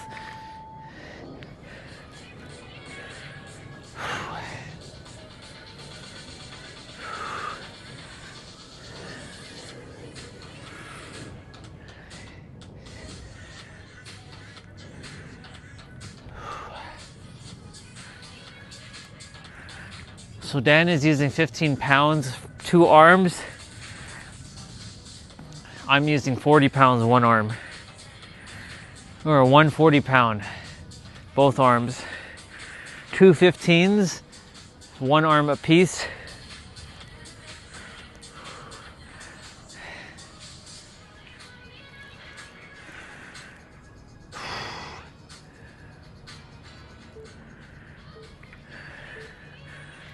This is one of those nostalgic tracks.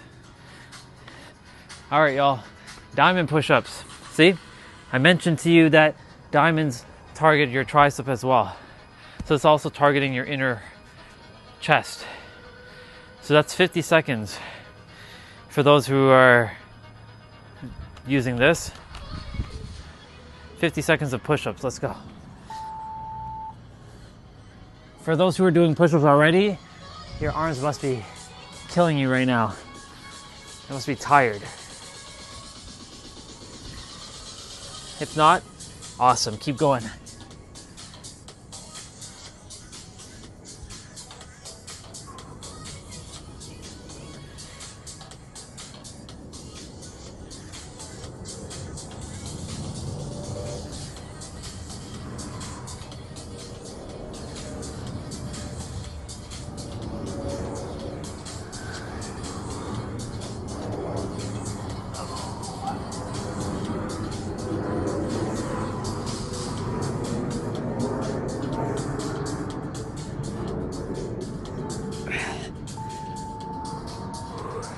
All right, now we're moving on to legs. So stagger squats. So we're holding the dumbbell up on our shoulder. For those of you, you're gonna put your hands like this and go like this. So you're gonna bring your right foot forward, your left foot back, you're balancing on your left toes. So your heel is elevated with your left foot.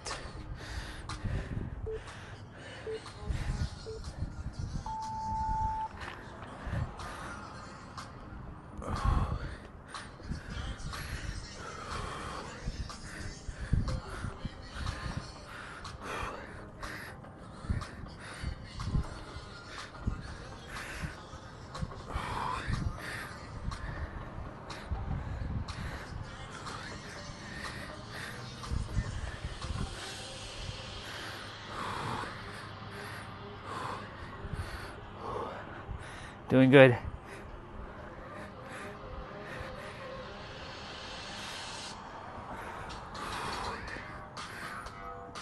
Yeah.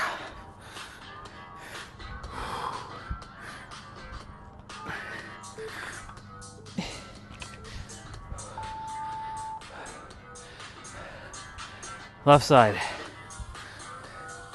So now you're going to bring your left foot forward, your right foot back. You're going to balance on your right toes, hold the dumbbell, or keep your hands in prayer or whatever position you like. You can even do Naruto style.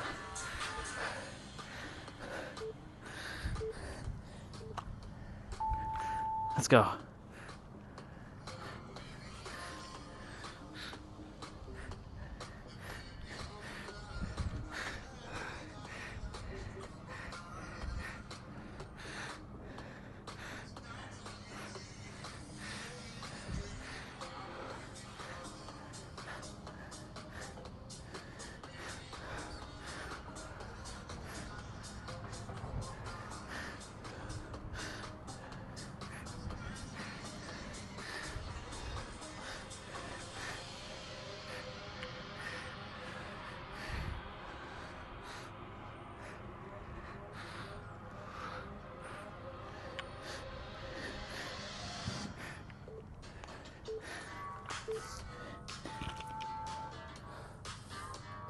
Suitcase squat.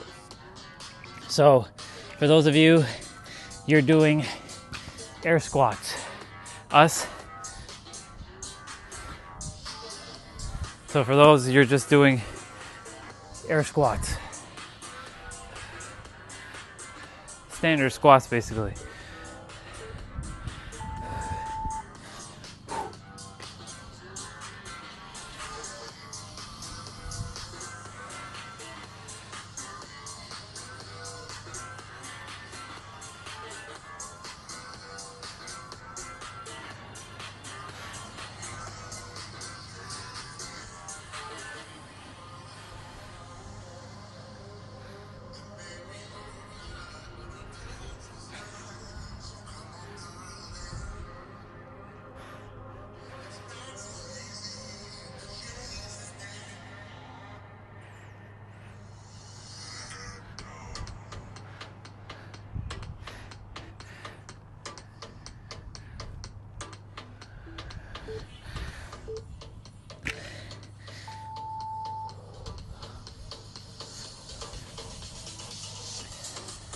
calf raises.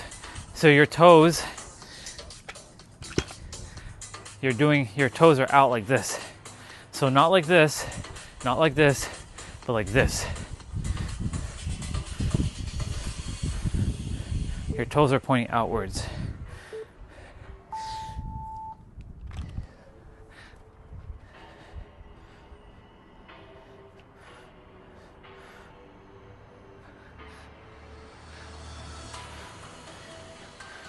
Bring your feet together a little bit more.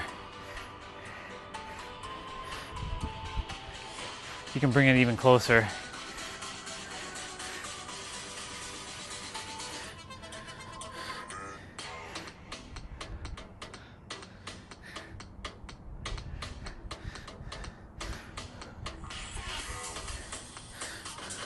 Don't underestimate this. The simple ones, the ones that look easy, are the ones that get you.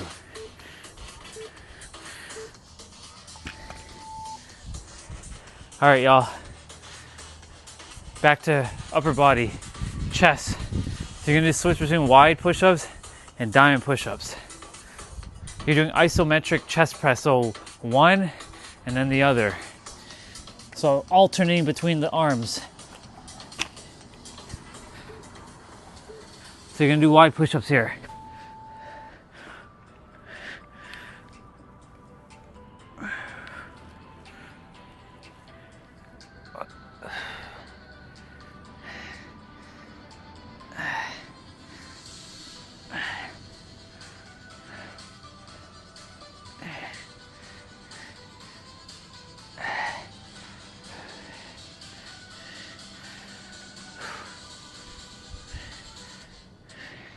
Get down.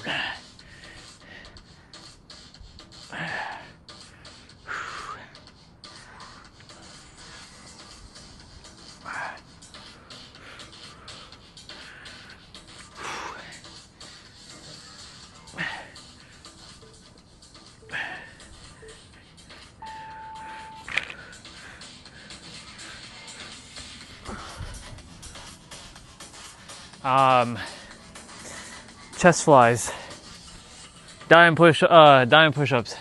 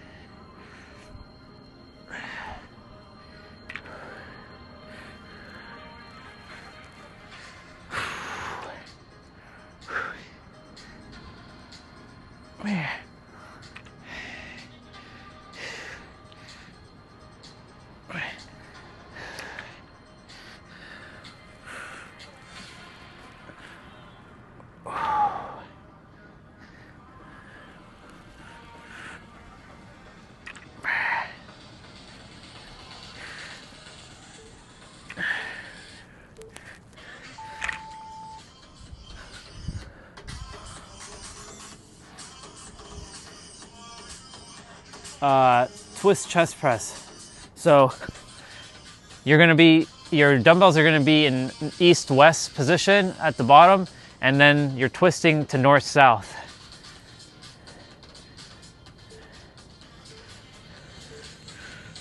Wide push-ups here.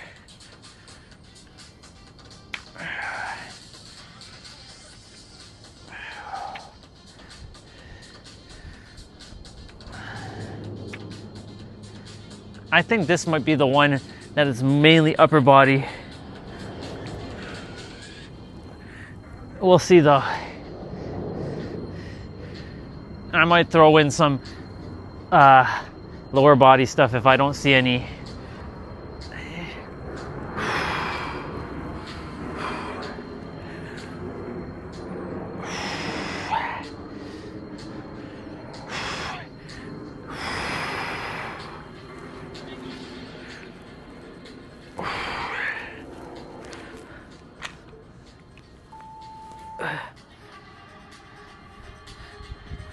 Okay, I know he's still doing chest, but the next move I don't care to do, so we're gonna do front squats.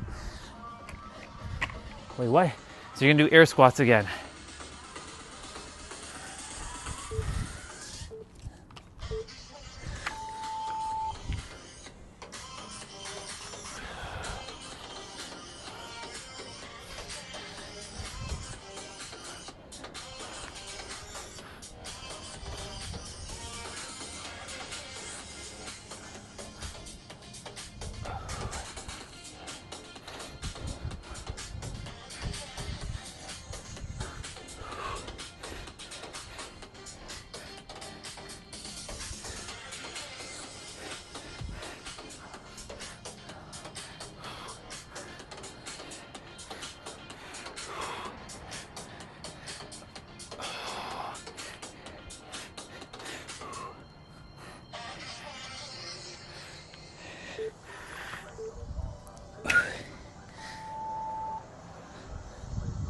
All right, biceps.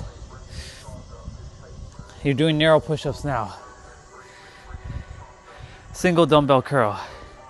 And again, I might throw in a lower body just cause.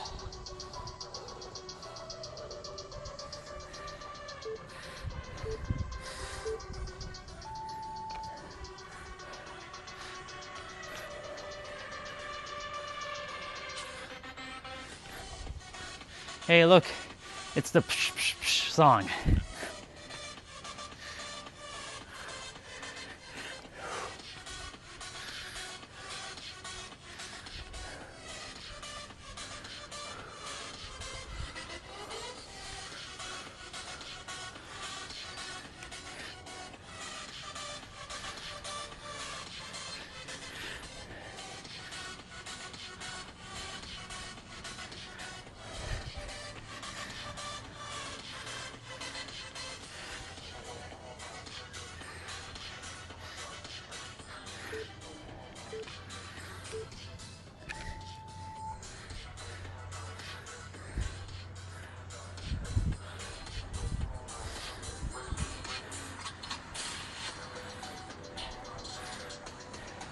Alternating twist curls. Narrow push-up still.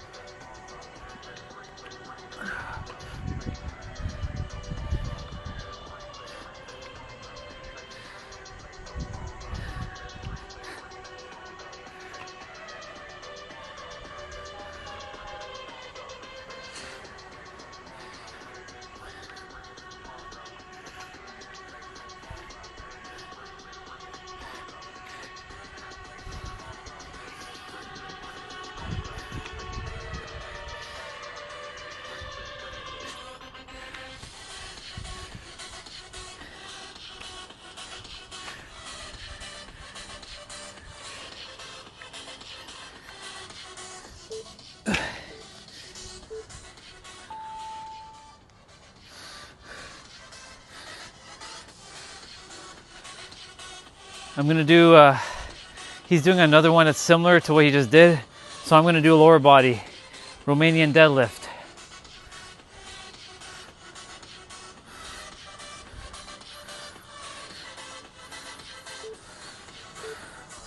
So you're doing this basically. I'll show you.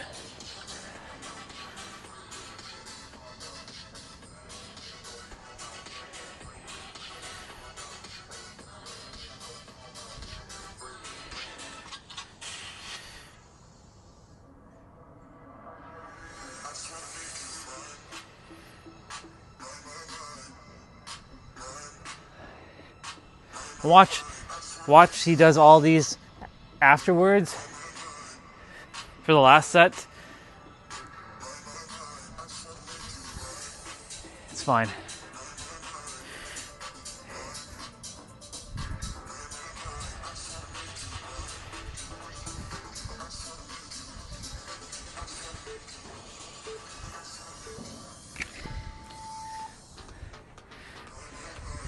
Back to upper body.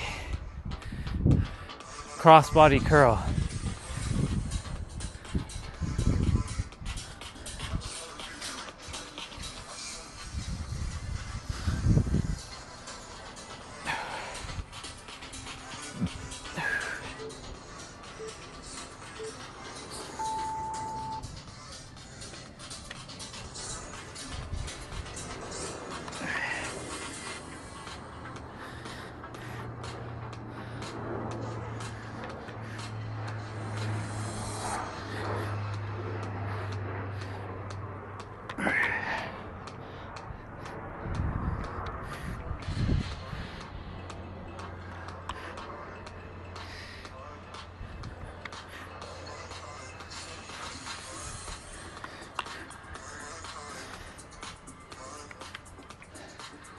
My brother and Nancy are back.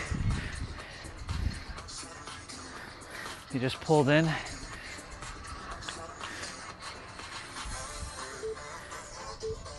Oh yeah. Yep. Now we're doing lower body. See? Now we're doing B stance, Romanian deadlifts. Okay. Good. Now I feel like it's kind of like even, you know? Now I feel like we're even. Right leg. Bring your right leg forward and you're bouncing on your left toes.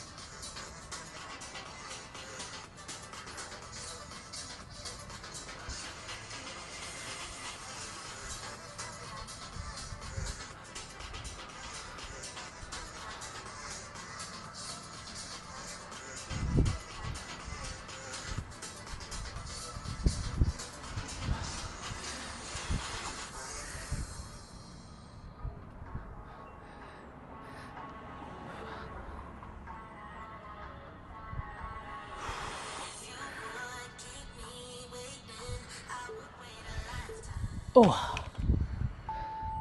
fuck. I guess my brother dropped Nancy off.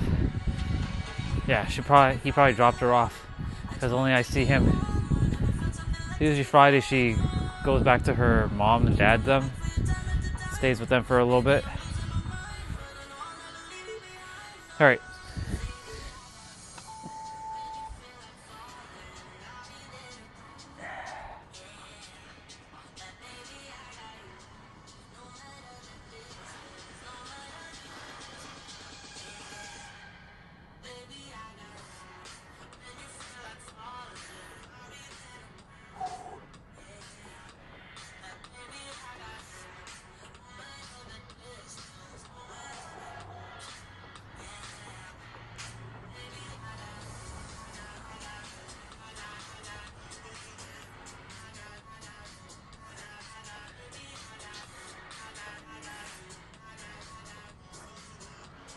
We're gonna be doing. We already did triceps. We did all. We did back, shoulders, chest, bicep, tricep. Okay, he's doing hip thrust. So that's gonna. Fuck it. I was gonna see if I was gonna do it on the ground.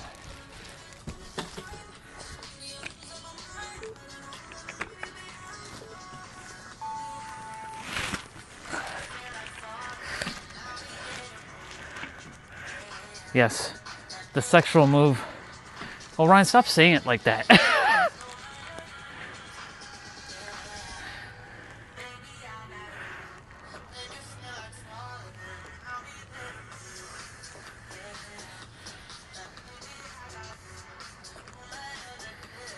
We need to break taboo and stigma around words. They mean nothing until you give meaning to it.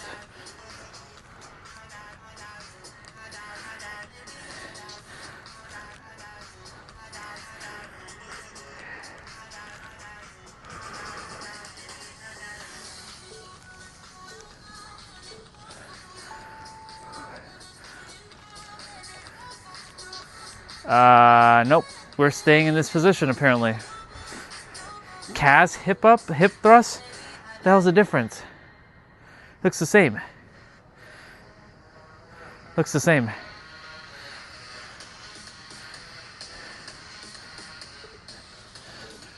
All right, whatever.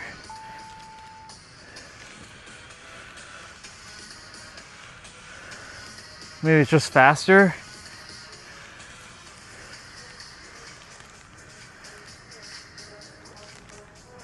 This one's very good for your, basically your entire lower body. Knees, calves, ankles, shin, thighs, glutes, quads, hamstrings, a little bit of your spine, your hips, your lower back, a bit of your abs.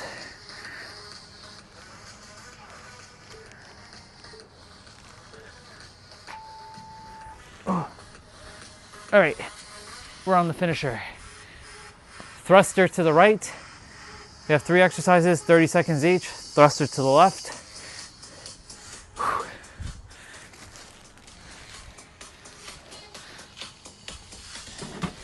Oh shit. Okay. Burpee deadlift.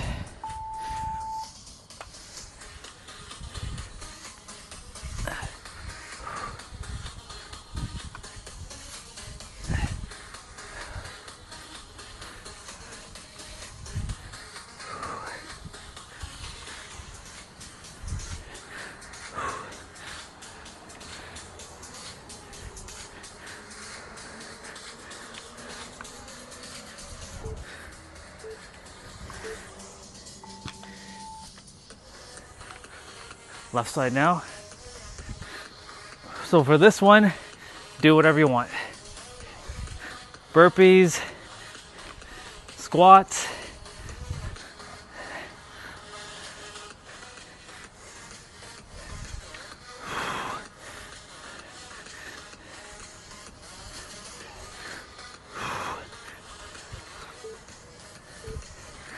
okay, so burpee deadlift.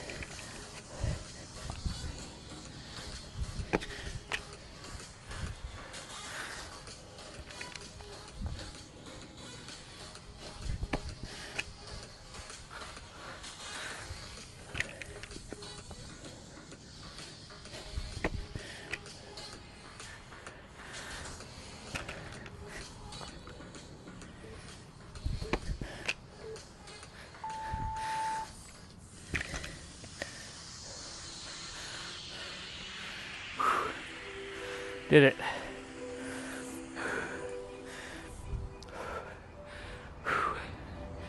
Not bad.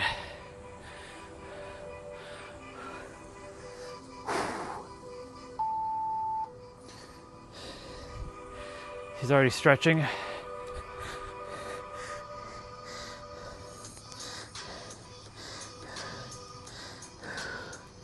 Good job, y'all. Good job, body. You did good.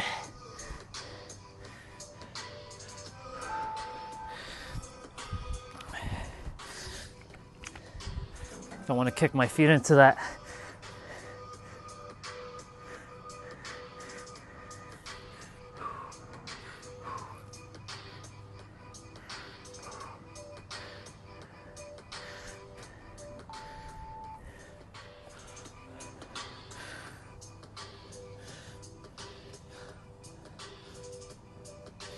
This doesn't do anything for me. This stretch here. I'm just seeing what he's doing. Doesn't do anything for me. So I'm just gonna do this.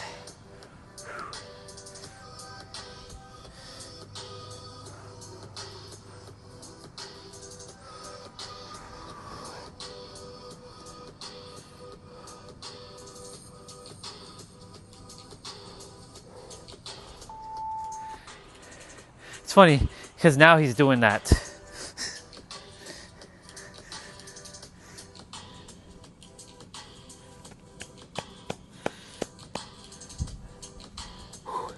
because it's cooler outside, it's like 10 degrees Celsius, like 40 degrees Fahrenheit-ish. I'm not sweating at all. But I am warmed up, basically, you can say. You can say that was like a warm-up for the body, because like now, I don't feel cold. Once I move the body, that's it.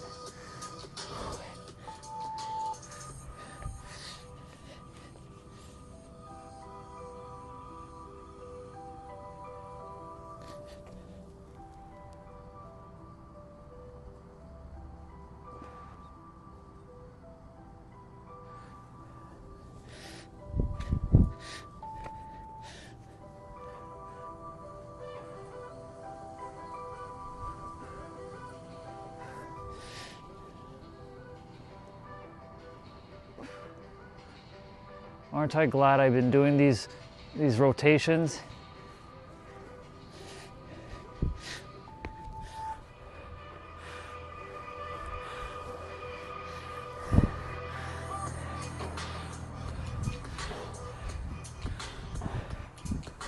I'm still like in the back of the mind, I'm still laughing my ass off for what Nero posted with those people. Girl sleeping with a doctor and wanting her man to watch them. My God, man, like it's crazy. At this point, y'all, you can manifest whatever the fuck you want. It doesn't even have to be moral. It really doesn't. The universe doesn't give a shit if it's moral or not. Right? Because her man has agreed to watch her have sex with a doctor. Are you crazy? She wants to get with a doctor at work. What the fuck? So, yeah. Goes to show you, you can manifest whatever the fuck you want.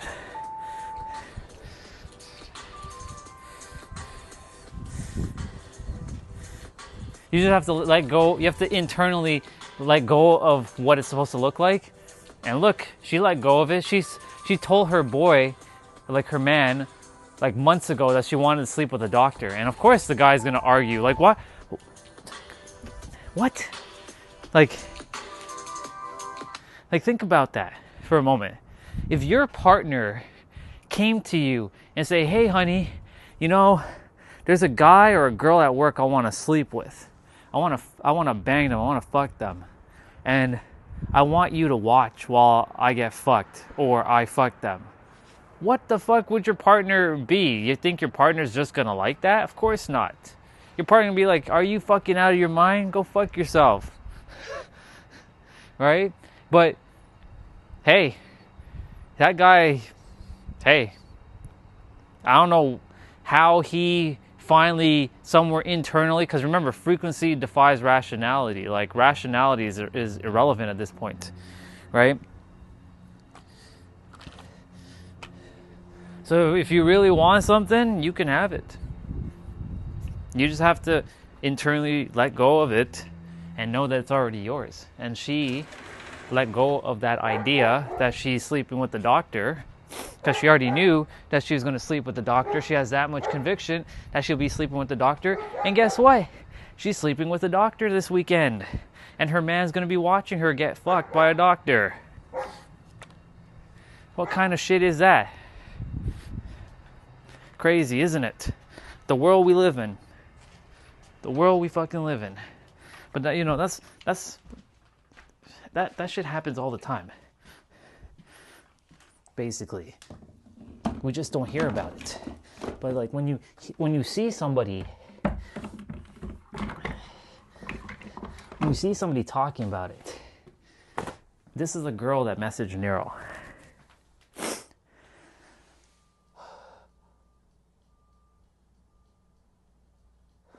Crazy.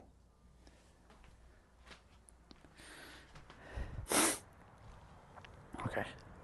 I should bring out all my other stuff in the meantime. Seeing how we're going to be doing most of the movements outside for the rest of the afternoon, minus the resistant training stuff.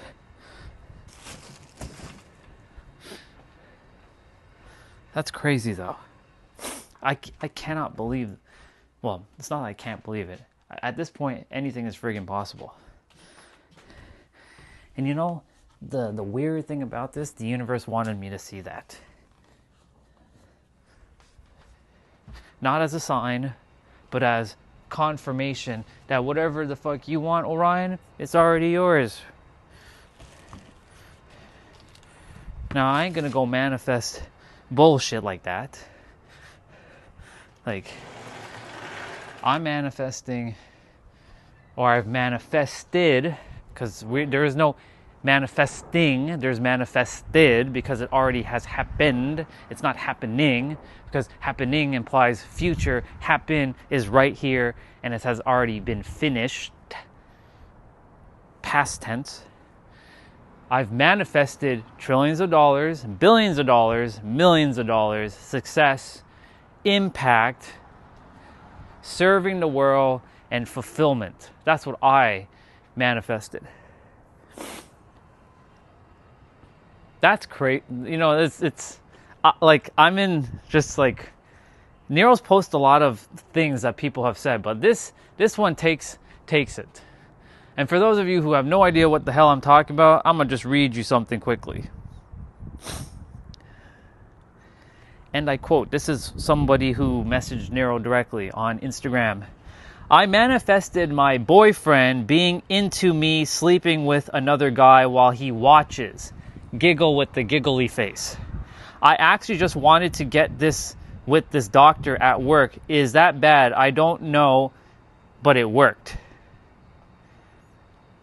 Or wait, I didn't read that right. It is that bad that I really wanted to be with that doctor and have him sleep with me, but it worked. Haha, I first brought it up to my man months ago and he got angry. We had an argument, but then I remembered frequency defies rationality. And the universe loves this girly. Anyways, he randomly, because random is not random, brought it up in conversation saying he's cool with it. He just wants to watch. So now I'm meeting with the doctor this weekend. He, or we, I should say. Thank you, AJ and Nero. You made my dreams come, C-U-M, like, you know, come, true, literally.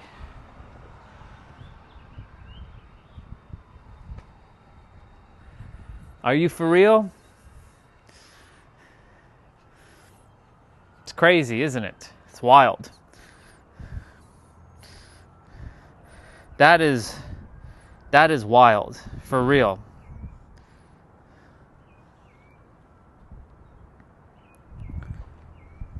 Psst, crazy. I don't even know what to say.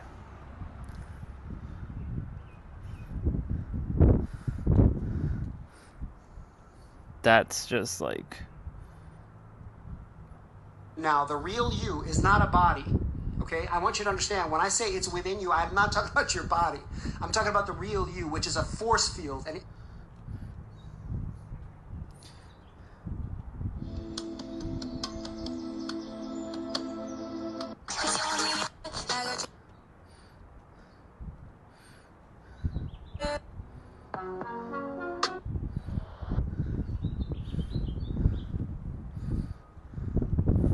crazy. Frequency defies rationality.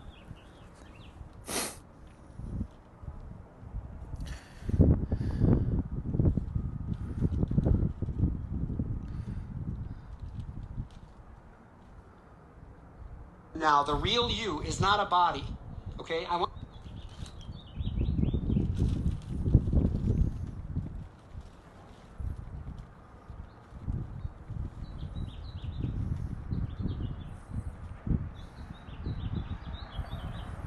you to understand when I... It's good to see Pete. How fascinating to see Pete. We were just talking about him earlier. Anyways, we gotta get rolling. Tifex Dan abs. Let's go. 50 seconds of play, 10 seconds of rest. Let's go.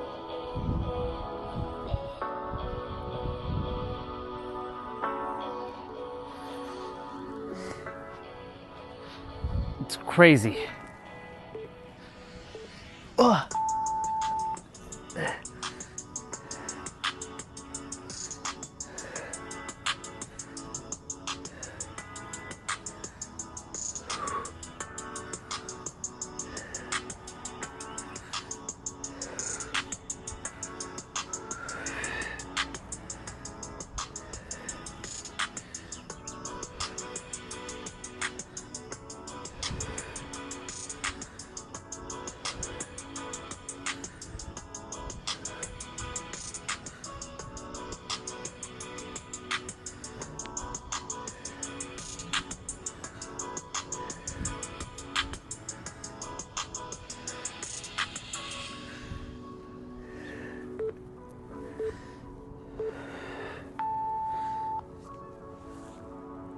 Slow bicycles, let's go.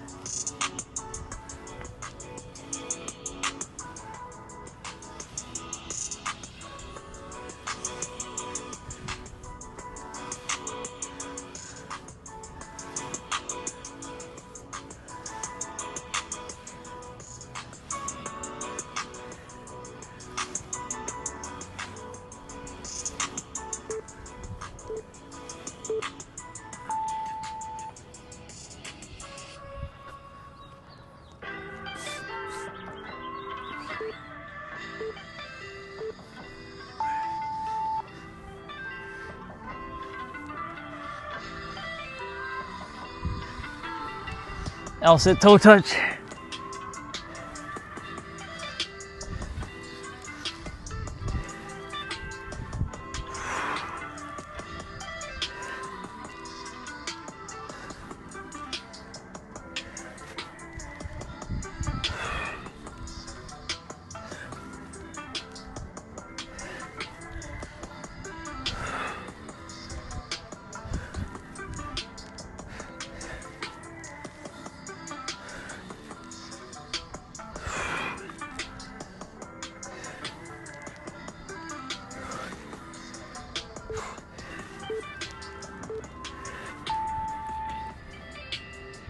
Sprinter up.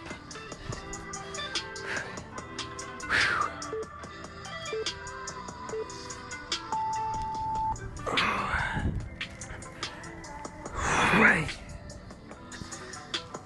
Yeah. Yeah. Yeah. Yeah.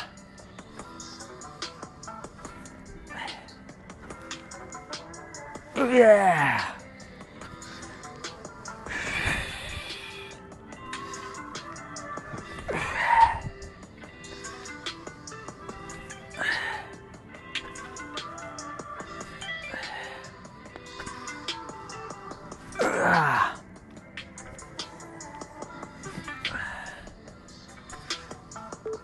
Yeah.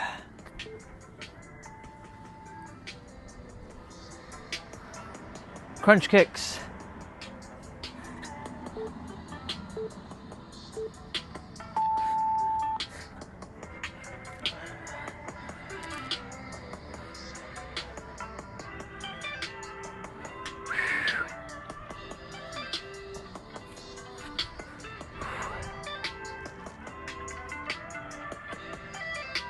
So weird. He's never known that I had a red car before. I've told him that.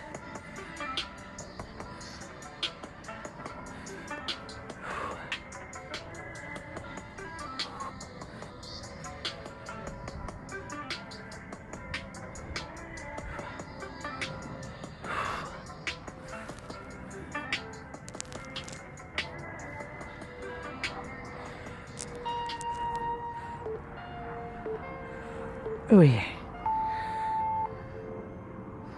Oblique heel taps, y'all.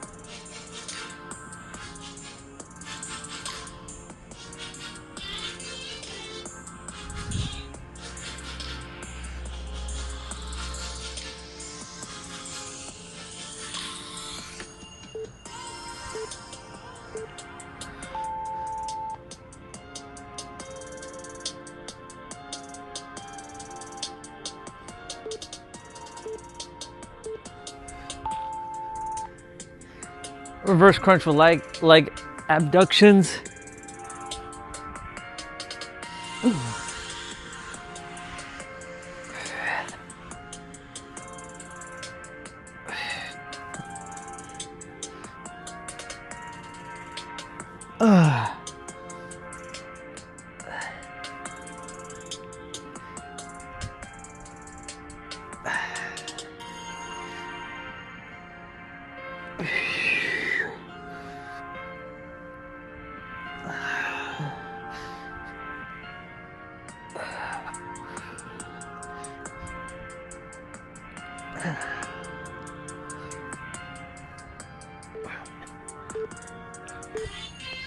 Oh yeah.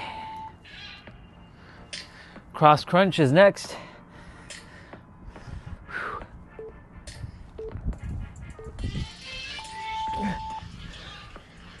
So right elbow to left knee and left elbow to right knee. So as soon as we're done this, gotta get moving with my movements. This is full body, so we got the whole shebang to do today. We got 7 mobility training exercises to do. Not to mention our 55s. The whole shebang, y'all. All of it. So I'll be just kind of like in the background doing my thing. Well, depending on if there's anything good to watch, I'll have y'all watch it while I do my thing in the background, or y'all just listen to it and I just you know, watch it. We'll see. Mic is dying, so I gotta change it in a moment. Flutter kicks.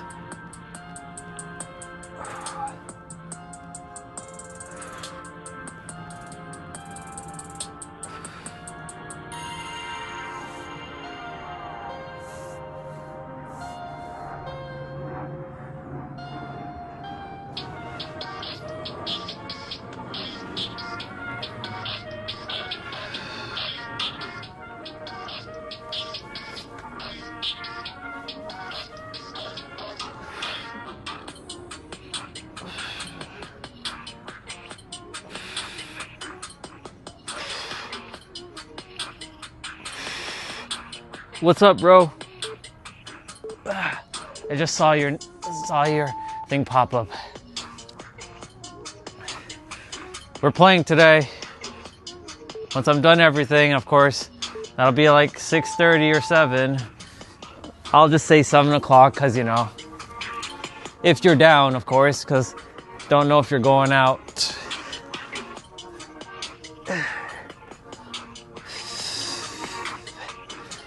Well, you still see it, I'm still here, so that means that stream is not quite done yet. But the end is drawing near. I can feel it though. What that day looks like, I don't know. When that happens, I don't know.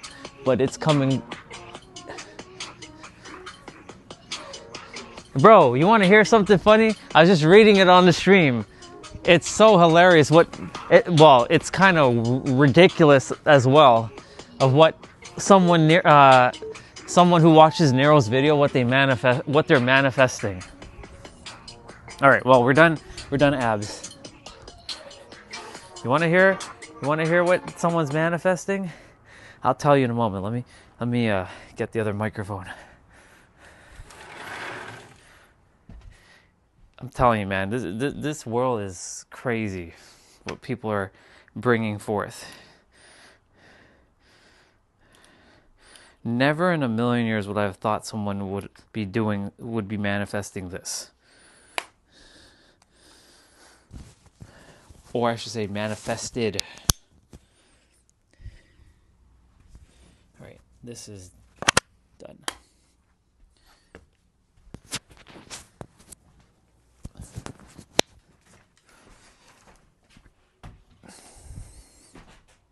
Okay.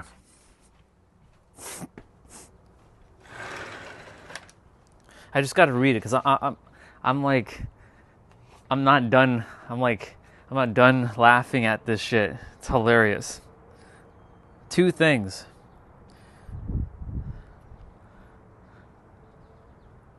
Oh, you heard it. Okay, yeah. So you were here. Okay. That's crazy. I know it happens all the time. You don't really like hear somebody saying, someone wanting to manifest that and having their partner like watch. Like, that's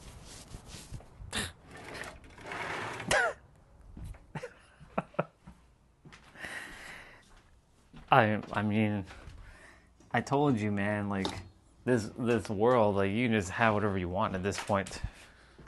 Truly. The sky is not the limit. There is no limit.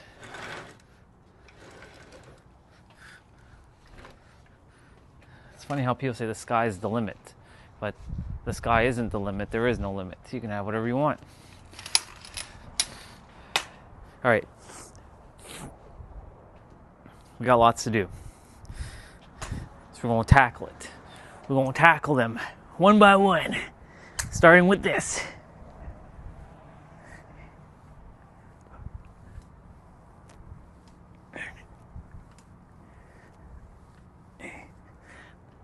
You know who showed up on the stream today? Huang, for the first time ever in life.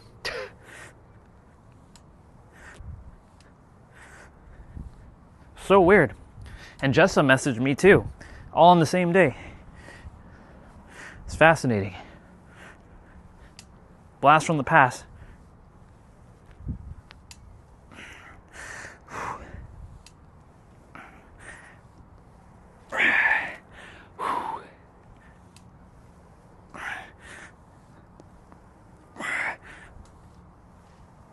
Ugh. 22.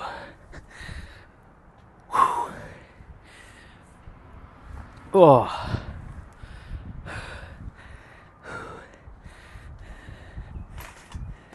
No time to waste. Let's go. Well, now it's similar to Nero's. So mine is knowing. So I'm not going to use his always. His is internally shifting to a degree in which you're no longer emotionally dependent upon seeing reality change. For me, mine's is knowing that you already have it within, and it just is at this point. So my definition is just basically knowing that you already have it within and taking aligned action when you get that guidance, and then walking the path. Of course, my definition doesn't have a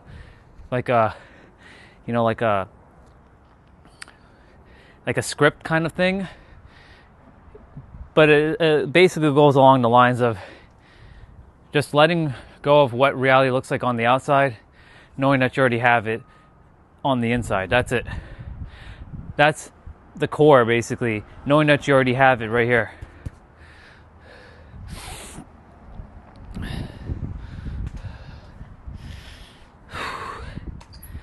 That would be my current version.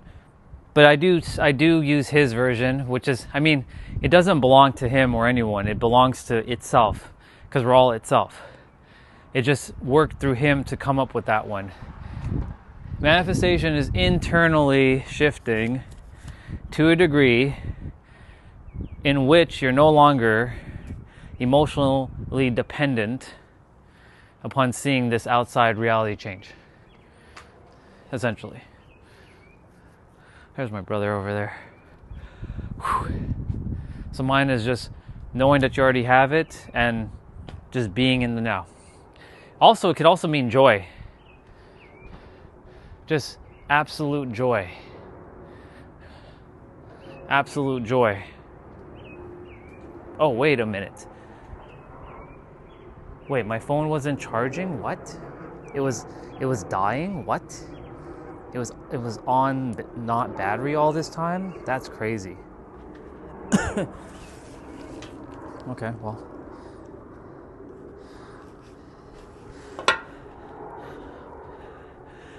There we go. I didn't know I was on battery this entire time. How fascinating. Oh well. It's like a message popped up saying low battery. I'm like, the fuck? Yeah. That would be my personal definition right now.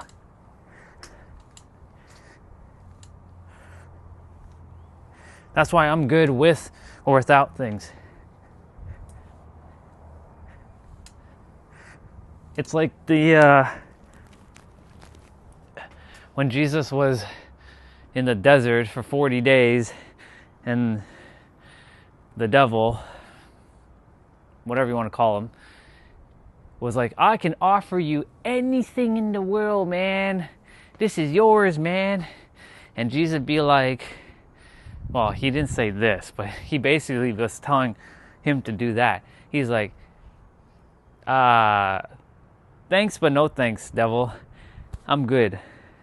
I already have everything. I feel it.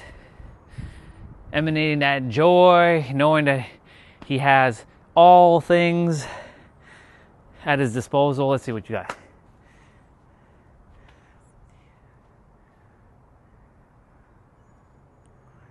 That could be it too. But the thing is, if he was into that, right? Why would he argue then in the first place? He would have been like, fuck yeah. I think it was the former that you said. Because he doesn't know his power. Because if he knew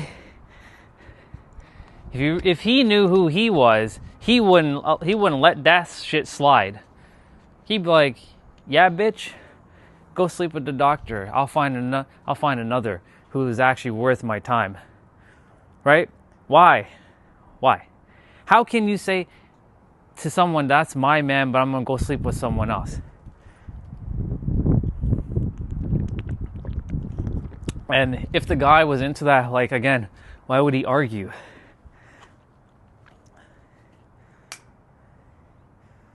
Yeah, exactly. He doesn't know his worth, essentially. Because, like, he argued like months ago, but then he finally submitted. So, like, his will, basically, his willpower wasn't as strong as hers, even though he's equal to her. But his current conviction was like, man, my woman just wants to sleep with this guy. You know what? Fuck it. Yeah, he should roll out. If I was in his shoes, you think I would tolerate that? I'm like, bitch, get the fuck out of here. You want to sleep with some other dude? Okay, bye. It's not going to affect me because I'm like, hello, bye-bye.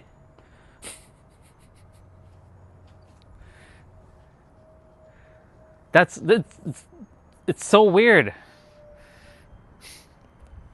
And then the other one, where putting Nero on the back in the background while they're fucking. I'm like,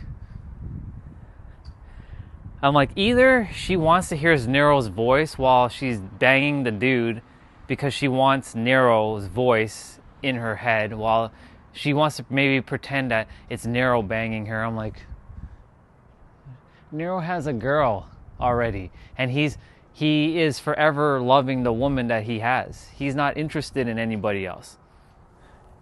And all these women are just like fiending for him, which is, hey, that's all well and good, you know what I'm saying? Like, it's good to be wanted by many women, but like,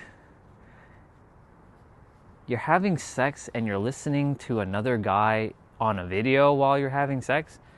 That's kind of weird too. I don't know. It's so weird. It's super weird. It's just super weird.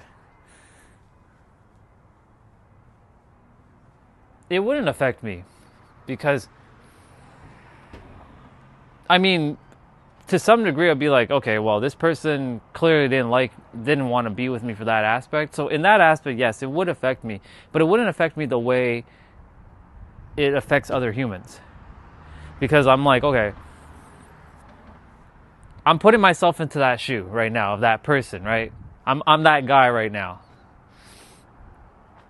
Hi, honey. Yeah, I want to sleep with this doctor. You know what I'm gonna do? I'm gonna put Lindsay in the picture because she has the strongest emotional, like, you know, energy, right? So Lindsay comes up to me, honey, like, there's this guy. I really, really like him. I want to have sex with him. Yeah, to some degree, I'm gonna just like, what? I'll listen to, like, I'm gonna hear her out, right? So you want to have sex with some other guy, and you want me to watch you have sex with this other guy?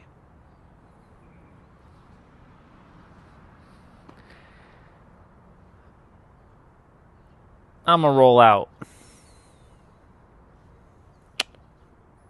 Because now that you've just told me, even though you haven't done the dirty deed yet, and you have this, look, it's okay to have fantasies and stuff, but like telling me you want to do this, then hey, go and do it.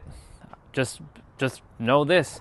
Don't expect me to be coming and watching or even entertaining this idea. Bye-bye.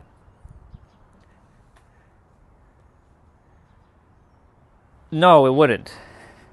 See, this right here is a human aspect. When you don't know who you are, yes, it will affect you. But when you know who you are, it can affect you, because when you know who you are, you simply just know that it just is at this point.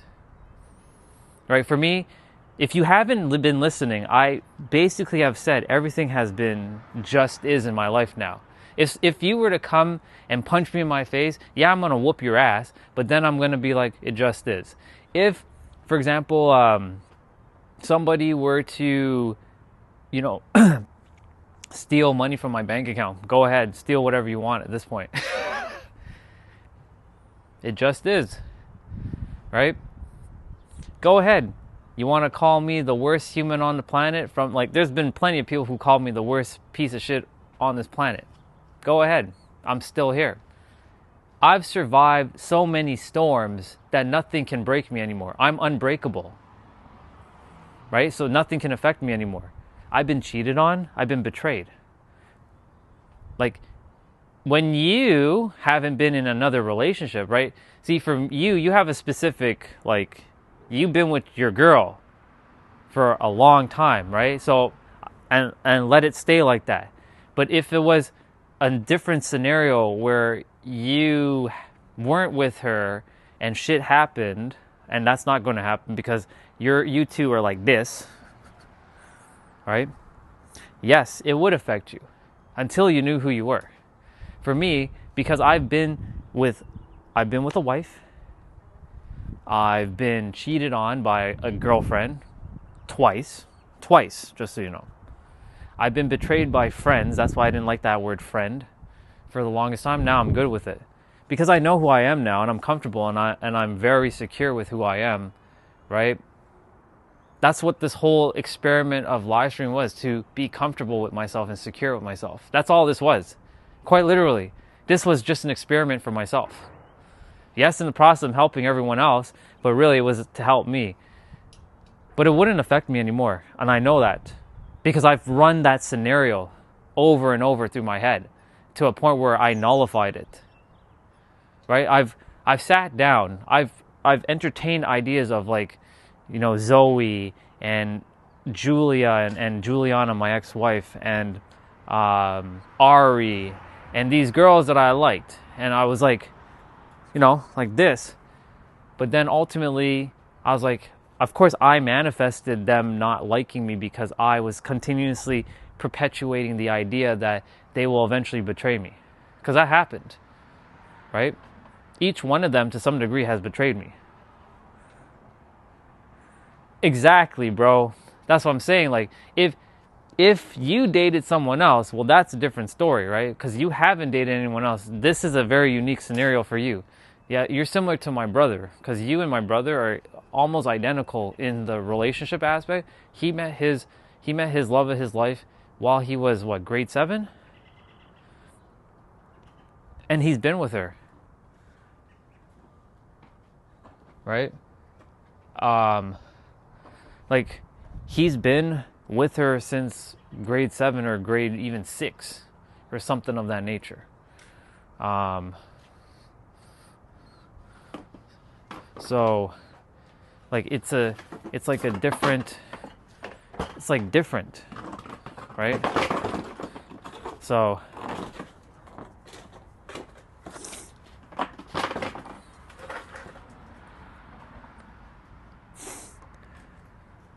let's see.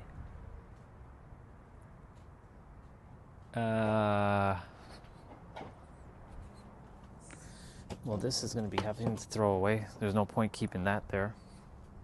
That's broken. Anyways, yeah. For me specifically, dude, like that, it's not going to affect me. I know myself. I'm an alien. Like, there's nothing that can bother me anymore. Like, yeah, there's things that someone will say that kind of irks me. But, like, if a woman were to do that, I'll be like,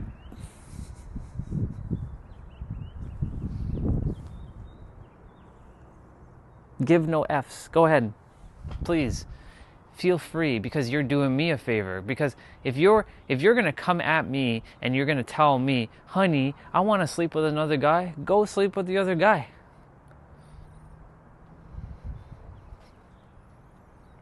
I'll move on to the next. And if the other one does it, then guess what? Then it wasn't meant to be. But it won't affect me because I've been single for the longest time. There's so many people in this world right now who say, I don't want to be with a woman, or I don't want to be with a guy, I want to be single, right? They're lying to themselves. Because deep down secretly, they really do want to be with someone. They're just telling a fib. Some will say, I have more peace, but really, they really want someone in their life. They're just hurting deep down. For me, I've been beaten down physically, mentally, emotionally to a point where, like, I shouldn't basically exist. I should be in a mental ward. Quite literally, I should be in a mental ward. I should be popping pills and injecting myself with bullshit. I should be like one of those, like, gangbangers. Gangbangers? You know those guys that does crack and shit on the street and be like hustling on the street, just like smoking shit and cutting shit up. I should be doing that for the amount of shit that I had to deal with. But I didn't. Because nothing can break me anymore. Nothing. And even if I cry, that doesn't mean that I'm weak or I'm broken. Like, that's a human experience. And I know the character, right? The character still goes through the emotions, but there's nothing that can break me. Because, like, I've already set up the game for me to win. And even if someone cheats on me again, which that will never happen, I win. Even if I am losing, I'm winning. Always. How can I? It's just an experience. It just is. Right? So, like,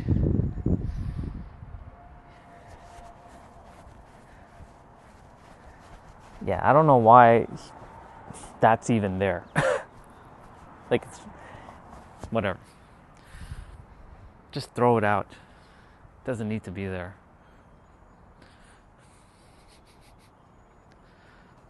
I'll throw it out this coming Wednesday.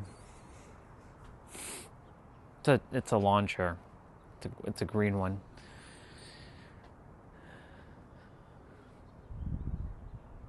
How do you break that?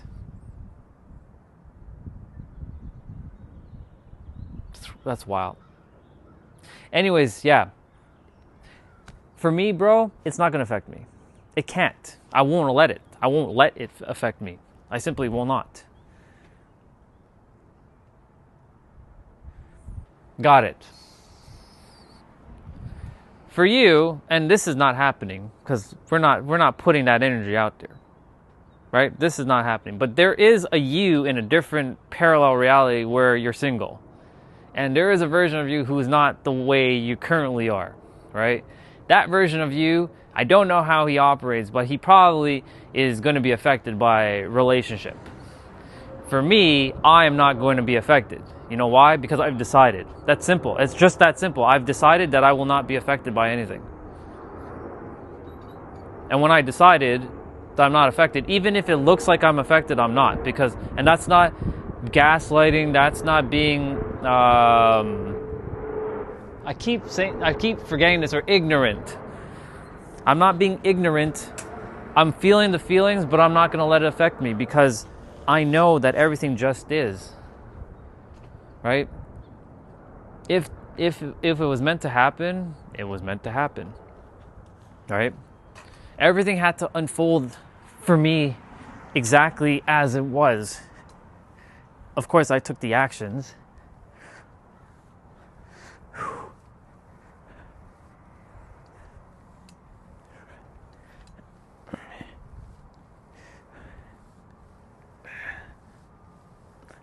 Did I do 44? Yeah, I'm on 44. I have to do one more set.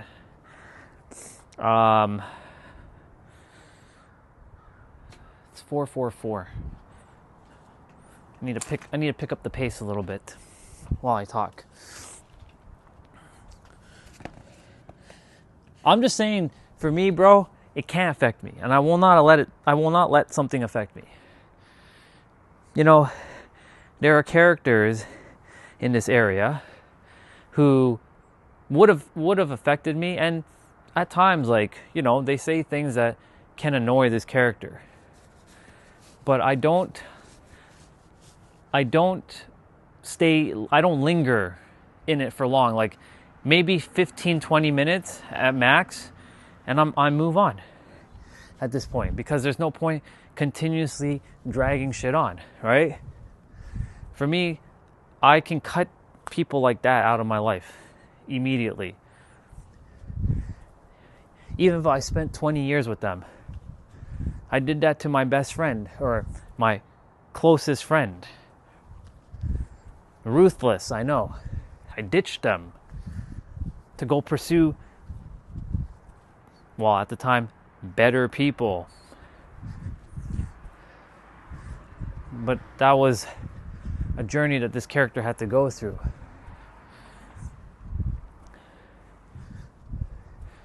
I ditched the women that I really, really cared about, but I refused to be second to some other guy.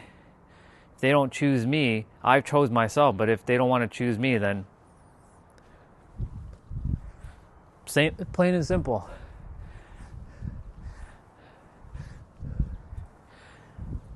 I chose myself, but if someone doesn't want to choose me, that's their choice.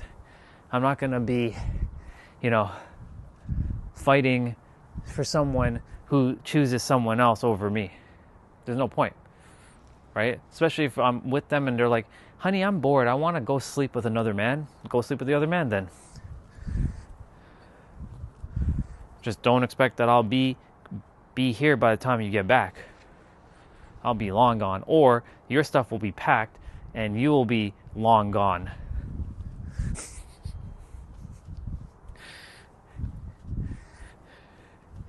This is just funny. If I could speak to that guy, the one who's going to watch, I'm like, bro, is it something that you really want to do?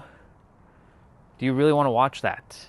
Seeing your girl getting banged by a doctor. If you're into that kind of thing, and you're creating some sort of porn movie or something, hey, then by all means. But if you ain't into that, bro, roll out. Roll the fuck out. She ain't worth your time.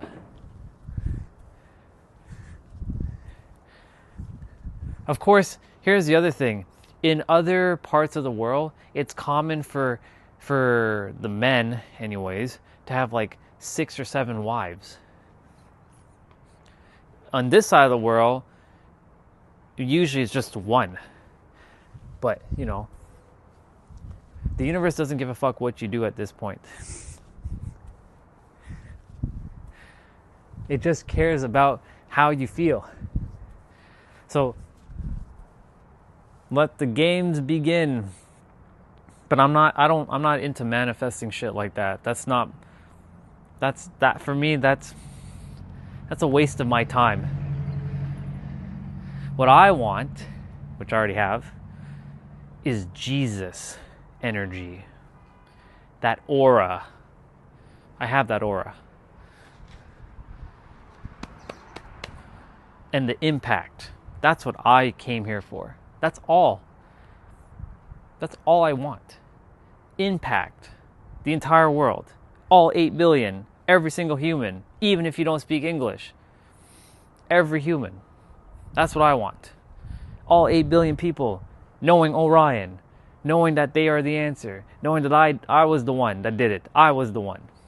Well, I was the one to share the message. But everybody else was the one for their own answer. And then I can go home. I did my job. Don't need to be here any longer. Help the planet. Started to make the ripples in the world for the rest of generations. So the new generation of humans will know that they're the answer. Because a new set of, well, not even a new set of rules, the way it's supposed to just be, will just be. Parents will know how to raise their children and not indoctrinate them into nonsense. I know some will say, that's impossible, Orion, you can't do it. Watch me. Watch me. As Liv Morgan says, watch me. Or I have like the the mask, when he says, alrighty, is it alrighty then? What does he say in the mask? He's like, alrighty then. No, that's not what he says. What the fuck does he say? When he's pulling out the gun, smoking. But he says something else. He's like, alrighty then. He's like, alrighty then. Alrighty then. That's what he's saying. Smoking. It's starting to rain, by the way.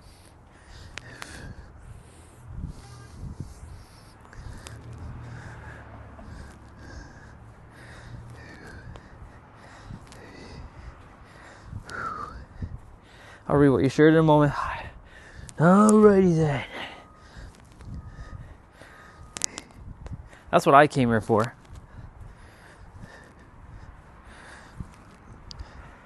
Me and a few other souls were designated to hold a certain frequency for the planet, for the rest of the souls to remember.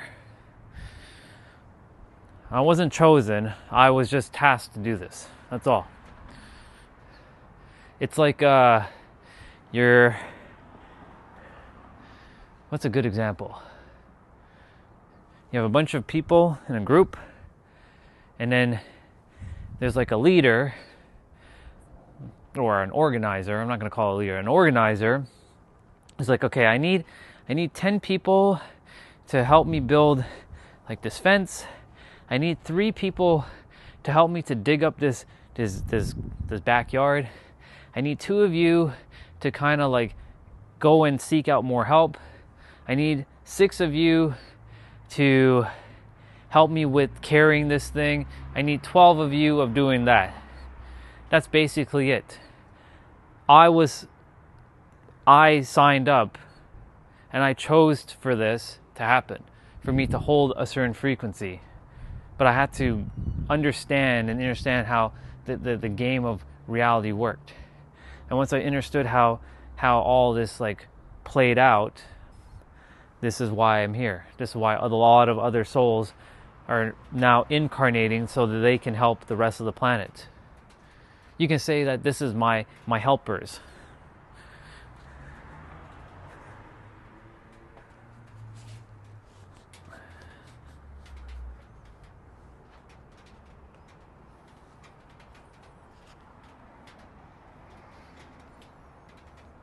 It's not that much rain.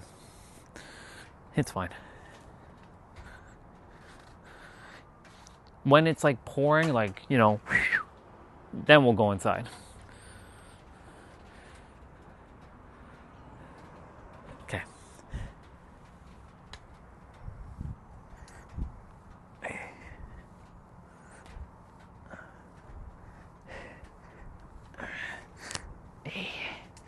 9, 10, 11. That's 55. I need to move these out of the way for a moment.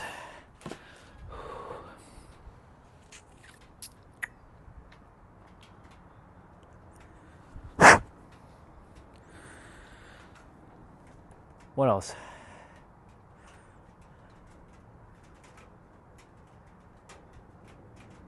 Yeah.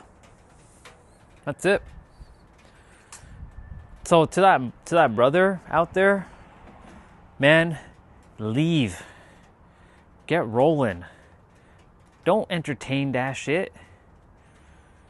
I'm a manifest for him to not go and watch that. And for him to find someone who actually will love him and not... Wow, I'm getting choked up when I say that. Wow. For him to find someone who actually loves him and won't do bullshit like that. In fact, no, I'm not even going to do that. I'm manifesting for him to get the strength that he knows that he's God himself. And he doesn't have to entertain bullshit like that. Don't disrespect yourself by doing that. I mean, these are humanistic, moralistic things that we humans have kind of agreed to, you know? But these are one of those things, like, I'm like,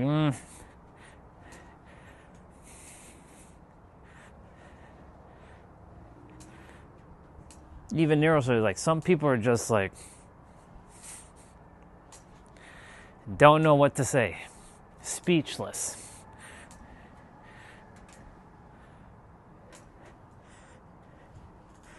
If he was here and he told me that, you know what I would be telling him? Roll the fuck out. From a human aspect, roll out. From a God aspect, it just is.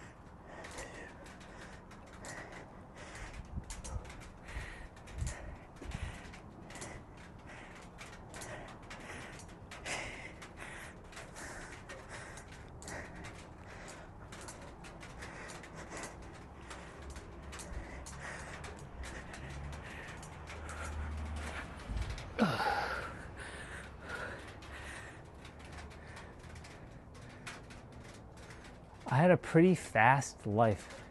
I grew up fast. That's good. I had a slower one. I had to have a much slower one. It was by my design that I was supposed to accomplish everything I was supposed to. You can call it later in life,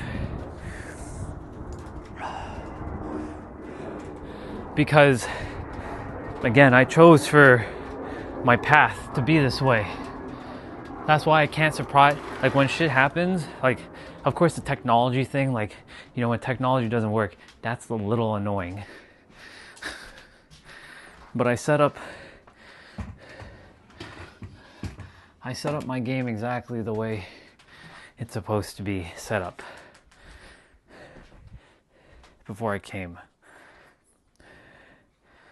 Some set up their game for them to never remember, so that they believe that it's by some sort of not destiny or not fate and all free will, which is true, because the universe is mental. It's all mind. So that means whatever you desire, it's already, like, whatever you desire, whatever you think, whatever you feel, whatever you know, everything, whether you believe archons, black box, guy in the sky, dude to the cross, gray bearded dude, Chinese dude with ponytail, right? Samurai.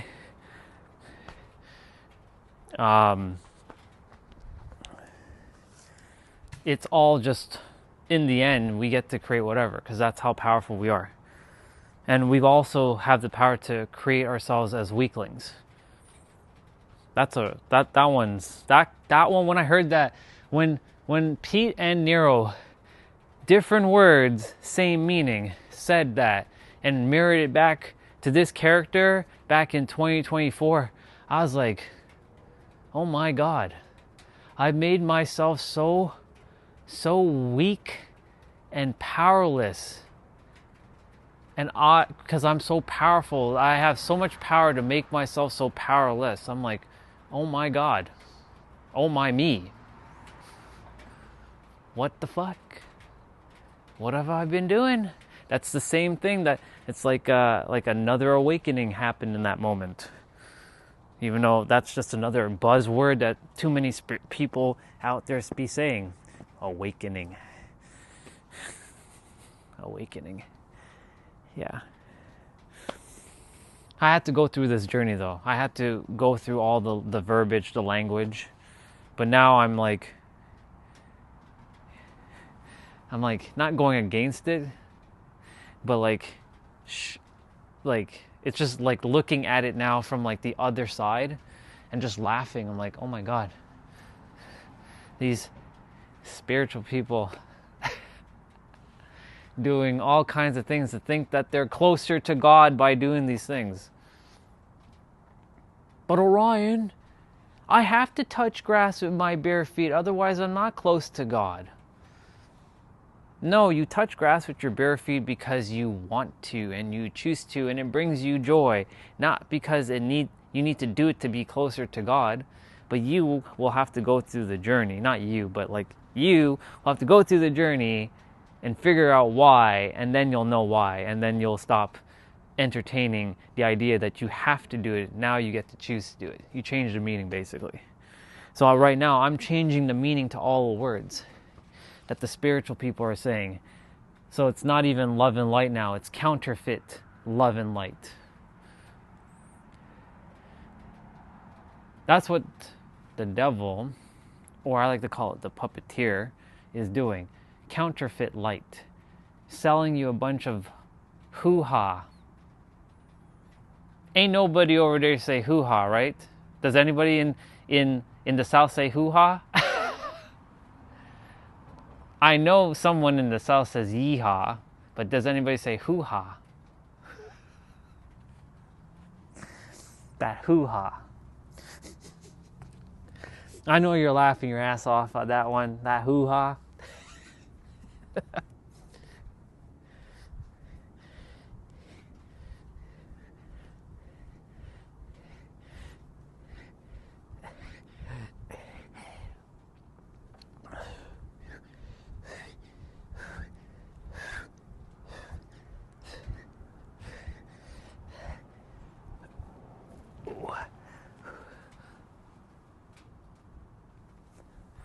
That hoo-ha.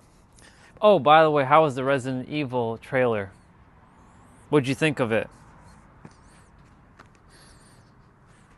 Is it something that's gonna look like you want to go watch it? I mean, you're a Resident Evil dude, so I'm sure you're gonna go watch it. But what was your first thoughts or your impressions or your opinions on it? Since you're the Resident Evil dude. I don't know who was at the phone booth. I have no idea who that was. I don't know if that was Leon. I have no idea who it was. All I know is that he just says, I'm sorry I didn't get back to you, and I love you, and then bang, that's it. But it looks good.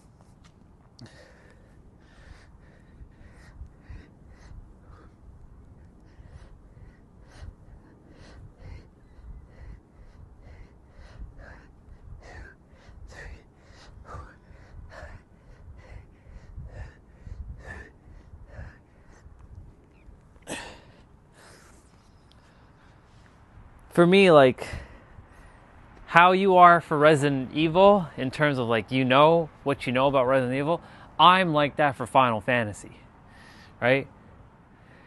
I know practically everything there is to tell you about any Final Fantasy. except for 16 because I haven't played it yet. Final Fantasy 15, Final Fantasy 14, MMORPG, played a little. 13 and the trilogy, played all 3. 12, not my favorite game. Good story, but not my favorite type of game. I don't like the Gambit system at all. 11, MMO, didn't get to play that really, unfortunately. PS2 online, didn't have an online adapter to play online. Final Fantasy 10, 2, and 10, 9, 8, 7, obviously. Obviously, I haven't played the newer 7s, but it's the same fucking game, just slightly, different, but, the premise is the same. 6, 5, 4, 3, 2, 1. Looks like something they are attempting to make money off of, just using the name. It looks nothing like Resident Evil. It's just in the universe, but hopefully it's just a good movie. I have watched one of the producer's other movies, Barbarian. It was okay. I need to watch his newest movie, Weapons.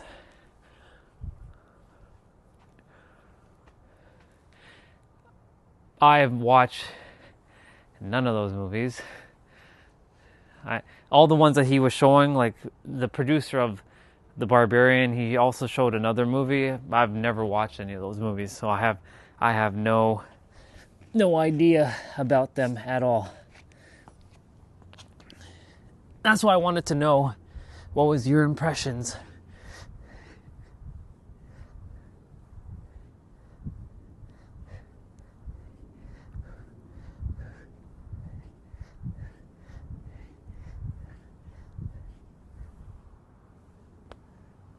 Wait a minute.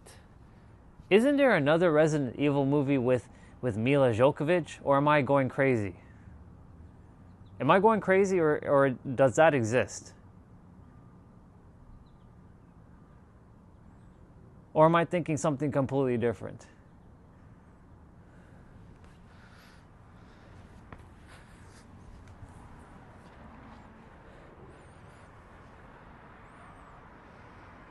All right, push-ups are done. Well, today's full body, so we got the whole shebang to do. Correct me if I'm wrong, but I thought there was another Resident Evil movie, like an older one, and it has Mila Jovovich. Or am I living in a different reality? In like 6. Interesting. And how many Resident Evil movies are there right now? 1? 2? No, I'm excluding this one. Is it 1? Is it 2? It seems to me she plays a lot of video game characters. Because I know she's in Monster Hunter, if I'm not mistaken. Another movie I haven't watched yet, either.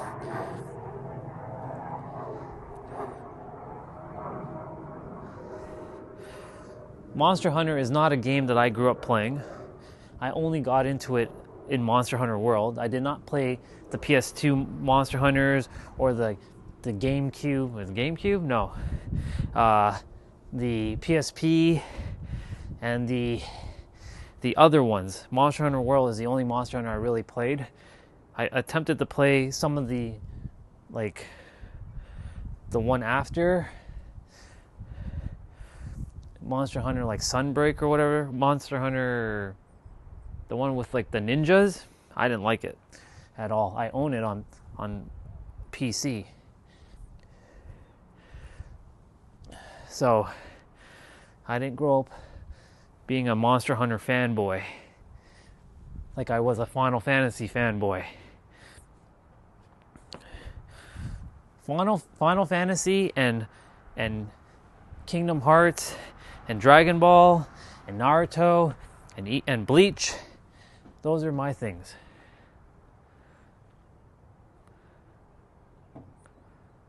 Huh? No one's in my room, so I hear a noise though.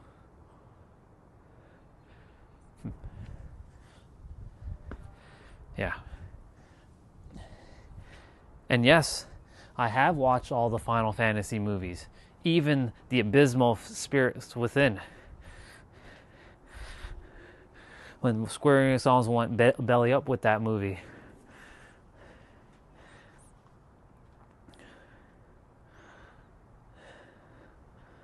Six or seven, interesting. Like 4 animated, 1 Netflix show. They're all garbage. Yep. Yeah, I figured. Well, we can't really say that. They're not really well made. Let's just put it that way. They weren't designed great, I guess, or they don't have a compelling story, or they just are boring. La garbage. Yeah. Remember that time when you were telling me about food? That's why I'm saying like I can't call it that. I'm just gonna say maybe it's not the greatest thing made. It's not in alignment, you know. Maybe it's just not good. Maybe the story is abysmal. Maybe the design is just boring. Like it's just plain.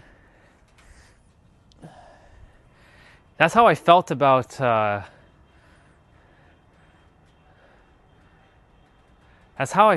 Friends for the longest time, back before I watched it in 2020 when no one else was in my universe at the time, and I started to watch new comedy shows, new old comedy shows. Like that was during the time when I watched Kings of Queen, Everyone Loves Raymond fully. I fully watched Everyone Loves Raymond, Kings of Queen, Friends. That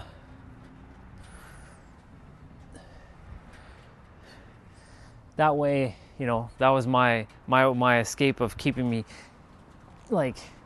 instead of keep watching repeats of Fresh Prince of Bel-Air and Family Matters and stuff and Full House, I needed something new. So I already seen Everyone Loves Raymond because it showed, when Dad was in the house more, I would be watching that, or I'd be seeing it.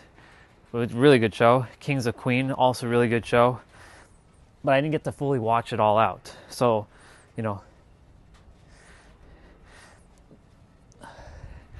it'll be probably 5 or 6 years from now, I'll watch Stranger Things when no one else is talking about it. And it's forgotten by people. Well, to some degree. I like watching things when no one else are watching it, really. You can say I'm late to the party when it comes to newer things in today's day and age. That includes anime as well. Except for reboots of like Dragon Ball or Naruto or Bleach, right? I was not too late on Solo Leveling, thank goodness. So at least I was on the bandwagon for Solo Leveling and Frieren. But a lot of all the other newer animes like Jujutsu Kaisen and the Devil May Cry anime, currently I'm not part of that bandwagon. So I have not seen Jujutsu Kaisen and Tokyo Ghoul, another one. Right? I'm late to the party on those ones.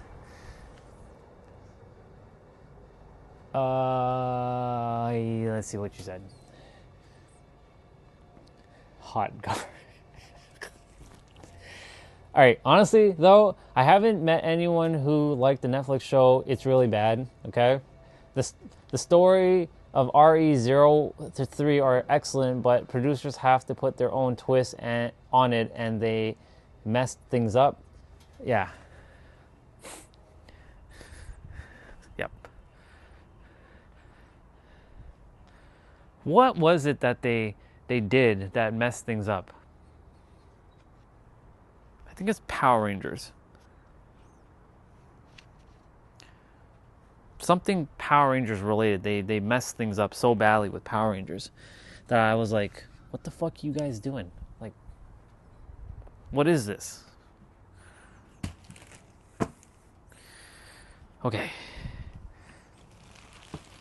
we're making progress. It's 5:12, 5:13. I still have things to do. I have to go inside and do my resistant band stuff in a moment.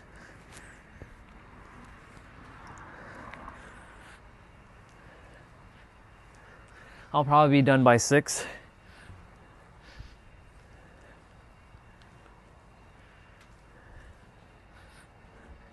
But yes, you're right. They should stick to the script. It's like if Square Enix made Final Fantasy VII and they did not stick to the script with the new games, I would be so mad. I played through the first one at least, not the second one, not Rebirth. So I can at least say that the first one follows, the game narrative so far. But if they had screwed shit up,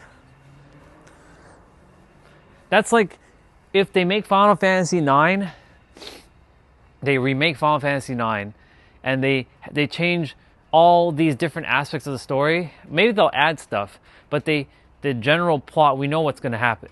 But they change it up.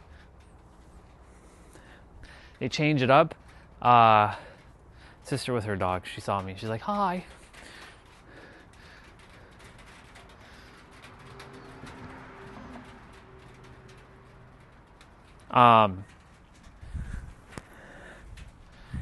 Then I'd be in rage. How are you gonna go mess up the greatest game of all time like that? Of course, that's my greatest game of all time. That's my GOAT.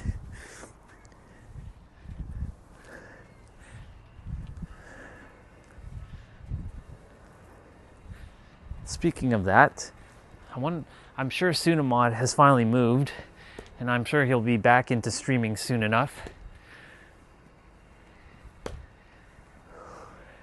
It's been like 2 weeks since the dude streamed.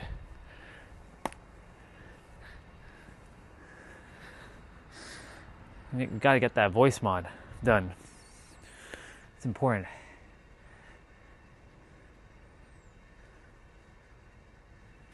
Yeah, exactly. I can understand that, right?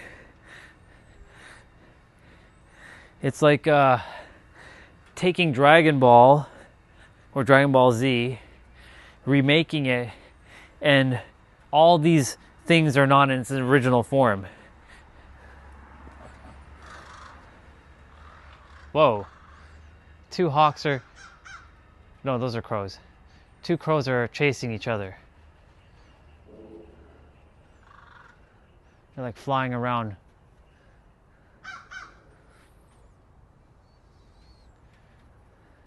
They're like circling each other. He's like, leave me alone. Man, they're going so fast.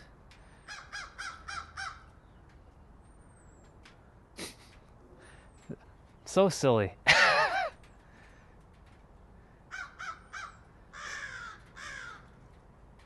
You two are so silly.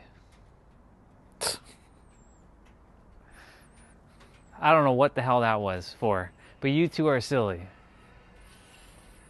Silly. Silly, silly.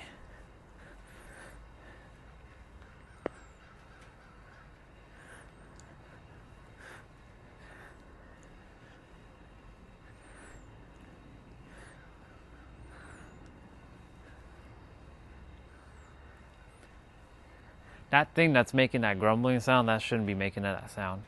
Something is fucked up again.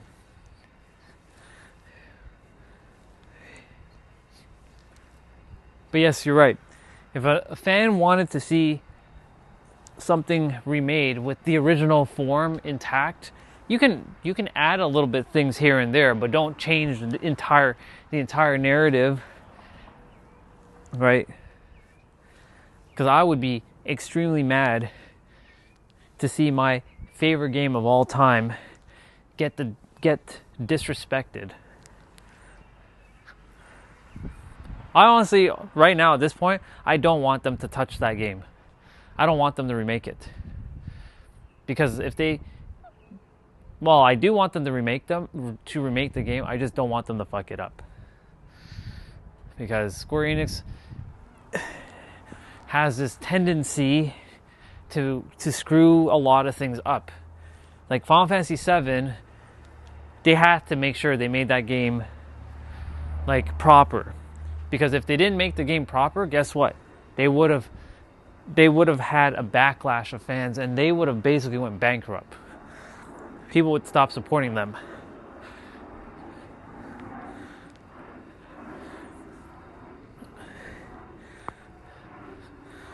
Companies are just, in today's day and age, are just after the dollar. They don't care about their fans like they used to. Plus, most people who recreate these things were never fans of the original and know nothing about it exactly. It's similar to like to wrestling right now, isn't it? A bunch of executives at TKO were, I don't know if they ever watched the original WWE stuff, but they clearly, and whoever's watching or writing the WWE stuff, the scripts, like, if you weren't part of the Attitude Era, like, what are you doing here? Get out of here. Oh, but we gotta tone it down, Orion. There are kids watching. Yeah, kids were watching back in the day. But Orion, kids got fucked up. That's why we had to create mental health and all that stuff. No, kids back then at least knew how to handle shit. Kids today's day and age, you say one little thing and they lose their rail. Softies, fucking softies. Phone's charging. You ever see that reel, bro, of a guy who's walking against a door frame, and he bashes into the door frames, and he's basically mimicking the generations, like the 80s, the 70s, the 80s, the 90s, the 2000s, the 2010s. Progressively, everyone's gone like softer. So like he walks like the 70s person just walks like into the thing, and they just walk it off. The 80s baby, which, you know, this is typical 80s. 90s is like, and then the 2000s, this is what happens. The 2000s, and then the 2010s, you hear a gunshot sound. Oh, and then they fall down on the ground, over exaggerating for everything. Let me see if I can find that reel. It's so funny. I love it. I love it so much. I have to go on my old Instagram.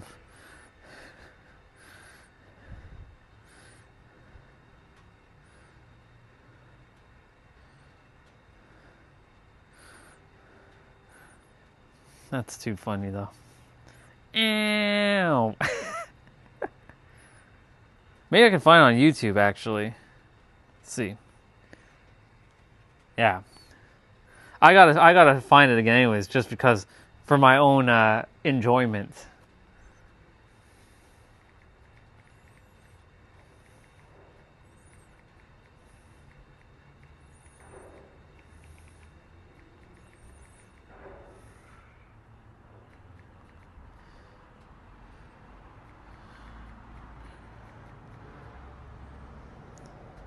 There he is. Yep. 80s baby. Accurate. Yep. 90s.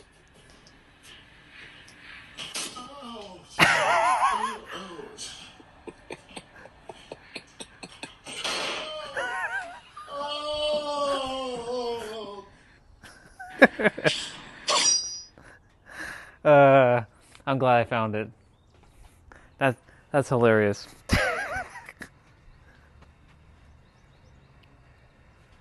It's true though. Little softies.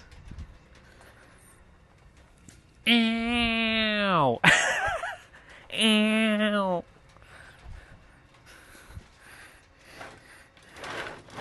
And then they're also very lazy at typing RF or FR, for real.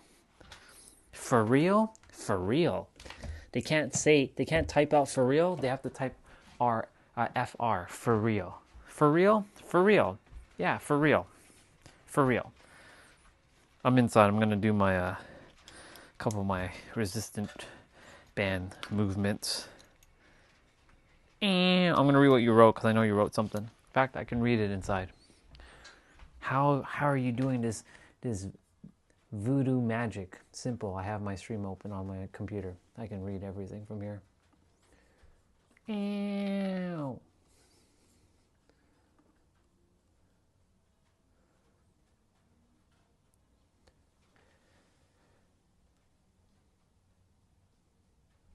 Right, I gotta update my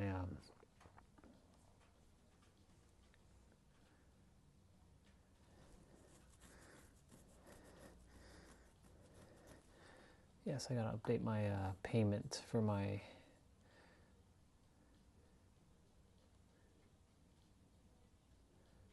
yeah. They can always go for days, bro. Okay, I have to remind myself to update my payment because my card is expiring. My credit card, it expires May 2026, and I already got my new one. I've been using it, but I got a text from my cell phone and my insurance to update it. So definitely got to do that in the next. Well, I'll be doing that very soon. In fact, I have to do that probably this evening, later on. Not to delay or procrastinate on it. Not this moment because the phone is being used and I need to use the phone to do it.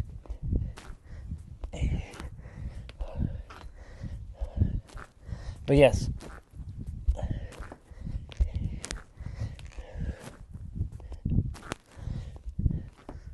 Little softies. Ew. Ew. I'm telling. And yes, I'm purposely not speaking with a deeper voice there. Ew.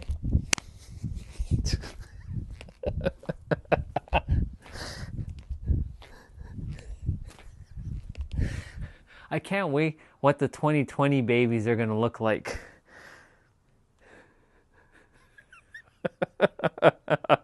I can see that an update video of 2020's kids won't even walk through the door frame. They're going to be, someone's going to have to pull them across the door frame just for them to get across. But, you know, currently the 2020 babies are still, they're like 6 years old. The oldest one is a 6-year-old. So, you know, they're not quite there yet. We give them about 10 years though, and we'll see what a 2020 baby is going to be like from a teenage standpoint.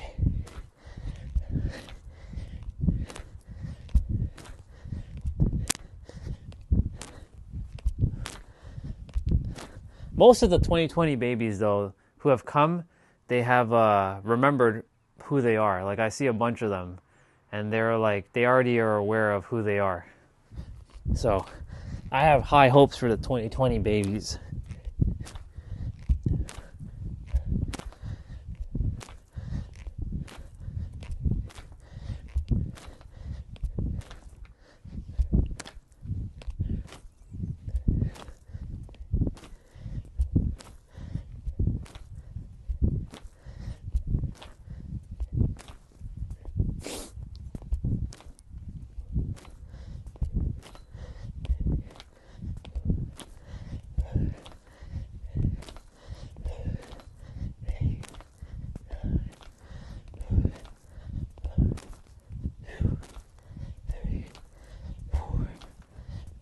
Let me see, what else did you write, if you wrote anything else? Don't underestimate them from others. They could change it. Yeah, they definitely are going to change it around. The 2020s, they're the ones that's going to change it. because they're the ones who have already come back. Like, there's a bunch of kids on Instagram and Facebook who are already speaking at the same level I am at right now. They're just using more kid words. They're not using high sophisticated words, they're just using kid words. Well, kid language, you can say.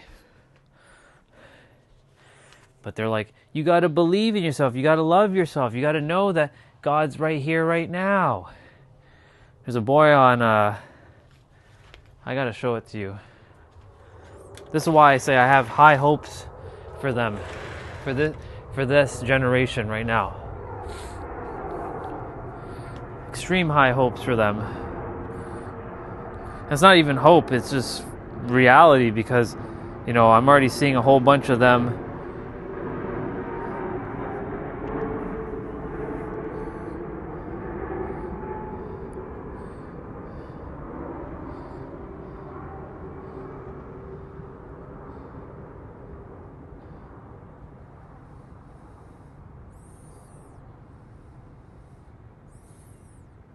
this boy. God, the divine, the universe, it loves you. And it will always love you. No matter what happens to you, it will always love you. No matter what you have done and what you didn't do. Once you realize that the divine doesn't judge you, but it's humans that judge you. It's you that judges yourself. Life will become a lot easier. When you compare and analyze, try to be nice to yourself. So always remember, the divine loves you and adores you. You know why? Because it created you. You are its creation. Literalism from that. Whatever you call it. See that? God, the divine, See that? Just like that. I like how he, like that at the end. Good job, Bubba. That one. And he's not the only one. There's many. But they've been showing up on my feed. So, yes, the 2020 babies are the ones who I have... They are the ones that are going to make a really, really positive impact on the planet. Before I'm done with it, of course. I leave it in their hands. I have no choice but to leave it in their hands afterwards. I won't be here forever. Unless, for some reason, I find the magic pill or serum to make me last forever. I don't think I would want to live here forever, though. Imagine you lived forever. You can't leave. You can't die. And you're basically just here. I don't know. It's not something I would wish for, to be immortal, like have an immortal body, because then if you marry someone, then you'll have to see them die. I mean, that happens in today's day and age, but you don't get your final rest. You know, you'll have to stay here for the rest of your days, unless you leave the planet, of course, and go somewhere else.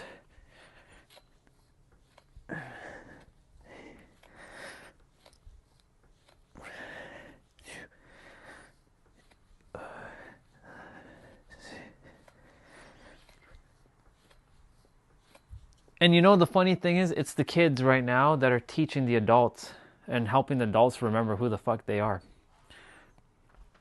Like that Bubba right there, that dude, that tiny one, that little human. He's probably late. I think he's 7 years old, not 6, but he's close enough to 2020. To the 2020 babies.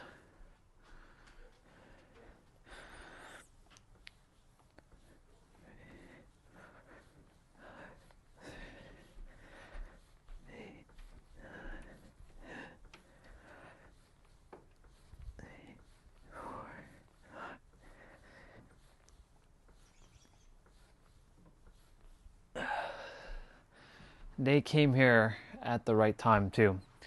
They're gonna continue to hold that frequency of remembrance. I'll be back outside shortly. I'm just finishing up these resistant training stuff with the resistant band.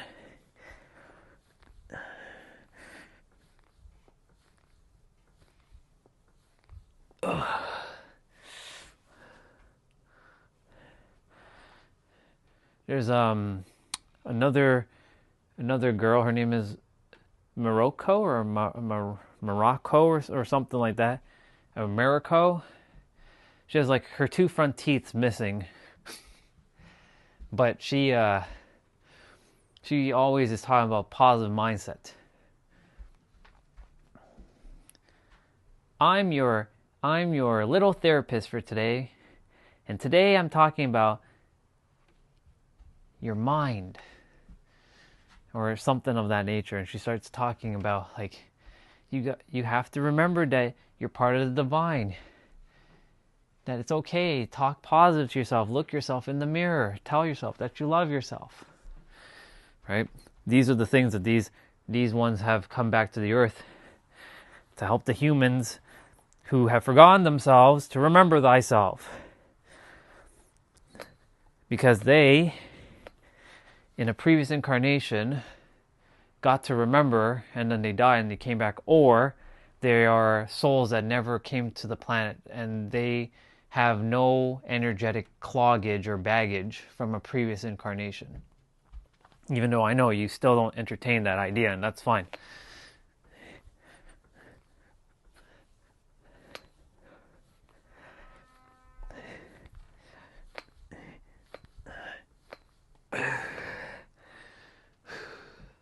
That's why I have high hopes for these ones, because they have their memories intact, and their parents are making sure they keep their memories intact.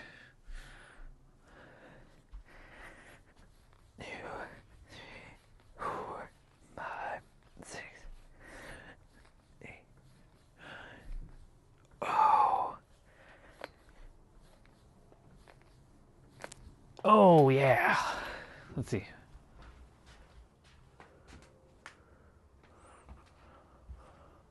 Yeah. You'll remember at one point. Maybe you chose to not remember, and that's fine.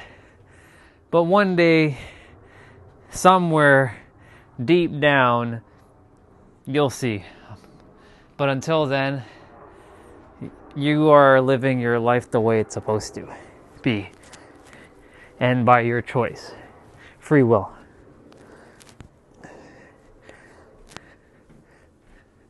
And nothing's wrong with that, because you're out in the world helping people, as you call it, doing the Lord's work. The Lord's work. I'm doing the Lord's work, but not by a dude's work, by my own work. It's the same work though. Different language or different verbiage, same meaning at the end of the day, as we talked about.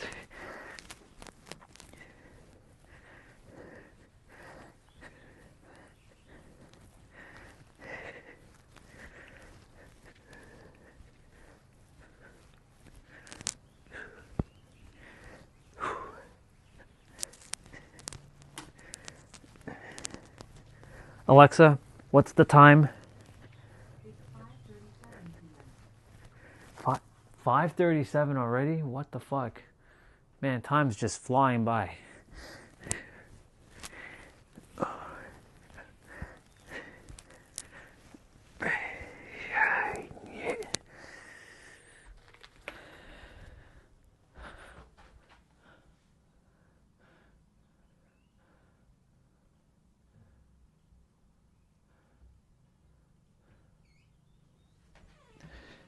Yes, they do get passed down for sure.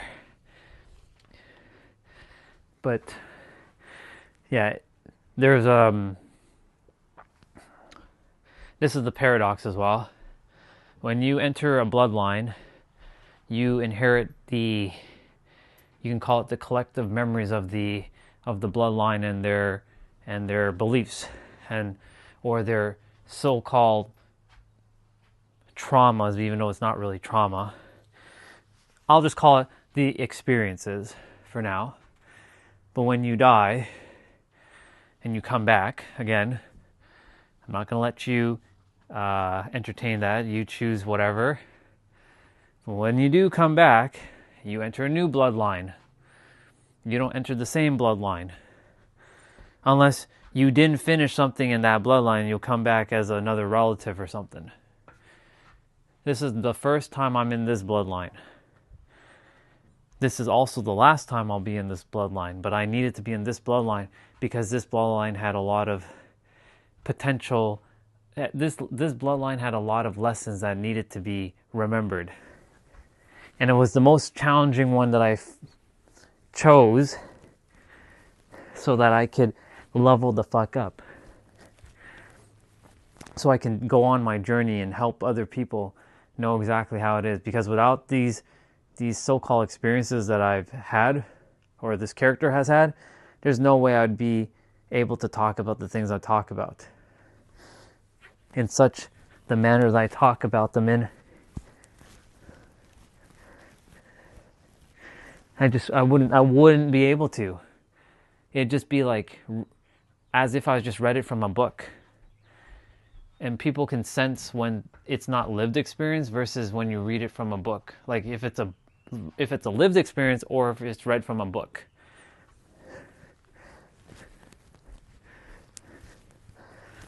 A lot of the people out there who are helping other people are just hearing it from others, which is fine, but it's not their lived experience. I'm not saying they don't have the right. They have all the right to speak. But the thing is, they can't really prove it. They are just, you can feel there's a little bit of uncertainty or doubt in their voice when you're hearing them speak. Well, I hear that because I have an internal bullshit detector that tells me, this person is not really speaking exactly what they're saying.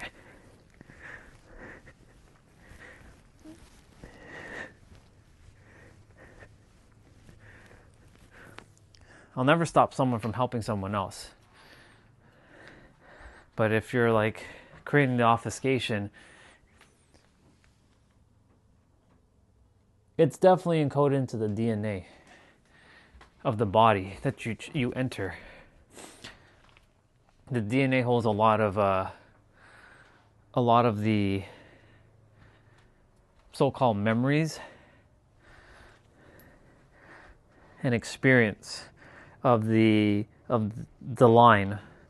But you know, the funny thing is all bloodlines were originally one and it's split. And then it over different generations and timelines and you know different geographical locations, the bloodlines ultimately changed. But that's another conversation. That's a whole other conversation to be had.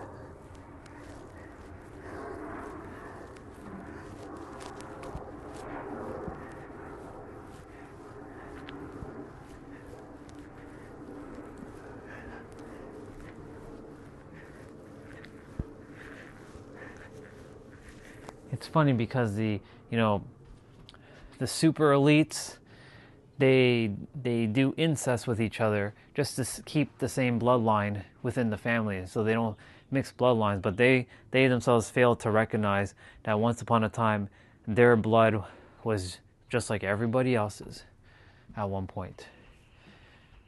And then, of course, to differentiate the humans and not be all the same like robots, we have different blood types as well, like blood type O and B negative or B positive and A positive or whatever the hell it is. You know, it's funny, I think I shared this on the stream before.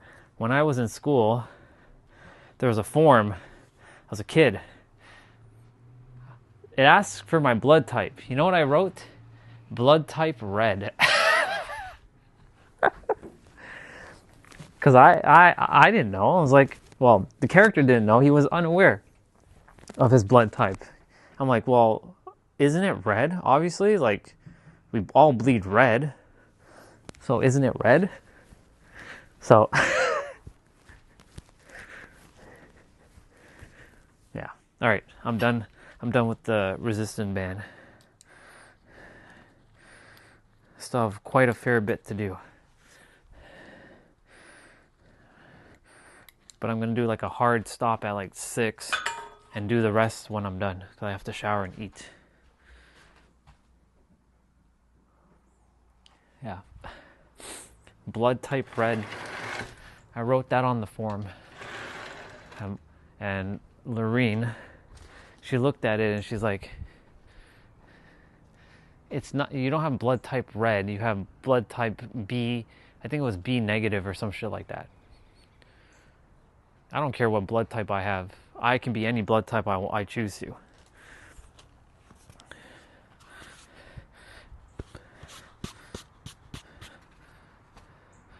It's just fascinating. Let's see. Helping someone can be an interpretation of the one's helping, so who says it's actually helping? It's true. Could be hindering, right? That's why I also have been saying, like, if that, not for you specifically, but when I go out there and someone like hears what I say and it's like goes completely against what they believe, I'm like, don't listen to me at all. In fact, pretend I don't exist. Don't even listen to what I said. Go live your life and be in joy. That's all I care about. Because if they can be in joy, more joyful humans will create more joyful humans. It'll be a ripple. That's all we need. More joyfulness on the planet. Just more joy. That's all we need. Joy. But Orion, you can't just have joy on the planet. You have to experience pain and suffering.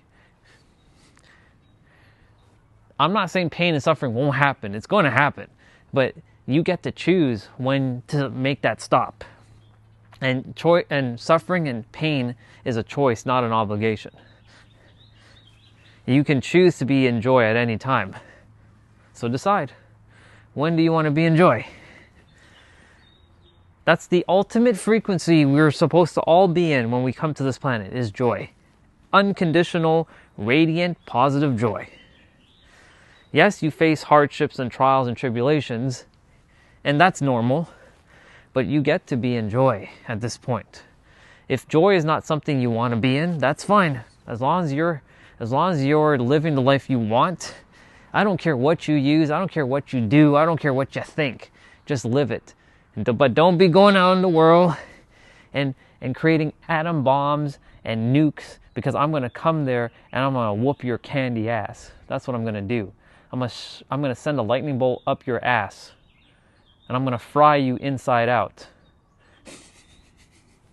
Not you, but like the person who's not in joy.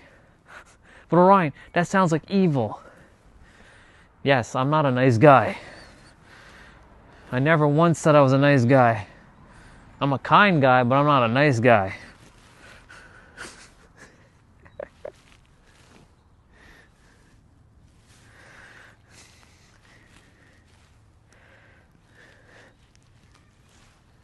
That's funny.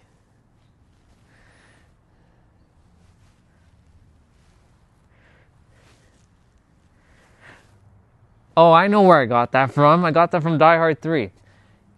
Zeus. Right? When Samuel L. Jackson is like, "Hey Zeus, my name isn't Hey Zeus, my name is Zeus." Like the thunder god, the guy the Mount Olympus, the guy that can shove a thunderbolt up your ass, or however he said that. That's where I got that from. I was wondering, where did I get that from? Die Hard 3. It's Zeus, not Jesus. Zeus. Mount Olympus.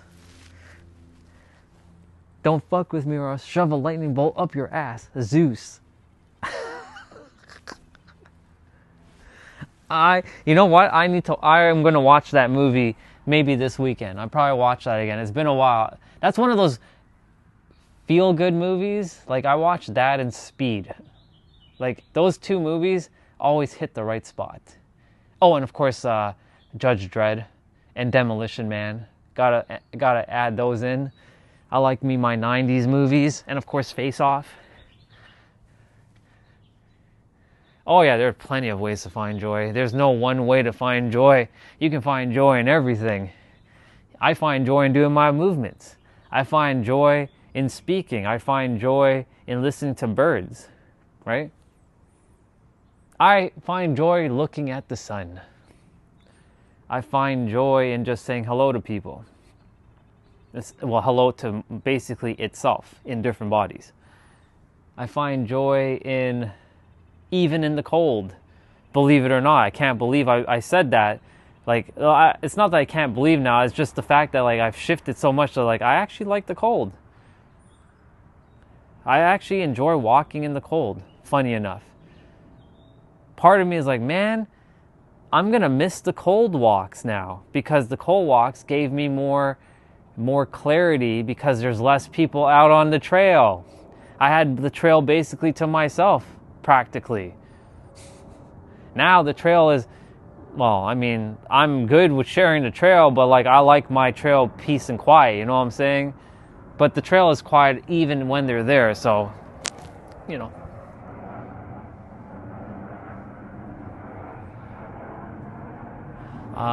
My thoughts on this form evolution: mammals were tiny and were in a state of survival. Ancient Homo sapiens. I can turn on the faucet and get my water or DoorDash some food. Don't have to worry about doing. And it's true. There's different ways. Like I said, there's 10 million ways up the mountain, right? Like, there are people right now seeking God itself, the infinite intelligence, we'll use that word. They're seeking the infinite intelligence by doing a bunch of and getting like this. Or they're laying down and they're like this. And they're in the color zone. And they see eyeballs and they see colors and they get the message. And then they come out and they're like, this reality isn't real. And I did not have to do that. And I got the same information without having to do that. 10 million different ways to go up the mountain. All right. Man, what the fuck? It's 5:51 already. Like, where is the time going? Like, I haven't even done half the shit. Talking too much. That's what's going on. It's all good.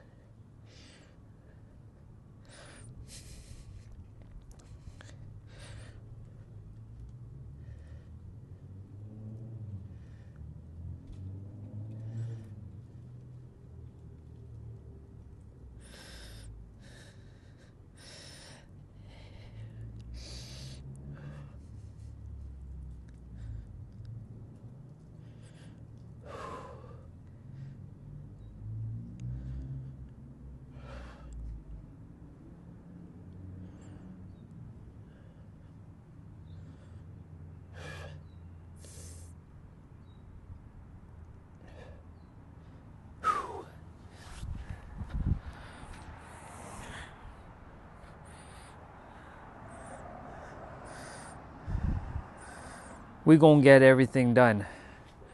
But I do need to go shower and eat as well early. That's why I said 7 o'clock, I should be ready to rock and roll.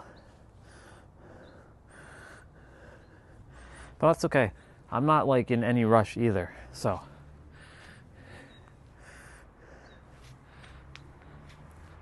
All right, so if we did that one, and we gotta do that one.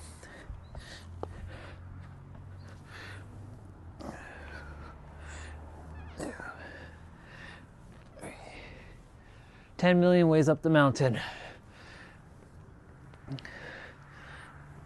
to achieve the same thing.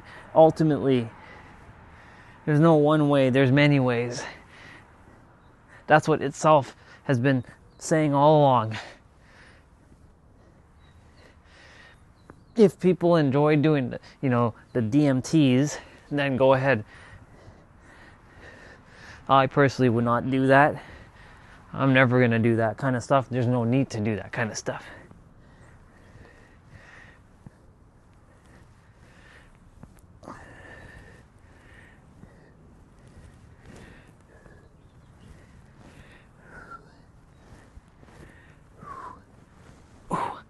Let's see. No vision quest for you. Let me scroll back up. I figured the only joy they would have with their family at the time of or knowing they have food for the next week. And the sad part, people still have these same problems. Yep. Basically. It's because they simply forgot who they are. That's it. When you know who you are, then you can start channeling that conviction, and that conviction will spur you on to taking the action to getting everything you ever wanted in reality. Everything.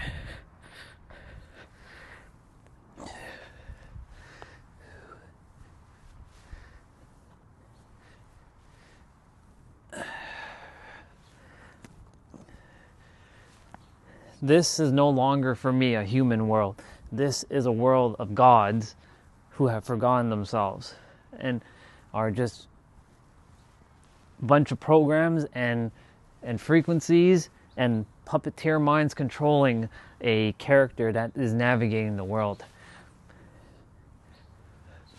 I live in a totally different universe now. Like, I can feel the difference. It's palpable. I can't describe with any word.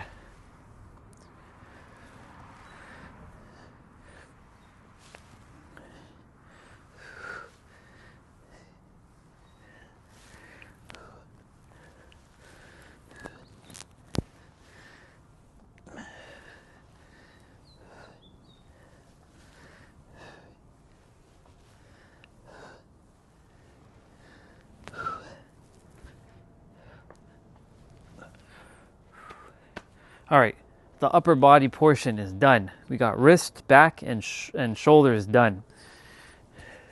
We did hamstring. Now we must do ankle and knees. After that, we got hips to do, and then I got a couple stretches. So let me just do one of them right now.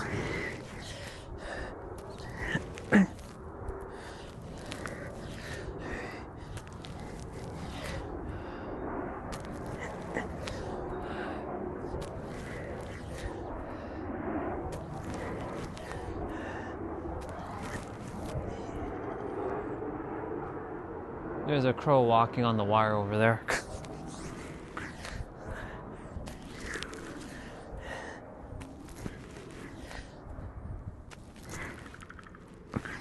And there's a woodpecker somewhere.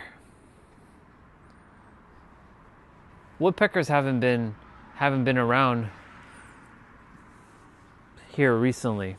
They only started coming around like a year.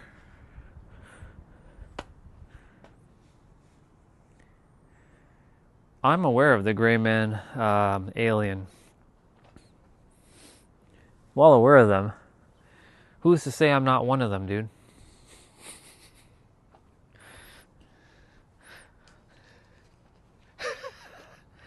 I'm every one of the aliens.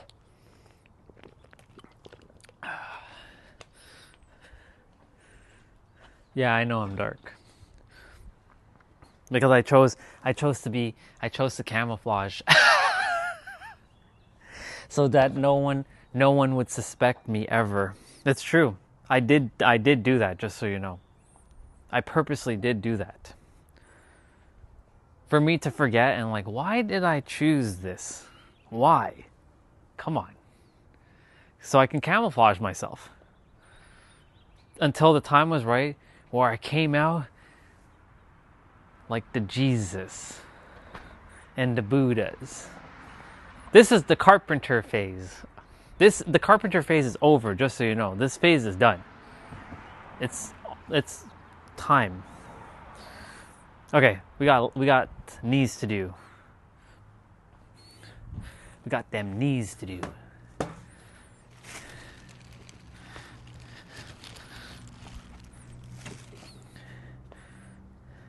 Got them knees to do.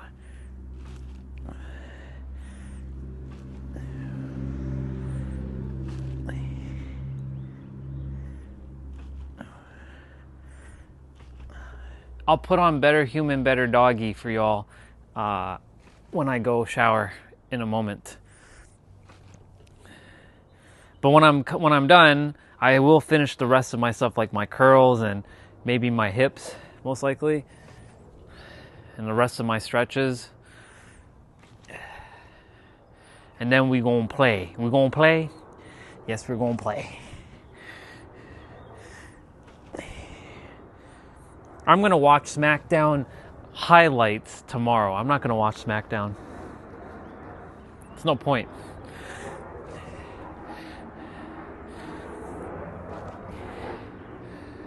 For me, wrestling is dying. WrestleMania is over. I don't really care about the stories.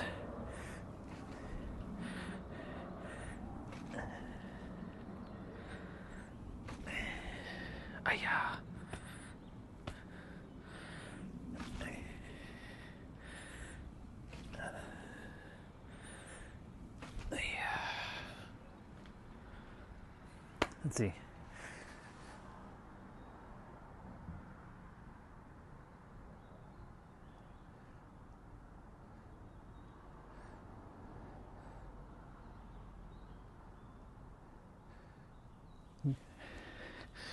There's a lot of different gray types.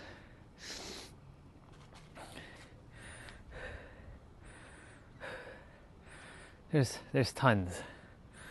There's tons of different ideas. And the reason for that is because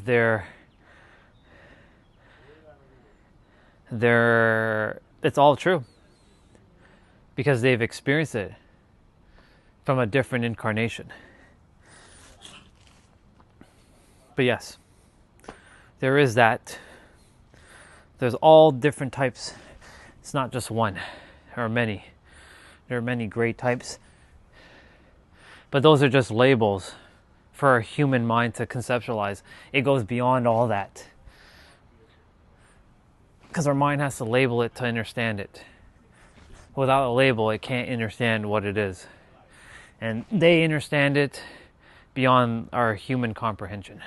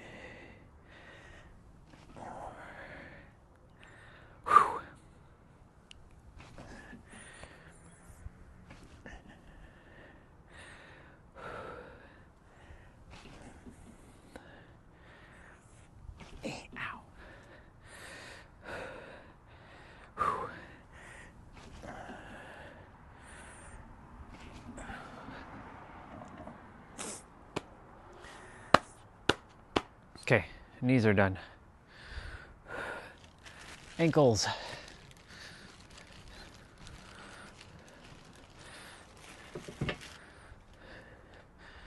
This is what I call my peace, my joy, my tranquility, my harmony, and my serenity.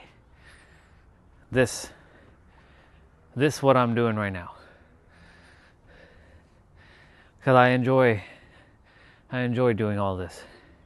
Because I know what it's setting me up for the future. When I'm like 200 years old, and I'm like,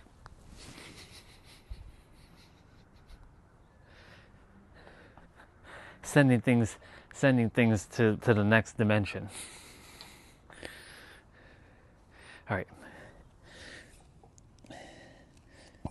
I'll put on Better Human, Better Doggy for y'all.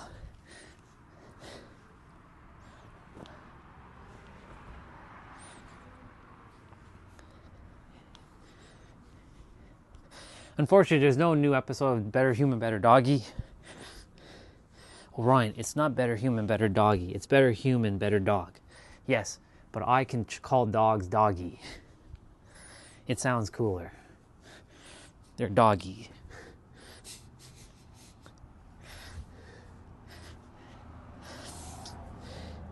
Maybe they hate us calling them dogs. Maybe they want to be called blah. Or maybe they're supposed to be called woof woof. Who knows? Or just a woof. That's not a dog, that's a woof. Hello, that's a dog. No, that's not a dog, that's a woof. And a cat is not a cat, it's a meow. That's a meow. We humans like to create all kinds of labels. All kinds of stupidity sometimes. When it just is.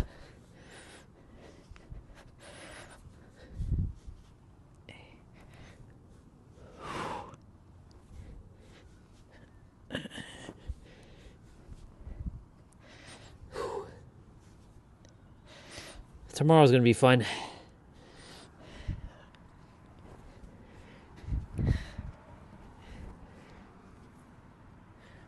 Oh, it's gonna be fun because we got the 1 hour jump rope to do tomorrow. Or yeah, exactly. Maybe they don't care, and we can call them whatever, right? I'm gonna call dogs woofs going forward. That's a woof over there, or a roar. They more woof than roar. Well, they do bow wow wow wow wow wow wow wow bow wow wow wow wow wow rah rah rah rah. That's their name. Rah rah rah rah rah rah. That's their names. The sound that they make out of their mouth, rah rah rah. Orion, that's a barking. That's called bark and barking. No, that's their name.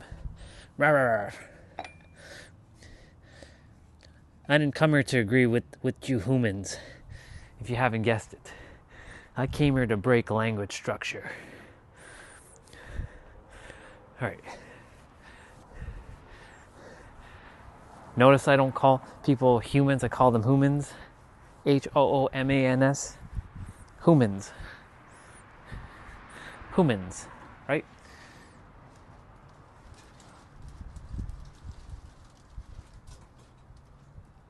Woof.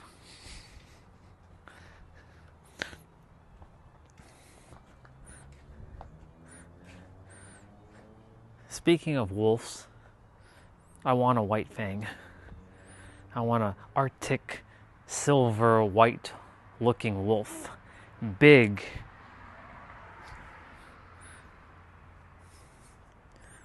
And I want to train him, and I'll call him White Fang, or I'll call him Artemis. Wait, I'm not done my hips. What are we doing here? Drop that. We're not done? Not doing that yet?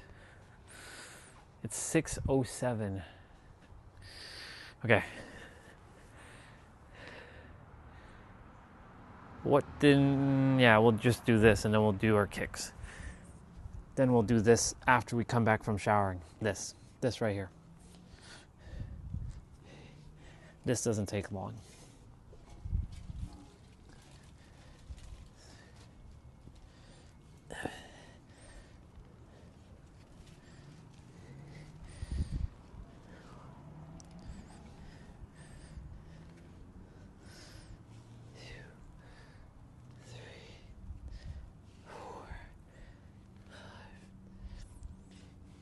What I really want is a Mewtwo. That's what I want. I want a real life Mewtwo. And I like throw the Pokeball and he comes out and he just like walks with me and he talks and he uses Psychic Blast.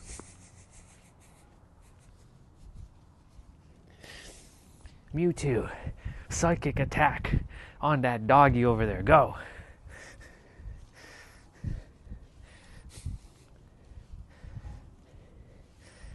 I'm sure someone in the world has named their dog Mewtwo. I'm sure of it. Or their cat Mewtwo or Mew. I'm sure of it. Hi, Mew.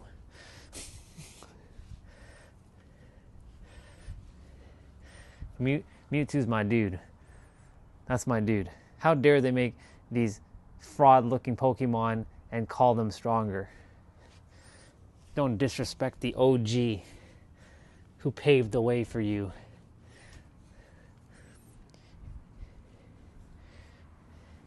Mewtwo was the one that paved the way for those other fraud-ass Pokemon to come into existence. If it wasn't for him, they wouldn't exist. Well, it's technically Mew, but you know, Mew is the one.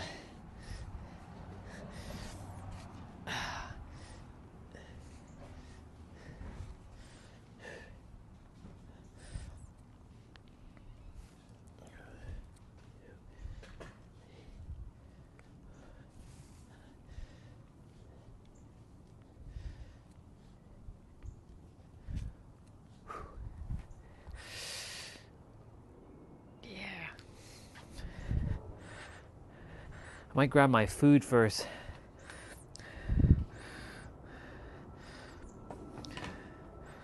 Let me go see. Let's see what's going on.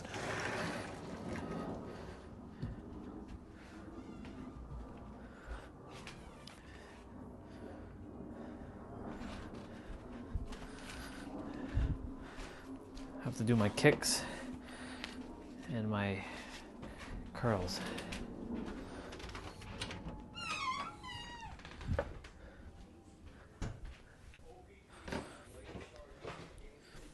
Hey, Mom.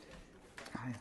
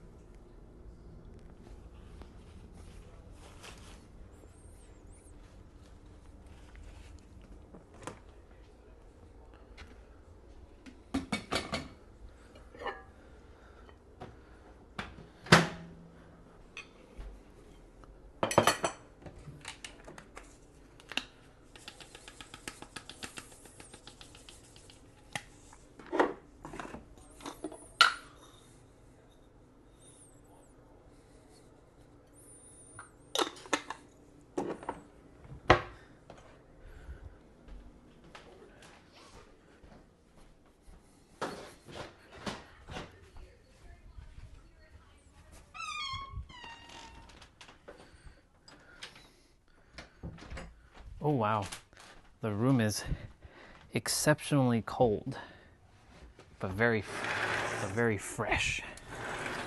And I've got spaghetti.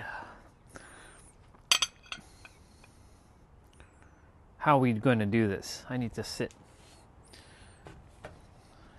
We're gonna sit and we're gonna eat.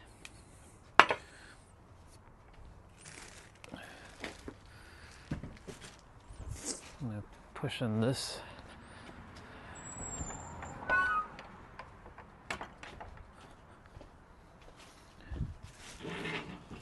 Oh yeah! Put some chili flakes and some parsley into this bad boy. This is the spaghetti noodle. I don't really eat the spaghetti noodle often, so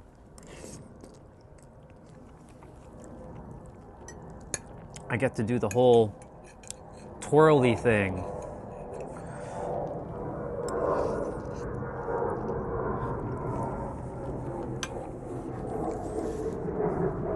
All right. Mr. Suggiano. We haven't heard Mr. Suggiano for today. I don't think. No, we did not. Or Mr. Nero. Your frequency is just your level of awareness. People are programs first.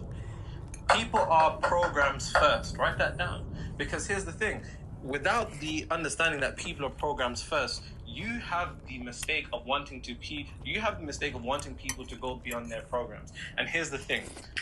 Typically, most people never go beyond their programs. And that's a bar. Write that down. And the reason why I say that's something important to write down is because the moment that you begin to understand somebody's programming, typically the box that they're in, most people never have the capability of going out. Now, other people, such as us, for example, we do, right? But not everybody has the capability of living life by design. Most people will be stuck at default forever. And that's something that you have to come to a conclusion of. How can you expect somebody to be other than their program? But then it's you seeing them as people first that is leading to the conflict in your head, because you want them to change. But if you understood their program, then you understand the confinements of who they can be, what they can say, how they can act, the things that they can do. And that's the first thing we need to begin to understand. Because the moment that you understand somebody's programming, the moment that you understand somebody's frequency, you understand the box that they live in. When you understand the box that they live in, you understand the world that they live in. And that is quite literally it. It is their world. So when you're talking about how you want to create wealth and all of this and manifest more money and all of this, and somebody's talking about how life is hard for them and, how there's no opportunities and how, you should just do this and do this.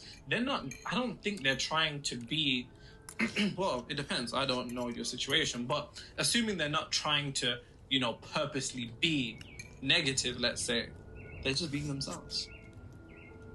But because you have had the capability of altering yourself, you then expect them to be able to alter themselves to you. And that is the source of the pain. Yep. That's quite literally it. Because you've had the capability of altering your mind, investing into your mind, changing the way that you look at things, doing the meditations, doing the visualizations. You've had the capability of shifting from default to design. You expect others to do the same. But I need to tell you something. Not everybody is meant to wake up. Some people are meant to be reminders of what life is like if they don't. Bar. And that was a bar. And as painful as this may be your friends, it may be your family, it may be your co-workers. Not everybody is supposed to get to a point where they are conscious. And I don't mean conscious in a spiritual nigga sense where I'm talking about how you need to, be on an alkaline diet and you can't eat meat anymore and you can't drink anymore and you can't smoke anymore. I'm not even talking about that. I'm just talking about aware of the invisible string connected between the mind and the reality. When you become aware of as within, as without, on earth as it is in heaven, the understanding that before anything can exist physically, first exists vibrationally. The first fundamental law of the universe is entirely mental, and we dwell in the mind of the creator. We inherently live in a literal universe. Even if you say Genesis, if you go to Genesis, it says that God made earth in the heavens and the plants in the heavens before it materialized on the physical plane.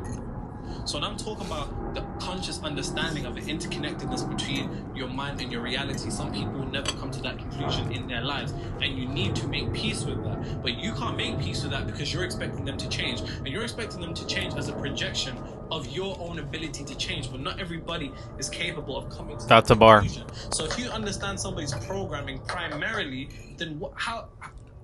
If somebody's in a consciousness or a frequency or a self-concept of poverty, why the fuck would you expect them to be able to see what you're seeing? Because you don't even see reality with your eyes. You see reality with your mind. And even when you see it with your mind, the lenses that you see reality through is distorted by your own frequency and your own consciousness. So how are you upset that somebody who's colorblind isn't seeing color? It doesn't make sense. But see, we have this tendency to want those around us to understand us. Of course, we want them to be able to, improve themselves and better their lives. Of course. But what essentially you're doing is trying to get somebody who's stuck on Windows XP to download Windows 11. It just doesn't make sense.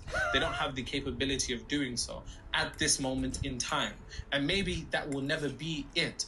But the whole source of it is like, when you think about it, imagine somebody, right? Let's say our parents, common black thing, most of us are just raised by our mothers, right? Fathers are out here doing a mad thing, doing a runaround, right?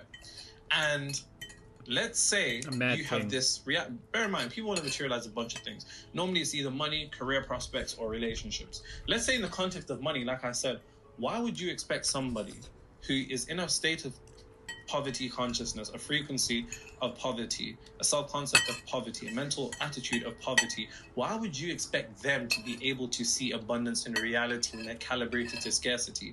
Because it's their calibration to scarcity, their frequency, their self-concept, their state of consciousness, which eventually materializes into reality as conditions that reflect nothing more than poverty and scarcity in their reality. So they go out into the world and they see the truth. And when they see the truth, they then come relay it back to you. But you're like, why are you being so negative? What are you doing? They're just telling you what they see. But what they see is where their mind is positioned. But they're unaware of where their mind is positioned, and they don't understand that it's your viewpoint that determines what you see. It's the same way expecting somebody who knows nothing but disharmonious, toxic relationships to be able to be trusting. When you're talking about, I'm going on a date, going on a date with this, you guys can't see me, but I'm kicking my feet. I'm going on a date with this girl or this guy, they're so nice. And they come after their experiences of disharmonious, toxic relationships, which is now embedded into their subconscious mind. Because bear in mind, what I define as trauma in the realm of metaphysics is an intense emotional experience that alters your subconscious, because the primary language of the subconscious mind is emotion. It's not repetition, because somebody only needs to be traumatized once for their entire subconscious to be changed. And when the entire subconscious is changed, the entire reality is changed. So let's say somebody's gone through an emotionally intense relationship and it ended toxic and it was disharmonious. You then come and you're like, I'm going on a date later, and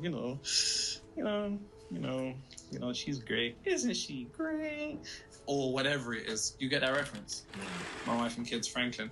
But anyways, and they're like, be careful. I can't trust people out here. Be careful. They're just going to cheat on you anyways. And you're like, why are you being so negative? Why are you doing that?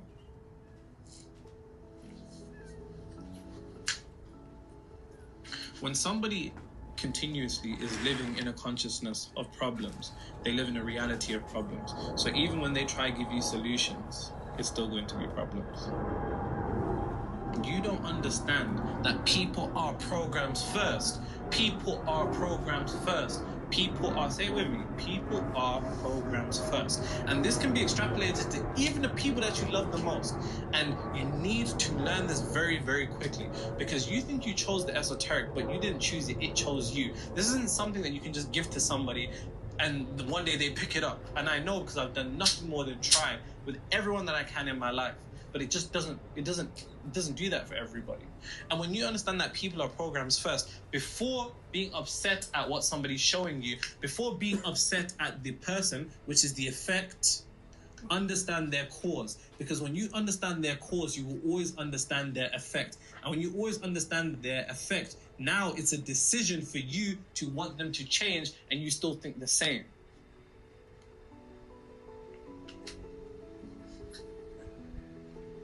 Are you understanding what I'm saying? This is how people affect your frequency. Primarily, this is one of a couple, right? right? Relax, you're gonna get some.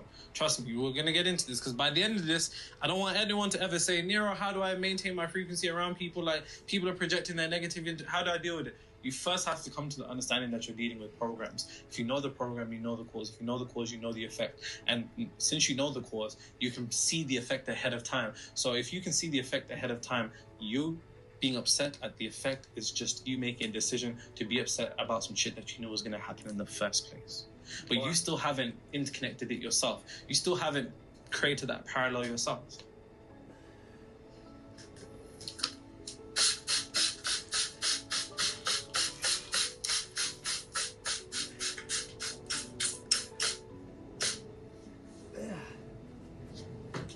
Feels like I just walked right out of heaven.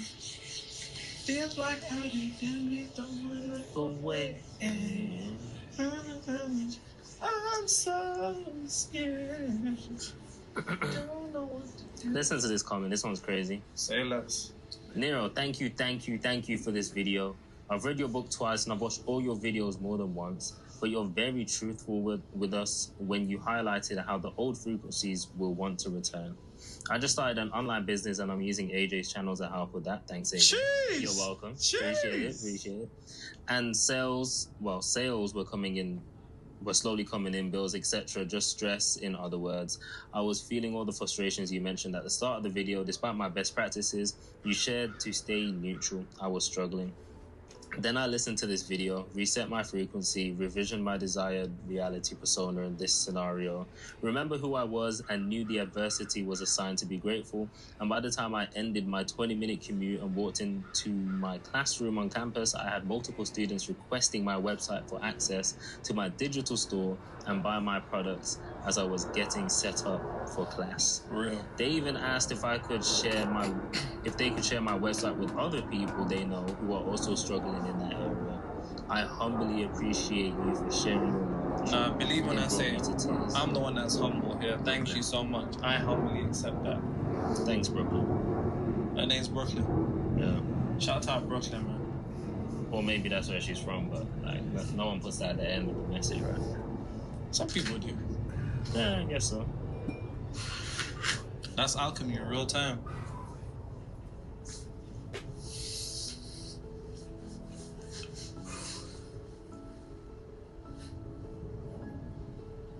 Hey, what they talking about? We was 13 deep with 13 choppers at the chopper house. Still waiting for Dave's album. Bro, we've been waiting.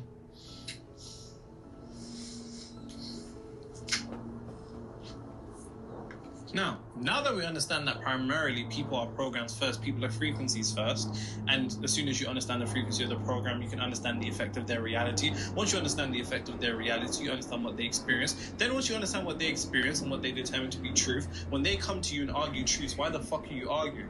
There's one planet, there's 8 billion people, there's 8 billion different frequencies, 8 billion different worlds. Why are you going to argue with somebody about the nature of reality when the nature of reality is their reality? It's their world. And now you're going to try and debate with somebody about their world, but their world is dependent upon what has materialized in their consciousness, because it's their consciousness that solidifies on the physical plane in this third dimensional realm, which is nothing more than a reflection of the internal world. And if that is the case, and their subconscious, which is nothing more than their emotional experiences, materialize before them, they come and then relay that to you. You then get mad because you're like, why are you not seeing what I'm seeing? But how could they see what you're seeing if they're not on your frequency?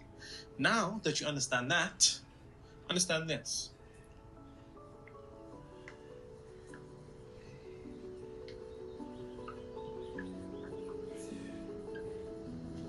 Yeah.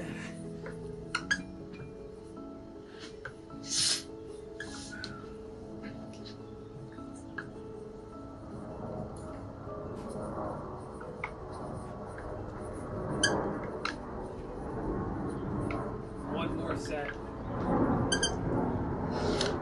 They're not powerful. You're just powerful enough to make them. Most important word in that entire sentence.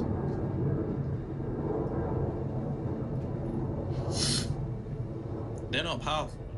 See, what tends to happen is that naturally, anybody that we're emotionally involved with, friends, co-workers, family, partners, they're going to have some degree of emotional pull over us. And when we're trying to maintain this frequency of whatever it is that we're trying to materialize, we naturally get emotional when we have these instances of disharmoniousness, just to put it in different words. And the thing is this: they're not powerful. You're just powerful enough to make them. And I say that to say this: you have to understand something. Externalization is the true blasphemy of metaphysics. Externalization is the true blasphemy. The power that somebody has over you is nothing more than a permission slip of power that you've given them. And that is a bar, ladies and gentlemen. Please write that down. The power that somebody has over you is nothing more than a permission slip of power that you've given them to have over you. You're the individual that has externalized your power into them. If somebody has the capability of throwing you off your frequency, and I mean whoosh, throwing you off your frequency, that force that they have, that power that they have, is actually your power just externalized into them. But you don't see it like that. You see it as them having this grip over you. Pause. You see them as them having this hold over you. Pause again. You see them having you in a chokehold. Pause again. Without realizing that the power that they have over you is nothing more than the power that you have given them based upon you deciding that they had that degree of power over you to begin with. But it doesn't feel like that, innit? It feels like these individuals are just big and bad, and they have all of this power over you, and they have all of this hold over you, and they have such a capability of just throwing you off. You know, it's just my family members. Like, you know, I'm really, really strong, like, when it comes to frequency, but, like, you know, the things they say to me, they just throw me off. You've thrown yourself off. You've thrown yourself off, because as they're throwing you, your hands are the one that's guiding them. The power that they have, the strength that they have, is coming from you. And I always say this: whenever we feel like we're going through a particular degree of adversity or struggle in reality, and we feel like life is really beating us in, the power that reality has over us is nothing more than a reflection of our power just externalized into reality. So reality isn't the thing that is strong. When the world is against you, the world isn't the thing that has the strength. The strength is actually coming from you. You are the source of the strength that the world is using against you. And it's the same thing with individuals that you have given permission to affect your frequency. They're not powerful enough. You're just powerful enough to make them. They're not powerful. You're just powerful enough to imagine that they are. You're powerful enough to imagine that they are. And the moment you imagine that they are, it has entered your consciousness. And the moment it has entered your consciousness, that is the realm of cause. So then it goes to reality, which is the realm of effect. So a question for you. No matter what anyone says to you, the power that somebody has over you, verbally, when they say things, are they powerful? Or are you powerful? The power that they have. The power that they have in terms of the capability to alter your frequency, where's that power coming from? Where is that power coming from? And let's define power. No one man should have all that power. The GOAT. Let's define power, because what is power truly? What is power truly?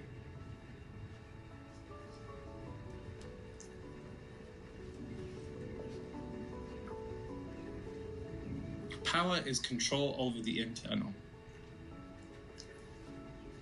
And do you want to hear the thing that's very fucking ironic? Even when you're out of control in the internal, you're still in control. What do you mean by that, Nero? Even when you're driving the whip and it's crashing from side to side, your hands are still the ones on the steering wheel. You can never truly be out of control with the internal. You can have the illusion that you are. And that's what the old frequency does. It will present the illusion that you're out of control with the internal. So then you don't have the capability of actually directing enough power to the idea of taking control of the internal. You'll be driving around with one hand like this. It'll be kind of be half-hard. You'll be driving around one hand instead of two hands on it. Pause. Hey. Oof. Oof. But True power in the realm of metaphysics is control over the internal. And anybody that has control over your internal is nothing more than somebody that you've given control over your internal. So even the very act of somebody having power over you is still coming from you, because you've just given them permission to have control over you. But it doesn't feel like that. It feels like you have no control, but you can never be out of control with your internal world. Because even at your most foolish state, you're still the foolish controller.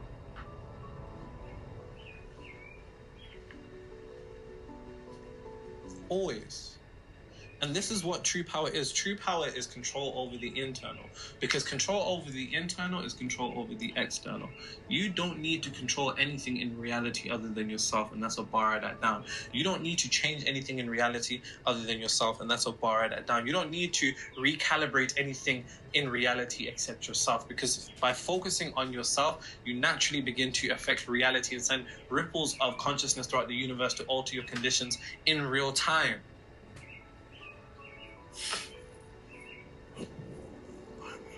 So even when somebody has control over your internal, you've given them that power.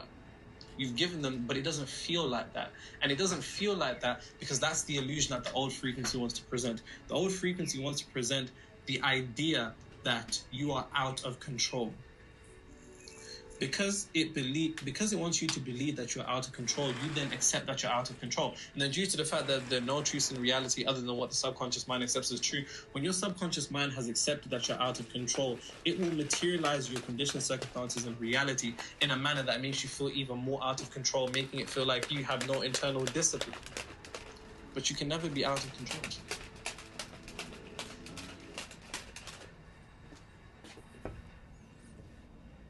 Oh, better human, better doggy. Okay. You're never out of control. Because you're the one that's in control. Even when you think you're out of control, you're the one that's going out of control while you have control over that being out of control. Paradox. Everything's a paradox, people. Anyways, I'm going to go shower. Get your game on. I'm going to turn on my laptop. You're going to watch that better human, better doggy. I'm going to go shower, make a hot chocolate, sit back, relax, get some game on. Cheers, y'all.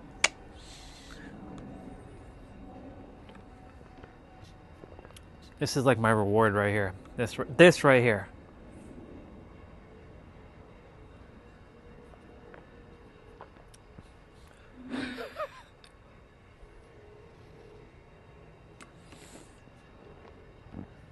Oh, Ryan, it's just a protein shake. It's more than a protein shake. It's a reward.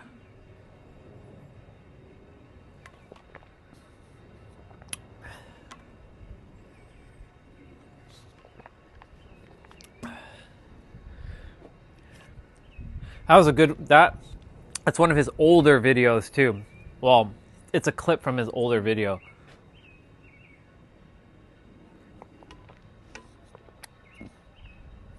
But it's so funny because this is kind of what we were talking about earlier, about giving control over to someone else and being affected by things.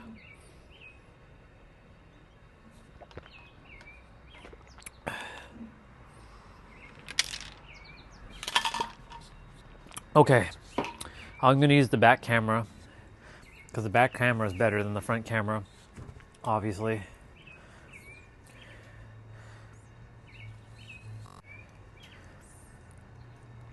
Better human, better doggy. When I started my journey and people started calling me the dog All right, whisperer, I'll be back in a bit. I'm going to put on my gaming laptop, T-Bray. I'll be back. give me the leash. She's safer with me. Today, I'm still doing what I love, but the pandemic has changed the world. Dog adoptions have hit a record high. The good news is dog shelters are empty. The bad news is people still need help. He doesn't listen to me. Like, the problem is me. What do I do? More pushes, more problems, right? This is why he doesn't listen to you. So many things you can fix already. Sorry. The excitement. I just don't want you to get bit. Do you know who I am? Together with my superhero pack, our mission is to teach the world to honor the pack code. Honesty, integrity, and loyalty. Once you get this, you're gonna have everything else. And that's how we create better humans and better dogs, one pack at a time. Today, Caesar makes an urgent call to a family of emergency medical workers who have a crisis of their own. I'm Eric. This is my wife, Jennifer. We're a family of first responders. I'm an ER nurse in the middle of a pandemic. Yeah. My husband is a fireman paramedic, and my son is an EMT. We have 3 dogs. Bubba is our oldest dog. He's 8 years old. He is a kitty mix. Bubba is just an old guy who just wants to live his best life on the couch. We also have Angus. He's definitely the most spoiled. He loves affection the most, so I feel like he does get away with more than he should. Yeah. And then we have Bella. Let's go.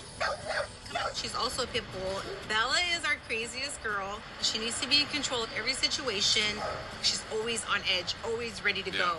Any toy that they have, she wants. We just have zero control over Bella. It's just a recipe for disaster.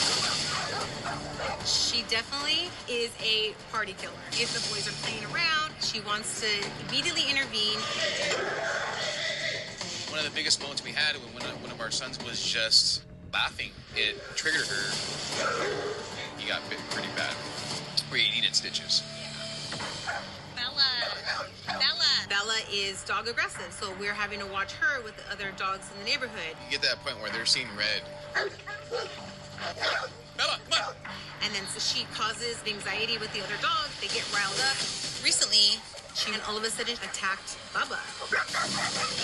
And he immediately started attacking Bella back and bit her through her shoulder. And she actually needed surgery and put drains in, and it was a pretty significant injury. It didn't stop her, though, because when we got to the vet, she was trying to attack all the other dogs that were in there. I am worried that we're not going to be able to stop it one day. And now I'm trying to wrangle 300 pounds worth of dogs. You know, they're going to fight till one of them kills each other.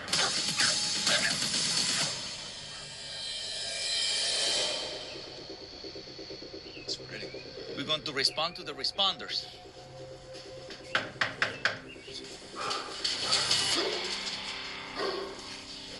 Hey!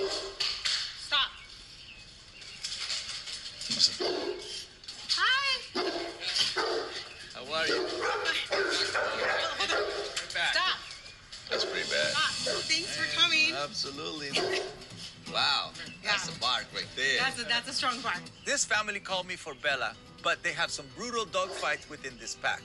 I can't just take Jennifer and Eric's word that Bella is the problem. I have to assess the entire pack. If you don't mind, we can go for a walk. Okay. And the best way to do that is to see how they walk as a pack. Let's go to experience the energy. Bubba, come here. Come on.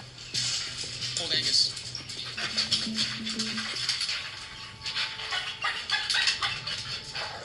Hey. Oh, Bring man. Just want to follow you. Okay. And just, You wanna go take me with us? to your routes. Okay. Seeing them leave the house, that was pretty dangerous. Super fun walk. Because they're allowing the dog to be in front full throttle, full force, full anxiety, full aggression, full excitement, all of that. The humans are actually serving like a dead weight. So they're not guiding. Shoulders up, shoulders up. They're walking, but they're not in control. Good boy. Dogs should not be in front of you, especially walking in the neighborhood. Boy. Bella's pulling really hard. She's about to pull Jennifer out of her shoes. So the first thing we need to do is to get that dog under control. Jennifer, bring it over here. It's like a halter. So at least we're gonna eliminate the pulling. And then once you eliminate the pulling, you can ask for the following. Okay. You know? Normal. That's good. That's all good. Come with me, Jennifer. I'm gonna use you so she can follow you. Okay. And then I'm gonna pass it to you once she starts. There you go. So that way we at least bring in the speed down and we can start guiding the car. Got it. Because right now you had a car that was all over the place, pulling, looking for dogs. Yeah, makes sense. So the dog gets amped. Oh.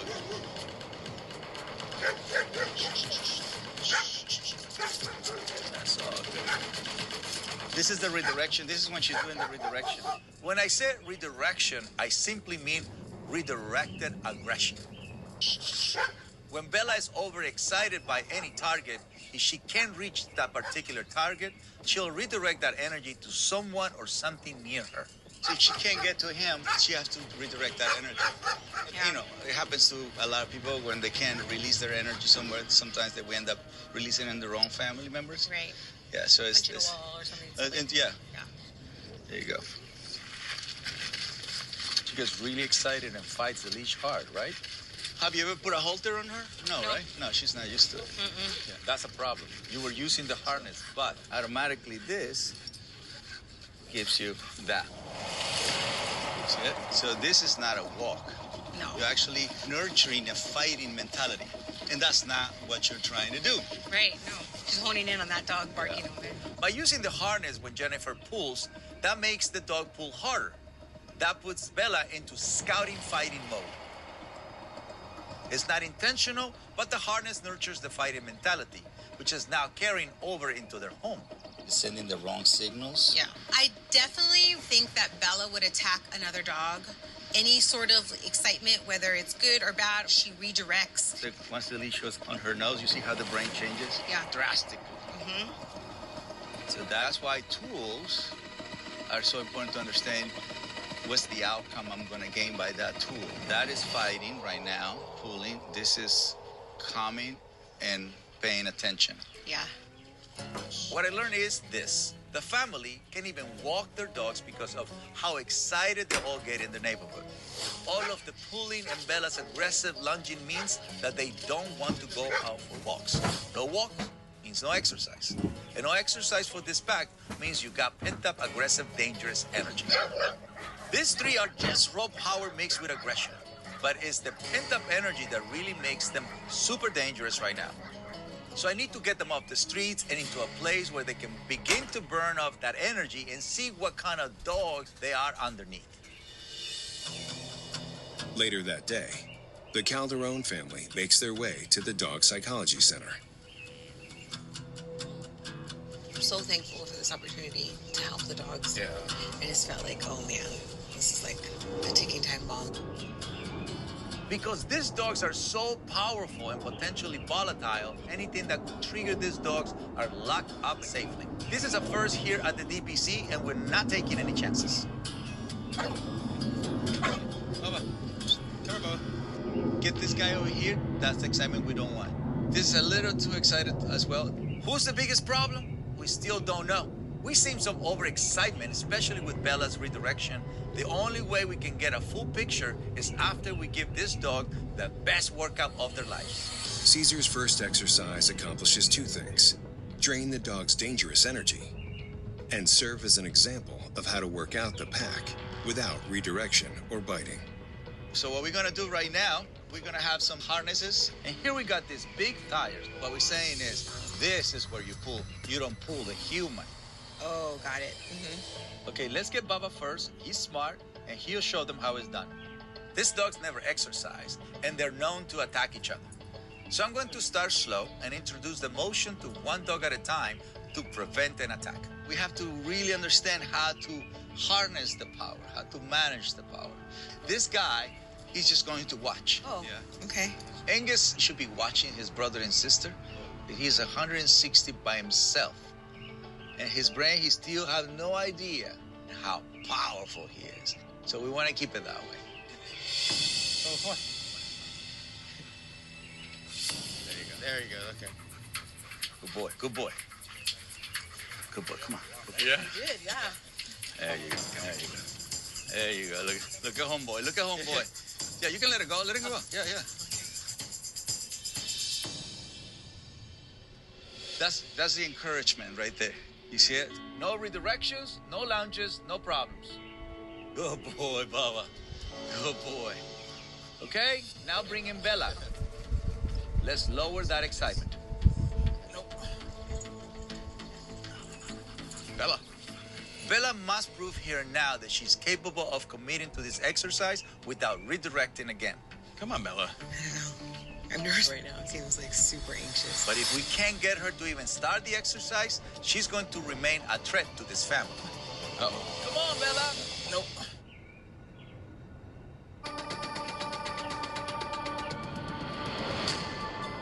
Oh, look at her go. Look at her.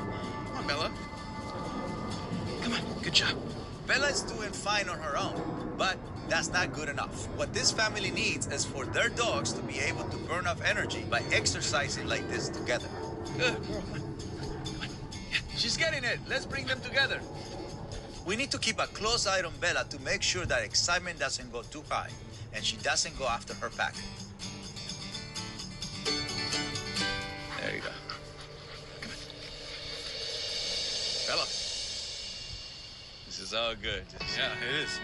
Oh my gosh, this was huge for us. I mean, I can't believe they're doing so well. They aren't fighting. They're all three together. That hasn't happened, and it's been years. Yes, sir. Yes, sir. Look at that. Oh, that's synchronicity. Yes, sir. Yeah. Look at this. Yeah. Look at this. Look at this. Yeah. Drain the energy as soon as they wake up. That's your main job. So now, in this state, we're going to go for a walk. Okay? Follow me. Caesar wants to test the dogs with an introduction to his own pack. Using a barrier, they first meet the friendliest dog on the ranch. That's Sophia. We rescued her from Puerto Rico. Angus first. He's just a big puppy. See? Gentle. Now, let's get the old guy, Bubba. See the tail? He didn't want to hurt her. So that's a good news, you know. Honestly, these two dogs are not fighters. So now, I want to see how Bella handles meeting Sophia. Is she growling? She is growling. It's not good. She pulled you to it. Sit her down, sit her down. She's about to jump on Sophia. Okay, hold on. Jump. Here. If they get tense, it's because you're still tense. Mm-hmm. Dog is telling you what the energy is. Your mind might be thinking one thing, but your energy is completely different. Okay. So, here, remember, she brought you to Sophia. Now we got to bring her to the fence because she pulled you to it. Mm-hmm. So I'm bringing her on our to terms. After everything we've done to burn the energy and bringing down the excitement, Bella's the only one who become overly excited. So that's her problem. She's overexcited constantly. Look at the tail. The danger here is that the longer an overexcited dog remains in that elevated state, the more likely she might direct that energy into someone close to her. That could be another dog or even a person. Body language on dogs, you can read it through the eye contact. You can read it through the ears. You can read it to a very stiff tail. You know, if the tail is stiff, it's like the equivalent of a rattlesnake, like rattling, you know? So that means they're ready to pounce. So when people say, my dog is unpredictable, there's no such a thing, you know? You're just not seeing it. You're just not seeing it for what it is. Mm-hmm. This is not a red zone pack. This is a pack with a red zone dog. With regular exercise and discipline, Baba and Angus will find balance. But it's Bella who wants to fight every dog she meets. For now, I want to send this family home with clear directions. Drain their energy first. Practice making Bella sit whenever she gets triggered. We have a lot of work to do. Relax your arm. Okay. There you go. Slow down. The Calderones head home with new techniques to keep Bella under control. The next day, Caesar prepares to help an out-of-control puppy Angelo. and his first-time pet parents. Angelo. My name is Avery. This is my husband, Marlon. And this is our puppy, Angelo. Buddy, he's like 75% poodle. Poodles are chill. I don't think so. May, June, July, August, September. We have had Angelo for 4 months. He's about 6 months now. It is just the two of us and Angelo, so he's our baby of the family. We love Angelo, but he is an absolute terror. What are you doing? Hey, down. Angelo, stop. We got him at the beginning of the COVID-19 pandemic. It's just like he finds these unique opportunities to begin to be the most disruptive. Working at home, anytime I get on a Zoom call, that's when he picks up his squeaky toys. Sit, stop, sit, sit. My very first Zoom meeting, Angelo comes running across with toilet paper out of the bathroom, and I'm trying to, gather myself and be professional, but also, holy crap, Angelo, what are you doing? And even to this day, he's a very busy body. He needs a lot of attention. I can't work. Stop. He's biting my chair. He's biting me. He wants to play. No. And then the minute we leave the house, it's like, and we stay in an apartment complex, so it's loud. That's when we come home and we find that things are destroyed. If we think about the things that Angelo has destroyed, it would be our garbage can. So many shoes. Your phone, our previous bed, he chewed across that. Oh, and our budget, he destroyed that as well. Hey! It's weighing on me emotionally as his owner because I feel like there's no control. I just don't know what to do. Come here. Come here. There's the people over there. They just go, come here. Well. Caesar, nice to meet you. Avery, pleasure. great to meet you. Nice to meet you, brother. Marlon, nice to meet you. Nice Sorry. to meet you. Sorry. Whoa. He clearly knows who you are. Yeah. Oh, As you can see. well, thank you, I guess. This is unfortunately one of the things we need help with. Yeah? What else you think you need help? He just has not had life without us, so anytime we're not paying attention to him or we're leaving him, it's like an emotional toll on us. Right. So I feel like our lack of parenting, Angelo successfully has caused issues between us of just wanting to be on the same page, but we don't know how. Right. So this is your first dog, right? First dog. Well, that's great because you don't have too many bad habits. Because a lot of people have 3, 4, 5 dogs, and they have so much information. You know what I mean? So what I'm about to tell you is actually, in my humble opinion, what every person in the world should know before they get a dog. Okay. We are ears, eyes, nose. They are nose, eyes, ears. So the more you verbally talk, the less you communicate with a dog. Most people go, stay, no, wait. Angelo. Come on, sit. Here's a cookie. Yeah. You see what I mean? The excitement of the sound and the tension is the energy, makes a dog not connect. So that's why I'm going to help you achieve the basics of connection communication. Yeah. Are you sure you don't do human counseling? That's what I'm doing. You ready? Awesome. We're ready. We're excited. Yes. Angelo is an out-of-control puppy. Sorry. He's just like a wrecking ball, destroying everything he touches. So his parents are just blowing tons of money because of it. Our walks are an apology tour. All right? Yes. I just put a shirt on it. Sorry. So I need to bring them to my ranch to help them now. All right? We've seen enough? We got a lot of work to do. Let's go. Okay. There's plenty.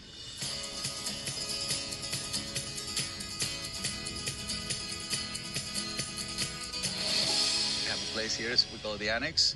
Want to see how you behave and just give you a little bit of feedback. Just pretend this is your home. All right? Let's go inside. Okay. The biggest issue they're having with Angelo is inside behavior. He follows them everywhere. That Zoom bombs with toilet paper, whining when they're on the phone. I'm getting a lot of calls about this during the pandemic. It can get really bad if you don't know how to address it.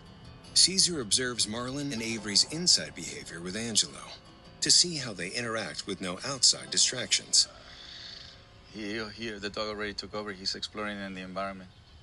Buddy, come here. Nah, my bro had no idea. Look at now he's asking him to be on top of next to him. It's okay. Hey. Well, that's pretty bad.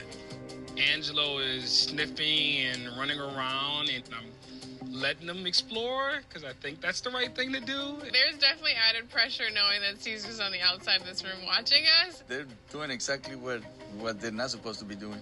Too much exploring, too much time on top of them, and they never once sent him to his dog bed. When a dog has no boundaries, it can lead to destructive behavior, especially during this pandemic when we're locked up inside our homes together. And it can only get worse when we leave them alone. All right, guys, you can come out, but leave him inside so we see what he does when you guys leave.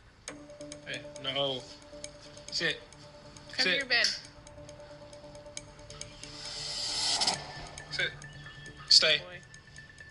Stay. I'm anxious. I feel a little embarrassed. Like, okay, what if this does not work? What if Angelo really is too bad? His brain is is so used to be close to them and excited, so they can't make the shift. Because I've definitely had moments of feeling like I'm just over this. This is not going to change. It is what it is. This is our dog. It still caused tension between Marlon and I. I think we're failing.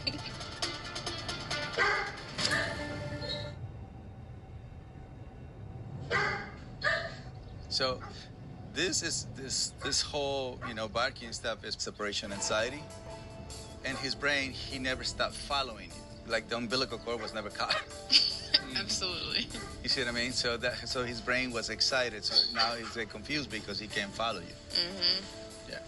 But when you were just sitting down there, instead of just telling him to go to your bed and you guys chill there, he just started doing all of that. So this is a great opportunity for you to teach what to do. Mm-hmm. Let's do it. I am getting a lot of calls for quarantine dogs with what is known as separation anxiety. Left untreated, that separation anxiety leads to an insecure and fearful dog who looks at the world like anything could be a threat. And all the barking, the lunging, and the biting follows. Seeing how bad Angelo's separation anxiety is, now I can teach Marlon and Avery how to fix it before it becomes aggressive. And how you treat this is to have a ritual, so that leaving the house is the same. I'm back, but I'm gonna go wash this out, make hot chocolate, and come back. And yeah, play. Game's already loaded, by the way, T-Bray. Looks like it, but you're not ignoring the dog. You're ignoring the state of mind the dog is in. Yeah. People go away and they come back. What they see is a dog, they miss them. And what I see is a dog that is excited and anxious. And so the best thing that dog needs is no touch, no talk, no eye contact. And then reunite with the dog when the dog is calm. So once you go in there, it's no touch, no talk, no eye contact.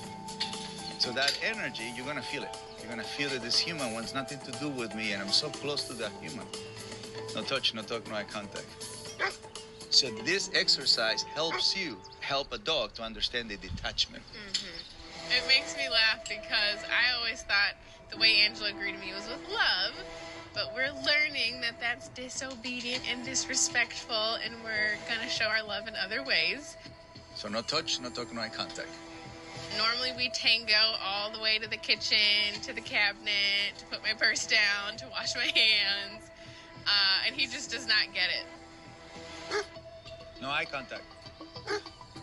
So it's amazing having this reuniting exercise. I thought I knew what I was doing, and Caesar has definitely showed us the right way on how to fix it. I'm gonna show you now. We're gonna add into this coming back home type of thing. I'm like the pizza guy.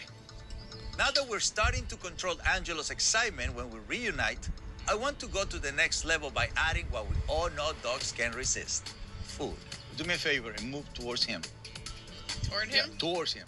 Towards. Go, go, go. Towards. Like, go. Like, put this down? No. Like. So when you move, in order for him to give you more of what we're looking for, so you come here and he give you an obedience behavior. By Avery moving toward Angelo, she's beginning to set boundaries. He's not moving away, he's following. Towards him. We want to give you that position of leadership by you moving in. Yeah. And then he has to move away from you. Mm-hmm. When Angelo learns those boundaries and sees Avery claim that space, it's going to do two things. Teach him that creating distance is normal, so leaving the room doesn't result in an anxiety attack. It also means the human owns the space. Yeah. So the dog can develop territorial behavior over food, pillows, or toys. Yeah. See how you lower the head right there? There you go. Beautiful. That's it. He's moving away from you. So the way they behave with food, you can say with a baby, with grandma, with whatever you want. It's the same reaction. Give a space. That's what you're saying. That makes sense. Truly understanding what a boundary is, I think will make things so much better, knowing like I can come into a calm environment and I can greet my husband and I can greet Angelo at the right moment. Yeah, he's down with this exercise. He's like, okay, I got it. I have given Marlon and Avery the tools they need, but now it's up to them to go home and do their work. The following morning, Caesar begins his day with a pack hike when he receives an emergency call from Jennifer, Bella's owner. Tell me, talk to me. I opened the front door crossing the street. Then a lady and her dog started walking. That caught Bella's eye, and she just bolted past me. And I was like, shit. I ran after her. I'm yelling at her, Bella, Bella. Bella ran out. She runs up to the dog's fast, barking. But then the little one off leash comes at her, barking, and kind of lunges at her. And then that's when she retaliated.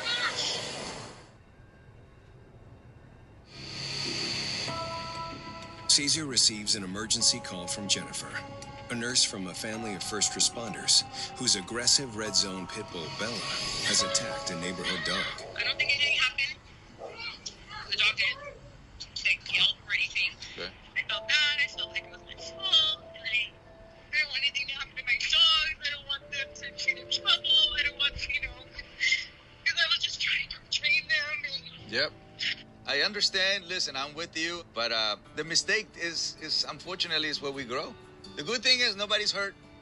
Yeah. It's just a little bit moment of scare. But that's the thing. When we have big dogs, whenever they do it, it just magnifies and intensifies.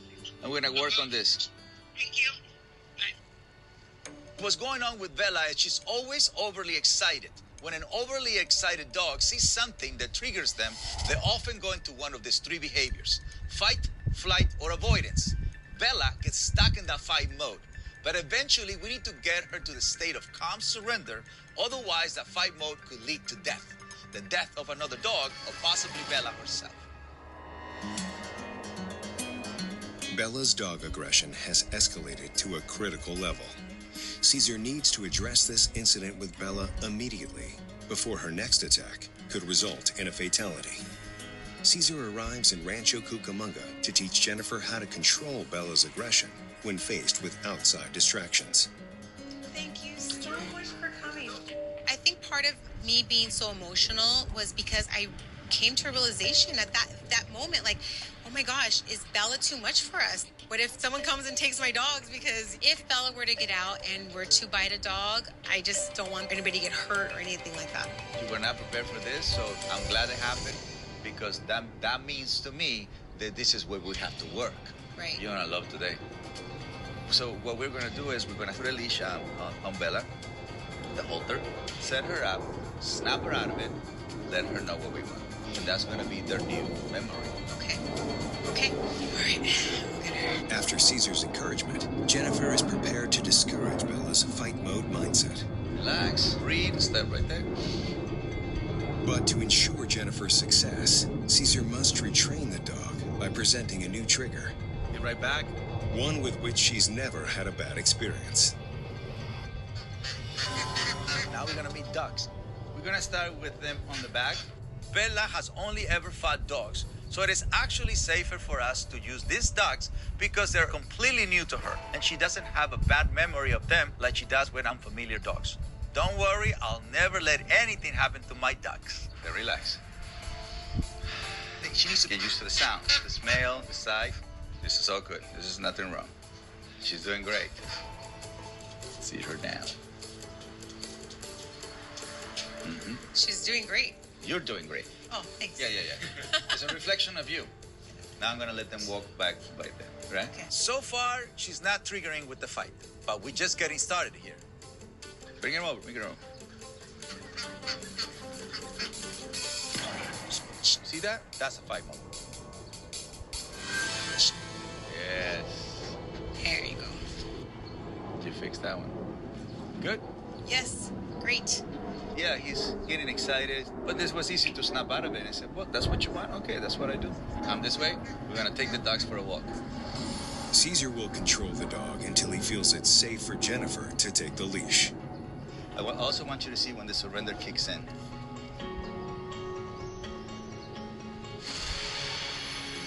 There you go. That's surrender. That's beautiful right there. Here's the leash to you. It's a very subtle moment when a dog finally surrenders. When you see Bella stop looking around excitedly, when she finally just settles into a walk and relaxes. I'm not saying she's fixed, but it's a huge deal that Bella let go of her overexcitement and finally surrendered. Shoulders up. Yes. Nice. Shoulders up. Yes. Hey. Watch out. You got a little one right here. Hey. The off-leash dog almost flipped Bella back into a fight mode. But this is where we teach Jennifer how to stay calm and handle this scenario. So if you see a little dog moving, sit down. You stop. Okay. I immediately took a flashback and I was so like, oh my gosh. This was like my worst fear because their focus was on those animals and that scared me. So it's easier to deal with a dog off leash if you stop than if you keep moving. Okay. Because then you're Because telling I'm trying that. to get away, but you know. No, because you're flying. So the way they perceive it is you're flying away. If you pass fast and then you anticipate, and then that becomes a nightmare. Got it. When we see an off-leash dog, we stay calm, we surrender, we stop. They sit just like Bella and Jennifer here. She forgot about the ducks. She didn't care about They're in the back. Look, they're running. Look at them. They're the best ducks in the world, man.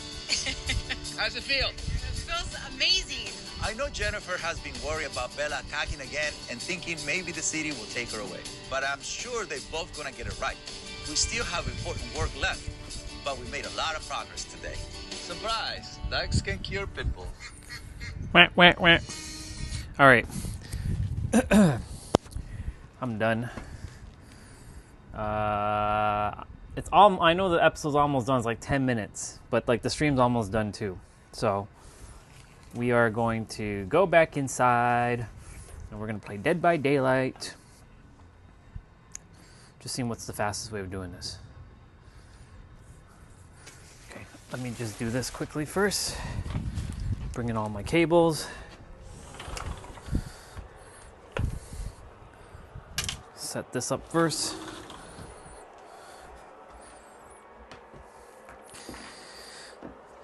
I'm going to do my wrap up before I even play a game, but I'm not going to end the stream. I'm going to keep it going. So, for anyone who wants to like hang out for the Friday evening, you're more than welcome to hang out with yours truly.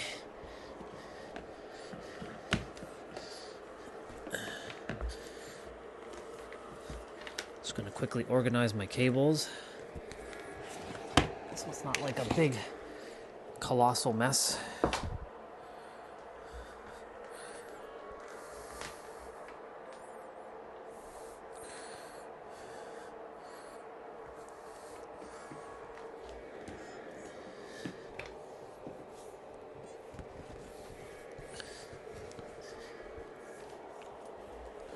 Have to charge my tablet.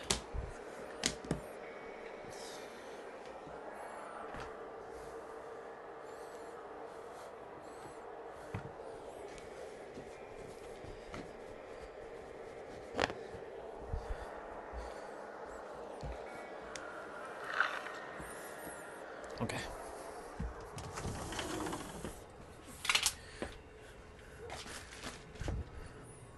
Okay. 7:13. Actually, you know what? Let me do my wrap up out here before I go back inside. I got a couple minutes.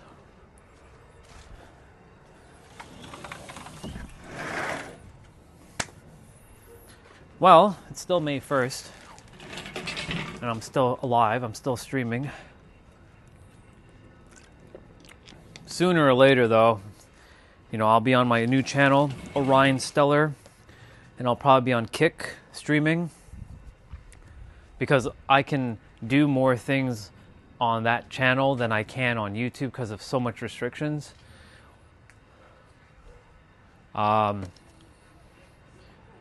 been quite the ride, though, on this YouTube journey.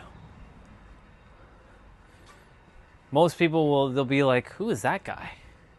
He looks like an average Joe. Oh, wait till you really hear who I came here as.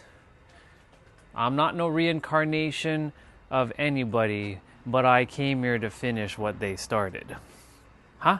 Who's they? Jesus, Buddha, Krishna, Moses, Abraham, Muhammad, Yogananda, Confucius, Lao Tzu. I basically tackled all religions right there.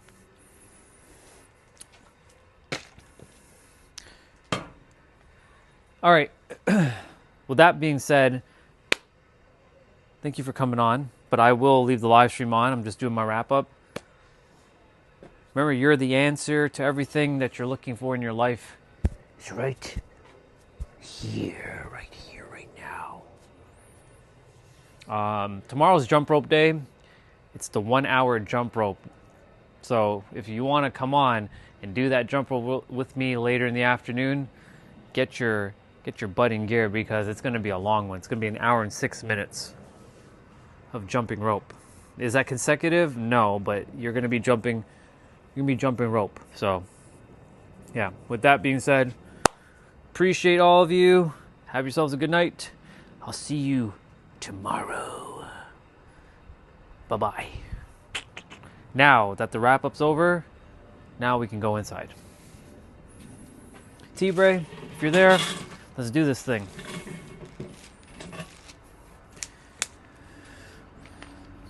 I'm so sorry that y'all didn't get to finish watching that Better Human, Better Doggy episode. I'll put it back on if you like. It's only 10 more minutes. I've seen it.